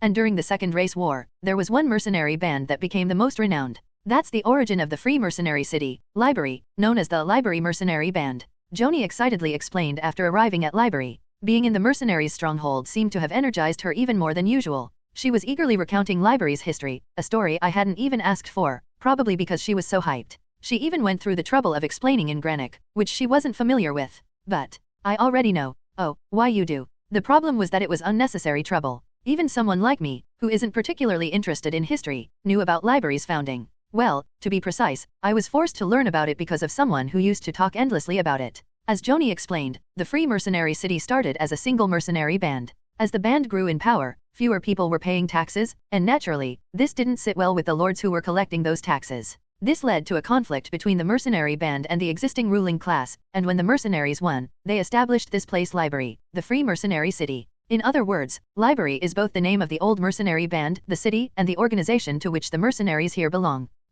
I glanced over the city, hidden beneath my hood. Though I'd heard about Liber countless times, this was my first time seeing it in person, and its scale was quite impressive. While not as grand as Grace's capital, it was certainly bigger than most cities. At the very least, it was definitely larger than Ordo. Well, I suppose it makes sense. It was once the capital of a small kingdom, after all. How long do you plan to stay in Liber? I don't know. I could leave for the Sacred Kingdom right now if I wanted, but it seemed Joanie didn't want that.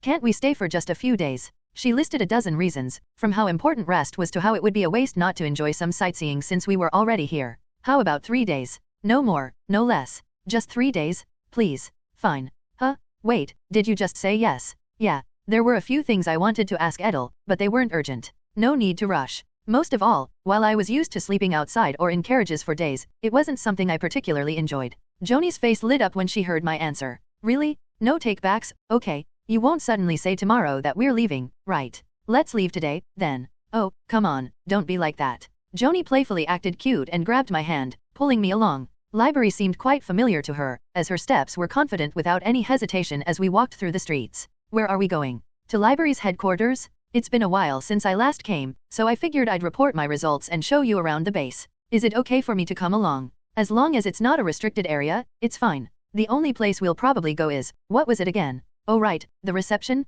The reception area is where they handle requests and jobs, so it's a place civilians visit frequently. That sounded reasonable. As we weaved through the crowd, the large castle that had been looming in the distance suddenly came into view. Not only did they take over the kingdom's capital, but they also left the royal castle intact and made it their headquarters. If any surviving members of the kingdom's royalty saw this, they might cry tears of blood. Still, it's better than some countries that are just ruins now. As expected from Liber's headquarters, there were a lot of people mercenaries, apostles, and ordinary adventurers filled the space. While I was observing the people around me, Joanie noticed my gaze and crouched down to meet my eyes. Are you interested in mercenaries? Or maybe, you want to become one? No, why not? If it's you, you'd get exceptional treatment. I don't want to. Sure, I'd probably be well compensated. But what's the point if that's not what I want? If I were short on money, I might have considered it, but I've always earned more than I needed and never spent much of it. Gared often nagged me to use some of it, but the most I'd spend would be on food, which is nothing compared to what I earned as a commander. The royal brats were always irritating, like mosquitoes, but at least they paid me well.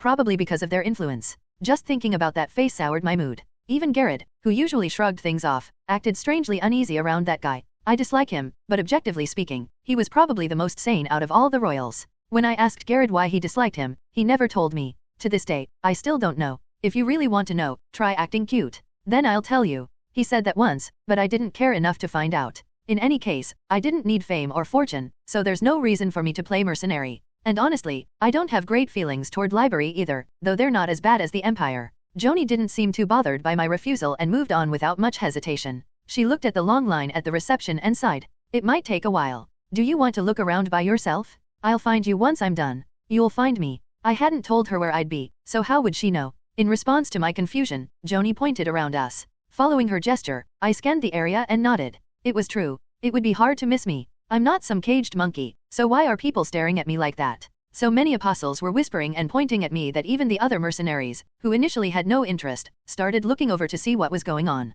It was a chain reaction. One person attracted another, and that person attracted another, completing a vicious cycle. All right. I had a feeling people would follow me no matter where I went, but standing still and becoming a spectacle was worse. Leaving Joanie behind, I began to explore Liber's headquarters. The contrasting effect of the elegant interior and the rugged mercenaries was a strange sight. As I wandered, avoiding the mercenaries, I occasionally encountered people who blocked my path. This area is restricted. If you're authorized, please show your credentials. Their firm tone and the way they physically blocked the door made their intentions clear, even if I didn't fully understand their words. During those moments, I would turn around without hesitation and head elsewhere. If they said not to go in, then I wouldn't go in. There was no need to be stubborn if there wasn't a good reason to insist. So, as I wandered around exploring the various parts of the castle, with curious onlookers watching me, I suddenly heard something. Prick. Ha. Faster? Swing faster. Faintly, I could hear shouts and the dull sound of clashing metal. Drawn by the sound, I began walking toward its source. As I approached, the indistinct noises became clearer.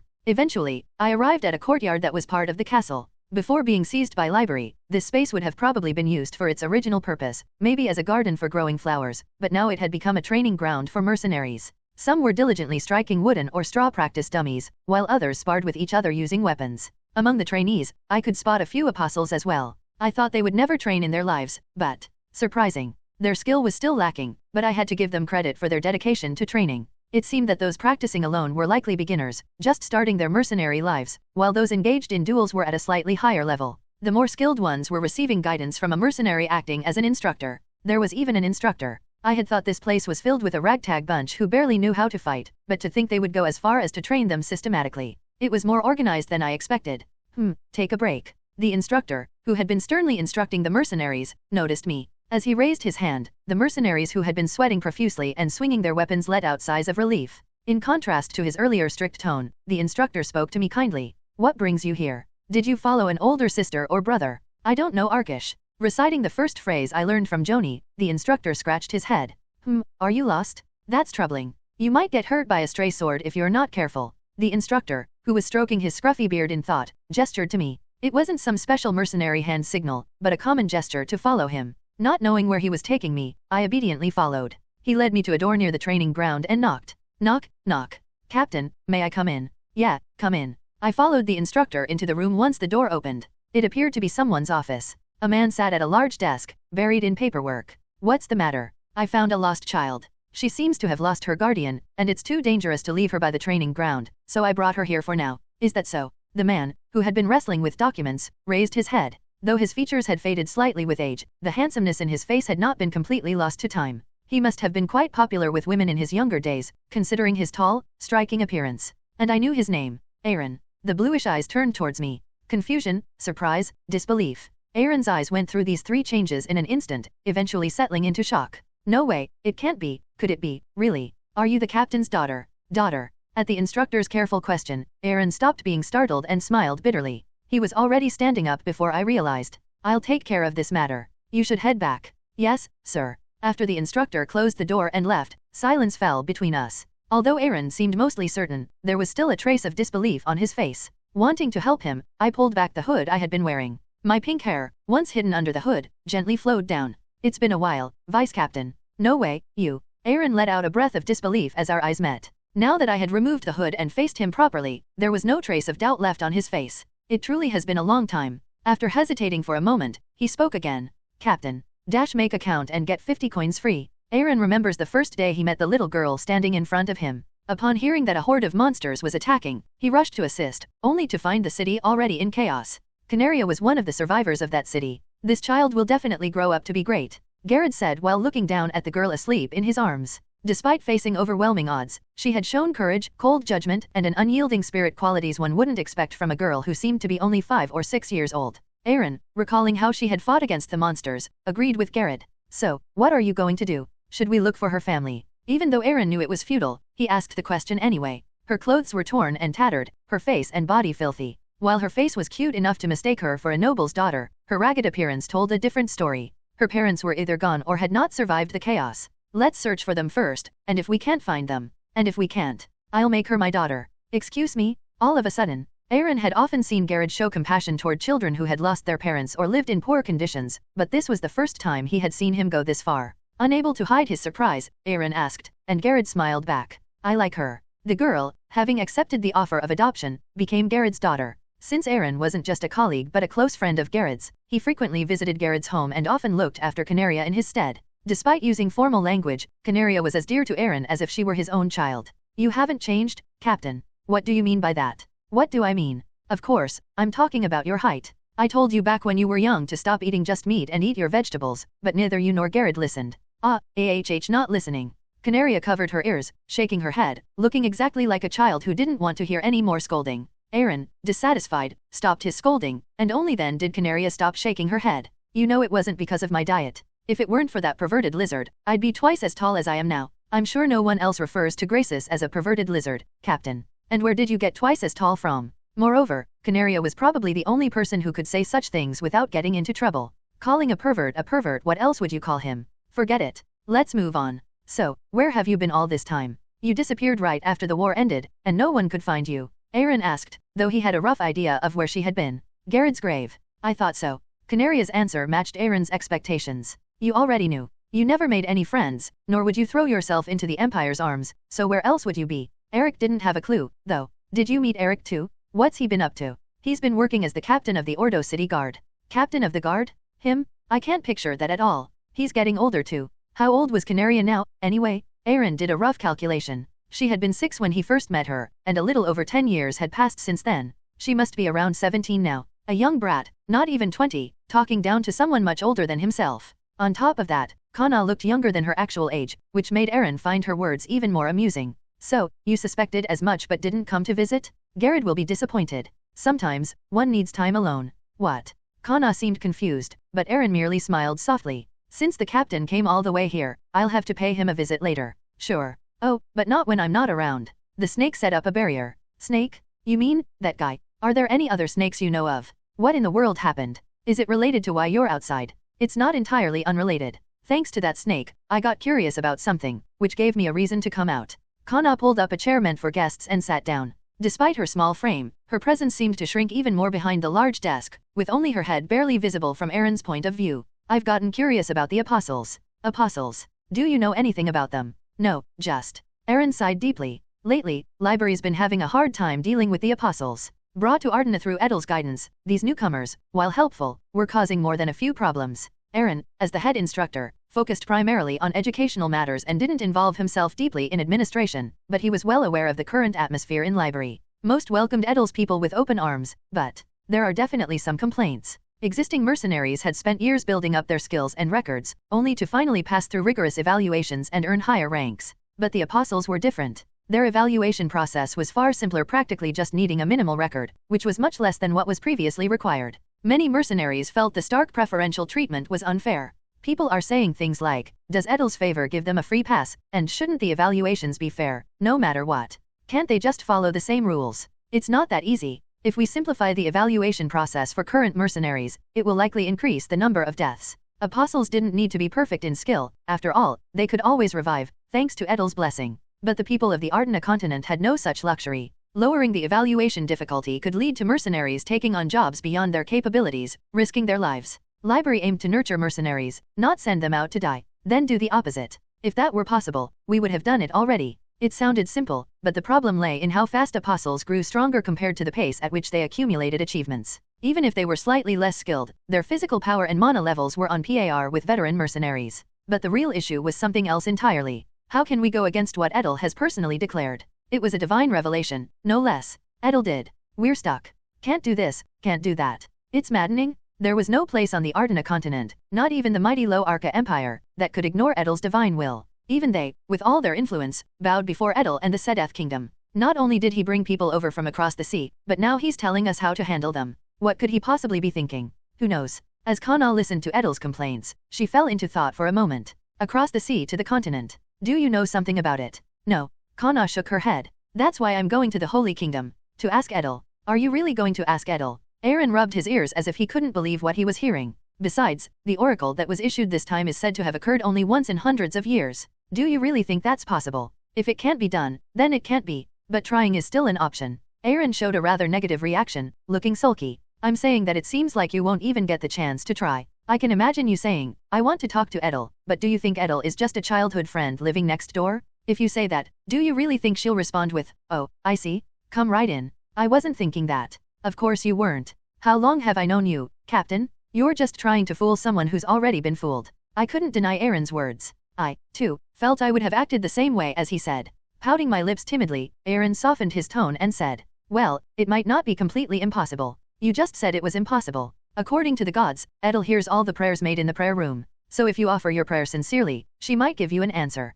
But I'm not a believer. It wouldn't hurt to believe in Edel this time. I had no intention of suddenly becoming religious, so that advice wasn't very helpful. I'll think about it after I go. Do as you wish. When have you ever listened to what I said? I didn't ignore everything. That's why you're so desperately avoiding vegetables. Are we back to that topic again? The conversation had somehow looped back to my picky eating habits. Having heard the same thing for ages, I shivered and changed the subject. Enough with the ridiculous vegetable talk. Why are you working here? Aaron, who had a lot to say, eventually swallowed his words and sighed deeply. This is what I learned. How could I do something else? I didn't want to go to the Empire, but when they offered me a position as the educational officer in Liber, I accepted it to finally escape my eternal vice captain status. Eternal vice captain. That was one of the jokes we used to tease Aaron. He was the vice captain when Gared was the captain, and when I took the vice captain position, he briefly returned to being a regular member. After Gared died and I became captain, he returned as the vice captain again. So, strictly speaking, he wasn't a forever vice captain, but it was a teasing remark to imply he'd never be a captain. I had a vague memory of a similar expression in my previous life related to a pro gamer, but unfortunately, I couldn't recall it. Should I get a job here too? Like you, as the education officer? Please, spare me. I shrugged my shoulders. I hadn't meant it seriously, it was just a joke to tease the eternal vice captain. As I was about to say it was just a prank, Aaron beat me to it. Isn't it sad for the mercenaries? Was that the problem? Why are the mercenaries sad? Do you really not know? Yes. Not knowing, he was asking. If I knew, I wouldn't bother asking, right? He slapped his forehead in frustration. Enough. In any case, please try to refrain from teaching anyone, because it would be sad for the person learning from the captain. At his additional comment, I blinked in silence. I kept blinking without replying for a long time. Maybe sensing something, Aaron lowered his hand from his forehead and carefully asked, "You don't mean what I think you mean, do you?" "Oh dear, Kana." It had been so long since he called me by my name that I involuntarily flinched. Aaron clasped his hands together. "What kind of sin did that person commit in their past life to meet you? I hope they go to a good place. Don't treat the person as if they're dead. After all, they wouldn't die since they are an apostle. Make account and get 50 coins free. It's always a pleasure to catch up with an old acquaintance, especially when that person is someone with whom you've shared memories over the years. You've always been like this." Do you know what the most common complaint was whenever someone was asked what was the hardest part? They said it was because of you running them ragged. I've never heard anyone say something like that to someone who wasn't even the training officer. The nobles were scheming.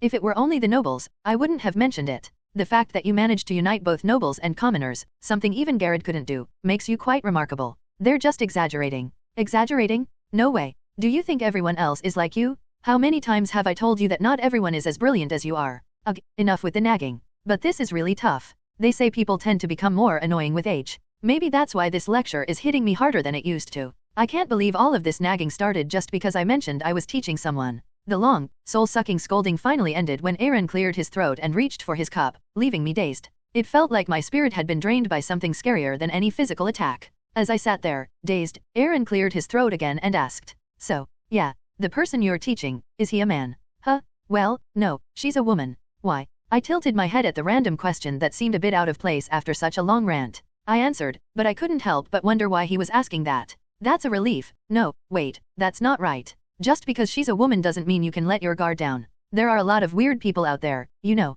What exactly is he thinking? He seems to be seriously contemplating something, but it feels like it's not something worth getting to the bottom of. What does she do? What do you mean, what does she do? You know, what's her job? Her hobbies. Hobbies. I narrowed my eyes at him. Are you thinking of hitting on her? People's feelings can be unpredictable, sure, but even so, it's a bit much to be interested in someone you've never even met, isn't it? Especially considering the age gap between Aaron and Joanie. I don't know Joanie's exact age, but judging by her mannerisms, it's clear she's younger than me. Meanwhile, Aaron is over 50. Sure, Aaron looks younger than his age and is much better looking than most men his age, but still, isn't it a bit off? Well, even if they hit it off, it's not like I can stop them. Some women do like mature men with a bit of charm. Maybe Joanie is one of them. I'll cheer you on. Are you thinking weird thoughts again? Unfortunately, since Joanie and I have never had a deep conversation about our preferences, I can't help much, but I can at least cheer them on. I clenched my fist in a show of support, but Aaron didn't seem too pleased. Canaria, you can be a bit naive sometimes. I'm just trying to see if this person is trustworthy. What if she has bad intentions? Naive? Me? Naive? If Eric were here and heard that, he'd probably say, "Vice Captain, are you losing your mind?" And then, in return, he'd probably get kicked by Aaron and roll around the training field. Alright, let me ask you this. How did you end up spending time with her? She gave me something to eat. She gave you something to eat? Yeah. After I saved her from the cockatrice, she started bringing it to me every day as a form of repayment. She brought it to the mountain where I live. Aaron looked rather serious for a moment. It's not impossible to understand. But, has she ever shown any strange behavior? Strange behavior? Has she ever touched you inappropriately or looked at you with bad intentions? Touched me inappropriately or looked at me? Too many times to count? She would hug me whenever she felt like it, pat my head, hold my hand. Even if she never looked at me with ill intent, there were times she made strange laughter. As I started listing the things that came to mind, Aaron's expression, which had been calm as he listened, gradually darkened. By the time I finished speaking, his face had contorted into something like a malicious demon. That person. Oh, her name is Joanie. Right. That Joanie. Is she here right now? Yeah. Joanie is part of Liber too. I see. Aaron got up from his seat. I spoke to Aaron, who suddenly seemed to be getting ready to leave. Where are you going? I'm going to meet this Joanie. Why are you taking your sword? Oh, I'll be needing it. You know as well as I do, there's no better tool for pest control. Like hell you need it. I sighed. You're overprotective, Aaron. I'm not a child. If it was something really inappropriate, do you think I would have let it slide? Aaron looked like he was about to flip over because of a small prank. If I had just let things go, he would have killed someone already. Despite knowing my real age, Aaron treated me like a child who had no clue about the world. Perhaps my words had an effect because the murderous aura around Aaron slightly calmed down. He plopped back into his seat with a tired voice. If this were back in the day, I would have pinned you down and given you a good spanking. Ew, that kind of kink. I'm talking about how you stress me out with your jokes. Ah, you caught me. You never even tried to hide it in the first place. After learning how to properly use a sword and practicing for years, I surpassed Aaron's strength. But even knowing I had grown stronger than him, Aaron's overprotectiveness didn't stop. Ever since I became the captain, though, he rarely showed that side of him. Along with Gared, Aaron was one of the few people who worried about me. Ah, now there are 3. Well, seeing you joke around like this puts my mind at ease. Aaron's voice had fully returned to his formal tone, and his mood was back to normal. I was worried you'd pick up a sword and storm the Empire, but it seems I don't have to worry. What do you even think of me? Anyone who saw you back when you were the captain would think the same. From overprotection to exaggeration? Well, I guess I was a bit sharp back then. No one would call reducing someone to a pulp just a bit sharp. That was to be expected. I spoke firmly. No matter how upset you are, you don't just beat someone that badly for merely irritating you. He crossed the line, so it was justified. Sensing that I had no intention of backing down, Aaron shrugged his shoulders. Well, at least it doesn't seem like you got tangled with a truly bad person. But just in case, be careful. She might suddenly try to hug you or put her hands on you. Huh, what's wrong? That wasn't a joke. Holding hands, hugging, and petting. Even just this morning, it happened. I'm not exactly the most feminine person out there, and having grown up in a sweaty knight's order devoid of any trace of femininity, I didn't really know, but, don't women generally enjoy that kind of skinship? It seemed like they did in my previous life, but could it be different in this world? Upon hearing my words, Aaron stood up again. Aaron. Hey, Aaron. Yep, this is hopeless. I nodded, realizing that Aaron was now in a state where any form of communication was futile. Sorry, Joanie. I couldn't protect you. But hey, you'll be okay since you can resurrect, right? Right? Slurp. Nom, nom. The atmosphere in the drawing room had dropped even colder than the chilly northern air outside. In the stifling silence, the only sound in the room was the soft munching of Kana as she nibbled on her snack. This is delicious. How can you even eat right now? Joanie wanted to shout at Kana in frustration, but she couldn't, and that was her greatest regret. If she did, the man sitting across from her, glaring at her with terrifying eyes, would surely not let it slide. How did it come to this? All she had wanted to do was find Kana after wrapping up her performance review, which she had waited so long for. But suddenly, she was brought to this drawing room by a man who had appeared alongside Kana. Well, brought might be putting it mildly. His aura had been so threatening that it was more like she was dragged here. Is your name Joanie? Why yes. A deep, low voice often described as a cave voice that was quite pleasant to listen to. Normally, Joanie would have liked this kind of voice, but right now, it felt no different from a tiger's growl, and her body stiffened in fear. Seeing how tense Joanie was, Aaron threw out a question. Why did you do that? What? The abrupt question caused Joanie to stutter and question him back, but the man didn't reply. Even Kana, who continued to busily munch on her snacks, seemed uninterested in clarifying anything for her. Is he Kana's acquaintance? If he was a friend of Kana's, then he must be a fellow member of the Knight's Order, right? Desperately racking her brain, Joanie cautiously asked, were you in the same Knight Order as Kana? Did she also tell you she was part of the Order? Yes, I'm Aaron, the former vice-captain of the Crimson Aegis. Eek. A pathetic squeal escaped Joanie's mouth. He's an even higher-ranked person than I thought. Wait a minute. Is there any reason to be startled? The man standing in front of her was the vice-captain. Kana was the captain. Given how much time she spent with Kana, is there really any reason to freak out just because the vice-captain showed up? Thinking that, Joanie lifted her head confidently. Eek. The moment she met Aaron's piercing gaze, she quickly looked down again. She understood that Aaron had been Kana's subordinate, but why on earth was she dragged here to face such a glare? As she pondered this, a scene from a drama suddenly popped into Joanie's mind. It was that classic moment where a boyfriend meets his girlfriend's father for the first time and nervously asks for his daughter's hand. Isn't this the same situation, just with reversed genders? Joanie felt a strong sense of déjà vu. May I ask what your relationship with Kana is? I don't know how Kana feels about me, but I consider her a niece, almost like a daughter. I've known her since she was very young. Ah, I see. For the first time, Joanie managed to get a clear answer out of Aaron. But even though it made sense, she didn't exactly feel happy about it. So, this man named Aaron was very close to Kana. Not as dear as the father Kana always longed for, but much closer than most other people could ever hope to be. With that, the conversation fell into silence again. Feeling like she might suffocate if this kept up, Joanie mustered the courage to speak. So, what exactly did you want from me? I heard you laid hands on Kana. Pardon. You held her hand, hugged her, and stroked her, right? Is that correct? Well, yes, but I think there's a bit of a misunderstanding. One wrong word here, and I'm dead? Sensing death inching closer, Joanie frantically searched for a lifeline, her eyes darting around. Glance. But what she found was a rotten rope. The only person who could help her in this situation, Kana, was avoiding Joanie's gaze, turning her head away. Kana tried her best to appear natural, but Joanie could sense the awkwardness in her movements. Canaria, I treated you so well, and now this is how you repay me? If you were upset with me, you could have just said something? Isn't this way too much, trying to get me killed like this? Joanie inwardly shed tears of blood, feeling utterly betrayed by the one person she trusted most. Rate this series at novel updates please. Make account and get 50 coins free. That's how it happened. Joanie's explanation, which had taken nearly an hour, finally came to an end. Starting from how her family was poor and they couldn't even afford to eat out like everyone else. After a long and detailed explanation, Joanie managed to convince Aaron. So, you're saying it was because you saw her as a little sister? Why yes. Kana was just too cute. I swear on my life, I didn't have any ulterior motives or try anything. If I'm lying, you can take my life right now. Don't you just come back to life anyway? Joanie's eyes widened in response to the sudden remark. Well, he wasn't wrong, but was that really necessary? Even if I come back to life, my life is still precious. It was a pretty lame excuse, considering she had thought it through so hard. Fine, I understand. Kana may be a bit oblivious, but if you had other intentions, she would have noticed. It seems she liked you quite a bit. Ha. I don't think that's the case, though. Who in their right mind would try to assassinate someone they liked? Unless, what was it called, a yandere? Kids' feelings really are impossible to figure out. It would be great if she could just ask Kana directly, but the person with all the answers had long since dozed off, tired from being excluded from the conversation. Kana was peacefully asleep, resting her head on Aaron's shoulder. Joanie looked at the sleeping Kana. She's so cute, I'll let it slide. Not that she was all that mad to begin with, but seeing Kana sleep like an angel made whatever little frustration she had melt away. It was probably a similar feeling to why so many parents, after being worn out by their kids all day, feel at peace when they see them asleep. Seeing her so relaxed, unlike when she was awake, Joanie couldn't help but smile. Of course, she's cute when she's awake too, but there was something special about this kind of moment. Kana is. Joanie, who had been so absorbed in watching Kana sleep, forgot that Aaron was still there. His voice was softer than before, perhaps because he was mindful of the sleeping girl leaning on his shoulder. Kana, has she been doing well?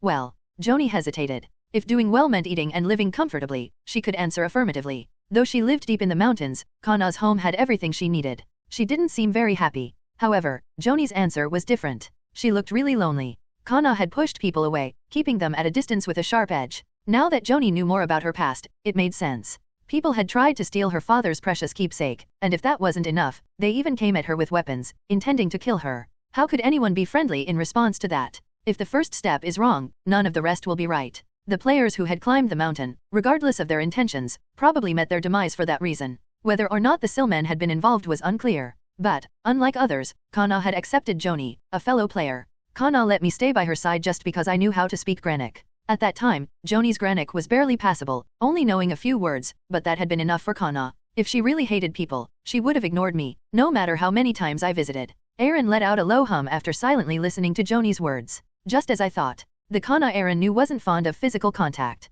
While she tolerated Gared's touch when he petted her, she never gave off the impression that she enjoyed it. For Kana to allow contact so easily now. At first, Aaron thought it was because Joanie was also a woman. But now, he realized it was deeper than that. He adjusted his position slightly so that Kana, who had shifted in her sleep, could lean on him more comfortably. Do you know about Gared? Aaron asked. Yes, I heard he's Kana's father, Joanie replied. Technically, he was her adoptive father. Gared had saved Kana when she was at death's door, after losing her family and home. He took her in as his daughter. When Gared once asked her about her parents, I was there, Aaron recalled. She told him, my parents? They died long ago. Later, Aaron learned that Kana's biological parents were despicable people. They never gave her the love a child should receive, which explained why the young girl always seemed so emotionally detached for her age. Gared was the one who filled that void of love, Aaron added. To a child who grew up unloved, in the filth of street urchins, the experience of being cared for must have been an alien one. To Kana, Gared was the most precious person in the world. But in the end, Gared left her, succumbing to injuries from the war that he never fully recovered from. In the aftermath, Kana filled the emptiness left behind by his death with the desire to uphold his beliefs and avenge herself on the Empire. But after the fall of the Graces Kingdom, she lost even that purpose and disappeared. What a foolish kid, Aaron said with a bitter smile. She could have reached out to me if she felt so lonely. He'd known Kana since she was a small child. Yet, it seemed he hadn't been enough to fill the void in her heart. But now, looks like she's finally found someone to fill that emptiness. Though she might not fully realize it yet, Joanie's interest in her had left an impression on Kana. Allowing physical contact was proof of that. Feeling a tinge of regret for not being able to be the one to comfort Kana, Aaron glanced at Joanie, reassured by the thought that the girl had found a new refuge. He wasn't her biological father, Joanie muttered, digesting what she had learned about Kana's past. If Gared wasn't her real father, then it meant that the bond between them was even more special. Joanie had noticed how deeply Kana cared for him despite not being related by blood. Sensing the somber mood, Joanie decided to shift the conversation. By the way, Kana really seems to like sweet things and flowers. Was she always like that? Sweet things, yes, but flowers? Are you talking about the ones you see by the roadside? Aaron asked, puzzled. Yeah, those flowers, Joanie replied, confused by Aaron's reaction. Wasn't that what she was talking about? What other kind of flowers could there be? Aaron's expression suggested this was news to him. Sensing something unusual in his response, Joanie nervously swallowed. She didn't dislike flowers, but I don't remember her particularly liking them either, Aaron said. Why? She made a flower garden in front of her house and takes care of it like it's the most precious thing. I accidentally stepped on one of the flowers and, well, it wasn't pretty. Joanie stopped herself from mentioning the number of players who had met unfortunate ends because of that flower garden. Aaron fell silent, lost in thought, his brows furrowing as he considered the unexpected revelation. Finally, he spoke. Do you think Kana is feminine? Gasp. Was that an assassination attempt just now? Joanie took a sharp breath, having faced her second assassination attempt today. Sure enough, after Aaron's words, her chat window turned into a hellish frenzy. Well, I'm not really sure what being feminine means. Trying to dodge the topic by glancing at her chat, Joanie attempted to avoid the inevitable with her well-honed skills in escaping social traps. Aaron, though perplexed by her determination to survive, elaborated. You don't need to overthink it. I'm asking if she cares about her appearance or if she's ever shown interest in clothing. Come to think of it. Joanie squinted her eyes as she tried to recall. Not really. She's probably been in the Night Order too long, don't you think? She was like that even before, but I suppose being in the Order made it worse. Anyway, that's not the main point. You understand what I'm getting at, right? Aaron's gaze grew distant, as though remembering something long gone. Gared once asked me a similar question. Aaron, what do girls like? Is this about Kana? Yeah. I wish she'd laugh and chat like other kids her age, but she's always so stiff, like a boy. Isn't there something I can do?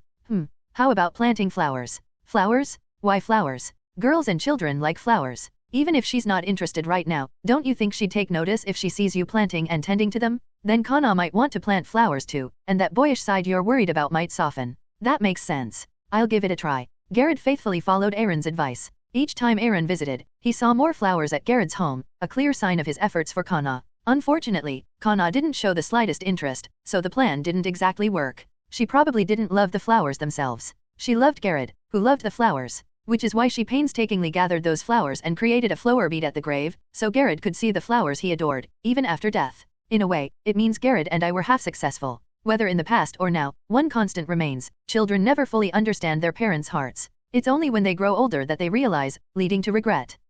Joanie's sigh lingered in the drawing room. Did I fall asleep? Was it because I snacked too much, or maybe Aaron and Joanie's incomprehensible conversation lulled me to sleep like a lullaby? I'd been feeling a bit drowsy, but when did I actually doze off? Slowly blinking away the remnants of sleep, I tried to shake off the lingering drowsiness. Then suddenly, I made eye contact with Joanie, who had been staring at me. For some reason, her eyes were brimming with tears, ready to spill over at any moment. Aaron, did you sleep well? Yeah, no. So, did you sleep well or not? Sensing my movement, Aaron greeted me, to which I gave a casual reply. It's not important right now. Did you hit her? What? Joanie, did you hit her? There were no visible signs of being hit. Since the only reason I could think of for her to be like this was that, I asked Aaron, who looked down at me with a perplexed expression. Do you think I'm you? Whatever. If he just meant to deny it, why did he say that? Anyone would think I was someone who just randomly hit others because I didn't like them. As I pouted, something suddenly charged toward me. Wah? Canaria. What can I say? Of course, the identity of that something was Joanie. She dashed at me, sobbing and sniffling, and I was taken aback, unable to react in time, as I found myself embraced by her. I didn't know that. I thought I was, ugh. It was hard to understand her words since I was already struggling to hear, and her pronunciation was wrecked by her sobbing. As I tried to push her away, Joanie tightened her grip around me even more. I could break free if I really wanted to, since she couldn't be stronger than me, but, sigh. Instead of pulling her away, I decided to go along with it and let my arms hang limply. I wonder how much she suffered from Aaron while I was sleeping. Part of the reason Joanie was suffering from Aaron was probably because of me, so I should just let her be. I told him to take it easy, didn't I? I shot a look at Aaron, conveying that meaning through my eyes. It's not because of me. As if responding to my silent accusation, Aaron put a fist to his chest, looking exasperated. Canaria. Yeah. Holding on to Joanie tightly, I swayed back and forth in response to her movements. She's been through a lot, so I'll let it slide this time. Rate this series at novel updates please. Make account and get 50 coins free. The Tale of Two Lives. A story about someone born with a silver spoon in a wealthy family, racing down an unobstructed path to success, and a tale of another who, despite a troubled past, clawed their way up a steep cliff to eventually stand tall at a great height. Which of these two stories resonates more deeply with people's hearts? Most would likely raise their hands for the latter. The tale of someone who was born with everything and succeeded is seen as something expected, but the story of someone who overcame countless adversities to finally succeed is not something to be taken for granted. Some may find solace in such stories, feeling a sense of kinship and hope, while others may find motivation to strive harder in their own lives. Kana is so pitiful. How hard must it have been for her at that young age? Comments. Suddenly, seems like many haven't watched the stream. And now here, another story that touches people's hearts has been added. The past of the NPC known as Canaria Graces, revealed by Joanie, was enough to evoke feelings of compassion, if not outright sobbing, among the audience. It is said that indifference is scarier than hatred, but sometimes, interest can be more poisonous than indifference. Kana's parents belonged to that very category.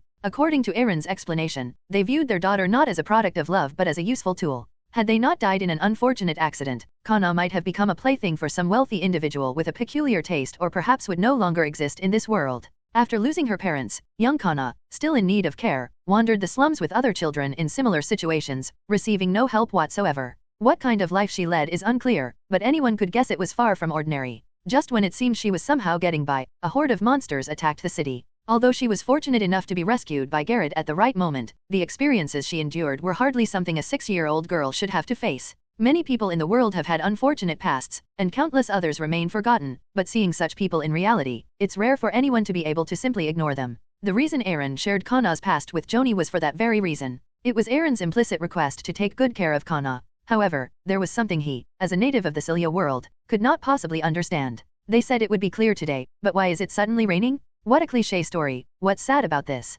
Kikiki, wait, why am I crying? Behind Joanie, there are unseen hands, no, unseen eyes. And not just a few, but over tens of thousands of them. As a result, what Aaron did not intend turned him into an unexpected tear-jerking phenomenon, making tens of thousands of eyes glisten with tears. At first, players thought of Kana as a ruthless raid boss. A boss riddled with systemic flaws, disregarding balance. That was the first image of Kana. However, as time passed and information about Kana was revealed, that image continued to change. From a ruthless raid boss to a cute girl, from a cute girl to a girl with a story protecting her father's grave. And now, she is seen as a pitiful girl with a painful past. About the flower garden in the boss room. I thought Kana was growing flowers because she liked them. But it turns out she was cultivating them because she thought her deceased father, Gared, liked flowers. In reality, her father wanted her to like flowers, which is why he had her plant them. It's just so sad. Comments. I really want to hit that way of speaking. I get it, but it's also true she's pitiful. I agree with that. I wish I had a girlfriend like Kana. I wish I had a girlfriend who only looked at me, who wouldn't forget me even if I died, and would keep thinking about only me. If I ranked the popular NPCs so far, I think Kana would definitely be number 1. Oh,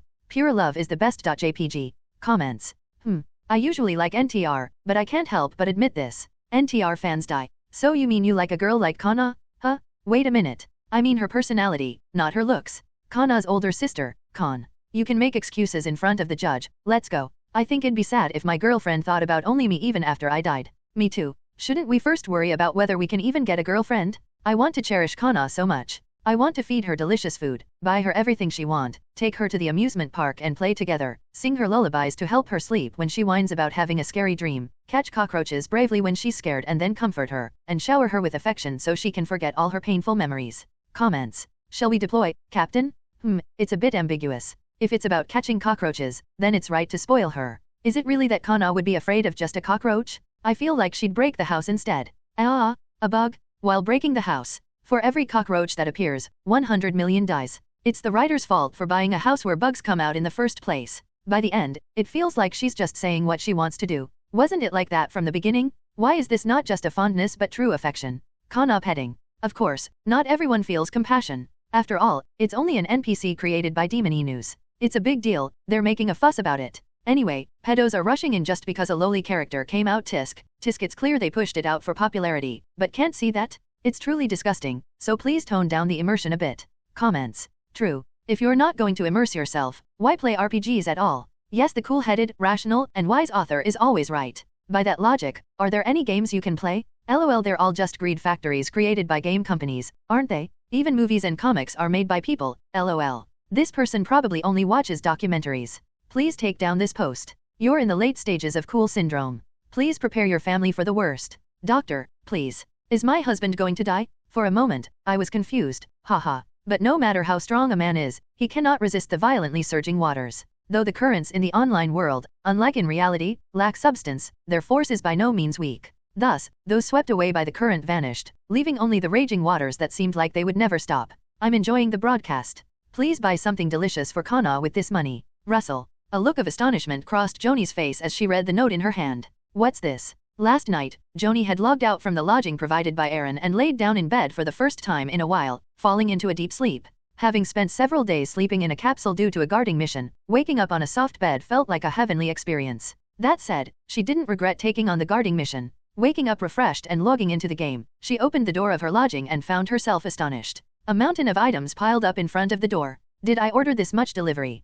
In that moment, Joanie almost forgot this was the world of Silia and thought such things. Some items were left with short notes like the one she had just read, while others were simply placed there without any accompanying words. What bewildered Joanie the most was a handful of Imperial coins placed neatly on one side of the floor. The contents of the notes varied greatly, but their intended meaning was largely the same. They were all messages indicating that they had enjoyed the broadcast and hoped this money, or these items, could be of some small help. For whom? Of course, it's for someone. Naturally, it's for Kana. After reading a few more notes, Joanie realized that all these gifts were a reaction to yesterday's broadcast. In other words, these were all presents meant for Kana. But why was nothing like this last time? As Joanie pondered, she came to a conclusion. Last time, the identity of the grave that Kana had been guarding had been revealed, but Kana's past had not been properly disclosed. Moreover, the place where Kana had lived was extremely remote, and there were barriers making it difficult to approach. However, where Joanie was currently located was within the free mercenary city, Liber. Just considering the number of players merely staying there was well over hundreds.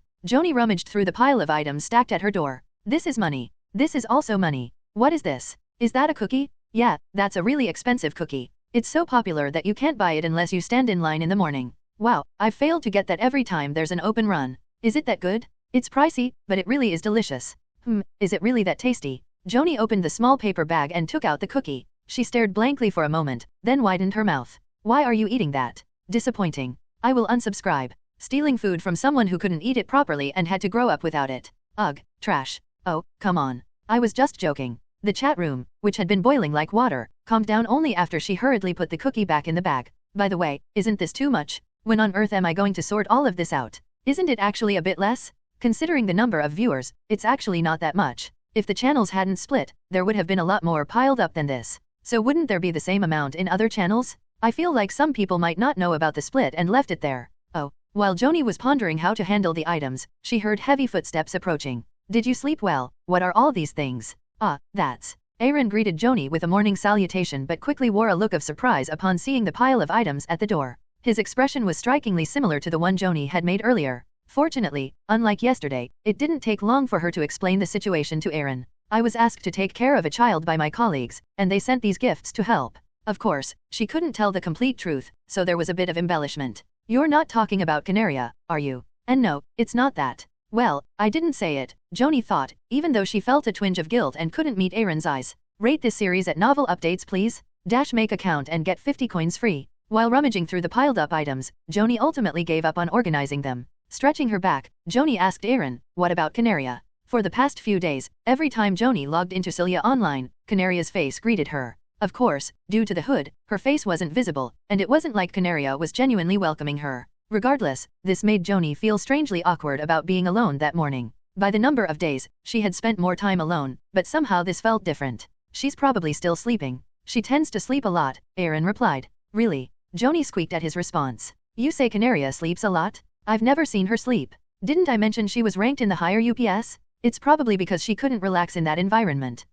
Was that so? Joanie thought that Aaron must know Canaria much better since he had spent significantly more time with her. Unless he was lying, his words seemed credible. Moreover, the lack of any visible signs of Canaria only increased that trust. Aaron, glancing at the clock, said, we should wake her up soon. Do you want to join us? Is that okay? Aren't we having breakfast together? Or do you have other plans? No? I'd love to join. Please let me eat with you. Aaron, puzzled by Joanie's overly enthusiastic response, began walking ahead. Soon, he stopped in front of an ornate door and lightly knocked. Knock knock. Canaria. After waiting for a moment without a response, he knocked again. Knock knock. But still, there was no answer. It seems she's really still asleep. Could she have already woken up and left? Do you think she looks like the type to do that? Joanie pondered for a moment but quickly shook her head. That's not likely. Aaron grasped the doorknob. Do you think it's really okay to just go in? What if she gets mad that we barged in? She's Canaria. She probably already knows we're here. Creak. She's just pretending to be asleep. Dismissively brushing aside Joanie's concerns, Aaron opened the door. The room Joanie received from Aaron the previous night was quite luxurious. Even though Joanie wasn't a frequent guest at high-end hotels, she couldn't help but be impressed by the room. However, Canaria's room was even more opulent than the one Joanie had stayed in the night before. The sheer size was far greater, and the furnishings and decor were nothing short of spectacular. Joanie's eyes sparkled as she took in the scene, reminiscent of a royal chamber one might read about in history books, converted into a hotel room. Canaria, wake up. Ignoring her surroundings, Aaron approached the bed and softly called out to the lump under the covers. Joanie halted her exploration and hurried to Aaron's side. Ack. At the edge of the fluffy blanket, a small head peeked out. Every time Kana let out a gentle breath, the raised blanket would rise and fall along with it. Seeing Kana sleep peacefully with her round face, Joanie couldn't help but stifle a gasp. She had been adorable while snuggling against Aaron's arm, but curled up like a little animal made her irresistible. This has to be captured. Before taking a screenshot, Joanie quickly switched the broadcast screen to standby. What's going on? Mom, it's too dark here. Hey, the lights are out. I wanna see too. I'll cover the screen for a moment to protect Kana's privacy. There's a saying that the most despicable act is giving and then taking back. Knowing how petty and unpleasant that feels, people usually don't consider snatching back something they've given, no matter how precious it is. Just like a couple who has grown apart might want to end things, unless they genuinely want to sever the relationship. That was precisely the feeling the viewers watching the broadcast experienced. The darkness cast over the viewers' eyes, who had been smiling warmly at Kana's cuteness while sharing Joanie's view. In the moment of abrupt change, an intense reaction burst forth in the chat. Of course, Joanie's decision to cover the screen was not truly for the beautiful reason of protecting Kana's privacy. That was merely a pretty excuse to justify her actions. The real reason was to prevent exposing her disgraceful behavior. Stop with the nonsense and turn the screen back on while you can. Carrot. Teacher, my cat at home is very sick. Fire. I'm getting annoyed. What a kind person taking care of virtual character rights. What? What's going on? WTF? No one was naive enough to take Joanie's words at face value. Ignoring the chaotic chat, Joanie continued to fulfill her desires until, peeking through half-closed pink eyelids, she finally paused to check her overflowing screenshot folder. With a satisfied smile on her face, she turned the screen back on. Wake up now. It's time for breakfast. Aaron spoke in a voice that was completely different from how he spoke to Joanie, a soft tone, akin to addressing a child. Oh my, I'm a guy, but I think I understand why girls are charmed by voices like that. Fire. Like he was talking to a child. No, in a genuinely affectionate tone directed at a child, the chat momentarily buzzed with excitement. As Kana looked up at him with sleepy eyes, they slowly closed again. I don't want to eat. Gasp, so cute. Joanie clutched her heart at Kana's adorable protest, reminiscent of a child. You have to eat breakfast to grow taller. I told you not to talk about my height. Kana's eyes opened again, glaring at Aaron in dissatisfaction. I'll make you your favorite meat dish, so hurry up and wake up. Okay. Unable to withstand the persistent coaxing, Kana finally propped herself up groggily. As if trying to shake off the sleepiness, she blinked repeatedly while sitting on the edge of the bed. Every time her eyes began to droop, her little head would nod towards the floor and then return. Kana, good morning? Did you sleep well? Yeah, good morning. Kana. She really loves her sleep. Joanie was momentarily surprised by Kana's morning greeting, which she had never heard before, but soon broke into a warm smile. Toot. I poked the unholy something on my plate with a fork. Stop playing with your food. It's meat, right? Isn't it meat? Aaron said calmly as he munched on some greenery. And the same greenery he was eating was also piled on my plate. Meat cooked with vegetables is not meat dish. How could he not know such an important thing? Garnish on a steak is fine. You can just push it aside and eat. But if it's completely mixed in so you can't push it aside and eat, then it can't be called a meat dish. Isn't it time to stop being picky about food? I scoffed. What does age have to do with not eating what you dislike? It's a point of pride. Yet, you still think of me as a kid. If he was going to say such things, he shouldn't treat me like a child. No matter how old you are, children always look like kids to their parents. I'm not your parent, but I've seen you since you were young, so I think it's fair to say I've earned that right. I've been like this since I was very young, so it's unchangeable. Not a word of justification. I grew up in an environment where I couldn't. Neither I nor Aaron seemed to care much, but Joanie looked at me with a horrified expression. I hadn't said anything wrong or inappropriate, so why was she acting like that? After rummaging through my plate, I finally succeeded in filtering out all the greenery and resumed my meal. How long do you plan to stay in Liber? I don't know. Maybe about 2 to 3 days. It probably won't happen, but if you ever run out of money or need anything, just let me know. I'll help you however I can. Who are you? Aaron, who usually pinched every penny, was saying this. I pointed my fork at him with a wary expression, and Aaron looked at me as if I were pathetic. Wasn't that because it was the night order's budget at the time? If you waste it and run out of budget, you'd have to go to the treasury and plead, and I don't think you'd do that well. I quietly picked up the meat and ate. I couldn't deny his words since I had committed the sin of spending. Give me money. No, do you think money just comes out when you say it? Do you think I can just throw a fit and get it? I don't have any. I don't have any. But, I told you I don't have it. Look, there's nothing, right? Here it is. Money that useless leeches consume without doing anything. Are you out of your mind? I'll pretend I didn't hear that, so please leave me alone for today. I could still vividly recall the treasurer's voice as he shouted in panic. He was a bit uptight but wasn't a bad guy. I guess he must have met his end that day. It's not that you're stingy, it's that you're reckless. Aaron stood up, still giving me that pathetic look. His plate was completely empty, without a trace of greenery. Anyway, now that I've said what I needed to say, I'll be going. Where are you going? Where else? I have to work. Unlike you, I'm not unemployed. How nice it must be to be a rich NEET. You really don't know anything. Though I couldn't sit in the main seat, Aaron had worked in the Crimson Aegis far longer than I had, so he should have plenty of money. It seemed he couldn't even imagine a life without work. After the pitiful and unfortunate Aaron left the meal, Joanie came over to me, rummaging through the greens to see if any meat was left. Kana, what are you going to do today? I'm going to sleep. This bed is really nice. The bed is soft, and the blanket is smooth. If I could, I would love to lie here for hours, but I was unable to do so because Aaron woke me up, so I was thinking of fulfilling the dreams I couldn't have.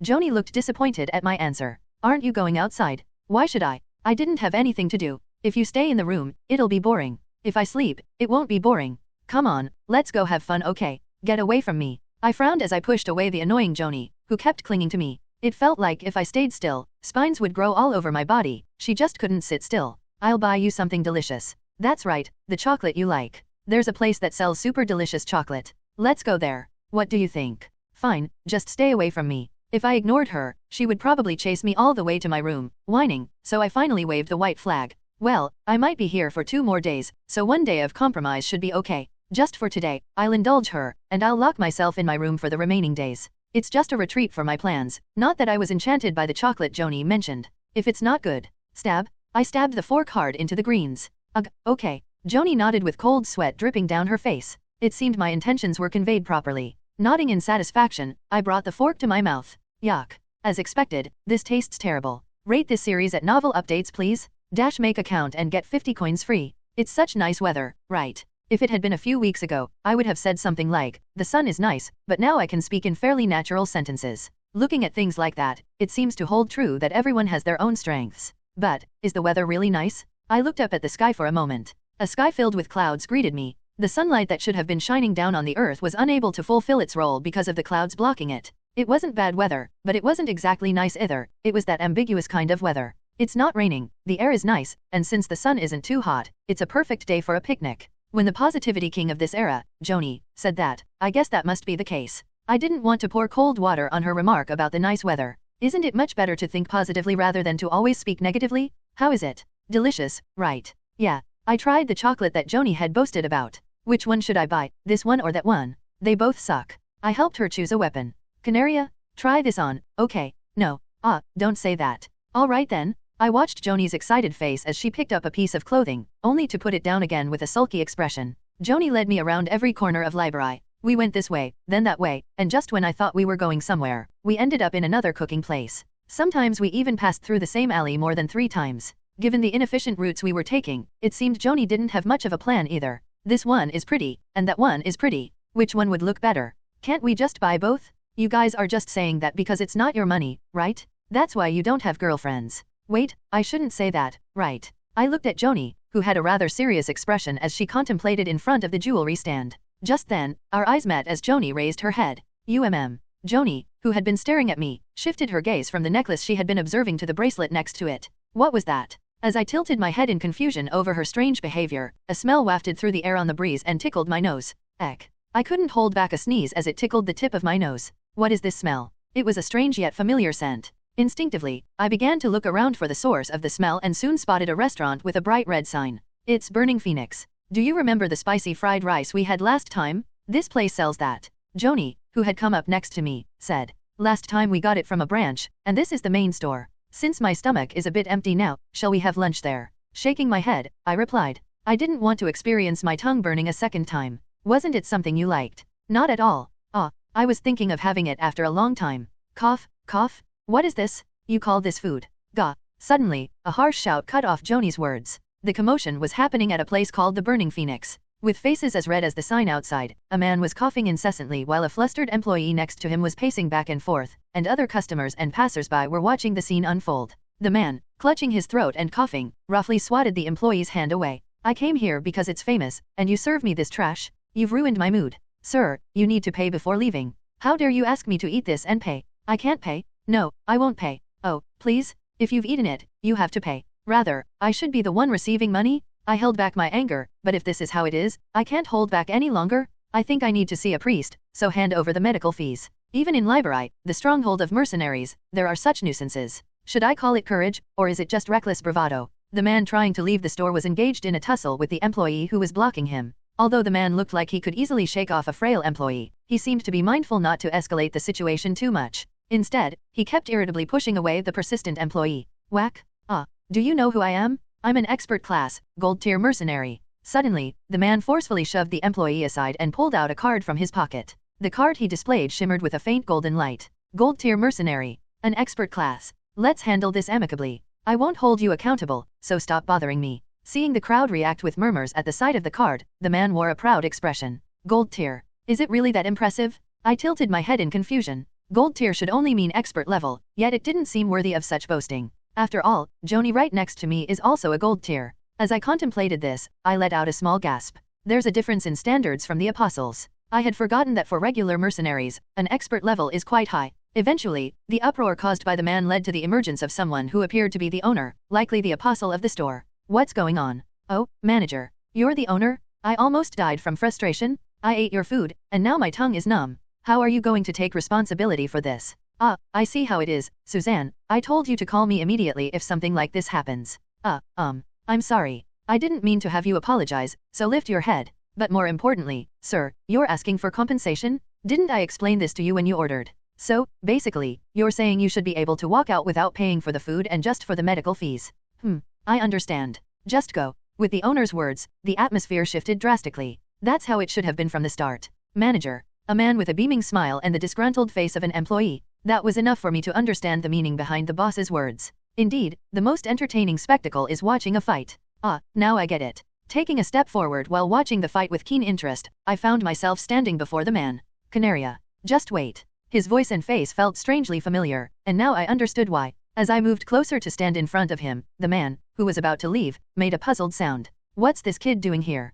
Kid. Huh? Is that your voice? His eyes widened. It's been a while, but your speech habits haven't changed at all. THTH the commander. Yeah, THTH the commander. Had he recognized me, he instinctively spoke to me in granik. Even in that moment, he referred to me as the commander, not the commander Nim, which revealed what he thought of me. Well, it wasn't something I was unaware of. Did you recognize me but not salute? Huh? You think you're still the commander just because you were one back then? Just because a ghost from the past suddenly appears? Well, you're not wrong. But you were the one who called me the commander first. I just matched your rhythm. Shut up.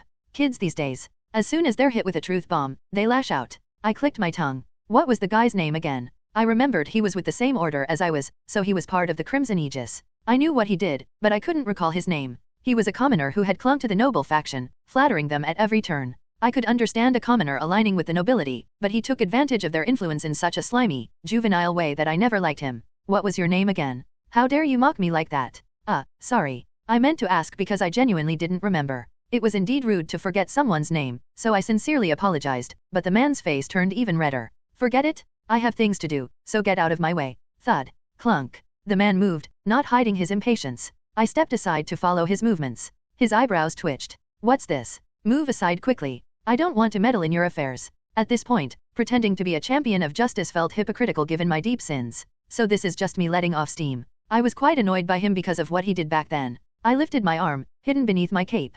Are you crazy? You plan to fight here? No, this isn't a fight. I shook my head. I'm just trying to give you a lesson as someone who used to be your superior. It might sting a bit, but good medicine is often bitter, isn't it? I'm sure this will be a good experience for him as well. Or not. You'll regret causing a commotion here. Is that something you should be saying? Right? I'll inform the Empire of your whereabouts. Can you really ensure your safety? Your news travels slower than the apostles. It's been ages since the Empire found out where I was. As none of my words seemed to take effect, the guy eventually let out a wild scream and charged at me, drawing his sword. Awaya, die, dash kaya, dash see call the guards. In an instant, the area turned into chaos. Even in this condition, the trajectory of his sword was far cleaner than that of your average mercenary, despite his eyes being half rolled back. Yap. The sword of a man who had lost much of his rationality was no threat to me at all. I reached out like a beam of light and firmly grabbed him by the collar. Then, I lifted him up. Boom, thud, and slammed him hard into the ground. The sound of something breaking echoed, along with the noise of the ground shattering, as the man hit the floor, trembling and rolling his eyes back in shock.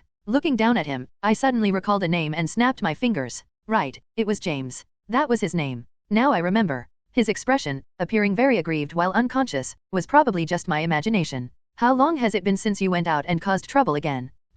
About 3 hours. You know I'm not asking for real, right? Aaron sighed and clutched his head. I didn't do anything wrong. If anything was wrong, it was Liber for accepting James as a mercenary. I proudly held my head high. I can see you didn't do anything wrong. But did you really need to go that far? Wasn't I kind enough? I have to admit, you're better than before. Last time, you turned him into a bloody mess. Yeah, still, that doesn't mean I'm complimenting you, so don't get too proud. Aaron sighed again. Didn't you know? Are you talking about him joining Liber? Of course I didn't know. I'm not in charge of personnel, I handle training. Couldn't you have given a hint at least? I don't know. At least, I don't recall hearing anything like that. Aaron wouldn't have any reason to lie to me, so that must be the case. In fact, it's not that unusual for some low-quality scumbags to mix in with mercenaries. That's why there's a saying, there are those who will do anything for money. Of course, if you actually do anything, you won't come out of it unscathed, but it means that there are indeed such terrible people out there. James was just one of them. It seems he wandered around after the nobles disappeared and ended up in Liber. Normally, he wouldn't have done anything so serious that he'd face anything more than a warning, but he's not someone who would bring any good influence to Liber, so we should drive him out. I don't have direct authority, but if I say something, they will take it seriously. If only this had happened a long time ago. Yeah, right. This time, Aaron and I let out a simultaneous sigh. Neither of us was in a good situation, suffering from the headache that James had caused. They say that if the upper water is clear, the lower water will also be clear, but just because the upper water is clear doesn't mean the lower water is as well. Rate this series at novel updates please. Make account and get 50 coins free.